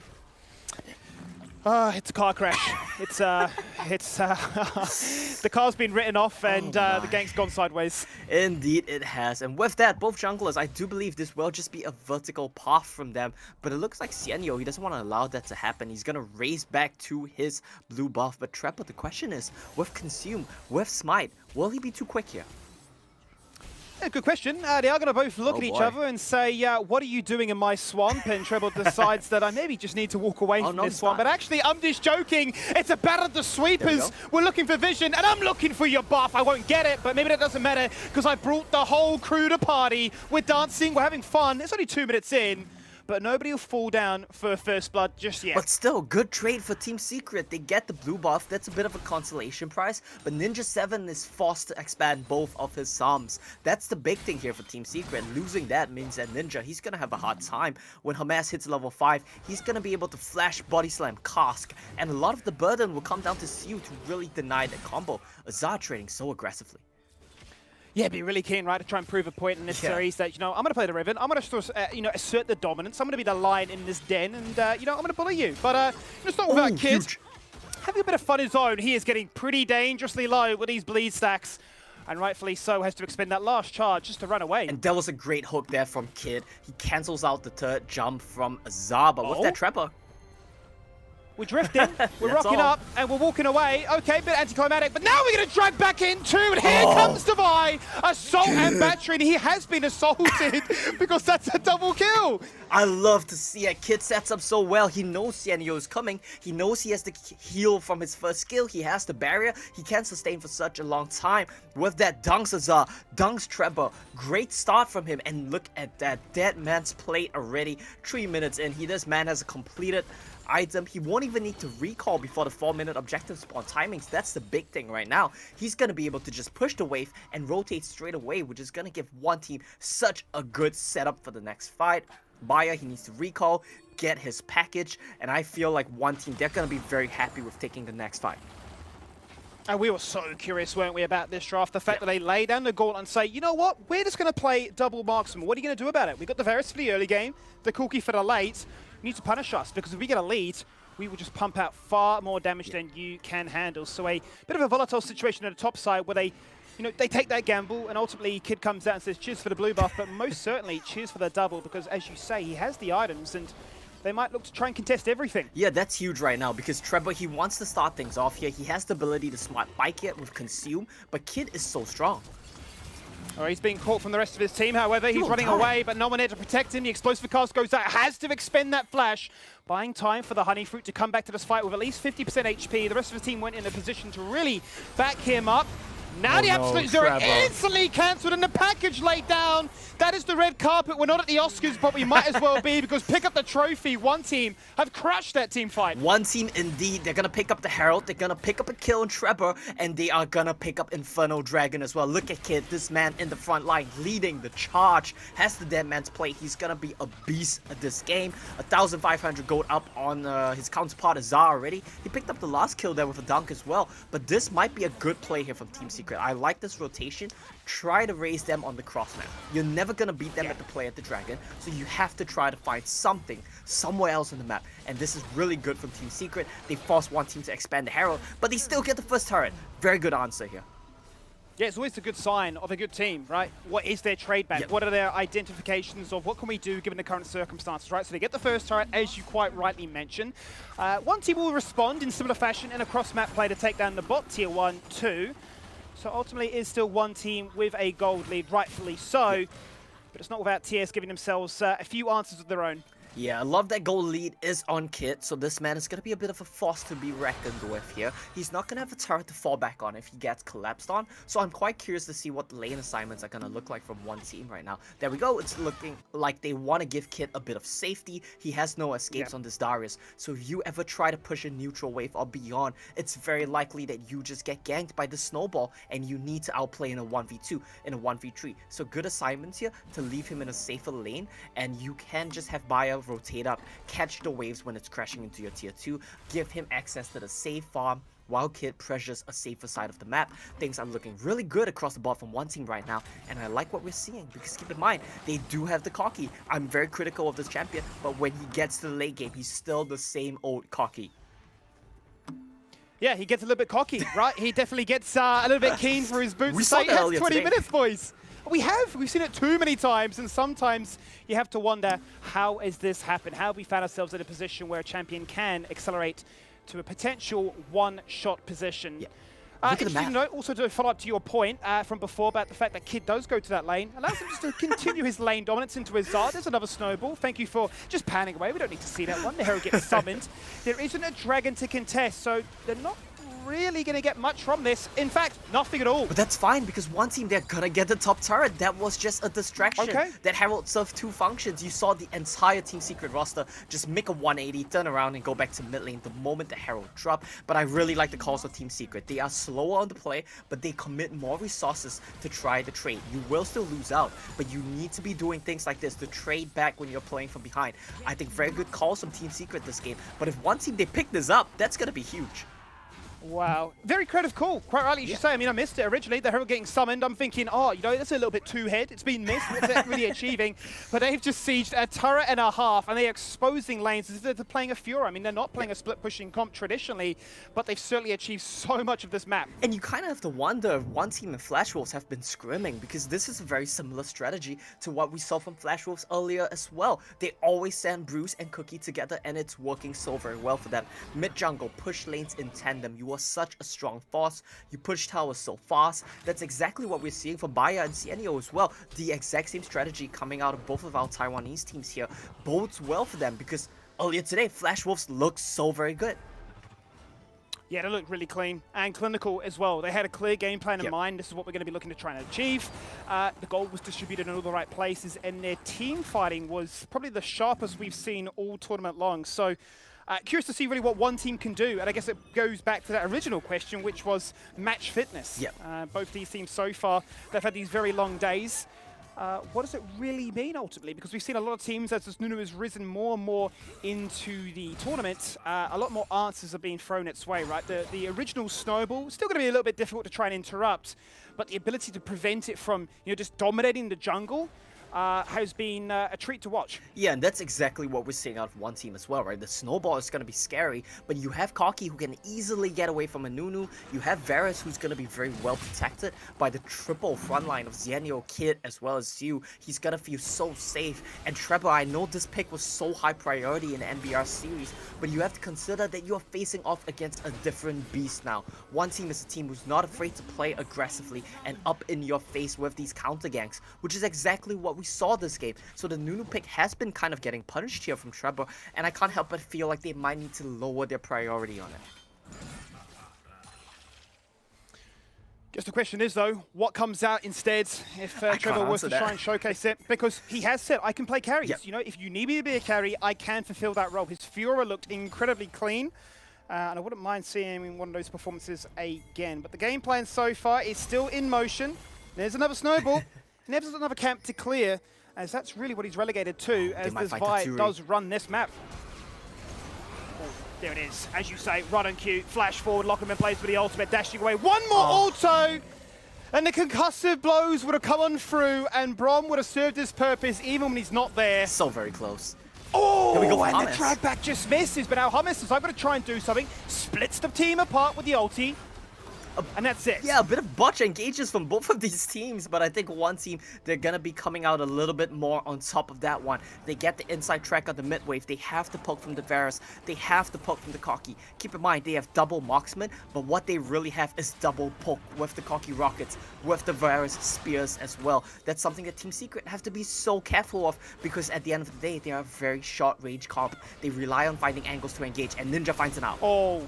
Look at that angle. Bayer untouched, jumps in with the Valkyrie, says nice absolute zero. You're doing zero in this team fight because you're gone. Nice jungler down for 27 seconds. The positioning out of this world, and it all started with a phenomenal chain of corruption from Ninja 7. Ninja 7 and Bayer, they were so on the same page. They were so in sync. One team, they're looking at the Baron as well. Look at how fast they shredded with the Vi percentage health damage, with the Koki DPS. They picked that one up for free. Nothing Team Secret can do. And one team, they look so coordinated. Look at the positioning. Look at the setup of that team fight. They knew that the side of Team Secret had to face check the Baron. When that happened, Bayer was ready over the wall. Ninja was ready with the chains of corruption. They collapsed on them, get the Baron, get the kill, 4,000 gold lead, and one team, once again, firmly in the driver's seat. And it does feel like we're watching that previous series again, because we have a very much more macro-oriented style of play. 12 minutes fast approaching, only 4 kills. And you know what I think, right, Skimmy? We might actually be seeing the Taiwan Finals rematch here in the loser bracket semifinals. One team, they look so good, and this Nunu is so ineffective. Huge so he's going to try again and try as he might. He gets exhausted this time as the Absolute Zero gets a little bit more uptime, but now they're fighting time to shine and pop off. Azar jumps on through and finds the Brom. They found the bottom lane of one team. They are gone, but Azar's at the fight. Kid swings the axe and drops down the guillotine as if he's Kobe. Bringing the pain, bringing the punishment, and having so much fun in game one. And that was a great start to the fight from Hamas. He found a multi-man cask onto the back line of one team. But like we said, Koki is not afraid of being displaced. He has the Valkyrie. It's Ninja 7 that dies at the start of the fight. But what matters? He got his chains of corruption down. That's all that matters. If you die and you poke beforehand, you get your ulti down and then die, I think you're happy as your Varus, because your DPS is coming from Bayer. Your DPS is coming from Kid with the bleed stacks. And at the end of the day, Team Secret, they found a miracle team fight. Cut Tatsuri as well on the back line with a multi-man moonfall, but one team, they just come up on top. They know that the damage is coming from the right sources who are still alive, and nothing Team Secret could do. I suppose really more so than anything, Team Secret are hoping that Trevor will become such a nuisance that he will be the engage, he will be the focus, but the aftershock is enough durability for him to buy enough time for us to see them pretty much run it back with that exact same play. Azar, Tatsuri jumping in, hitting multiple members with CC and saying, you've got damage, you've got range, but if we can get on you, even for just a second, we can still shred you. We can indeed, and one team, you have to keep in mind as well that this Koki damage is only gonna get more ridiculous as the game goes on. This might be an attempt at a cross map, but I think, yeah, Kid is more than well aware of this. He knows his job on this Darius. He feels there's no need to risk this, and Bayer, he's gonna trade back on the bot side. It's what you love to see, right? When a play is happening on one side of the map, you don't need to contest. He doesn't let his ego get the best of him and go for the 1v4. Now they're trying to buy some time here in top try bush, but it's a trap! You've been called out! Where are you, James? Because your team have left you to dead. You've fallen on down.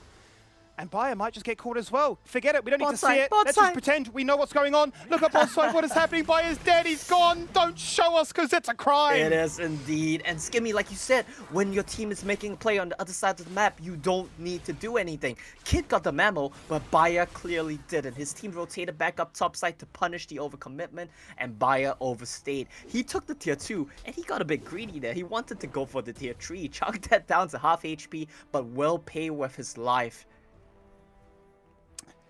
Well, we have seen, moments of madness where Camille's and Furious say, you know what, I've had enough of playing competitive. I'm going back to solo queue. I will be sending it. And maybe Bayer read the memo and said, I'm a Corki. It's 15 minutes in. I'm feeling pretty good about my chances in this game. I've got a few items under my belt. Maybe I'll split push. Maybe I'll try and open up a very early inhibitor. He did drop it down to roughly, 50, 60% from that minimap. Yeah. So they certainly put a bit, a bit of a fall in their backside towards their base. Yeah, it's going to be very scary for the side of Team Secret. But look at this. I feel like, one team, they're not going to go for it. There was a play they could have gone for there with the Vi going over the wall with a first skill and the cocky Valkyrie as well. They could have tried to sneak the Baron, which is something that Team Secret, they wouldn't be aware of, right? Because they have the Scuttle Crab. They won't expect anyone to be in the pit. But one team, they're going to play it safe. They know there's no need to flip the game right now. They're just going to back off, push the waves, and try again later. I guess that is the concern, though, because whilst we talk about one team having phenomenal siege, they can shut down that Baron, as we've already seen evidence so far this game. They are concerned of that Scuttle Crab, right? The only real way to get into that pit would be through a jump or a blast cone or some idea to try and circumvent it, so they don't really take that risk. No need to is where they feel it in this game. 3 Dragons, 6k lead, and the Elder soon to play for. A side lane in the bottom that has been responded to after that phenomenal sieging attempt for a cheeky early inhibitor, but they're quite content. Yeah, a little bit late on the rotation kit from Kid here, but he's gonna be fine. He's gonna walk over, collect the wave, and yeah, I completely agree, right? The main thing is, okay, that's why Braum counters Gragas. He's just gonna block your cask every single time. Oh, here we go with Tatsuru. Oh, that's a huge move. Fall if only he can find a little bit more time. He's gone golden straight away. He's going to come out this one and meet himself a stun. A 2-man snowball. A lock in place and exhaust that might be enough. He's going to get a full channel off. It's a tank Nunu that gets himself a double kill. And Team Secret, when the writing is on the wall, that they've been outplayed, when they're down 7k gold, they pull up a miracle. Team Secret, indeed, they pull off a miracle. And do you know what I see, Skimmy? That's gonna be game. That's gonna be game 1 for Team Secret. They're marching on the base. Down for 30 seconds. It's only Zunyo and a Dream at this stage. 1v5. Can Navai do it? Short answer, probably not, but he's going to have to try. He's going to jump on through. He's trying to make a hero's play. He has to try and trim the wave, but the wave is still there. The members are still tanky, and the Nexus is going to fall on down. In the biggest upset of a Game 1 momentum shift, Team Secret take game 1. And there's nothing else you can say except that one team true. That was an amazing comeback. The team fights from Team Secret was still close to miraculous. But look at their faces. They know there's still work to be done. They know they should not be happy with their performance. That game was basically one team's until they overcommitted for a fight that they didn't need to take. Kid flashing forward. Everyone getting caught, like you mentioned, and the full channel absolute zero. That was just disastrous from the side of one team. They needed to calm down. But Team Secret, props to them. They had the comp that needs to pull off a miracle team fight, and they did just that. And I absolutely love when a team can mentally attune themselves to the pain that they are receiving and say, it's always winnable. It is always winnable. We're making trades, they're stealing objectives, they've got this big lead, they've got everything on the map. But one team fight is all it takes, and that's what we've just seen evidenced here today. Team Secret, by virtue of God, really for anything that we can describe, have taken game 1 and are now on match point.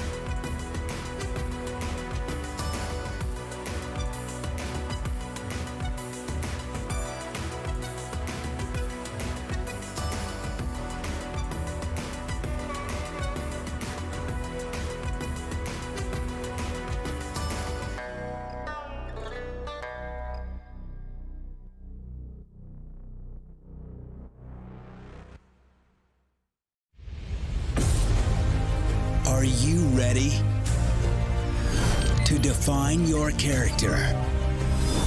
To choose your financial objective? To choose your investment strategy? And build your portfolio? Start now and level up your investment knowledge with Franklin Templeton.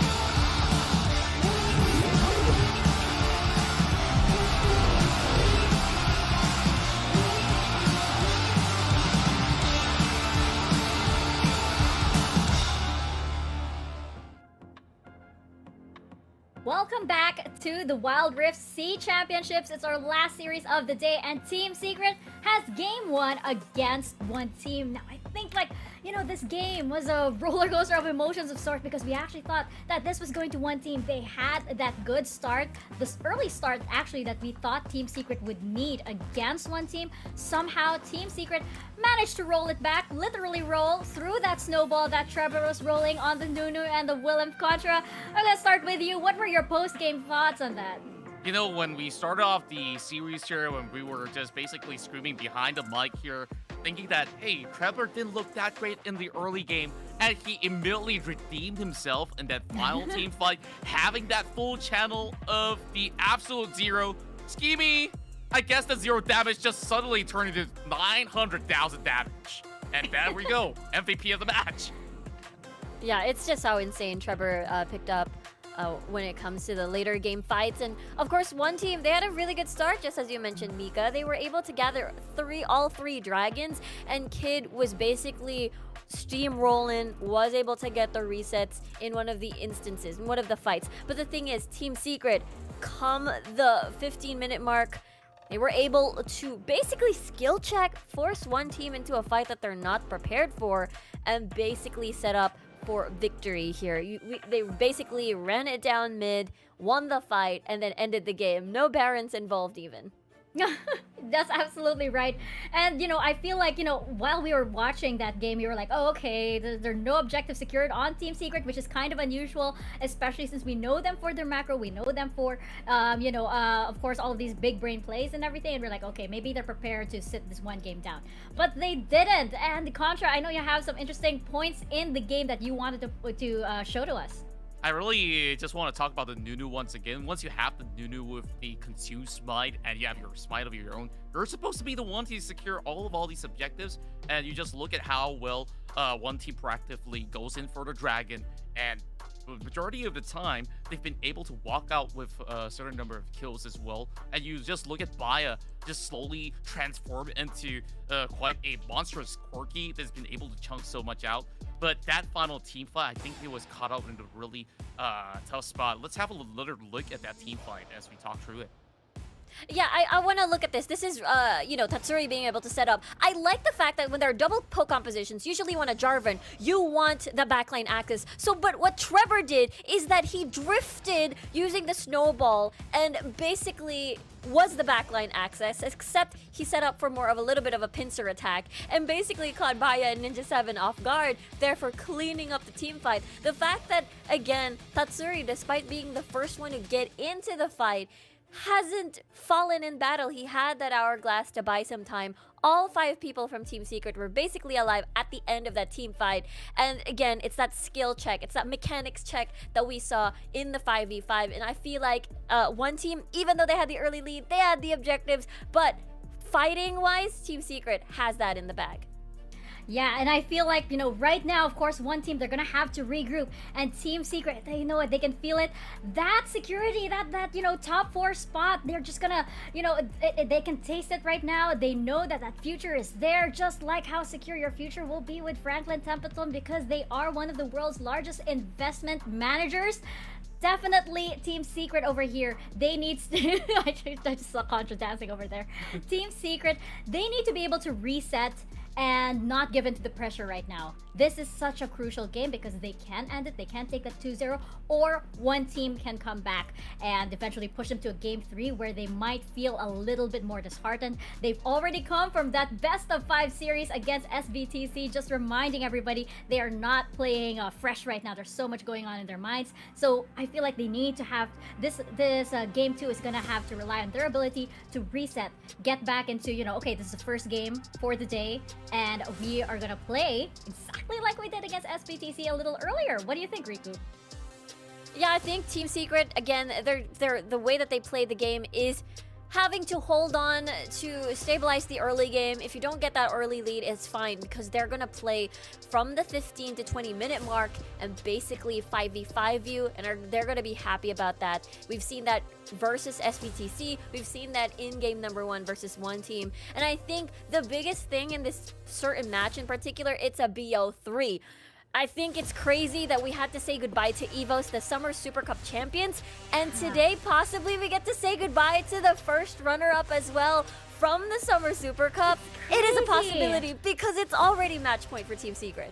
Just like John Mayer always say, it's a heartbreak warfare, and when we go into the draft here, we're already seeing some really significant bans, and Team Secret already taking out majority of all these tank as well as bruisers out of the list. So that allows one team to secure the Ziggs at the get-go. But This time around, it's a little bit of a trade when they do have the Vi now secured for Trevor. This is such a huge priority over the Vi. I mean, there has been a couple of top laners that could potentially be prioritized, like the Darius perhaps, to give to Azar that has been one of his best picks, even coming from the Summer Super Cup, even during the summer season in general. And now one team can be forced to play something else, possibly maybe a kid on the Fiora for that late game scale-in 4-1 split push, which will coincide very well when it comes to the late game now that they've locked in the Ziggs. But instead, it is going to be the Galio, which is, I'm looking forward to seeing whether or not Tatsuri will go back to the Diana, just because, again, Hero's entrance into Moonfall, or perhaps maybe Trevor, Sultan Battery, and then you get the Hero's entrance. You have a lot of options available on the table here. Team Secret can still go for what you've just mentioned, but now I'm looking into this Senna here, which could still go into support, and most likely Ninja 7 might just be the one going in for this pick. Now, to pair up with the Senna is going to be pretty important. They don't have the Gragas, so what exactly should they be going for in order to not only sustain the lane, but get some great trading being done, on top of offering huge amount of damage? But Team Secret, they have been thinking about this Fiora. Now, I really do wonder how would this actually fare against Kid, who's going to be playing on that Darius once again. Yeah, that's the thing, right? Whether or not we get to see a Galio towards Tetsuri, or will James play something else, something like a Braum that will help Kai'Sa survive the 2v2 lane, especially if this Senna, as you mentioned, could be paired with the Ziggs, or maybe we get to see another tank come in. We haven't seen the Nasus, we haven't seen the Singed being paired up anytime soon, and I just literally spoke too soon. Welcome back, Nasus Senna bot lane. We have to wait till the lower brackets here to be able to see this dark technology that we've been raving about introduced in some other region before this, and it has been made popular. Now, let's talk about this Nasus pick here, because he's not going to be the one to go full AD at first. He's just going to max out the Spirit Fire, chunk out, get this lane to be dominating over the bottom side, and maybe this might overwhelm Team Secret. Yeah, that's the thing about Senna lanes, Senna Nasus lanes, or in general, Senna versus and Singed lanes, right? It's basically having to neutralize the lane, therefore you can't exactly do anything because of poke, because of how tanky the Nasus is going to be, and the fact that it's a Kai'Sa and a Kai'Sa Nami lane, and therefore, again, hoping to just farm and chill out. And basically, the usual counters to a Senna Nasus lane is just aggression, possibly even dives, because again, the infinite scaling is going to be incredibly terrible for Team Secret, so of course they want to stop that before anything happens. Yeah, it's gonna be really painful for Team Secret if they can't get that one up. But here we are. This could be match point. This could be the series for Team Secret, or one team could come back indeed. My Pinoy pride is really willing to go head on into this. I've had my dinner. I've had sisig. So casters, over to you guys. That's it. Thank you very much there, Mika. Yes, indeed. We have ourselves a cheeky Nasus pick coming out for the first time across 3 weeks of competition. When I say where on earth is it? We've had variations, we've had Malphites, we've had Gallios, we've had it all. But the Nasus is back to play. Yeah, Big Dog is here, and I do like that one team, they opted to drop it all the way to 4-5, because this Nasus pick is not without counters, he's not without his own flaws. And one team, by dropping it so late in the draft before picking it, they find a very good spot for it. And look at what we're seeing on your screen right now, Skimmy. It's gonna be, I nearly say gamenism there, I'm too used to it, too used to casting with Big G. But it's the ultimate compliment. That is true, that is true. But look at this, it's gonna be a lane swap, but one team, they're aware that Team Secret have swapped their lane swap, so they're gonna for a lane swap again. It's a double lane swap. Oh, well, it's just a case of 2D chess becoming 4D checkers. Who can get the better lane swap and who can get the most uptime to actually hit some minions and actually push some waves, because so far it looks like we are defaulting back. The bait and switch has been completed. And top lane now becomes bot. Top lane now becomes bot indeed, and I think Team Secret, they're gonna be very happy with this one. They're gonna want the Nami matchup into the Senna Nasus. It's not the best lane, but it's also one where you can free scale and you can use the range advantage of the Nami to really just keep poking down this Nasus. Like I said, he's not without his flaws. He relies on his passive to hit creeps, to lifesteal. A ranged champ like Nami can do really well into that, and that's why you see Hamas pull out this pick, which is really not his style. He's been favoring these engages. He's been favoring being the shot caller, the one that pulls the trigger for his team, but he recognizes that this is a great matchup that he needs to take. Yeah, it was a huge pivot, very uncharacteristic pivot from him across what has been his style of this tournament, but fit to the point. You know, you buff up the Kaiser, and the Kaiser can get aggro and not really feel the burden of being traded out in these early portions of the game. So they're going to be AFK on Island, just farming up that siphoning strike and saying, just you wait, give me a few minutes, I'll rock up with a Wither, and you won't be laughing much more. Exactly, and something you gotta keep in mind as well, when you play Senna Nessus, you are scaling forever. The scaling does not stop. You have the stacks on both Senna's passive as well as Nasus Q, and they're just gonna be happy hitting creeps, farming up, scaling until they hit a point of no return. Now the question for Team Secret is, on the other side of the map, can Azar's Fiora be the be-all end-all for the team comp basically? Because if you want to play a dive like the rest of Team Secret's comp is, you want to dive into one team, it's gonna be a tall order. Like you mentioned, the Widow is gonna be so impactful onto Chewy. You have a bunch of zone control with Ziggs, with Nasus. It's going to be so difficult for them to really start team fights that it really has to come down to Azar finding angles to end the game on sides. He's pretty good at finding those angles though, because Yes. we did see him jump into a Baron pit and just snag away a quad on, 10 HP? He can definitely find ways to end the game. He can find ways to, you know, just really push into the base and end it all. But the problem is, Kid has been playing pretty well today. Barring the misplay at the end of last game's team fight, I feel like Kid is someone who can definitely stem the tide, stem the bleeding in the side lanes. Yeah, and what a time to have that mistake, right? When you're playing so flawlessly throughout the entire game and then realizing, oh wait, down for 30 seconds, not the best time to make a blunder. But they've had a chance to reset and hopefully come in with some brand new ideas for Game 2, where Team Secret have said, we know that this Vi is a high priority, we'll remove that one, Jean Yodao onto that Lee Sin. And they've dropped something a little bit creative here to try and get themselves back into the fold of things. So we're going to continue our perspective of Kid battling up the Azar. That's a nice little riposte to try and win out that trade, which he does so. And see if this Lee Sin's here to play. Yeah, I don't think they'll want to go for a dive here. That's going to be very sketchy indeed, but it seems like Xianyu and Kid, they want this. Yeah, but look at the read that Azar has, right? He realizes that Kid's playing a lot more aggressively now towards his wave, trying to push it in to enable that, and he just goes, this does not seem characteristic. You just lost that trade heavily. Why are you doing this? Yeah, really good Spidey senses from Azar that recognizes that my jungler is at the other side of the map. I cannot be playing too aggressively here. This is their timing to kill me. So really good read from Azar. We have to say though, he's been playing phenomenally here today. In his series against SBTC, he was basically the one that won numerous games with Team Secret, and he kept them holding on really when their team was falling so far behind. Now Team Secret, can they do it here again today? Can Azar do it in their what could be their final match of the day? Yeah, I mean, what a benchmark to set, right? To flesh out your resume up against one of the world's very best teams and say, you know what, I held my own. Actually, I'll go one step further. I outperformed. I did my job. And I made it as competitive as it really was, going all the distance to that Game 5. Now, 4-40 into this one. The Dragon has been ignored again. Big preference towards this Herald, to be expected, especially when you've got a Ziggs in your composition. But that's not all about Team Secret starting things off. It's down to Smite range. That's gone. But one team still want the fight. There's the Wither onto a key target. Look at mid lane, those copper roots, and he's just gone. So they're just going to push mid wave, instant summon their Heralds. And that turret, when it's low, one Satchel charge and it's gone.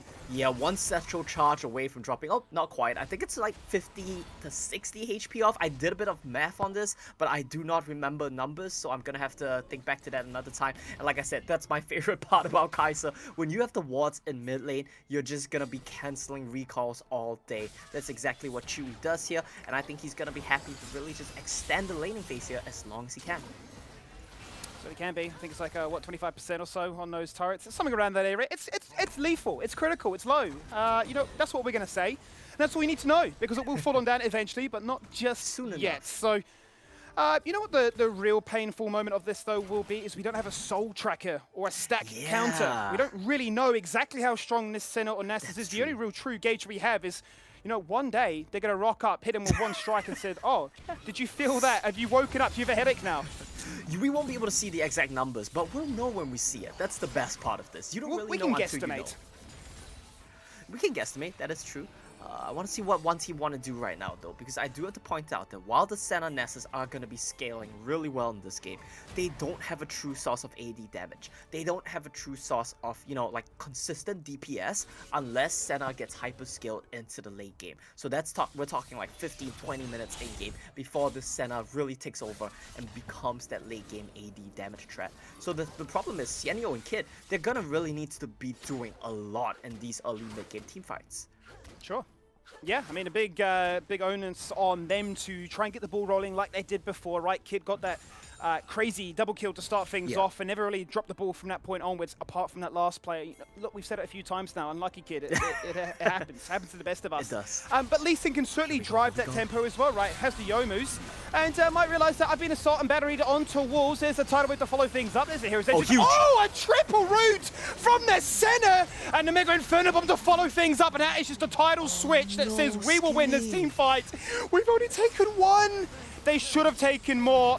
And they'll have to settle for the second prize, which is a turret. Skimmy, that's a heartbreaker there for Kid because his ultimate got cancelled. Chewie died before he could dunk him, and his ult went on CDE. Look at how low the members of Team Secret were right there. If he got the reset, he might have just popped off that fight.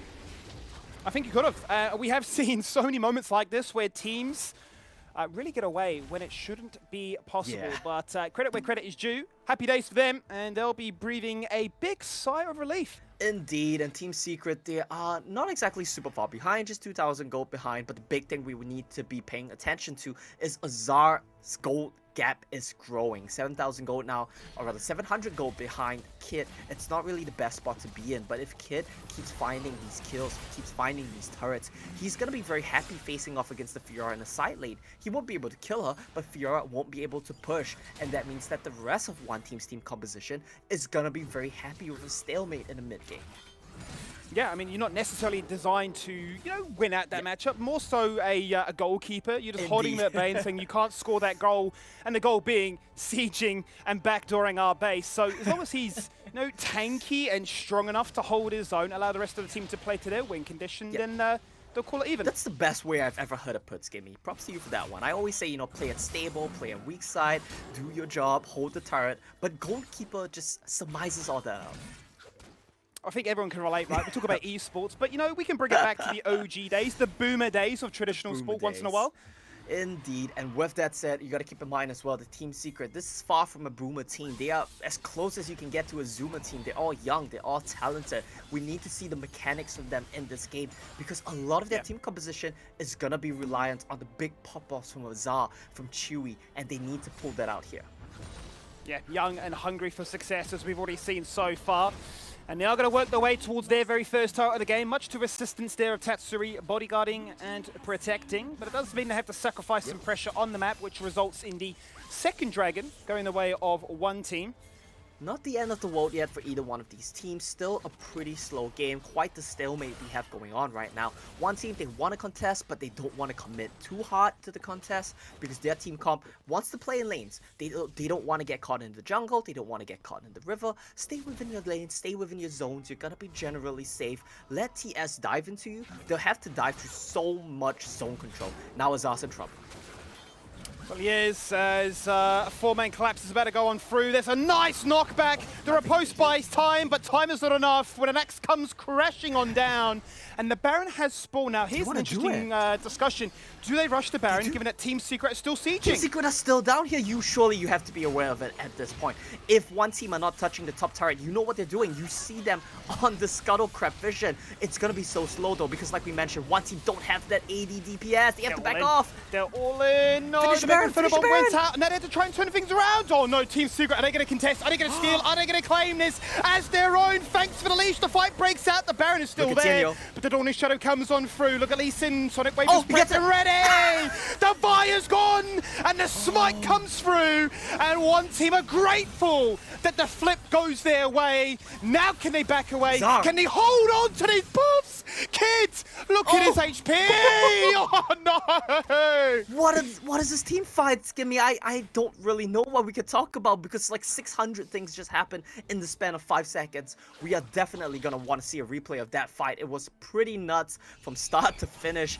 Right now, Baya not even going for the wave, just wants to hit Chewy, tells him you have to back away. And let's try to take stock of what happened in this team fight. Look at how low the Baron dropped, and then objective change here from Team Secret. Tatsuri wants to finish, but Trevor was too far out. He got caught by the Widow. With that said, Tatsuri as well, he tried to save his jungler, but Baron knocked him up. MVP Baron leashed this entire time. Cienio sneaks around the back, finds an angle, steals the Baron, which was theirs to begin with.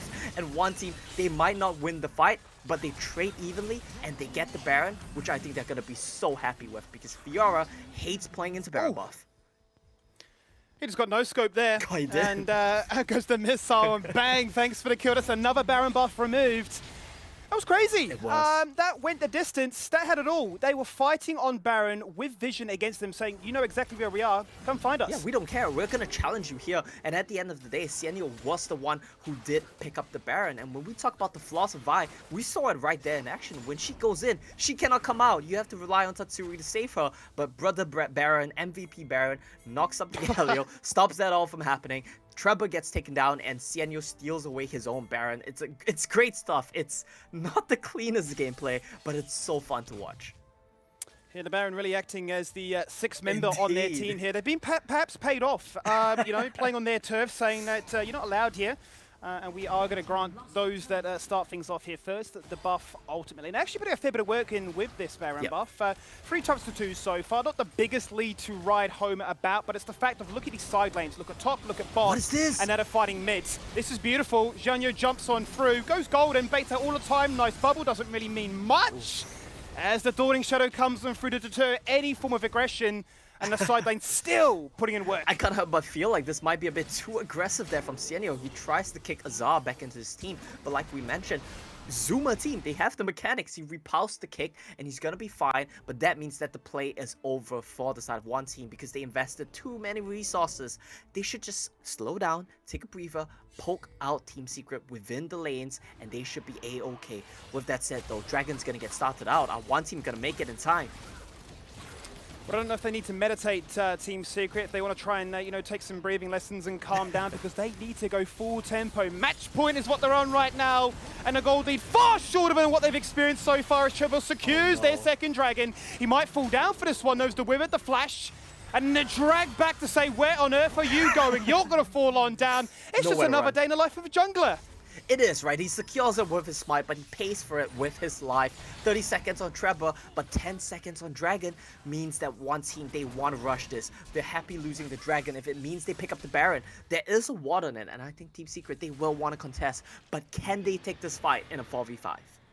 One team will be feeling pretty confident about their chances, given, as you say, that there is no smite. So they're going to start things off. Trevor has just picked up the teleport, so he's keen. It's all about the rest of his team now buying time to find it. Can they do that? He's going to make it for sure. There's 10 seconds to go. Team Secret, they're going to keep poking, and I think Blast going in. There we go. Bubble goes up. Tatsuri looking for a big knock-up. There's the tidal wave getting closer and closer to that Baron range. There goes the explosive make a cast. What is damage there? He can get it again. Managed to steal it. No, Bayer secures it. It's not even a jungle secured. The mid laner gets it. As the Clear Instinct comes on through and Chewy tries to be the hero, trying to remove all these Baron buffs. He's taking out 2. The top side collapsed. I don't know if they'll find much more, but look at the lane state. It's bounced against them. He might even get the inhib here. They're gonna need to send Bayer over to try to catch this one out, but Azar might look for an all-in. I think he's gonna play it safe though. Okay. Deary me, this game really does have it all. If you want an emotional lesson, then welcome to the Sea Champs, because you can have the happy days, you can have the sad days, and you can have the tense days where your chest gets a little bit tight because you're quite unsure what you're watching. Yeah, I had to take a second there to get a breather because I don't really know even what kind of game state we're in. If you ask me right now who's winning this game, I couldn't tell you. I don't know. Who knows? I don't think. I mean, the simple answer that Twitch chat will say is, "Oh, just look at the gold lead, Omo. It's dead even." It's basically. But it's so much more than that. Yeah, the turrets are basically even. You're 2 off. The kills are basically even. They're trading 1 to 2 dragons. The kills are 1 or 2 off. Gold is a couple hundred off. It's just such a close game. And if you ask who has the better scaling here, I'll tell you that one team has the better teamfight scaling, but Team Secret have the better scaling on the side lanes. So who really wins this game? I have no clue, and that's what makes it so fun to watch.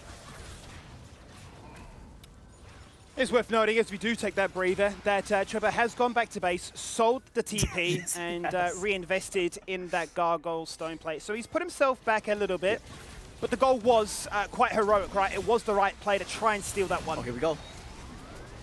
Right, he's going to break out once again, and that is Ninja. Trevor jumping in very aggressively, looking to try and make a play so far. But Ninja dropped in a heartbeat, crashed down as the Galio destroys him, but another big knock-up. Not going to be much more than that, and 3 members have to walk away again.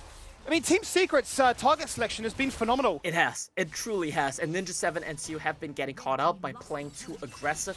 Team Secret, their team fight sense is just so good. They know when to go, how to go, where to go, who to go on. They know it all. They do it so well. And that's been paying off huge for them here. I think it's a little bit curious that Team Secret didn't want to push it any further in a 3v5. You saw them hugging the top side, staying away. But who can blame them after we saw Kit and Baya 3v5 them in the last game as well. So wanting to play it safe, they already took a team fight win. They know they can just do it again. Just rinse and repeat. Every single time one team want to siege on you, if they don't bring enough people, you just pull the trigger and go. Yeah, I mean, it seems a bit of a concern, right, that as you've mentioned already here, Omo, that Team Secret can play towards those side lanes, but they're winning team fights, and that just feels illegal. Yeah, it's really crazy that they're winning team fights, but I think that comes down to the fact that one team, they're not allocating their manpower properly. They have people split up across the wrong sides of the map, and you have to consider that Team Secret, their engage is basically instantaneous. One team, they need to be in position. Here we go with the Baya. Here we certainly do go. It's Divider jumps in, and the Galio that comes crashing on down. A tidal wave to try and prevent the re-engage and the turnaround. And Tatsuri locks them all in place with a flash taunt and says there's nowhere to run or hide. Siu, the Nasus is dead. He's been farming for 18 minutes.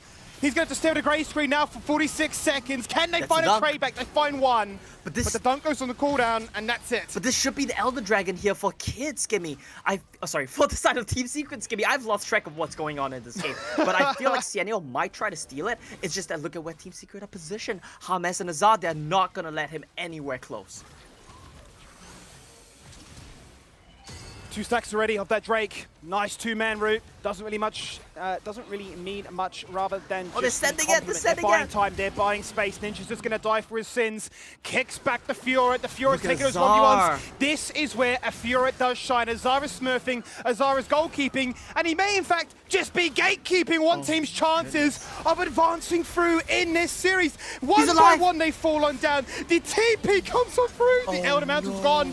It's gone. Janyo can't contest. The Ziggs rocks up. The Ziggs falls down for 50 seconds. That looks like game. I think that's game here, Skimmy. They might want to back off, pick up the Baron as well while they're at it. They don't want to risk destroying the game. They are on match point, series point. This guarantees they move forward another step to go up against Flash Wolves. Now keep in mind here, I'm going to tell you a little bit of a story. Back in play-ins, Flash Wolves was the team that eliminated the Philippines' #2 seed in Feno adversity. Team Secret, they want to knock out one team, and if they win this matchup, they go up against Flash Wolves for a chance to avenge their fallen brothers. They don't want to risk throwing the game. They're gonna play it by the book. They get the Elder, they get the Baron, and they might get the series win here.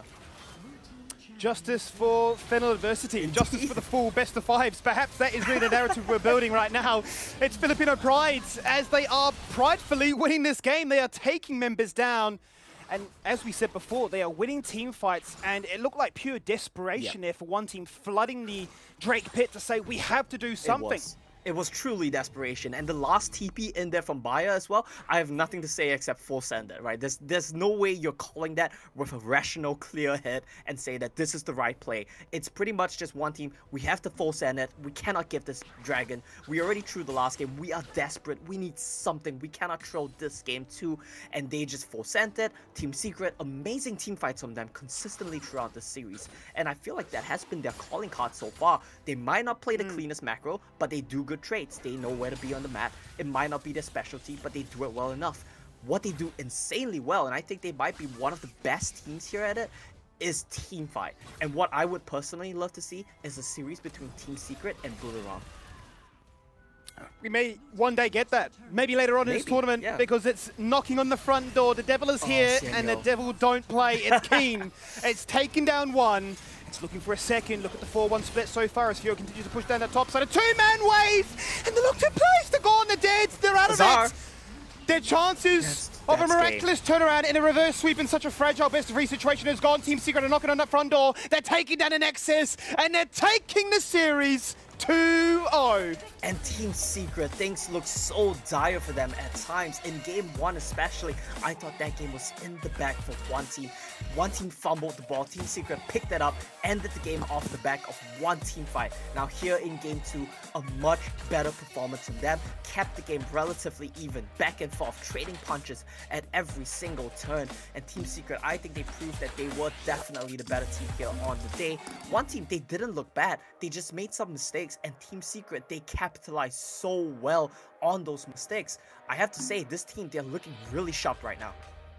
Yeah, I mean, they just seem to be the full package. They can team fight, they can split push, he protect, he attack, he do it all, he wins series. Yeah, he do. He's had such a long day. How have they got the mental endurance as well as the stamina also to be performing at such a high level for such ridiculous hours and still just say, you know what, just another day in the office? I honestly think a lot of credit should go to their shot caller. I feel like we always talk about General James as kind of like a fun thing, a bit tongue-in-cheek since he's such a young kid as well. But I feel like he definitely has to be playing a big part in moderating the mentalities of these young players. Keep in mind, Team Secret, they're not in the same room. They're not in a bootcamp. They're not in a gaming house. They're spread out across the Philippines. But being able to regroup, recover after a devastating 5 games loss against SBTC, come here, 2-0-1 team, who were your finalists from the Summer Cup. Amazing stuff from Team Secret, and I think that this performance is something they should be proud of. I want to say it should be, and I'm very curious as we do throw back to, I'm sure, some ecstatic casters on the analyst desk. I have to ask, will we see a smile from James? Will we see perhaps even a smirk? Apparently he's not going to be smiling until they win it all, so what will we get? We'll have to wait and see as we do throw it back to our wonderful analyst desk.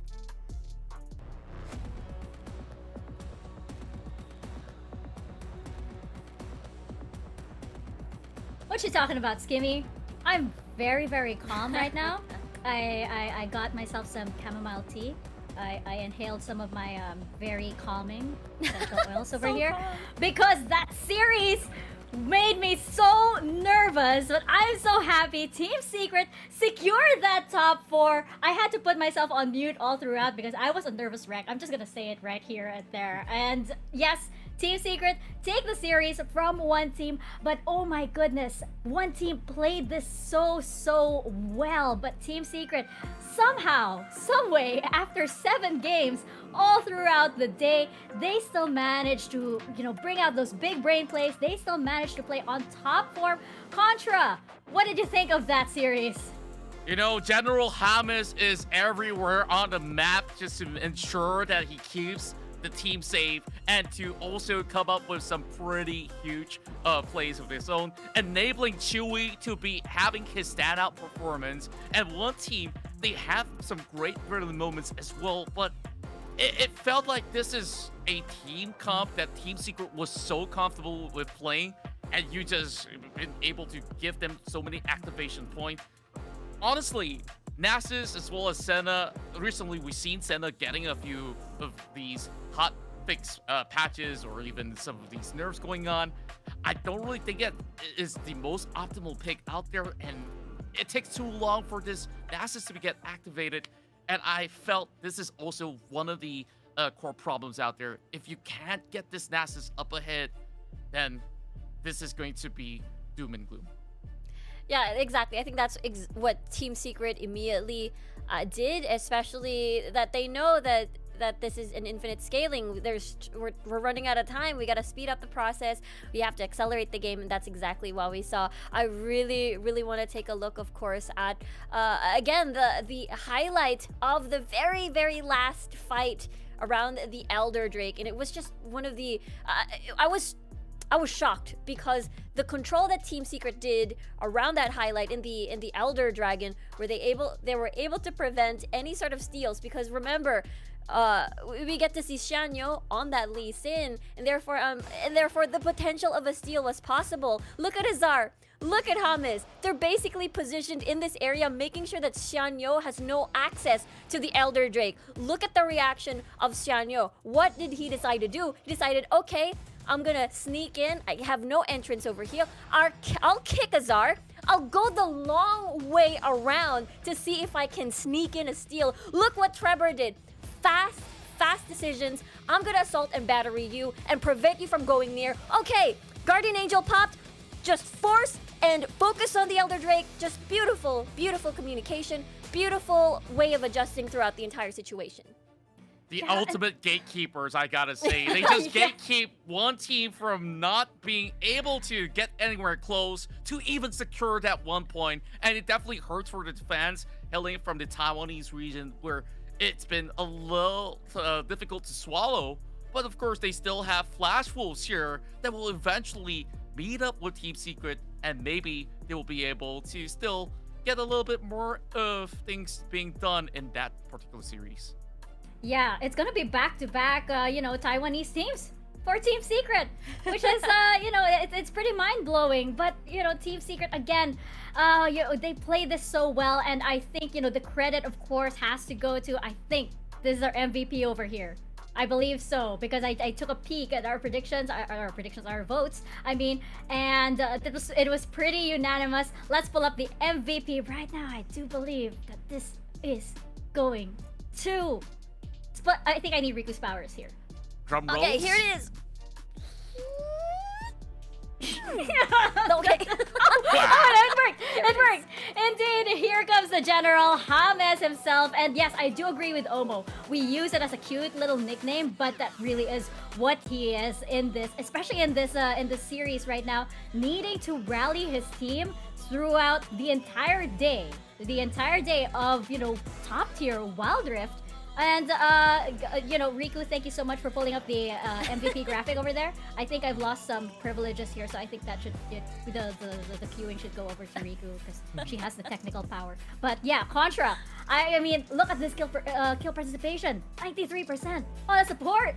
That's right. There's only one kill that he was not participating on in particular, and the rest of it was James, who has been able to just get everywhere to also provide so much of all that sustainability for them to keep rolling team fight after team fight, and those tidal waves definitely was sublime. So I want to see more of this if we head into our next series for Team Secret. And I just feel like Team Secret, now that they've got so many wins under their belt, although they were knocked down into the lower bracket, their pathway looks so much clearer, but they will have to find ways to take down Flash Wolves. Yes, I do agree. And yeah, I think that's why we didn't see James smile, Contra, because he got that, he did get that one kill. His kill participation wasn't at 100%, so you can imagine just how, disappointing that is. But we can actually ask him himself. I do believe we have General James on the line, joining us here on our virtual stage. James, congratulations. Team Secret has made such a run today, and congratulations once again. That is back-to-back series. I have to ask, this came from SBTC. Get 5 games and then against one team. I mean, how did you guys do it? How did you manage to last throughout the whole day? Because I know that we in the analyst desk are also really tired. I can't imagine what you're feeling right now. Well, the matches were really exhausting, but as a pro, need to have the right mental fortitude and the stamina to play a lot of games in one day. And I think the most important one is really the mental fortitude, wherein you need to reset your mental fast. Every time you lose a game, just forget about it, go on to the next one, and then have a fresh mindset for the next game. And I think that's how we managed to play really well today, and we were able to win against one team at the end of the day. Yes, indeed. Oh, look at that mental strength. I feel it over here. Just because I have none, it's at the end of the broadcast. Contra, do you have a question for James? Well, James, of course, you mentioned about mental fortitude, and usually this comes from a whole lot of support. Is there somebody that you are inspired by or have been consistently providing you guys a lot of all the support in order to achieve that mental fortitude that you have for this long haul of series, and you guys won this outright 2-0, and there were so many close calls? So who would that shout out be given to? I'd say it's not only a person, but I'd say my whole team, all of my teammates, and our support from Team Secret, because Team Secret really gives us a good training regime, and with that, we were able to form a really good mental when it comes to games. And yeah. Awesome, and we can definitely see it. My eyebrows went up just because I thought Contra was asking about something else and fishing for other information. But Riku, do you have a question for James? Yes, definitely. Really amazing performance coming from SBTC and then one team. But now you have to face another Taiwanese region team, which is Flash Wolves. So all of these really strong teams you've already managed to basically almost overcome. So what are your mindset and expectations tomorrow? I think we'll still go with the same mindset wherein we can't be overconfident. Just play the game how we used to play it, and yeah, one game at a time, no rush. Love it. Love it indeed, James. Congratulations. And our MVP, by the way, of that series, I think it should be MVP of the day, quite honestly. Congratulations once again, and we look forward to the days to come wherein Team Secret has made the top 4. Good luck, best of luck, kayang-kaya yan. Thank you so much. All right, there you have it. Oh my gosh, I can't imagine. He's probably gonna go straight to bed. Quite honestly, I'm projecting my own feelings, by the way, over here. But yeah, that was insane indeed. I mean, you know, I just wanted to point out as well, you know, the Team Secret had the most annoying sort of like, you know, CC and control over there.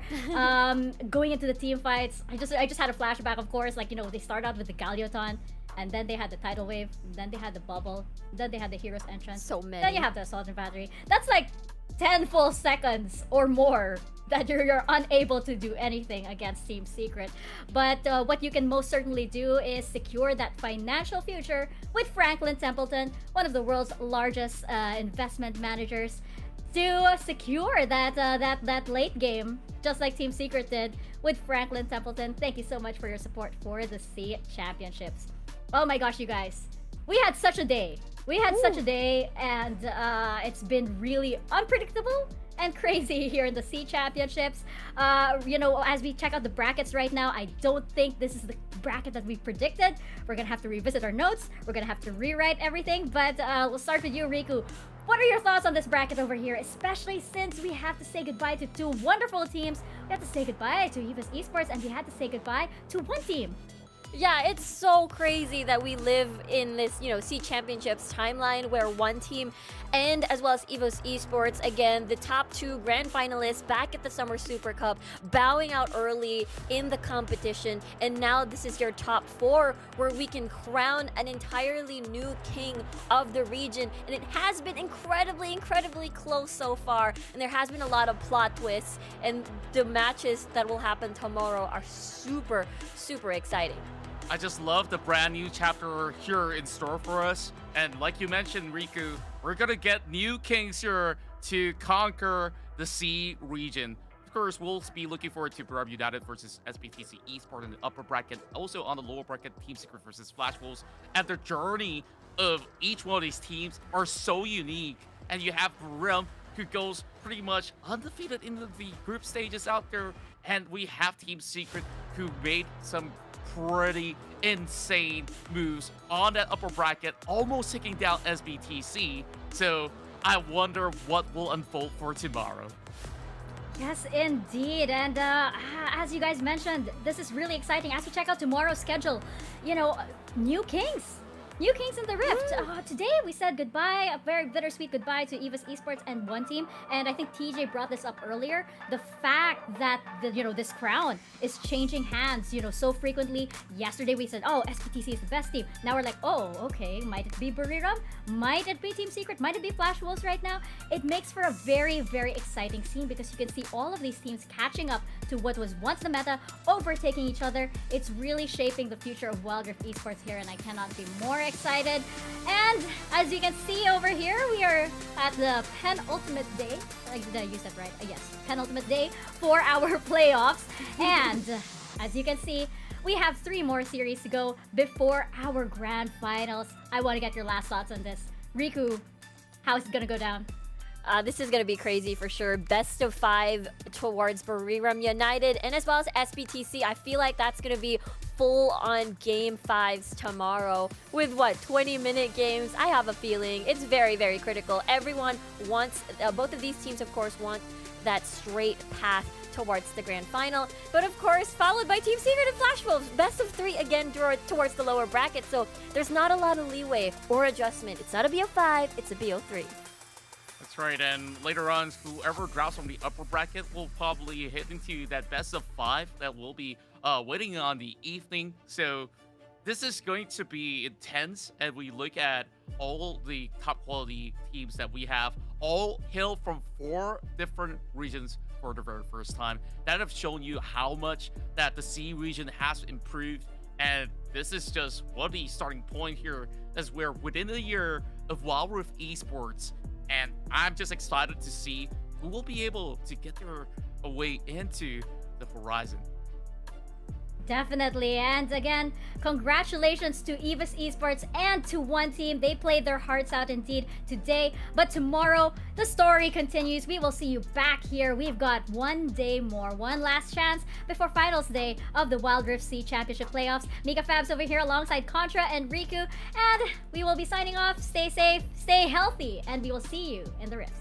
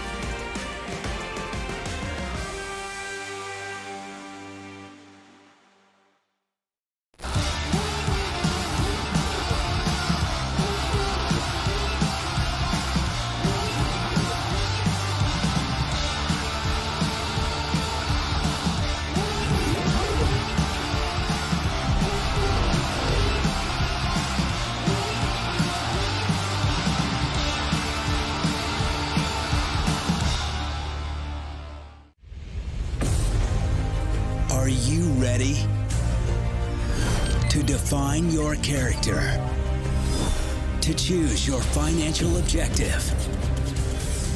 To choose your investment strategy. And build your portfolio. Start now and level up your investment knowledge with Franklin Templeton.